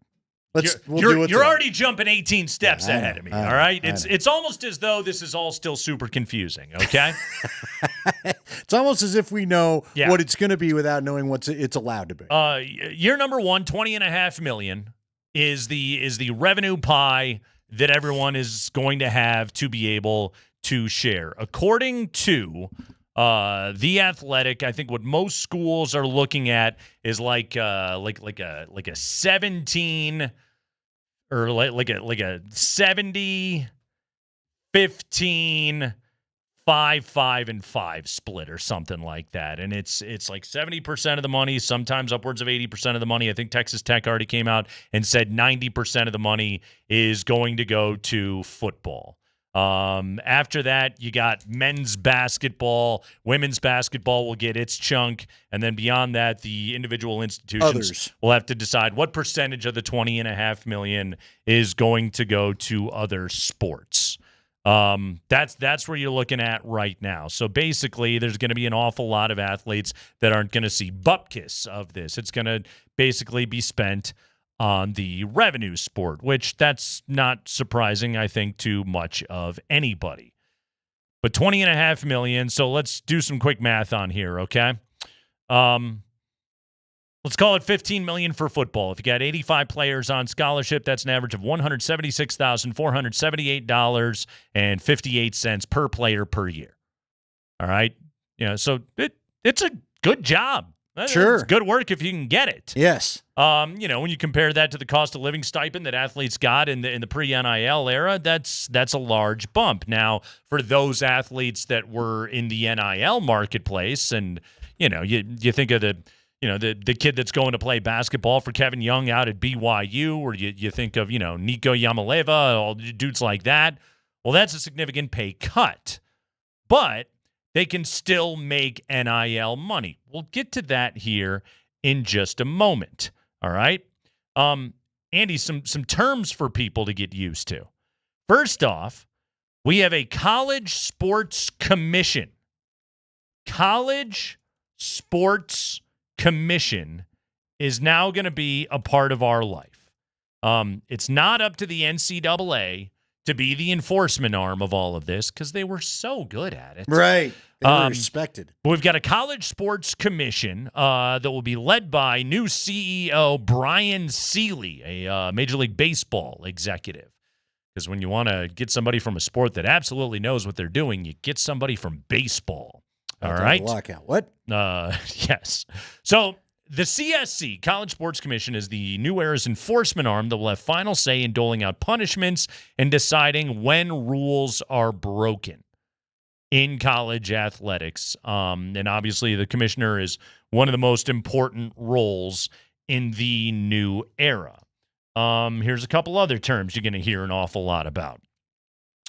So the CEO is in charge of running the systems that have been put in place by the college athletics commissioners. LBI Software and accounting firm Deloitte have been lined up to handle salary cap management and to manage the clearinghouse for name, image, likeness dollars. Those NIL deals will be outside of the revenue share that come directly from schools, and how they are approved has been the focus of much conversation around college sports. This is fun. You ready for this? The clearinghouse that Deloitte has established will be known as NIL Go. Cool. NIL Remember Go. when there was an HBO Go? And then it went? This does sound like the streaming service for NIL. Yeah. Which will be used to verify whether deals between athletes and boosters or associated entities are for a valid business purpose rather than a recruiting incentive. In other words, for those that don't know, basically in the old NIL world, sometimes all they had to do was get the money was, and I think Barnett had told stories about this, of now you come and you speak to a group of young athletes or something, go to a business and give, I think of the car days where you'd go and give the pep talk. We've all heard about the pep talk to the sales staff. Sure. Get them, boys. At the car dealership. And girls and whatever and all that, and then they get a little bit of money. But now I think they're saying the NIL Go, according to Deloitte, they'll be saying probably not so fast, my friend. That's not enough to get you like $2 million. We think so, right? We think. Because we think. A part of what NIL Go is supposedly supposed to do is they are supposed to establish per athlete a fair market value. There's going to be a algorithm that will inform decisions on whether or not an athlete is being paid their fair market value. And if they feel as though there is an NIL deal where some backup left guard is getting a fat sum of money to, again, it can be put a slogan on a T-shirt, or again, like speak at the car dealership, do the autograph signing in the photo session and all of that, they would then flag that.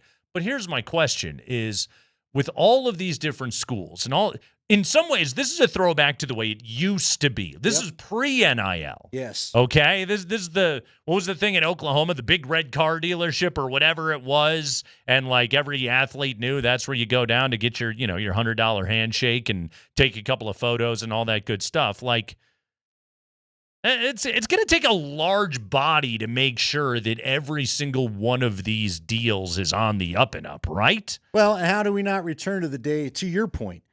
Are you going to be, do we have now like to me, it's Jason Bourne, like some of the things I've heard described of the person that walks and drops the cash, the backpack full of cash on the park bench. And then the recruit goes and as everyone's out of the way, grabs said backpack. And now I've just got a new backpack I'm walking around with. And oh, by the way, it contains $200,000 in it. Not bad. Or whatever it is. Get it. So, like when I think of because I think of all the Jason Bourne scenes like that where they quietly try to go. So we're gonna have the CIA of the Jason Bourne. Like, is there gonna be an NIL CIA that just where their agents are out there in the field and monitoring every park bench and all that kind of stuff? No, there's just NIL Go. No NIL CIA. That's well, will they have a branch of NIL Go that's the CIA wing that just is hanging out in the park benches and monitoring for backpack drops? And so the idea of this is, I think, in the world of the CSC, the College Sports Commission. They got a lot of acronyms. I know, exactly. NIL Go, CSC, Deloitte, all of this good stuff.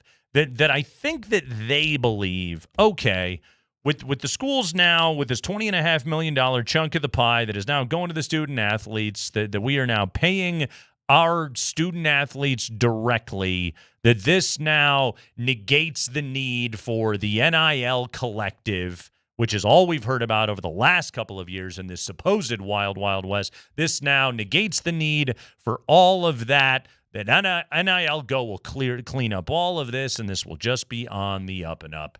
And my response to this is that I don't even think they're going to find ways to get around all this, Andy. They already did. Oh, yeah. If you want to win in college athletics, if you're a top 15, top 20, we want to go to the playoff kind of college football program, you're 12 steps ahead of this thing to know exactly how to get around all of this, to still be able to recruit and then compensate a roster that can give you a chance to win a national championship. Yeah, because what was Ohio State's number last year was higher than $20.5 million, wasn't it? Wasn't it like $22 million or something? The Alabamas, the Texases, the Georgias, the Ohio States, those programs, their payrolls last year were vastly above the $20.5 million. And again, like this can still be supplemented through NIL, but like there's no world where the top athletes in the world and their handlers or their parents or whomever it is or the athletes themselves aren't going to be looking for every which way humanly possible to cash in as much as they can. Help me out, too. When does this go into effect? Is this for this upcoming season? Because what are you going to do about the schools that already have things in place where it's above that number? Right. Because I believe there's some teams that probably have exceeded $20.5 million. Oh, it's just for football, by the way. I'm assuming that some of it's going to be grandfathered in, but again, the original NIL era supposedly dies as of this year, and we are now in the next phase of this whole thing. To do the quick, easy math, let's just say 80% were to go to a football team, as most have said. Right. I keep hearing the number 80%. 80% of 20 million is 16 million, just doing the quick math. Yeah. 2 million times 8 is 16 million. You right? got it. Yep. So, again, if you've already got a $20-some million, you're $6 million over the cap, over the football cap. Sure. Because then if you spend all 20, and this is where it's going to get interesting, because then we're going to have Title IX lawsuits if you don't divvy this up amongst equal sports. Yep.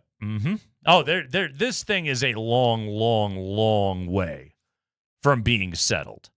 And here's the other thing about all this, and this is where you brought this up earlier.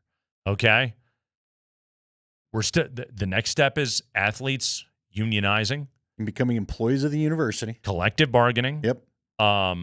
Like that. There's so many more steps to get through this whole mess. Step one, everybody knew the House settlement was going to go through anyway. Like step one of a CSC and the NIL go, as silly as it all may be, like. I think it's all well-intended. Oh, it is. And then they said, I'm reading an ESPN article where one of the people quoted says, progress, not perfection. Right. They're not to perfection yet. They know it. And I mean, and a part of the fun of all of this is going to be, and anytime CU loses to Texas Tech or CSU loses to Boise or whatever it is, then you as a fan, you still can go on Twitter and scream that the other guys are cheating. Sure. So that's you don't lose all that. Well, but see, Nate, what this is going to lead to again, and we're just on the outskirts of this thing. We haven't even headed inland yet. But you're going to lose sports. You're going to lose sports. Oh, without a doubt. Because they're gonna basically if Title IX were to stay in effect, and I don't think it's going anywhere, you're probably going to pick men's football and men's basketball, and you're going to match it with women's basketball and I guess softball or whatever the sports may, you know what I mean? Whatever it may be. But then you're going to have teams, they'll become club teams,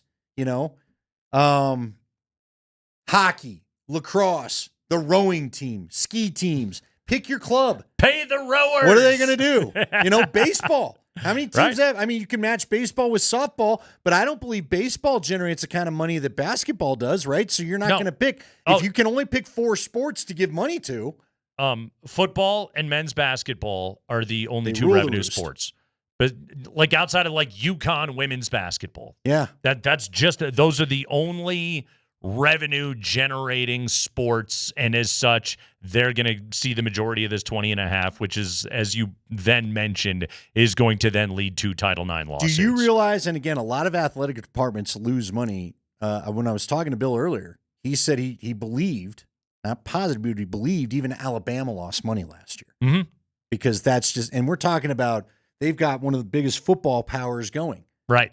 And so what's going to happen is not only are athletic programs going to get cut, there's going to be other things in the university that have to get cut so they can get this $20.5 million. It's a large slice of the pie. And again, like it's a lot easier. It's much more palatable if you are, either we call it Power 4 football program or Power 4 athletic department. It's Power 2, let's be honest. We know it's the Big Ten and the SEC is simply what it comes down to. It's going to be much more palatable for you. John Weber, the athletic director at CSU, put out a letter that said, hey, we're opting in. We're participating. We're good to go. You know, like we've planned for this day and we have budgeted, et cetera. Like, okay, we'll see what it all then looks like. Some schools have cut whole social media departments and things like that simply to find some money for this thing. So again, like you said, we'll see. Yes, pay the kid hauling in her $22,000 to work in college athletics. Yes, that's how you beat it all down right there. So anyway, the College Sports Commission, NIL go, house settlement, all that good stuff. It's in our life, man. And we will see where it all goes and what it all leads to. But hey, look, college athletes have been paid for some time now. We know that part of it. Does this rein anything in from what has been the air quotes wild, wild west era? I don't think the Wild West era ends for a few more years, Andy. Dude, they might get more wild as they try to find a way to get these guys cash to come play for their team. Yeah, exactly. And again, like we were supposed to talk to our friend Bill Armstrong, the SMU booster, today here on the show. He was going to come on, and then he's like, yeah, I got to make sure I know what I'm saying is right. What is real? Exactly. Because they're not even sure. Right. Yeah. So according to ESPN, this is Alabama. This is University of Alabama. Okay. Football at $26.4 million, men's basketball at $5.9 million, delivered a profit in the fiscal year 2024. Everyone else lost, sometimes millions. Women's basketball, for example, came in $4.2 million under. Department expenses outstripped revenue for a $28 million deficit. That's up from $13 million the year prior. Apparently, they had to pay off some of Saban's money to get him to go away at Alabama. Coaching salaries are going to have to take a hit. There you go. Amen. Yeah. No more $120. Who was our guy at A&M? Oh, Jimbo Fisher. Jimbo Fisher. Hey, Deion just got a fat raise. Yeah, he did. How long is that going to last? Yeah. We'll find out. Kreckman and Lindahl.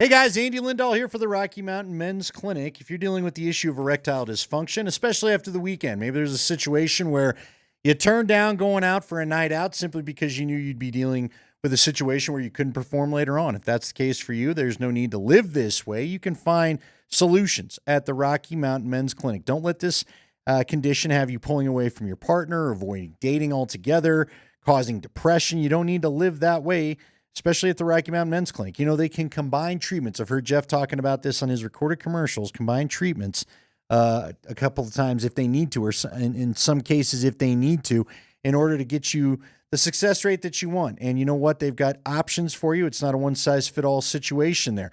They have treatments that work when pills and herbals fail, and treatments with success rates well over 90%. And they've served the Front Range of Colorado for nearly a decade. So when you go to the Rocky Mountain Men's Clinic, you schedule that first visit. It's $99, includes a medical consult with a Colorado licensed medical provider, a T and a PSA test. And if you're medically advised, they'll give you a test dose. And if the test dose isn't working in the office, your appointment is free. They have an expert staff. And if you're like a lot of men, you could be having sex the next day after your appointment. They have 5 locations in Colorado to serve you, including Fort Collins and the Springs. So call them 720-440-7900 or RockyMountainMen'sClinic.com.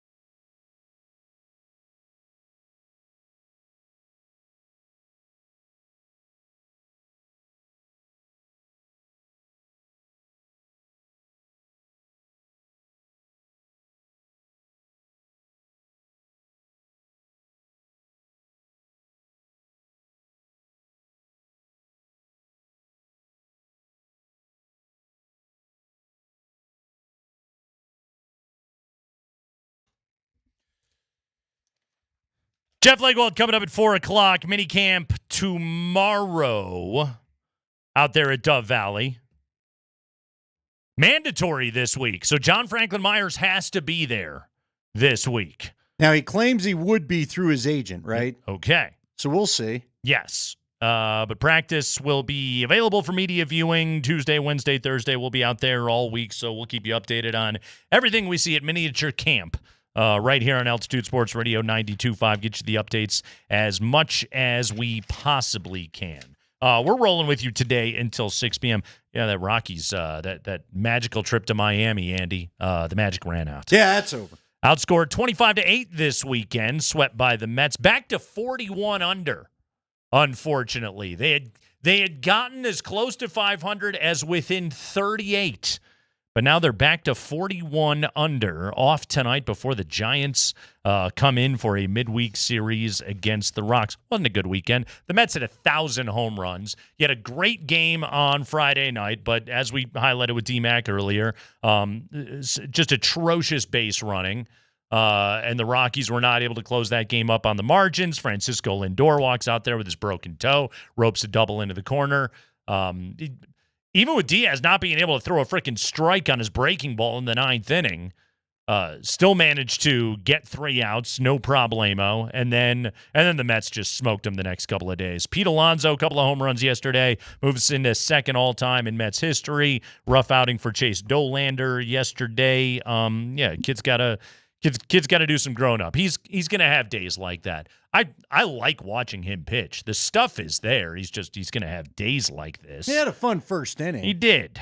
He got Polar Bear waving at one. And then Jeff McNeil just goes out there and Jeff McNeil is not even really a power hitter. Hit 2 home runs yesterday for the Mets, 13-5. Well, the good news is the hot, dry weather's coming, so that ought to help keep the ball in the yard. Sure. You flipped out about German Marquez. Mets just timed him up, just running, knowing exactly when he was going to release the ball. So well scouted. They were able to do that to him on Saturday night, and then yesterday kicked the ever-living crap out of the Rocks. So the brief oasis in the desert, Andy, that was the trip to Miami, it's now behind us. Do the Marlins still have to come to town? They do, right? I'm sure they do. Get another crack at those guys. There you go. Got the White Sox over the 4th of July weekend as we laid out. That ought to be competitive. Braves have been struggling. The Nationals have been struggling. There's wins on the schedule. All right, the Nationals. I like that. To be had. Yes, there's wins on this schedule. I think Hunter Goodman's going to go to the All-Star game. There seems to be a movement. People are pushing back on my Jake Bird for All-Star game. Well, I've heard a lot of people say it should be Jake Bird. I think it should be Jake Bird, but the fact that Hunter Goodman leads all National League catchers and hits and RBIs, apparently they think he should be going in, even though he's an atrocious defensive catcher, and I think he's amongst the leaders in National League catchers in errors. So, despite all of that, hey, the Herman thing.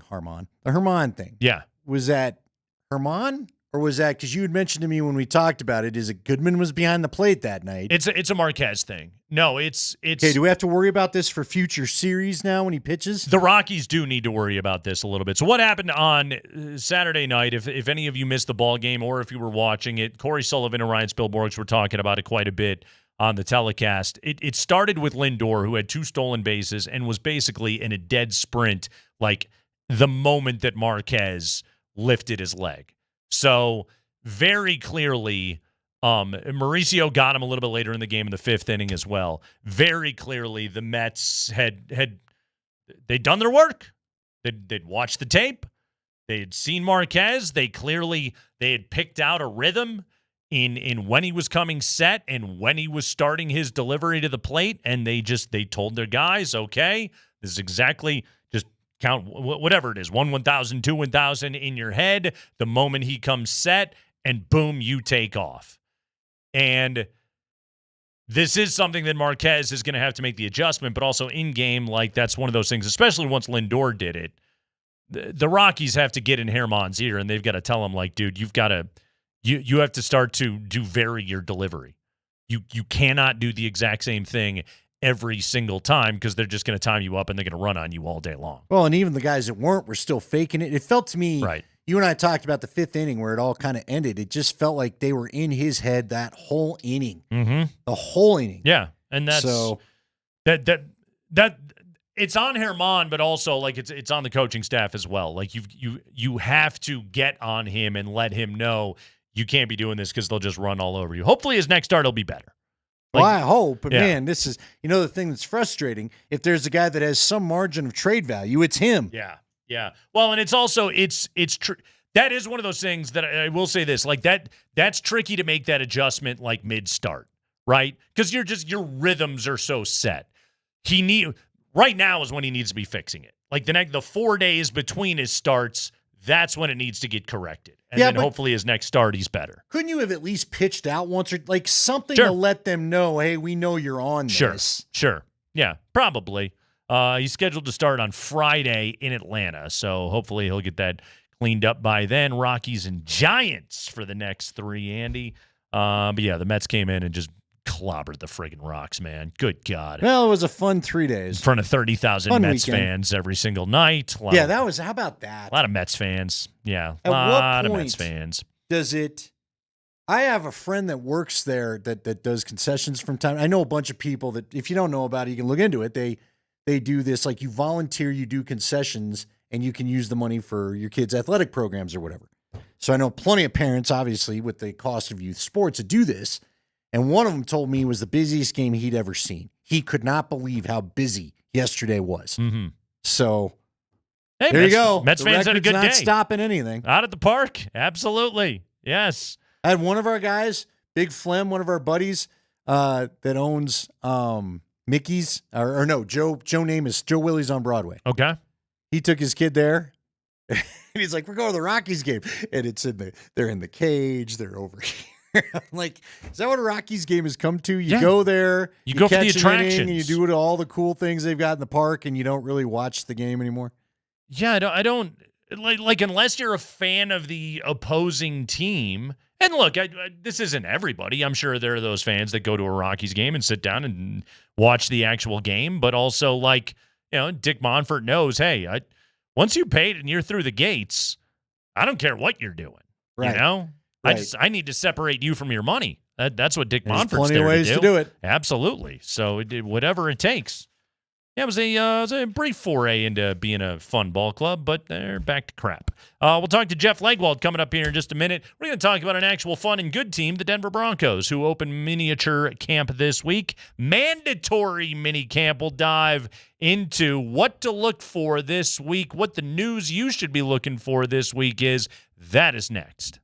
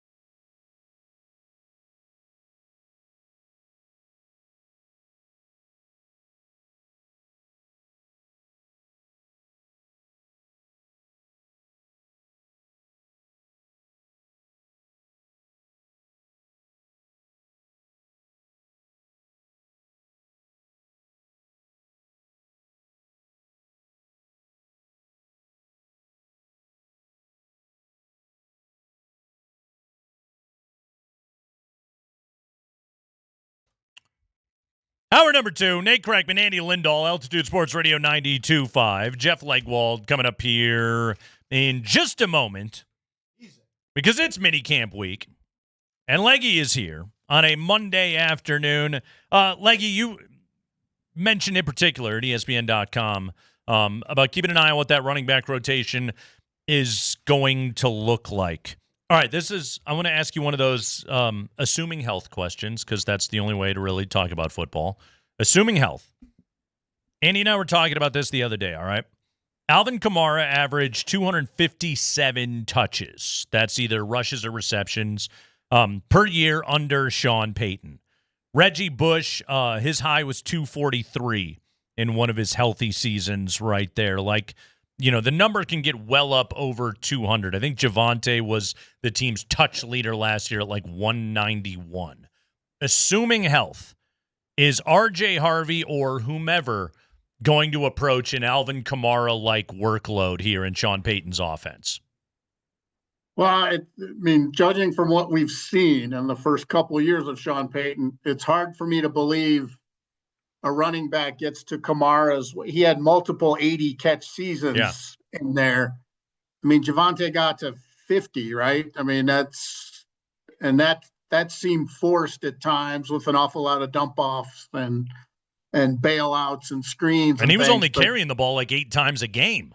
Right. And it's really hard for me to believe there's going to be an 80-catch running back in this offense from the guys we've seen. So I don't think that's the perfect world, the Kamara mold. And I know we keep looking, he sort of stoked the Joker fire himself a couple of years ago, and it still hasn't gone out really of who is it, who's it going to be, are you looking for one? Do you have one? All of those things. They don't have a player like Kamara on this roster, so I think he'll have to adjust with that. And, I think any increase in touches overall at the position will take a little movement on his part as the play caller, when he was sort of out front in the Bill Walsh, turn the run play into a pass play that's a run play sort of thing. And I think he prefers that, so that, any bump in touches, I think, from these backs, except Harvey, because we don't know yet because he's a rookie, will be if they get a few more carries in this offense and sort of hold the status quo at receiver. But, I think Javonte's receptions are probably getting, at least half of those are probably getting spread out among the receivers this time around. Well, it's interesting, too, because, Evan Engram, presumably he's going to catch 70, 80 passes this year in this offense, you would think. Lucas Kroll was the leader amongst tight ends last year with 19 receptions. So, automatically, even if you're a wide receiver, and Sean has talked about, it's not going to be about snaps. It's going to be about touches. That's going to be the tough thing to divvy up now in this offense. But, Evan Engram is going to apparently be biting into everybody's touches, again, so long as he's healthy. Yeah, and I think if you want to just play the drastic, those are Javonte's 50 catches right there. Just take him off the table because he's getting enough targets probably if he's healthy and things go the way the Broncos want, he's getting enough targets to have 50 catches. Jeff, where is this team? Where is the most concerning lack of depth? Obviously, a lot of the team comes back. The starters look good. And the depth wasn't tested a year ago. Where might they be lacking depth? I still see the O-line as an issue if they have a rash of injuries. But, it's hard to fill all of the glasses to the rim, as it were. And they're deeper than many teams, than most, really. This roster is built. If you talk to GMs, this is probably a top 8, top 9, top 10 roster in terms of depth. But I think O-line, if they had the horrific double dip of Bowles and McGlinchey both missed time, more than one game or 2 games, I think that would be an issue that would force them to change an awful lot of things offensively. All right, I was trying not to lead the witness, and I'm glad, because my question to you then specifically is, what's going on with the middle linebackers? What do you think of them? Of course, Cincinnati releases a middle linebacker today, Pratt, longtime player for them, but I'm just kind of curious, Leggy, how, Singleton's coming back. I know Drew Sanders was not moved coming on this show. inside. We tried. Where are they at? How good do you think the middle linebacker group is? Because I guess if I were to zero in on one place on the defense that I'm just going to say not sure about, it would be middle linebacker. Or inside linebacker, I should say. Yeah, I mean, that's, I think that's a position in a 3-4 you can sort of schematically get around just by moving your nickel personnel into different, suddenly Jahdae Barron is a nickel dime linebacker, at times if you really get thin. But I think their perfect world is Singleton, Greenlaw, early downs, physicality with Drew Sanders in some of the longer down situations, and they flip him out, for Singleton at times in coverage roles and rush roles. I think that's their perfect world. But, Singleton coming off an ACL and Greenlaw, we won't see until training camp because of a thigh injury. And he's had, he'd still be a 49ers linebacker if they weren't concerned about his injury history. So, you got a couple of maybes there, but in their perfect world, they feel really good about it because, Greenlaw's a really good player they got for a pretty good price in free agency. And Singleton's done nothing but lead the team in tackles, whenever he plays. So, again, it's the health issue, but athletically and schematically, they feel good that they have what they need right now. Jeff Legwold, brought to you by the International Brotherhood of Electrical Workers, IBEW, Local 68. Start with a job, end with a career. Let's stay on the defensive side of the ball. The guys behind those inside linebackers are the safeties. How do you think Talanoa Hufanga's impact is going to be felt the most on this defense? Just the versatility he has and the physicality. He gives you another player you can move all over the place and not have to worry he's athletically overmatched at a task. Like, he takes on blocks in the run game. He forces turnovers in the passing game. He can play deep middle. He can play up along the line of scrimmage. I think he just gives a lot of options. I think that's, what attracted them to Barron as a rookie, that Sean Payton's been pretty adamant that Barron will be a corner, first and foremost and almost always. But he's another kind of player like that. Like, you're comfortable with him as a tackler and you're comfortable with him in deep coverage. And if you're the defensive play caller, that gives you all kinds of options, because now you can almost make the ball go to Surtain. And I think that's ultimately, they would never say we're building a defense schematically for one guy to get more touches, but they have a lot more versatility with signing Hufanga and drafting Barron, that people are going to have a lot harder time staying away from the things from where the Broncos want the ball to go. And if you can dictate on defense in the secondary, you're going to be very good. And that's what the best defenses do. And Hufanga gives you a lot of opportunity to do that, because you can put him almost anywhere and feel okay. Isn't there also just sort of an element of VJ's defense of, like, you take a guy like Greenlaw and Hufanga and two guys exactly what their skill set are, and then it's like Vance Joseph's defense is I'm going to oversimplify it and sound like a football idiot for a second, but it seems to me it's just run around and create friggin' havoc and hit somebody. Kind of seems to be Vance Joseph's defense. Like, I don't think there's going to be a big warm-up period for those dudes. Like, I think their impacts are going to be felt very quickly in Vance Joseph's proclivity to want to just create chaos. Yeah, and it's smart chaos, and these are smart players. Yeah. I mean, they went after. It's a coincidence they were on the same team, so it wasn't like they were going for Niners defensive players, but they were going for these skill sets very specifically at a price they could afford for talent, that maybe exceeded what they paid. If Hufanga plays like he did 2 years ago, Right. All pro. He's way out over that contract. And, I just know many people in the league that think if Greenlaw isn't hurt in the Super Bowl, the Niners win the game. And he was having that kind of day. So these are very specific fits. And, Vance Joseph has made no secret.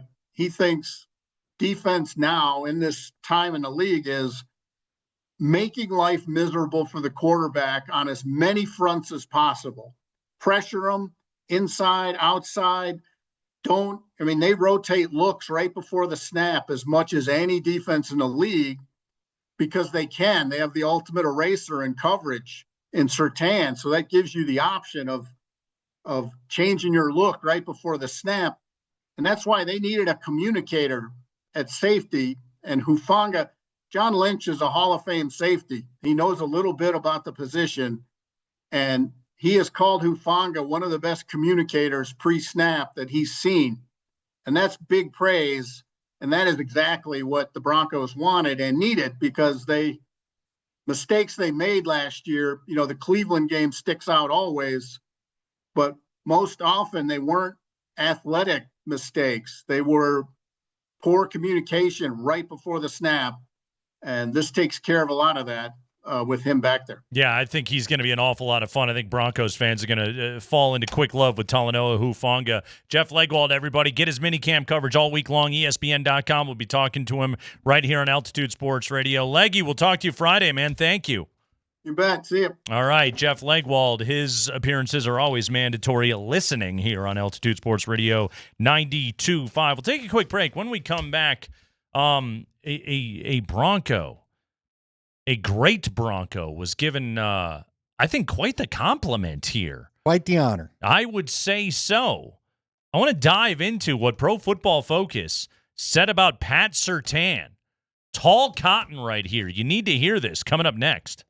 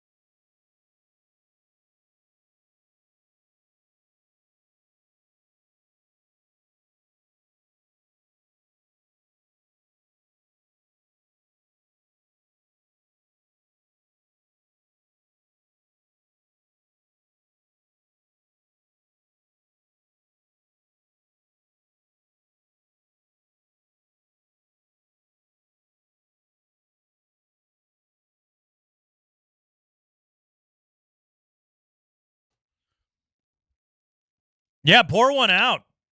Sly Stone, passing away at the age of 82. Sly and the Family Stone. By the way, I always knew his brother was in the band. Kept asking you to explain. I thought the Family Stone. Yeah. I thought it was a Family Stone. I didn't know it was Sly Stone in the family. Sylvester Stone, otherwise known as Sly, his brother Freddie was in the band, and his sister Rose was on keyboards as well. So there you go, little update on the Family Stone. Sly Stone passing away today at the age of 82. Did you ever see Summer of Soul? Phenomenal. Questlove kind of unearthed the footage of the concerts held in Harlem. In I think it was the summer of '69. Nice. On June 9th. Nice. The Sly Stone stuff's incredible. The Stevie Wonder stuff's absolutely amazing. The whole thing is great. Very good documentary. But if you want to learn about Sly Stone or the impact of Sly and the Family Stone, Summer of Soul, good documentary. I believe it's on Hulu. So I will admit, a little tired. I had one of those nights. I hope I'm not the only one that deals with this because it could mean a problem. But you get the wrong sleeping position and then you get kind of a numb arm or something. You ever deal with that? You like the neck is wrong and then you get it adjusted. You wake up and realize you got to fix it. Well, so it is just me. Maybe I'll be dead tomorrow. Who knows? But anyway, you keep saying Sly Stone and I keep going, God, he's not talking about Sylvester, right? Not Stallone. There's Sly Stallone and Sly Stone and Sylvester Stone and Sylvester Stallone. And then you said Sylvester Stone. I'm like, now wait a minute. Who are we talking about? Sly Stone. Right. The of musician. Sly and the Family Right. Stone. Yes. Yeah. Not it's freaking me out, man. Not John Rambo, but Sly Stone. Yes. Good luck with all the numbness. So it's back. You've never had that happen? You've never slept a little weird and woken up to just like a numb arm and you move and you can feel all the blood rushing back in? I don't know. You of all the back and shoulder problems? I know, right? Yeah, I can't believe you haven't had this. I don't think I think honestly I could go for some numbness because right now everything just hurts. Nah, you don't like it. Because then there's a little bit of a throb of pain as it all reassociates itself. I would prefer the numbness right now. You would like to be comfortably numb? I would be, yes. So Pro Football Focus PFF has named today the most valuable non-QB in football. Per PFF WAR.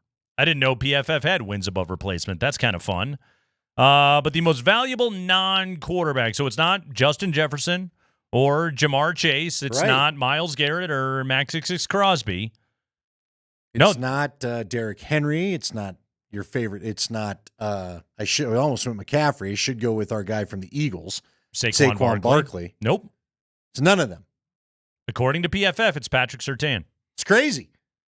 Which, I mean, we just got done with a conversation with Jeff Legwold where he's talking about, okay, like the reason you go get a Greenlaw and a Hufanga is because you're basically you are trying to funnel the opposing offense into having to try and attack Patrick Surtain.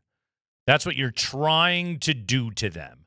Not just that Surtain merely erases whomever is the opponent's best wide receiver, which he always does, and it's why he won Defensive Player of the Year, Andy. The reason why is because, like, guys have had great coverage seasons. Surtain ultimately won the award because now, with tracking data, you could look up and say, oh, this is what he did to Devontae Adams. This is exactly what he did to fill-in-the-blank star wide receiver. Exactly.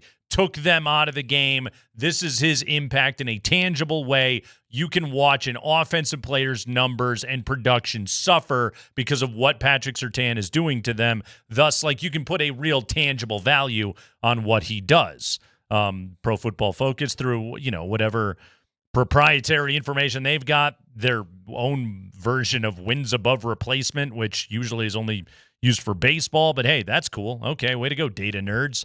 You've determined that Surtain's the most valuable non-quarterback in the NFL. Like you said, more than Saquon, more than McCaffrey, more than any of the pass rushers, more than any of the wide receivers. What's funny is you pull up the list of the highest paid non-QBs. Yeah. It's not even top 10. Not even that close. And Average annual at $24 million. Jamar Chase is over 40. Myles Garrett's right at 40. Daniil Hunter's at 35.6. Maxix Crosby at 35.5. Jefferson's at 35 in Minnesota. CeeDee Lamb at 34. Nick Bosa at 34. DK in Pittsburgh's getting 33. A.J. Brown's getting 32 in Philadelphia. Chris Jones getting just under 32. Surtain's at $24 million on average annual value. He's not even close to one of these dudes. How much longer does that keep up? Well, I don't know that it's going to change. Again, he's so unique. No, but what I'm saying is... Well, they just paid him. He has another first-team All-Pro year, and Patrick Surtain's going, I think I want my deal to look a little different. But he set the market for corners. He did. You know what I mean? Yeah. And who knows? Maybe they quietly thought Jahdae Barron could be an insurance policy just in case it gets too rich for her blood. Right. I don't know. Corners just don't get paid. But then he goes out and he wins Defensive Player of the Year. Again, like if I'm his agent, I just bookmarked that one. Mm-hmm. Oh, okay. All right. Okay. We'll see how much longer this can keep up. Andy, I'm telling you, if he keeps playing at this level, that deal's getting ripped up. It's going to have to be. Well, yeah, probably at some point, but we'll see what point that gets to. Right now, you agreed to it. I mean, there is a part of you got to go Kirk Cousins and bet on yourself. What if he would have bet on himself and not agreed to the deal till this year? Oh, I mean, that's just it, but isn't he still one of the top paid? Who's the top paid corner? Denzel Ward. What are we looking at? Actually, hold on. Let me pull up average annual value here, because that's typically what you're looking at right there. On average, actually, Derek Stingley on average. Okay. Stingley got 30. Stingley's really good. Most people would probably call him the second best corner in football. J.C. Horn's getting 25. Jalen Ramsey's getting 24.1 from Miami. Remember, he renegotiated that deal right after Surtain got his, and Surtain's at 24. But yeah, if I'm Patrick Surtain and his agent, and I'm winning Defensive Player of the Year award, I'm not cool being the fourth highest paid corner in football much longer. Yeah, we'll see. Man, we'll see how it all plays out. I didn't mean to bum you out by saying he's going to. Not bumming me out. I just don't. He's going to go to the Broncos and go, "Hey, I need a raise." You literally just got the contract a year ago, and you were happy with it, but things change quickly. You're right. But see, here's where it's a blessing and a curse with some of these players. Mm-hmm. At least right now, the corner contract is affordable, okay? Because the average per year is 24. Yeah. What happens if Bo Nix hits? Let's say Bo Nix gets into the territory of I'm setting the market. Well, right. And then all of a sudden this deal's up as Bo Nix looks to set the market. I mean, right Good now, luck. Wouldn't you say Bo Nix is on a Brock Purdy kind of trajectory? Hey, I bring it up. If Bo Nix didn't have a shot at doing this, I wouldn't bring it up. Yeah. But you got a guy that you kind of feel like he's going to be a good fit. I think he's going to. I don't know if he'll ever be the top 5 guy in the league, but you could do a hell of a lot worse than Bo Nix. Well, if you're a top, so you're going to have to pay him 15 quarterback in the NFL, you're a $50 million a year player. If at you're least a top 15 quarterback in the NFL, which I think Bo Nix is going to firmly establish himself in that tier. Let's right? say he gets the top 10. Then what's the money? 60, 70? Yeah, then you start looking at... Because by the time he's due, we're talking 4 or 5 years from now. Yeah, you're right about that. Well, no, let's see. He'll play this year. I think he'll be extension eligible after next season. Well, if they want to do it quickly. Now, obviously, you can kick the can down the road a little bit. This is where... You don't do that with quarterbacks, so look at that. What is that guy? Well, no, I mean, like, he'll stay on his rookie deal, and then, like... And you tack on the fat one. 5th year is where it gets fat. That's where, if you're... this is why right now, like, if you're Zach Allen, Nick Bonito, Cortland Sutton, John Franklin Myers, this is the time right now where you're looking at him and going... Now's the time for me to get paid. Let me ask you this, too. At what point... See, here's what I think has been crazy as we just talk salaries in general. Like Cortland Sutton wants 20-some million a year, right? All right, not angry about it. Right. He's been a very good Bronco. Yeah. But at what point do you start looking at receivers like running backs? Because every year we hear how great the class of receivers is, don't we?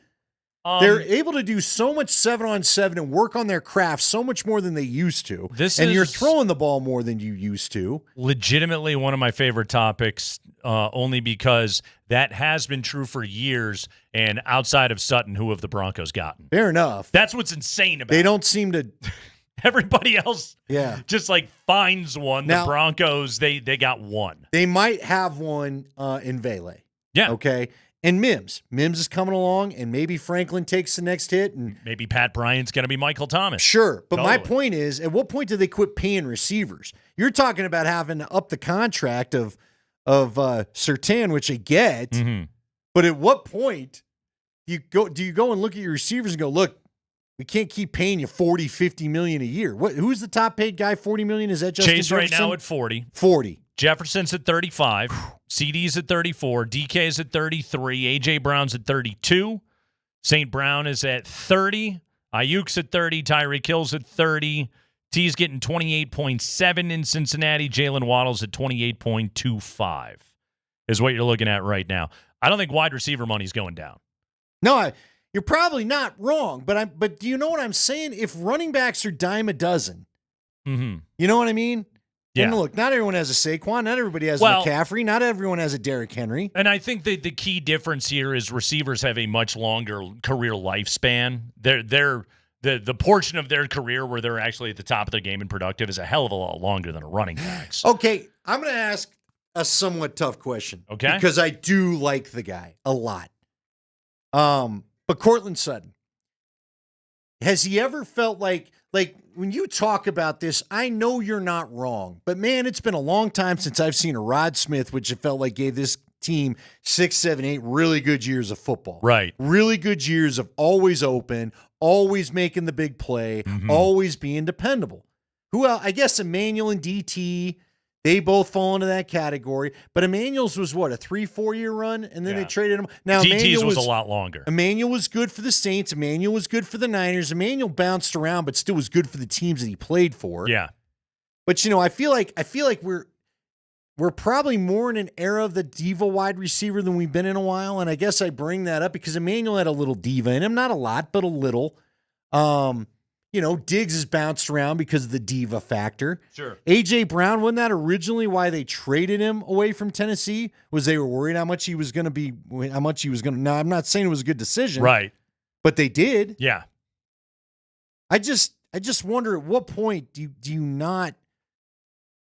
just go ahead and draft another? I don't know. Like you said, it's easy to sit here and say, but then we cover a team that hasn't been able to pull it off. I mean, this is just it. Okay, so Sutton, all right.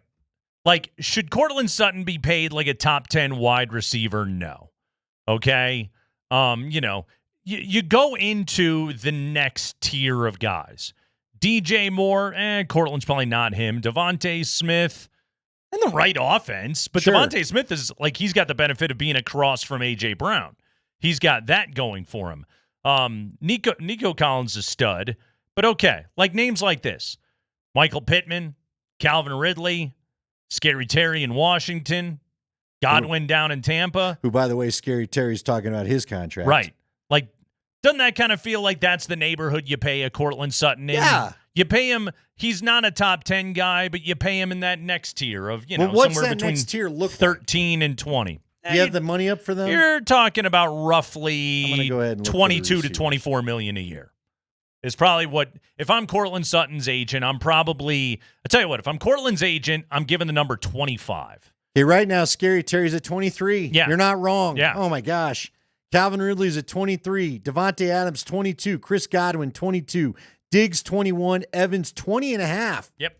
That's what you're looking at paying him right there. Help me out here. And this is where, and going back to Surtain, this is one where, again, if you're winning Defensive Player of the Year awards, if you're being called by an analytics site the best non-quarterback in the NFL, like you move into like a Chris Jones sort of negotiating window where you go to your organization and you go, hey, we got a high-paid quarterback, Jimmy Crack-Corn.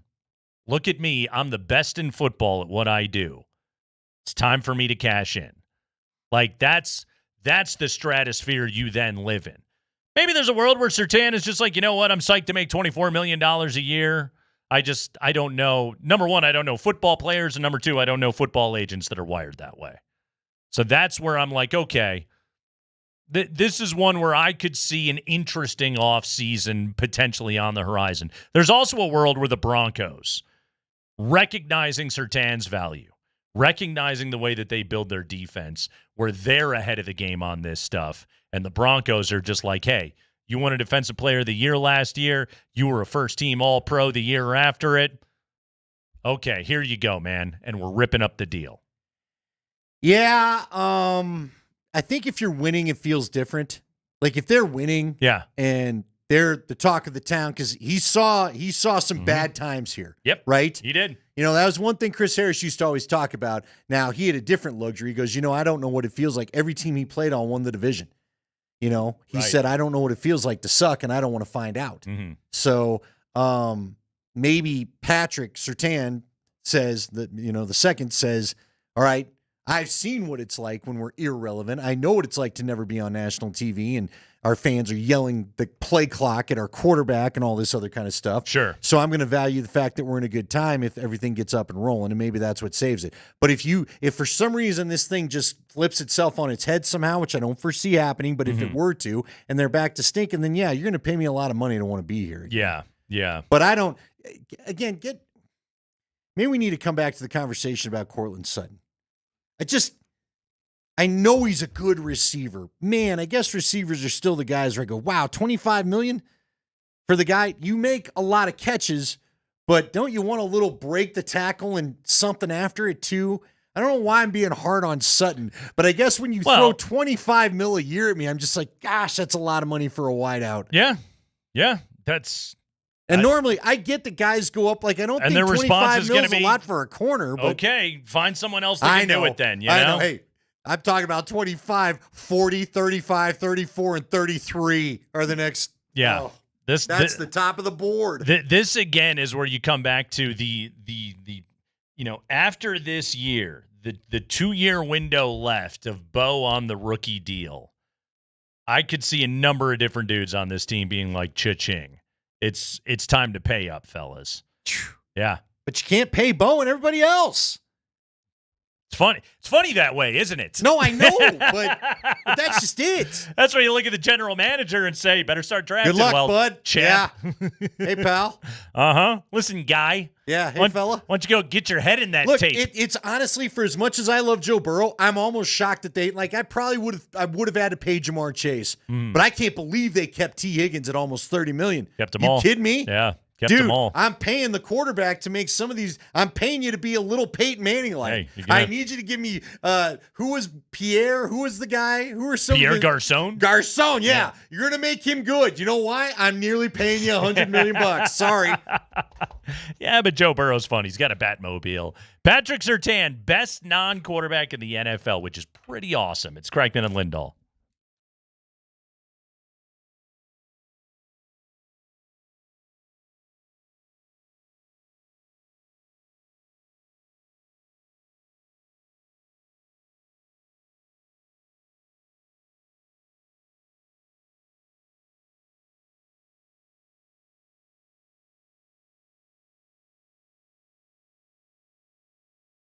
Hey, it's Nate Kreckman for Roller Auction. Go to roller.bid/altitude. Sign up to be able to bid right now. If you do, you get entered to win concert tickets and sporting event tickets from us here at Altitude, but also you'll get emails into your inbox, which you're going to need if you want to bid at Roller Auction. They tell you exactly when these auctions are opening, when they're closing, all the relevant information, so you don't got to go back and search it all out yourself. Very good email list. They don't inundate you. They just let you know what's going on. For example, right now, bidding is available on this government computers, police evidence, general surplus, and more auctions. Some really cool stuff, kind of random cool stuff in here. Sporting goods, jewelry, exercise equipment, restaurant equipment, plus I've been checking out some of the power tools in here. If you've got a shop at home, you can really you can upgrade the quality of tools that you have. Makita, DeWalt, Ryobi power tools, which are available at great deals right now. Go to roller.bid and check out this government computers, police evidence, general surplus, and more auction. Begins to close coming up on Wednesday morning. So you got 2 days left to bid. Go to roller.bid/altitude. Sign up and jump on this right now.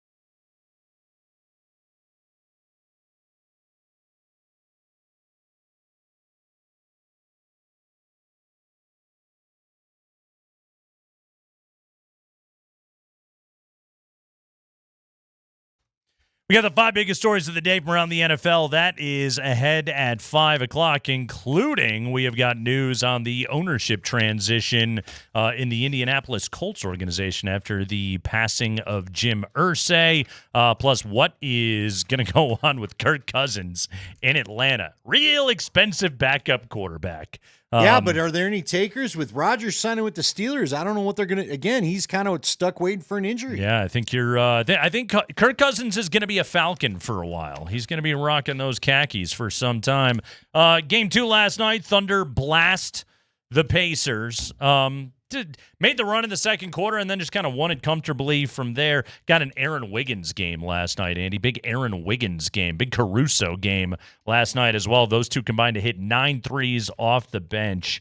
Tyrese Halliburton is having a challenging series, I would say.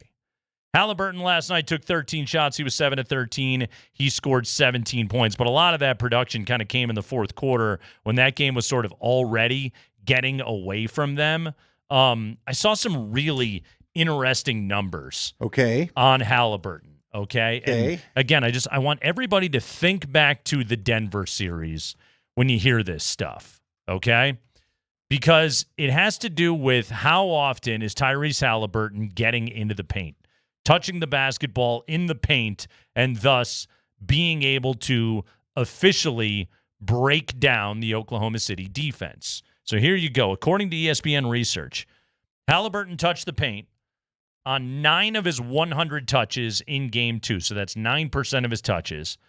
After touching the paint in 7 of 108 in Game 1. 6.5%. Those are his 2 lowest percentages in 18 playoff games this season. And good Halliburton lives in the paint. Very much so. You got to break down, really any good point guard, you got to break down the opposing defense. You get them scrambling, you get them rotating, and boom, that's when you kill those guys. It's funny, too, because our buddy George Sedano was on sidelines last night. Did you see his interview with Jalen Williams? I think it was the one ahead of the third quarter. Yeah, honestly, I thought it was great because Williams gave him a short answer, and he followed up real quick. Yeah, no, George is a pro, man. He knows what he's doing. But basically, it was just like, what are you guys doing to Halliburton? And he just said Lou Dort. Yeah, that was it. But he goes, what do you mean by that? Right. What do you mean Lou Dort? But that's and Jalen gave a great answer to it, but also, like, that's kind of what it is, right? It's just Lou Dort and Caruso. It's almost just like if you just have 2 really, really good ball-stopping, hound dog defensive guards, yeah, your defense is going to be awesome, and the opposing point guard, no matter how awesome, whether it's Jamal Murray, whether it's John Morant, Jamal Murray, Anthony Edwards, or Tyrese Halliburton, they're going to suffer because they're going up against the best defensive backcourt in the entire NBA. Yeah. And then if they do break it down and they get into the paint, hey, there's Chet Holmgren and his arms that are 18 feet long. Yeah, well, and he made a little bit of a comeback last night, too. Yeah. I'm curious, what is the deal? So Caruso, man, he just signed with them. He's not going anywhere. No, it was just the trade last year. Yeah. God, he's going to be there for a while. while. But I didn't think he re-upped. Okay. Blech. When you see that we know the series Jamal had, but also like Ant had a tough series. Tyrese Halliburton's been the story of these playoffs. He had a tough series. He's having a tough series. Again, I know they won Game 1. They pulled it out of the rear. Let's be honest. The Thunder are still a heavy favorite in all of this. Still feels like yesterday, I don't know. Yesterday was more of what I expected. I was going to ask you, are you thinking 5 still or 6? See, I still feel like it goes 6. I think Indiana gets 1 at home. Pacers will get 1 at home. And then I think OKC kind of just like rips off 3 in a row or something. Right. Yeah. I think they probably get 1 early at home. Our Nuggets fans, and particularly the Jamal Murray haters of our text line, are you guys, is anybody forgiving Jamal's performance in the series against OKC based on what you've seen in the Western Conference Finals and now in the NBA Finals? Because I'll try to answer that. I wasn't thrilled with it necessarily. Sure. Yeah. They're really a good defensive team I didn't appreciate enough. Mm-hmm. You know, but still, to make the money. Here's the problem, Nate. Whether you're forgiving or not, the reality is if Jamal isn't the number 2 most nights, they're not going to do what they need to do. Yeah. You know what I mean? Oh, that's absolutely. the conundrum of all of this. Yeah, I can forgive him, But are we going to forgive everybody if they keep finding ways to run into a team that's deeper in this and that and all the other, and you end up with one championship out of this core group? I can't forgive that. So Jamal Murray in the series against OKC, 21 points per game, 3.3 turnovers per contest. Anthony Edwards, 23 points a game, 3.2 turnovers. I mean, damn near identical. Lou Dort is a better defender than I wanted to give him credit for in the moment. And yes, you're right. No wonder he's a tough matchup for everybody. First team all NBA. But it is frustrating that, in my mind, and again, look, Alex Caruso, as I'm looking at the number, if you could have got him in his bull years, then you're getting him for about $8-9 million. Now he's up to 18, 19 million, 22 by the end of the contract. Okay? Yeah. He makes nice little raises the next 4 years. It just feels like the Nuggets, but the Nuggets, they need a Caruso. I can hate Caruso all you want. Totally. You got to have that guy. They don't have that guy. Yeah. And then pick your favorite 3-and-D guy off the bench, which I guess could be Caruso some nights, but I'm talking the 3-and-D guy. Like, you don't have that guy either. You just, I'll give you this. Watching what the Thunder have done watching what the Thunder have done to the last two teams they've played, like you said, in Minnesota and 2 games, sample size of Indiana, which was mainly the Thunder till the weird end. Yes, it makes me realize the Nuggets probably were closer to being able to, you sucker out Game 7, and maybe they're the ones that are giving us this fun championship run again. Maybe it would have worked. I don't know. Now, with a hurt Aaron Gordon, I don't know that we would still be talking this way with the Minnesota. I still don't know that they'd have got past Minnesota. Doesn't feel likely. Yeah. It's taken some of the spice out of, I feel, at the end of the year, but it still doesn't make me feel better about their predicament. No. And again, here's the thing, though, Andy, is we'll sit here and we'll go, the Thunder aren't going anywhere. But what did we say last year after the Celtics won the title? The Celtics aren't going anywhere. They're about to. Hey, one Achilles explosion later, and suddenly, they're going to break it all up. Yeah, they don't want to pay the luxury tax. The Eastern Conference is completely just a different story. Tyrese Halliburton last night got 1 bucket in the first half. A bucket in the first half of that game. First quarter, tied at 17. Here was Mike Breen's call of the Tyrese Halliburton 3, and I want to reiterate this, in the first quarter. Halliburton fires three-pointer. Bang! I owe him that one, so I had to do it early. Is that the earliest bang in the history of the NBA Finals? An IOU bang for Tyrese Halliburton. If it weren't for you, I would not have noticed this. Yes. You brought it up Friday. We talked about it on Friday. Halliburton's game winner, the mid-range with 0.3 of a second left in game 1, did not get a bang. It's good. It did not get a bang. There were no bangs in game 1. So Breen, a loner bang, an IOU bang that he hit Halliburton with in the first quarter, and again, it would turn out to be his only bucket of the entire first half. Are you okay with Mike Breen making a makeup bang? I thought it was very funny. It was. Again, for people that don't, because he didn't give the bang on the game winner of the Halliburton shot, and he said he normally only does it for 3, and that wasn't a 3. Mm-hmm. He got a lot of crap online for it. Yes. So I thought the fact that he had fun with it, I think it's very good. Yes. I thought it was hilarious. He made a joke out of it. Yeah. Also, one of the things, and I appreciate this with Breen, is the bang is not guaranteed even in every game. Right. And I love that. That's why it's cool. You never know when it's going to pop up. Some of the greatest calls that I've heard or even been associated with, I will forever. You know why I love the end of the Super Bowl 32, the call from Dave Logan? None of it's scripted. None of it was thought out ahead of time. Yeah. Because frankly, a lot of us didn't think they're going to win the dang game anyway. Right. You know what I mean? And so when I get, whoever you are, when I get the play-by-play person just in the moment and it's just natural and it's happening, I love it. Mm-hmm. I hate when it feels forced. I hate when you circle back around to make sure you get your little catchphrase in.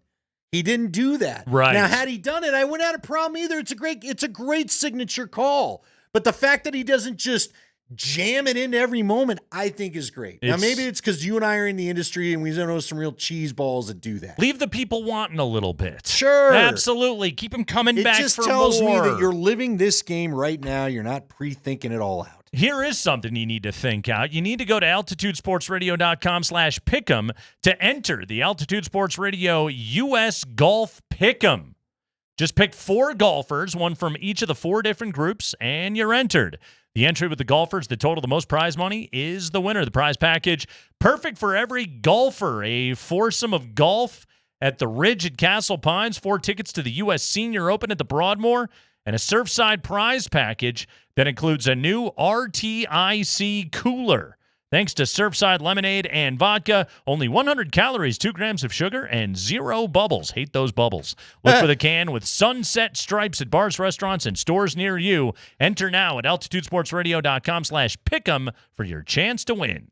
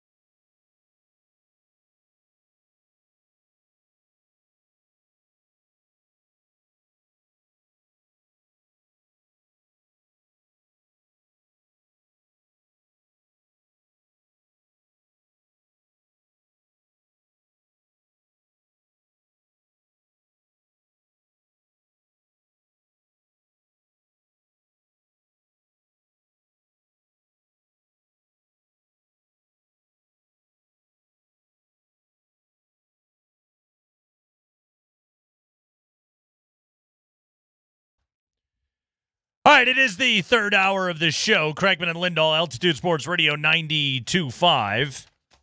We got football news for you. Mini camp week for the Broncos. No hot Broncos news today. We'll have plenty for you tomorrow. We're going to hear a lot from Sean Payton this week. He'll be at the podium 3 separate times. That ought to be fun. He? I suppose. Does he have to talk every day? See, I'm kind of curious. I think that's the way that it works. Like was saying, we probably get coordinators. He is scheduled to talk Tuesday, Wednesday, and Thursday. All right. There you go. So for the next 2 days, be tuned in at 1:20 to hear Sean Payton pontificate here on Altitude Sports Radio. I have a fun question, I think, for him. All right. But I don't know what I'm going to ask it. Okay.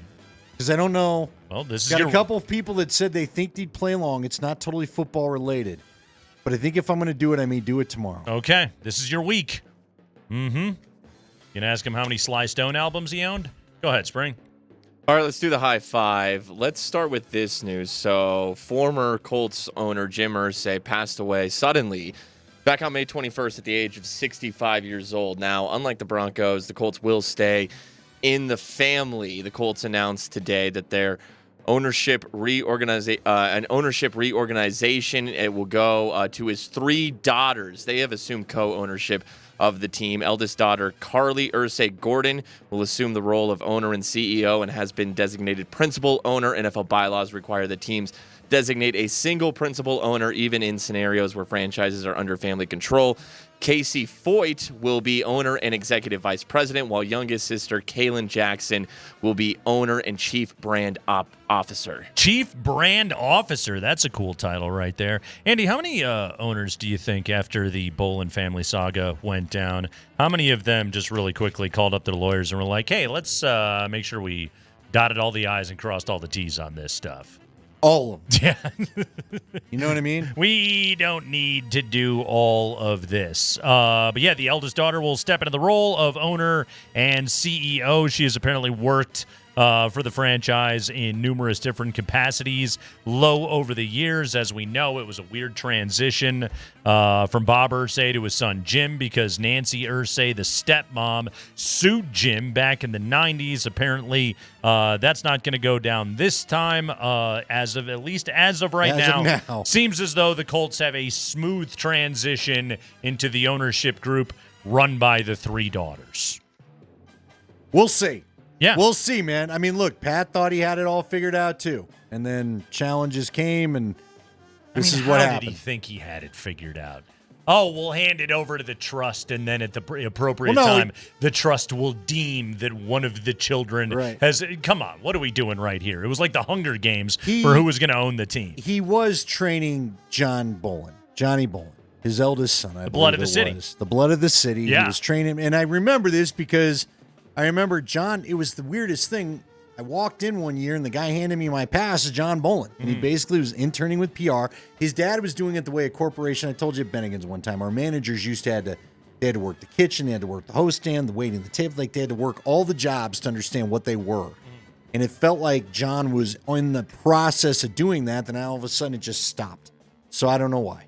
But anyway. I got a few suspicions as to why. Sure. Yeah. But bottom line was, I think he thought he had it more thought out and legally laid out, and then it didn't go down the way everybody expected. Yeah, I think when everybody can walk immediately into their new office with their new job title, seems to be a better system. Go ahead, Spring.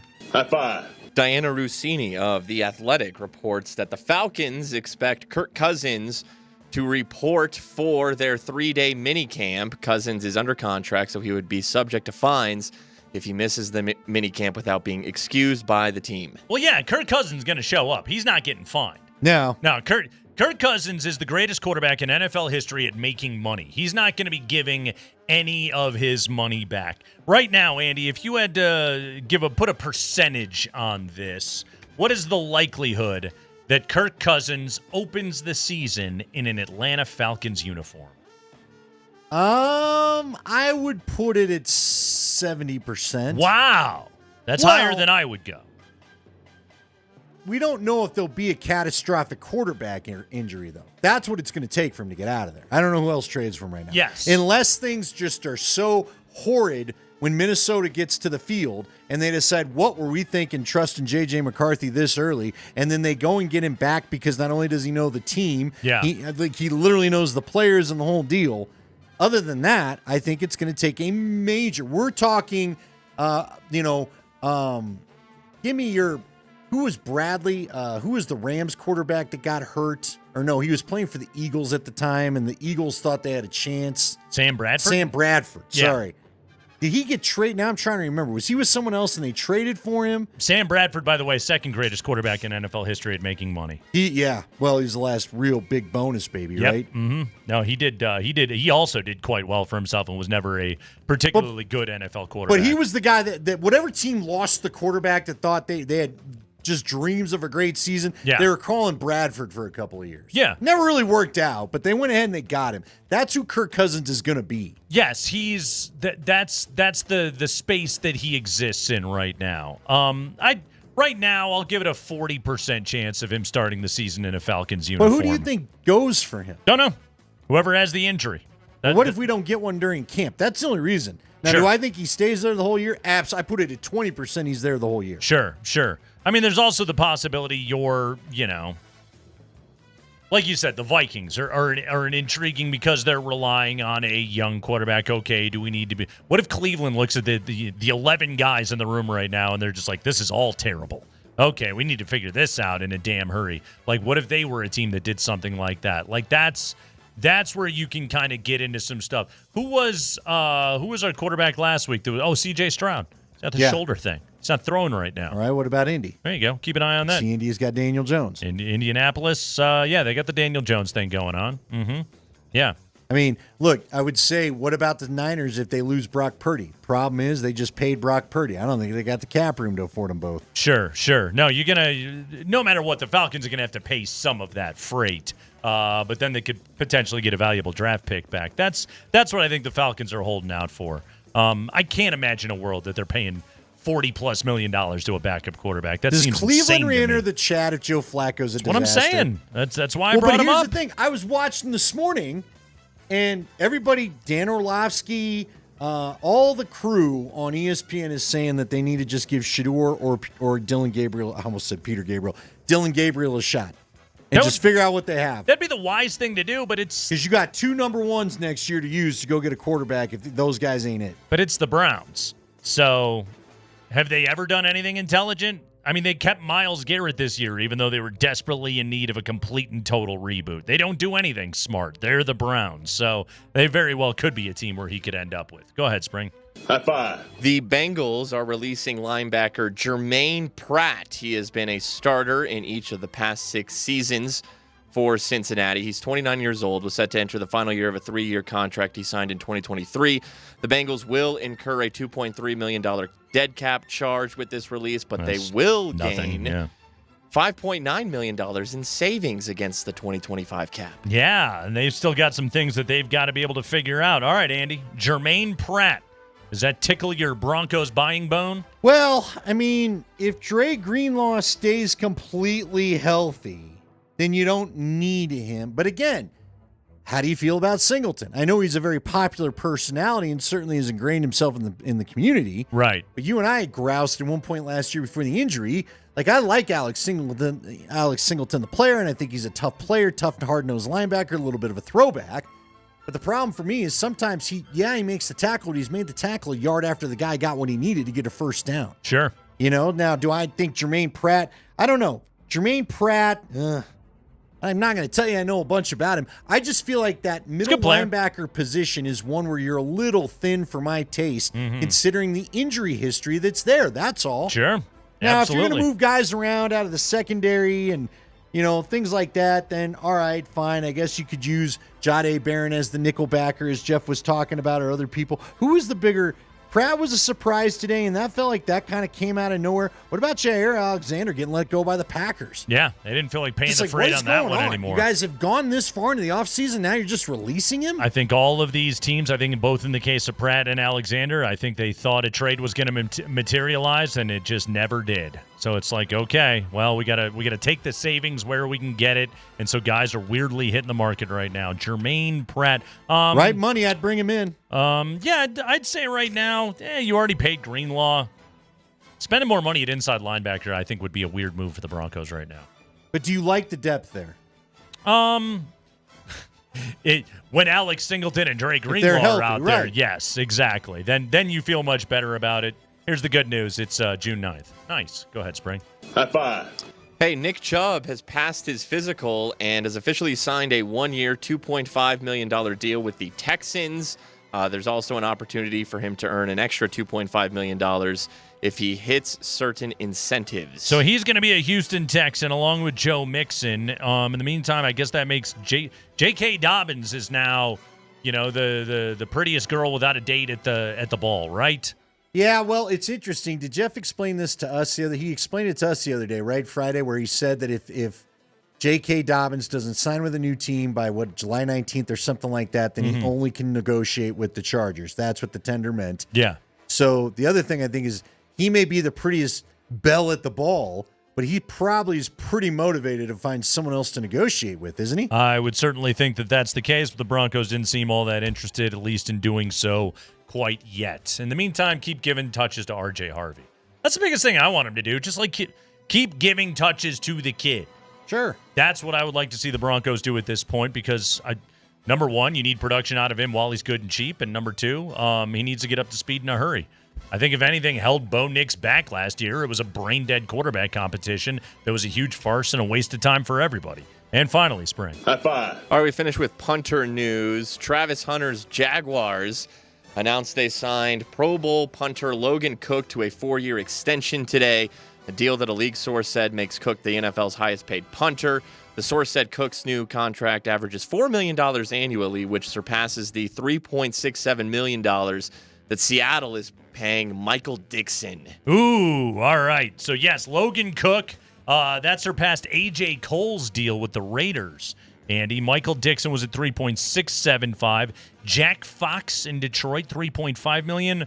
Brian Anger, $3.2 million with the Dallas Cowboys. And then there's a whole pile of them making $3 million annually, including Buccaneers punter Riley Dixon. Well, y'all better watch out, because when Crawshaw hits the scene, $4 million's your neighborhood. $4.5 to $5 million could be where you're shopping. You know who hates a high-paid punter? Who's that? The team that paid him, in my experience, because they all seem to want to get rid of him. Yeah. You know who really the moment hated they pay paying him, punters? they're like, get him out of here. Was John Elway. Yep. John Elway. Nobody got buyer's remorse, which is funny from a guy that sells cars. But the guy, John Elway, would sign a punter, and man, would he regret it that he always seemed to get rid of him a year or two Get later. a year. Yeah, Get a me, year. I gave you what? Get out of here. If you're not first team All-Pro, get the hell You're out of last. mine. Yeah, exactly. Congratulations, Logan Cook with an E. You are now making $4 million a year. You are the highest paid punter in the entire NFL. Good work if you can get it. Quick break. When we come back, I want to talk about great athletes and their ability to be able to communicate how the hell they do it.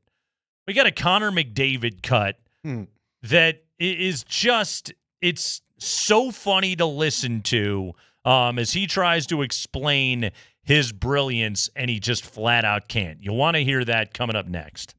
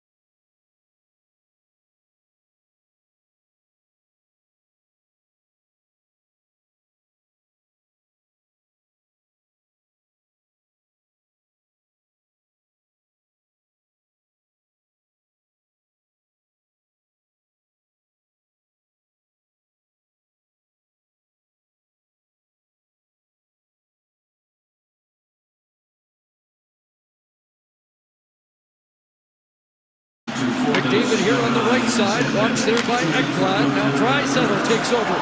Right back to the captain with a move to the inside. But Forsling got a stick on that. Across it goes for McDavid. Another great cut. Look at that. What a goal! Leon Draisaitl. They're at it again. Draisaitl from McDavid. All right, so that was from game 2. That was the Connor McDavid to Leon Draisaitl goal. I know Draisaitl got the goal, Andy. That was McDavid. That was so on that play, McDavid, I mean, he roasted 2 Florida Panthers, one of them Alexander Barkov, who just won the Selke Trophy as the best defensive forward in hockey, and then Aaron Ekblad, who's really good. He's a very good stay-at-home defenseman. Like, these guys aren't chumps. It's not a bunch of Buffalo Sabres out there. And McDavid just roasted those dudes. I mean, at one point, the puck was rolling, and yet he had it in complete and total control. Just weaves through them, makes them look silly, finds Draisaitl, boom, goal. I mean, it's one of those plays that you watch, and you're like, okay, I get the Connor McDavid hype. This is why this guy is a 3-time Hart Trophy winner, and he's one of the greatest hockey players that have ever lived. I mean, we have guys like that in this town. We have McKinnon. We got Makar. We have Nikola Jokic on the basketball court. We've got some of these dudes, right, that are just they're one of one in their sports, essentially. What's funny about it is, you know, like after the game, McDavid like basically didn't talk about it because they lost, right? They lose in double OT. So it's like, you know, it's sort of like verboten in hockey to then like talk about a sweet individual play that you had. And he's as intense as Mac is. I'm sure he did not want to talk about it. So the next, this was the following day during media availability. Draisaitl and McDavid are at the podium, and it's okay. So it's not game day anymore. Hey, do you want to talk about that cool play that you made? How the hell did you do it? Et cetera, et cetera. Listen to the answer that Connor McDavid gives. It's so underwhelming. It's hilarious. Roll it, Spring. I know that's a product of talent and years of skill work, but if there's a kid out there who's like, how did he do that? Like, what would you say to him? Yeah, how do you develop that? Yeah, I mean, it's as you said, you know, a lot goes into that, you know. As you said, you know, I don't know. Yeah, I don't know how to answer that. You can't learn that. Let me answer it for you. Let's just see, I'll answer it for him. So that's Draisaitl. Thank God he was there. Right, to save it a little bit. Yeah, just be like, look, dude, can't. McDavid's answer was a lot went into it. Yeah. I'm sure. Undoubtedly. This is what's so funny about it is, like, Andy, like that level of, like, individual brilliance, but that sort of brilliance that is based upon instant creativity, right? Like, McDavid didn't think about anything that he did. He just did it.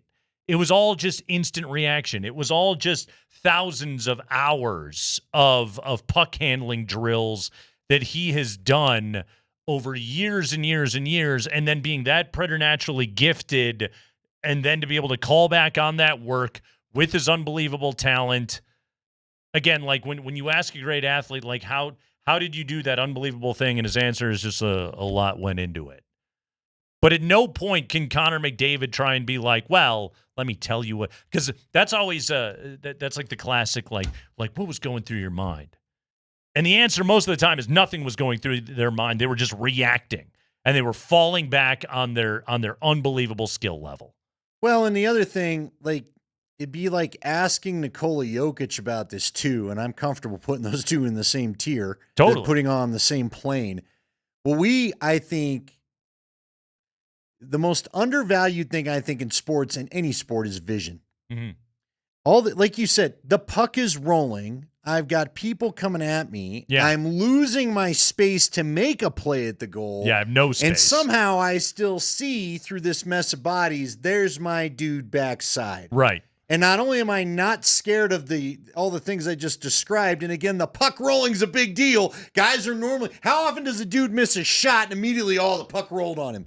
Right? Right. And he still was like, nope, watch this. I'm going to get it over to him. No big deal. McDavid, almost gets better when the puck is rolling, because I almost feel like, don't you think most defensemen are taught, oh, puck's rolling, poke check, get your stick in there. And for McDavid, he's just like, well, now I have you exactly where I want you. You know? When they asked Ekblad about it after the game, he's one of the guys that got roasted on it, and he was just like, he was like, yeah, it's McJesus. What do you want me to do? He's got a pretty cool nickname for a reason. Right. You know? Exactly. It is. Well, I just think it's funny because how many times did you and I stand around at Champ Bailey? Right. Nate, they asked Cale Makar about his skating. I'm sorry. Can you bend your ankles the way that Cale Makar? What about, that answer is akin to everybody when Gabe Landeskog was asked after winning the cup, people are going to try to copy your style. How do you? And he goes, find him a car. Good luck. Right. You know what I mean? We got the guy that makes this elite, that makes it different. I had a really funny conversation a number of years ago with Jamal Murray. It was at the Nuggets social event. They used to do this big, you go get your pictures taken and all this kind of good stuff. Now it's the it's like the charity gala, but I think at that time it was at a bowling alley or something like that. And so we were doing our show over there, and the night or two prior, Denver had been playing Utah, and Jamal Murray did a MJ switch the hands layup, where he went up with the right, ball cocked back like he was going to dunk it, and then Gordon Hayward flew in for the contest, and Jamal switched in midair, took the ball down, put it in his left hand, and then laid it in, finger rolled it in. Right. And what's so funny about that highlight, and I had just been talking about it on my show that day, was Hayward was not going to block his dunk. Jamal was going to yam that thing, and there was nothing Gordon Hayward could do about it, but he saw Hayward coming over out of the corner of his eye. And so, in my mind, I'm just like, oh, did he think it was a bigger defender? Did he think it was Rudy Gobert was coming or something like that? So he had to make a midair adjustment, whatever it is. And so I see Jamal the next night, and I go up to him, and I'm just like, yeah, whatever. And Nate, I do the radio show. I need to ask you about this layup last night. And I'm like, why? You're in air. You could have dunked. You didn't. You switched hands to lay it in, and you got the bucket. Why did you do that? What were you thinking? And he just goes, I just switched because I laid it in. And I was like, well, yeah, no, I know that. But, why did you do that? And he's just like, because I laid it in. He couldn't turn off the basketball robot in him. And also, it wasn't listen, you plebe. I can't make you understand my unbelievable gifts that I have from being a world-class athlete and doing this for all of my life. And it, kind of drove me nuts. And I sat there, and I think I annoyed him for a couple of minutes. I'm just like, no, dude. Hayward wasn't going to block that thing. Come on, Something triggered the thought of switch hands. Right. What was it? Yeah, exactly. Tell me. And, Andy, you know how I get when I don't like an answer. But again, he couldn't even attempt.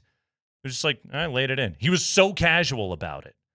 I'm like, yeah, I know, but why? See, this is why what you're describing, though, for people that don't understand, you know what? Look, we had the discussion last Friday, whether it was the bowling thing or the Elway thing. People ask all the time, how did John Elway not pick out a great quarterback? Well, I don't know. Right. But John Elway probably can't describe to you his greatness half the time. Right. I don't know how John Elway puts into words how I watched countless times. I'm going to run to my right, and then I'm going to put an absolute P 50 yards down the field and 25 yards across the field and hit the guy right in time. And I'm going to know. I don't even know how to tell you how I did it. Right. You know? And on top of that, I'm going to know because Rod was running whatever route and I saw the safety cheating. So Rod would have known then to turn up, beeline in that direction. I knew he would be there, so I could just lay it out there knowing my guy was going to, all of the little, the tiny tells that they see along the way that they then just react to. And they're like, well, why don't you see it? Right. You know what I mean? Right. Again, I'd still would love one time to hear Nikola Jokic explain oh yeah, I knew that so-and-so's in the corner when it just doesn't look from any angle on TV Right. that you had the eyes to see that Aaron Gordon was right there because you've got 3 people in your way. It's like I know. I mean, a part of it is some of it's intuitive, right? Like I know the play and I know where people are supposed to be. well, or simply just okay because I saw this defender in this spot, even though I don't see my guy, I know where my guy is because this is the way the defender is playing him or whatever it may be. Like in that sense, it just becomes like a math problem almost. It's just like a quick geometry problem that he does in his head of, okay, this is exactly what the angle is. It still doesn't explain like his ability to be able to just like put the ball in the breadbasket. Like, do you remember the Aaron Gordon corner game winner against the Clippers? The one where Jokic threw the pass from the other side of the floor, a pass that like basically him and LeBron James are the only 2 human beings that ever could have made that play. But how did AG get that shot off in time? Because Jokic hit him directly in the numbers. Like he put that ball exactly where it had to be for AG to then just get that shot up instantly. Yeah, it's funny to talk to. I've done this, and I've done this so many times where I've, like you said with Jamal, I've just wanted the simple explanation. Yeah. I just want How'd to you know do it? what the thought, and they just sit there, and guys are just like, one guy, wish I could remember who it was specifically, but one guy was just like, I'm just that good. I don't know, and I'm not trying to be a jerk, but I guess I'm just that good. Yeah. You know what I mean? And the other one literally asked me, well, how can you not see? Like he goes, just understand, it doesn't make sense to me that you and some of the people in this room don't see it. Right. You know what I mean? So you could answer the question like Jokic did last year in the playoffs after he went for 40 in Game 5 against Minnesota. Game 3, you had the dunk over Anthony Edwards. Tonight, you drove and kind of put it behind your head. Where's that coming from, and is that a product of all Minnesota's rim protection? Do you feel like you need to finish with more authority when you have the chance? I mean, I had open lane, and I'm a freak of nature, and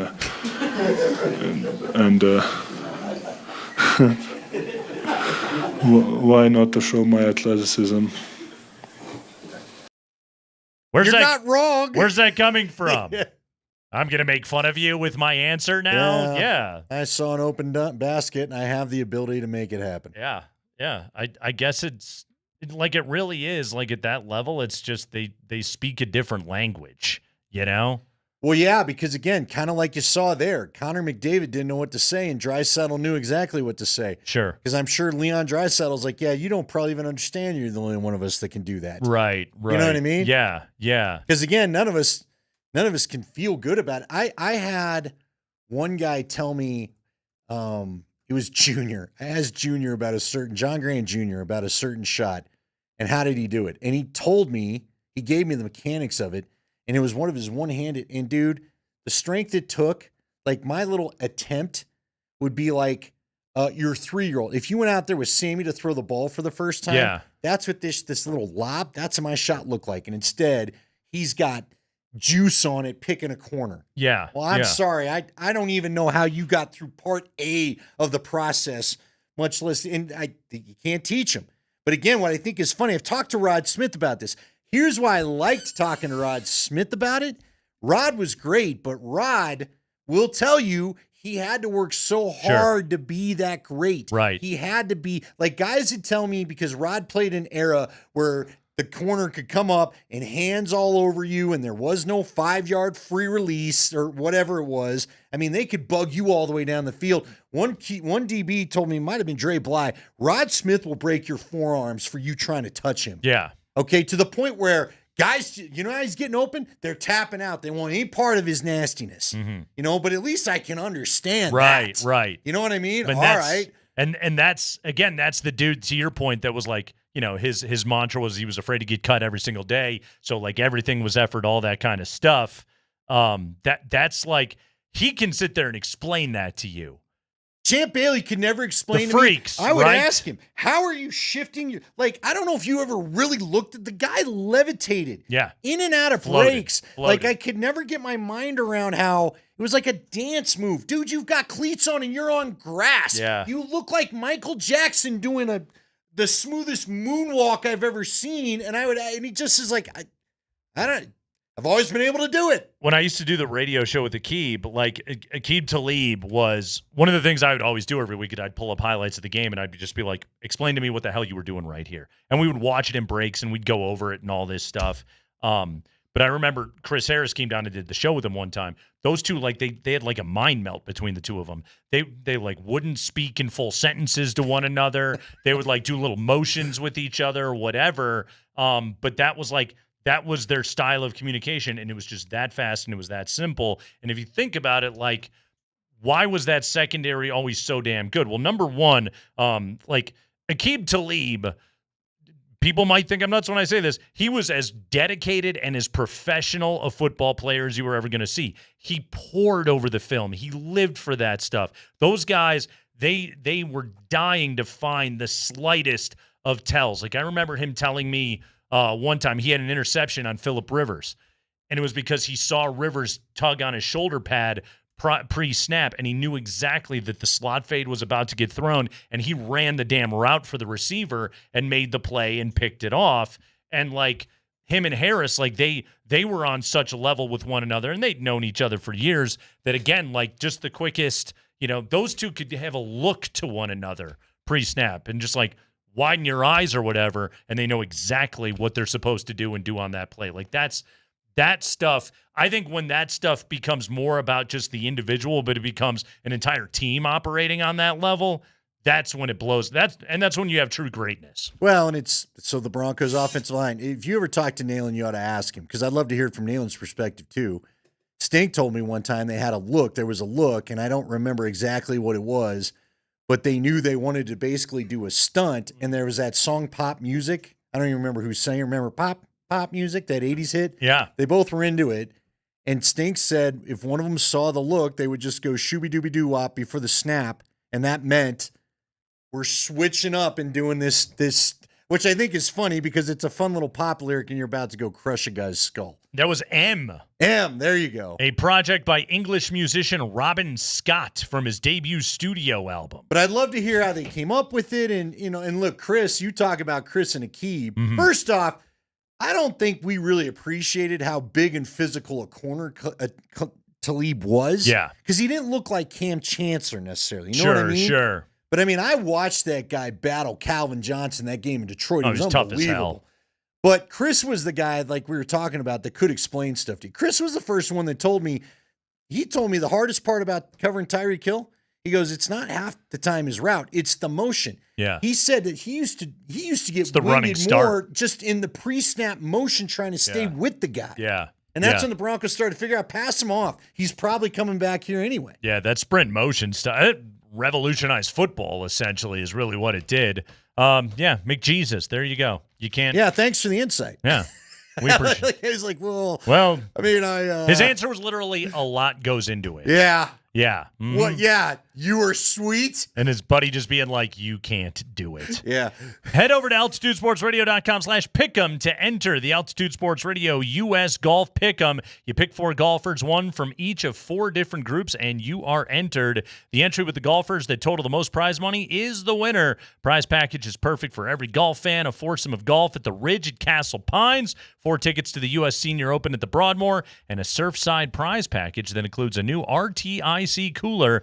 Thanks to Surfside iced tea and vodka made with real brewed tea. Only 100 calories, 2 grams of sugar, and 0 bubbles. Look for the can with sunset stripes at bars, restaurants, and stores near you. Enter now at altitudesportsradio.com/pick'em for your chance to win.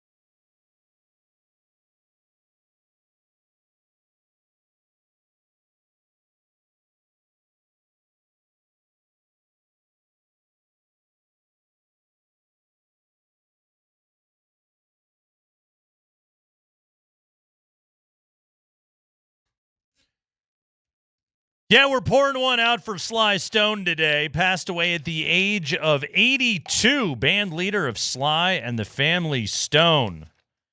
If you have not seen it, check out Summer of Soul. Sly Stone's incredible of that. Crazy life, too. Man, guy fell on some hard times after the band broke up. But Sly Stone passing away at the age of 82.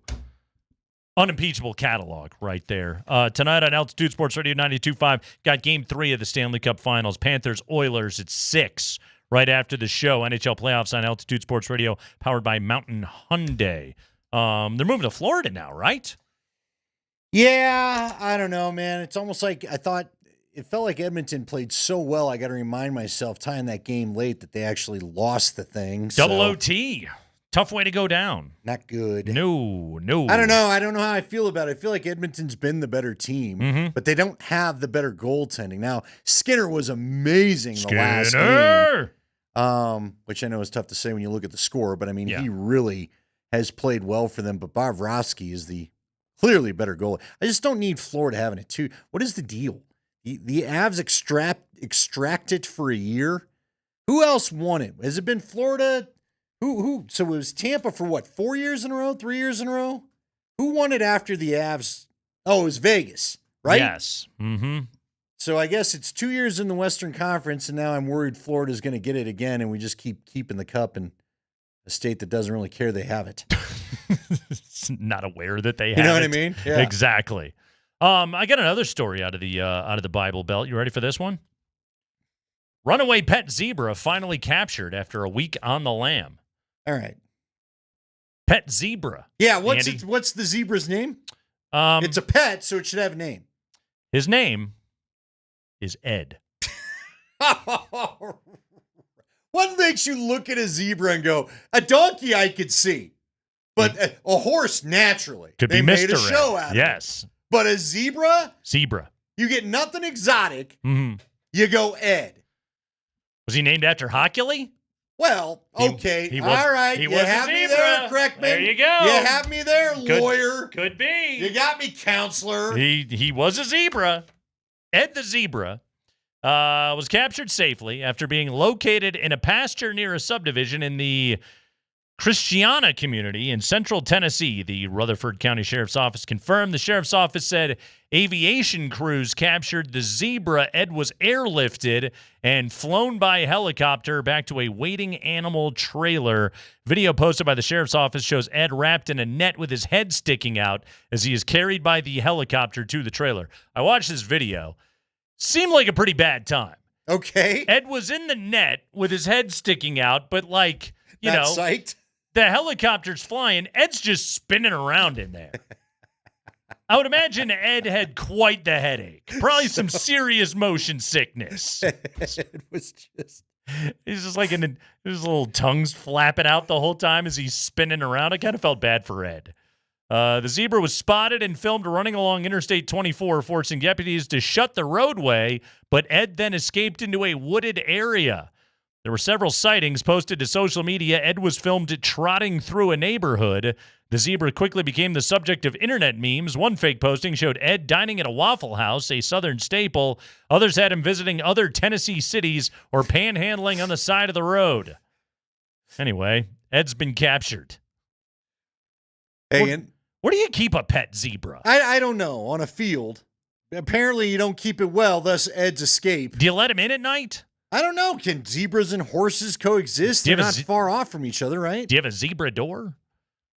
Also, it feels like it wouldn't have been that hard to catch him. Like, he's in a wooded area. He's pretty easy to spot. He's going to stand out. Yeah. Not on the Serengeti. Yeah, he's not on like an oversized chessboard or anything like that. He's not all that camouflaged. Anyway, shout out to Ed the Zebra. So, Ed, in the last week, we've had Jimmy the Duck and Ed the Zebra. Well, I'm going to add another one in, but I don't know the name of this because I saw it on Twitter, so I looked it back up because you brought up the helicopter that saw Ed. Sure. Family was missing their husky. Okay. They sent up a drone. Uh-huh. The husky was hanging out with what looked to be 3 Kodiak bears. They're brown bears, and they're walking through the woodlands, And the Huskies just kind of just part of the crew. Oh, okay. Running around. They're having a good time in the forest. Huskies trying to bother everybody like my pug does to my boxer. So it's an actual dog and not just an overweight kid. Oh, no. Okay. No. It's not Cartman. Different husky? Yeah. Okay. Yeah. Yeah. And there he was. It doesn't look like he wants to come home. He's pals now. He's got new friends. Yeah. Yeah, again, like, I think Ed was happy on the loose. Has there ever been a husky named Ed? They all have, like, it's a good question. More exotic names than Ed. Yeah, exactly. Yeah. Do you like a good human name for a pet? What's your cat's name? Do you have a cat? I don't have a cat, no. What would you name a cat if you had it? I don't know. I got to meet the cat. I got to get to know his personality a little bit before I go naming him. I need to know what kind of cat he is. Is he a Bill? Is he a Joe? I don't know what he is. You don't just go with Mittens or something like that? Is he a Hortense? I don't know what this cat is. How about a Walter? The people we got our pug from always shows pictures. They always get, I think we all keep in touch with the breeder and go, hey, your dog's alive. Sure. And one of the other pugs was named Walter. And now I'm kind of jealous that Zed is not Walter. Walter is a good name for a pug. Walter is a good pug. Yeah. Because they give you the look. Yeah, pugs kind of look like old men with their faces anyway. And they don't listen. They're very stubborn. No matter how old they are, they're extremely stubborn. Walter would be that's a good dog name right there. Walter. Mm-hmm. Ed the zebra. So shout out to Ed. You think Hockley wants part of the action now? That's what I'm saying, man. Exactly. Is Ed famous? Does he make money for the owner? If you're Hockley, can you prove it was named after me and I deserve a cut? I mean, Ed the zebra's famous now. He's internet worthy. Is he going to get an NIL deal? He made it to Kreckman and Lindahl. Has he been on NIL Go? He's got to make it through the clearinghouse. By the way, I believe the way it works, by the way, is like the CSC on NIL Go. This is the College Sports Commission, right? Exactly. I believe they will only investigate an NIL deal if it's for more than $600. Okay, but you're going to be investigating them all. So $590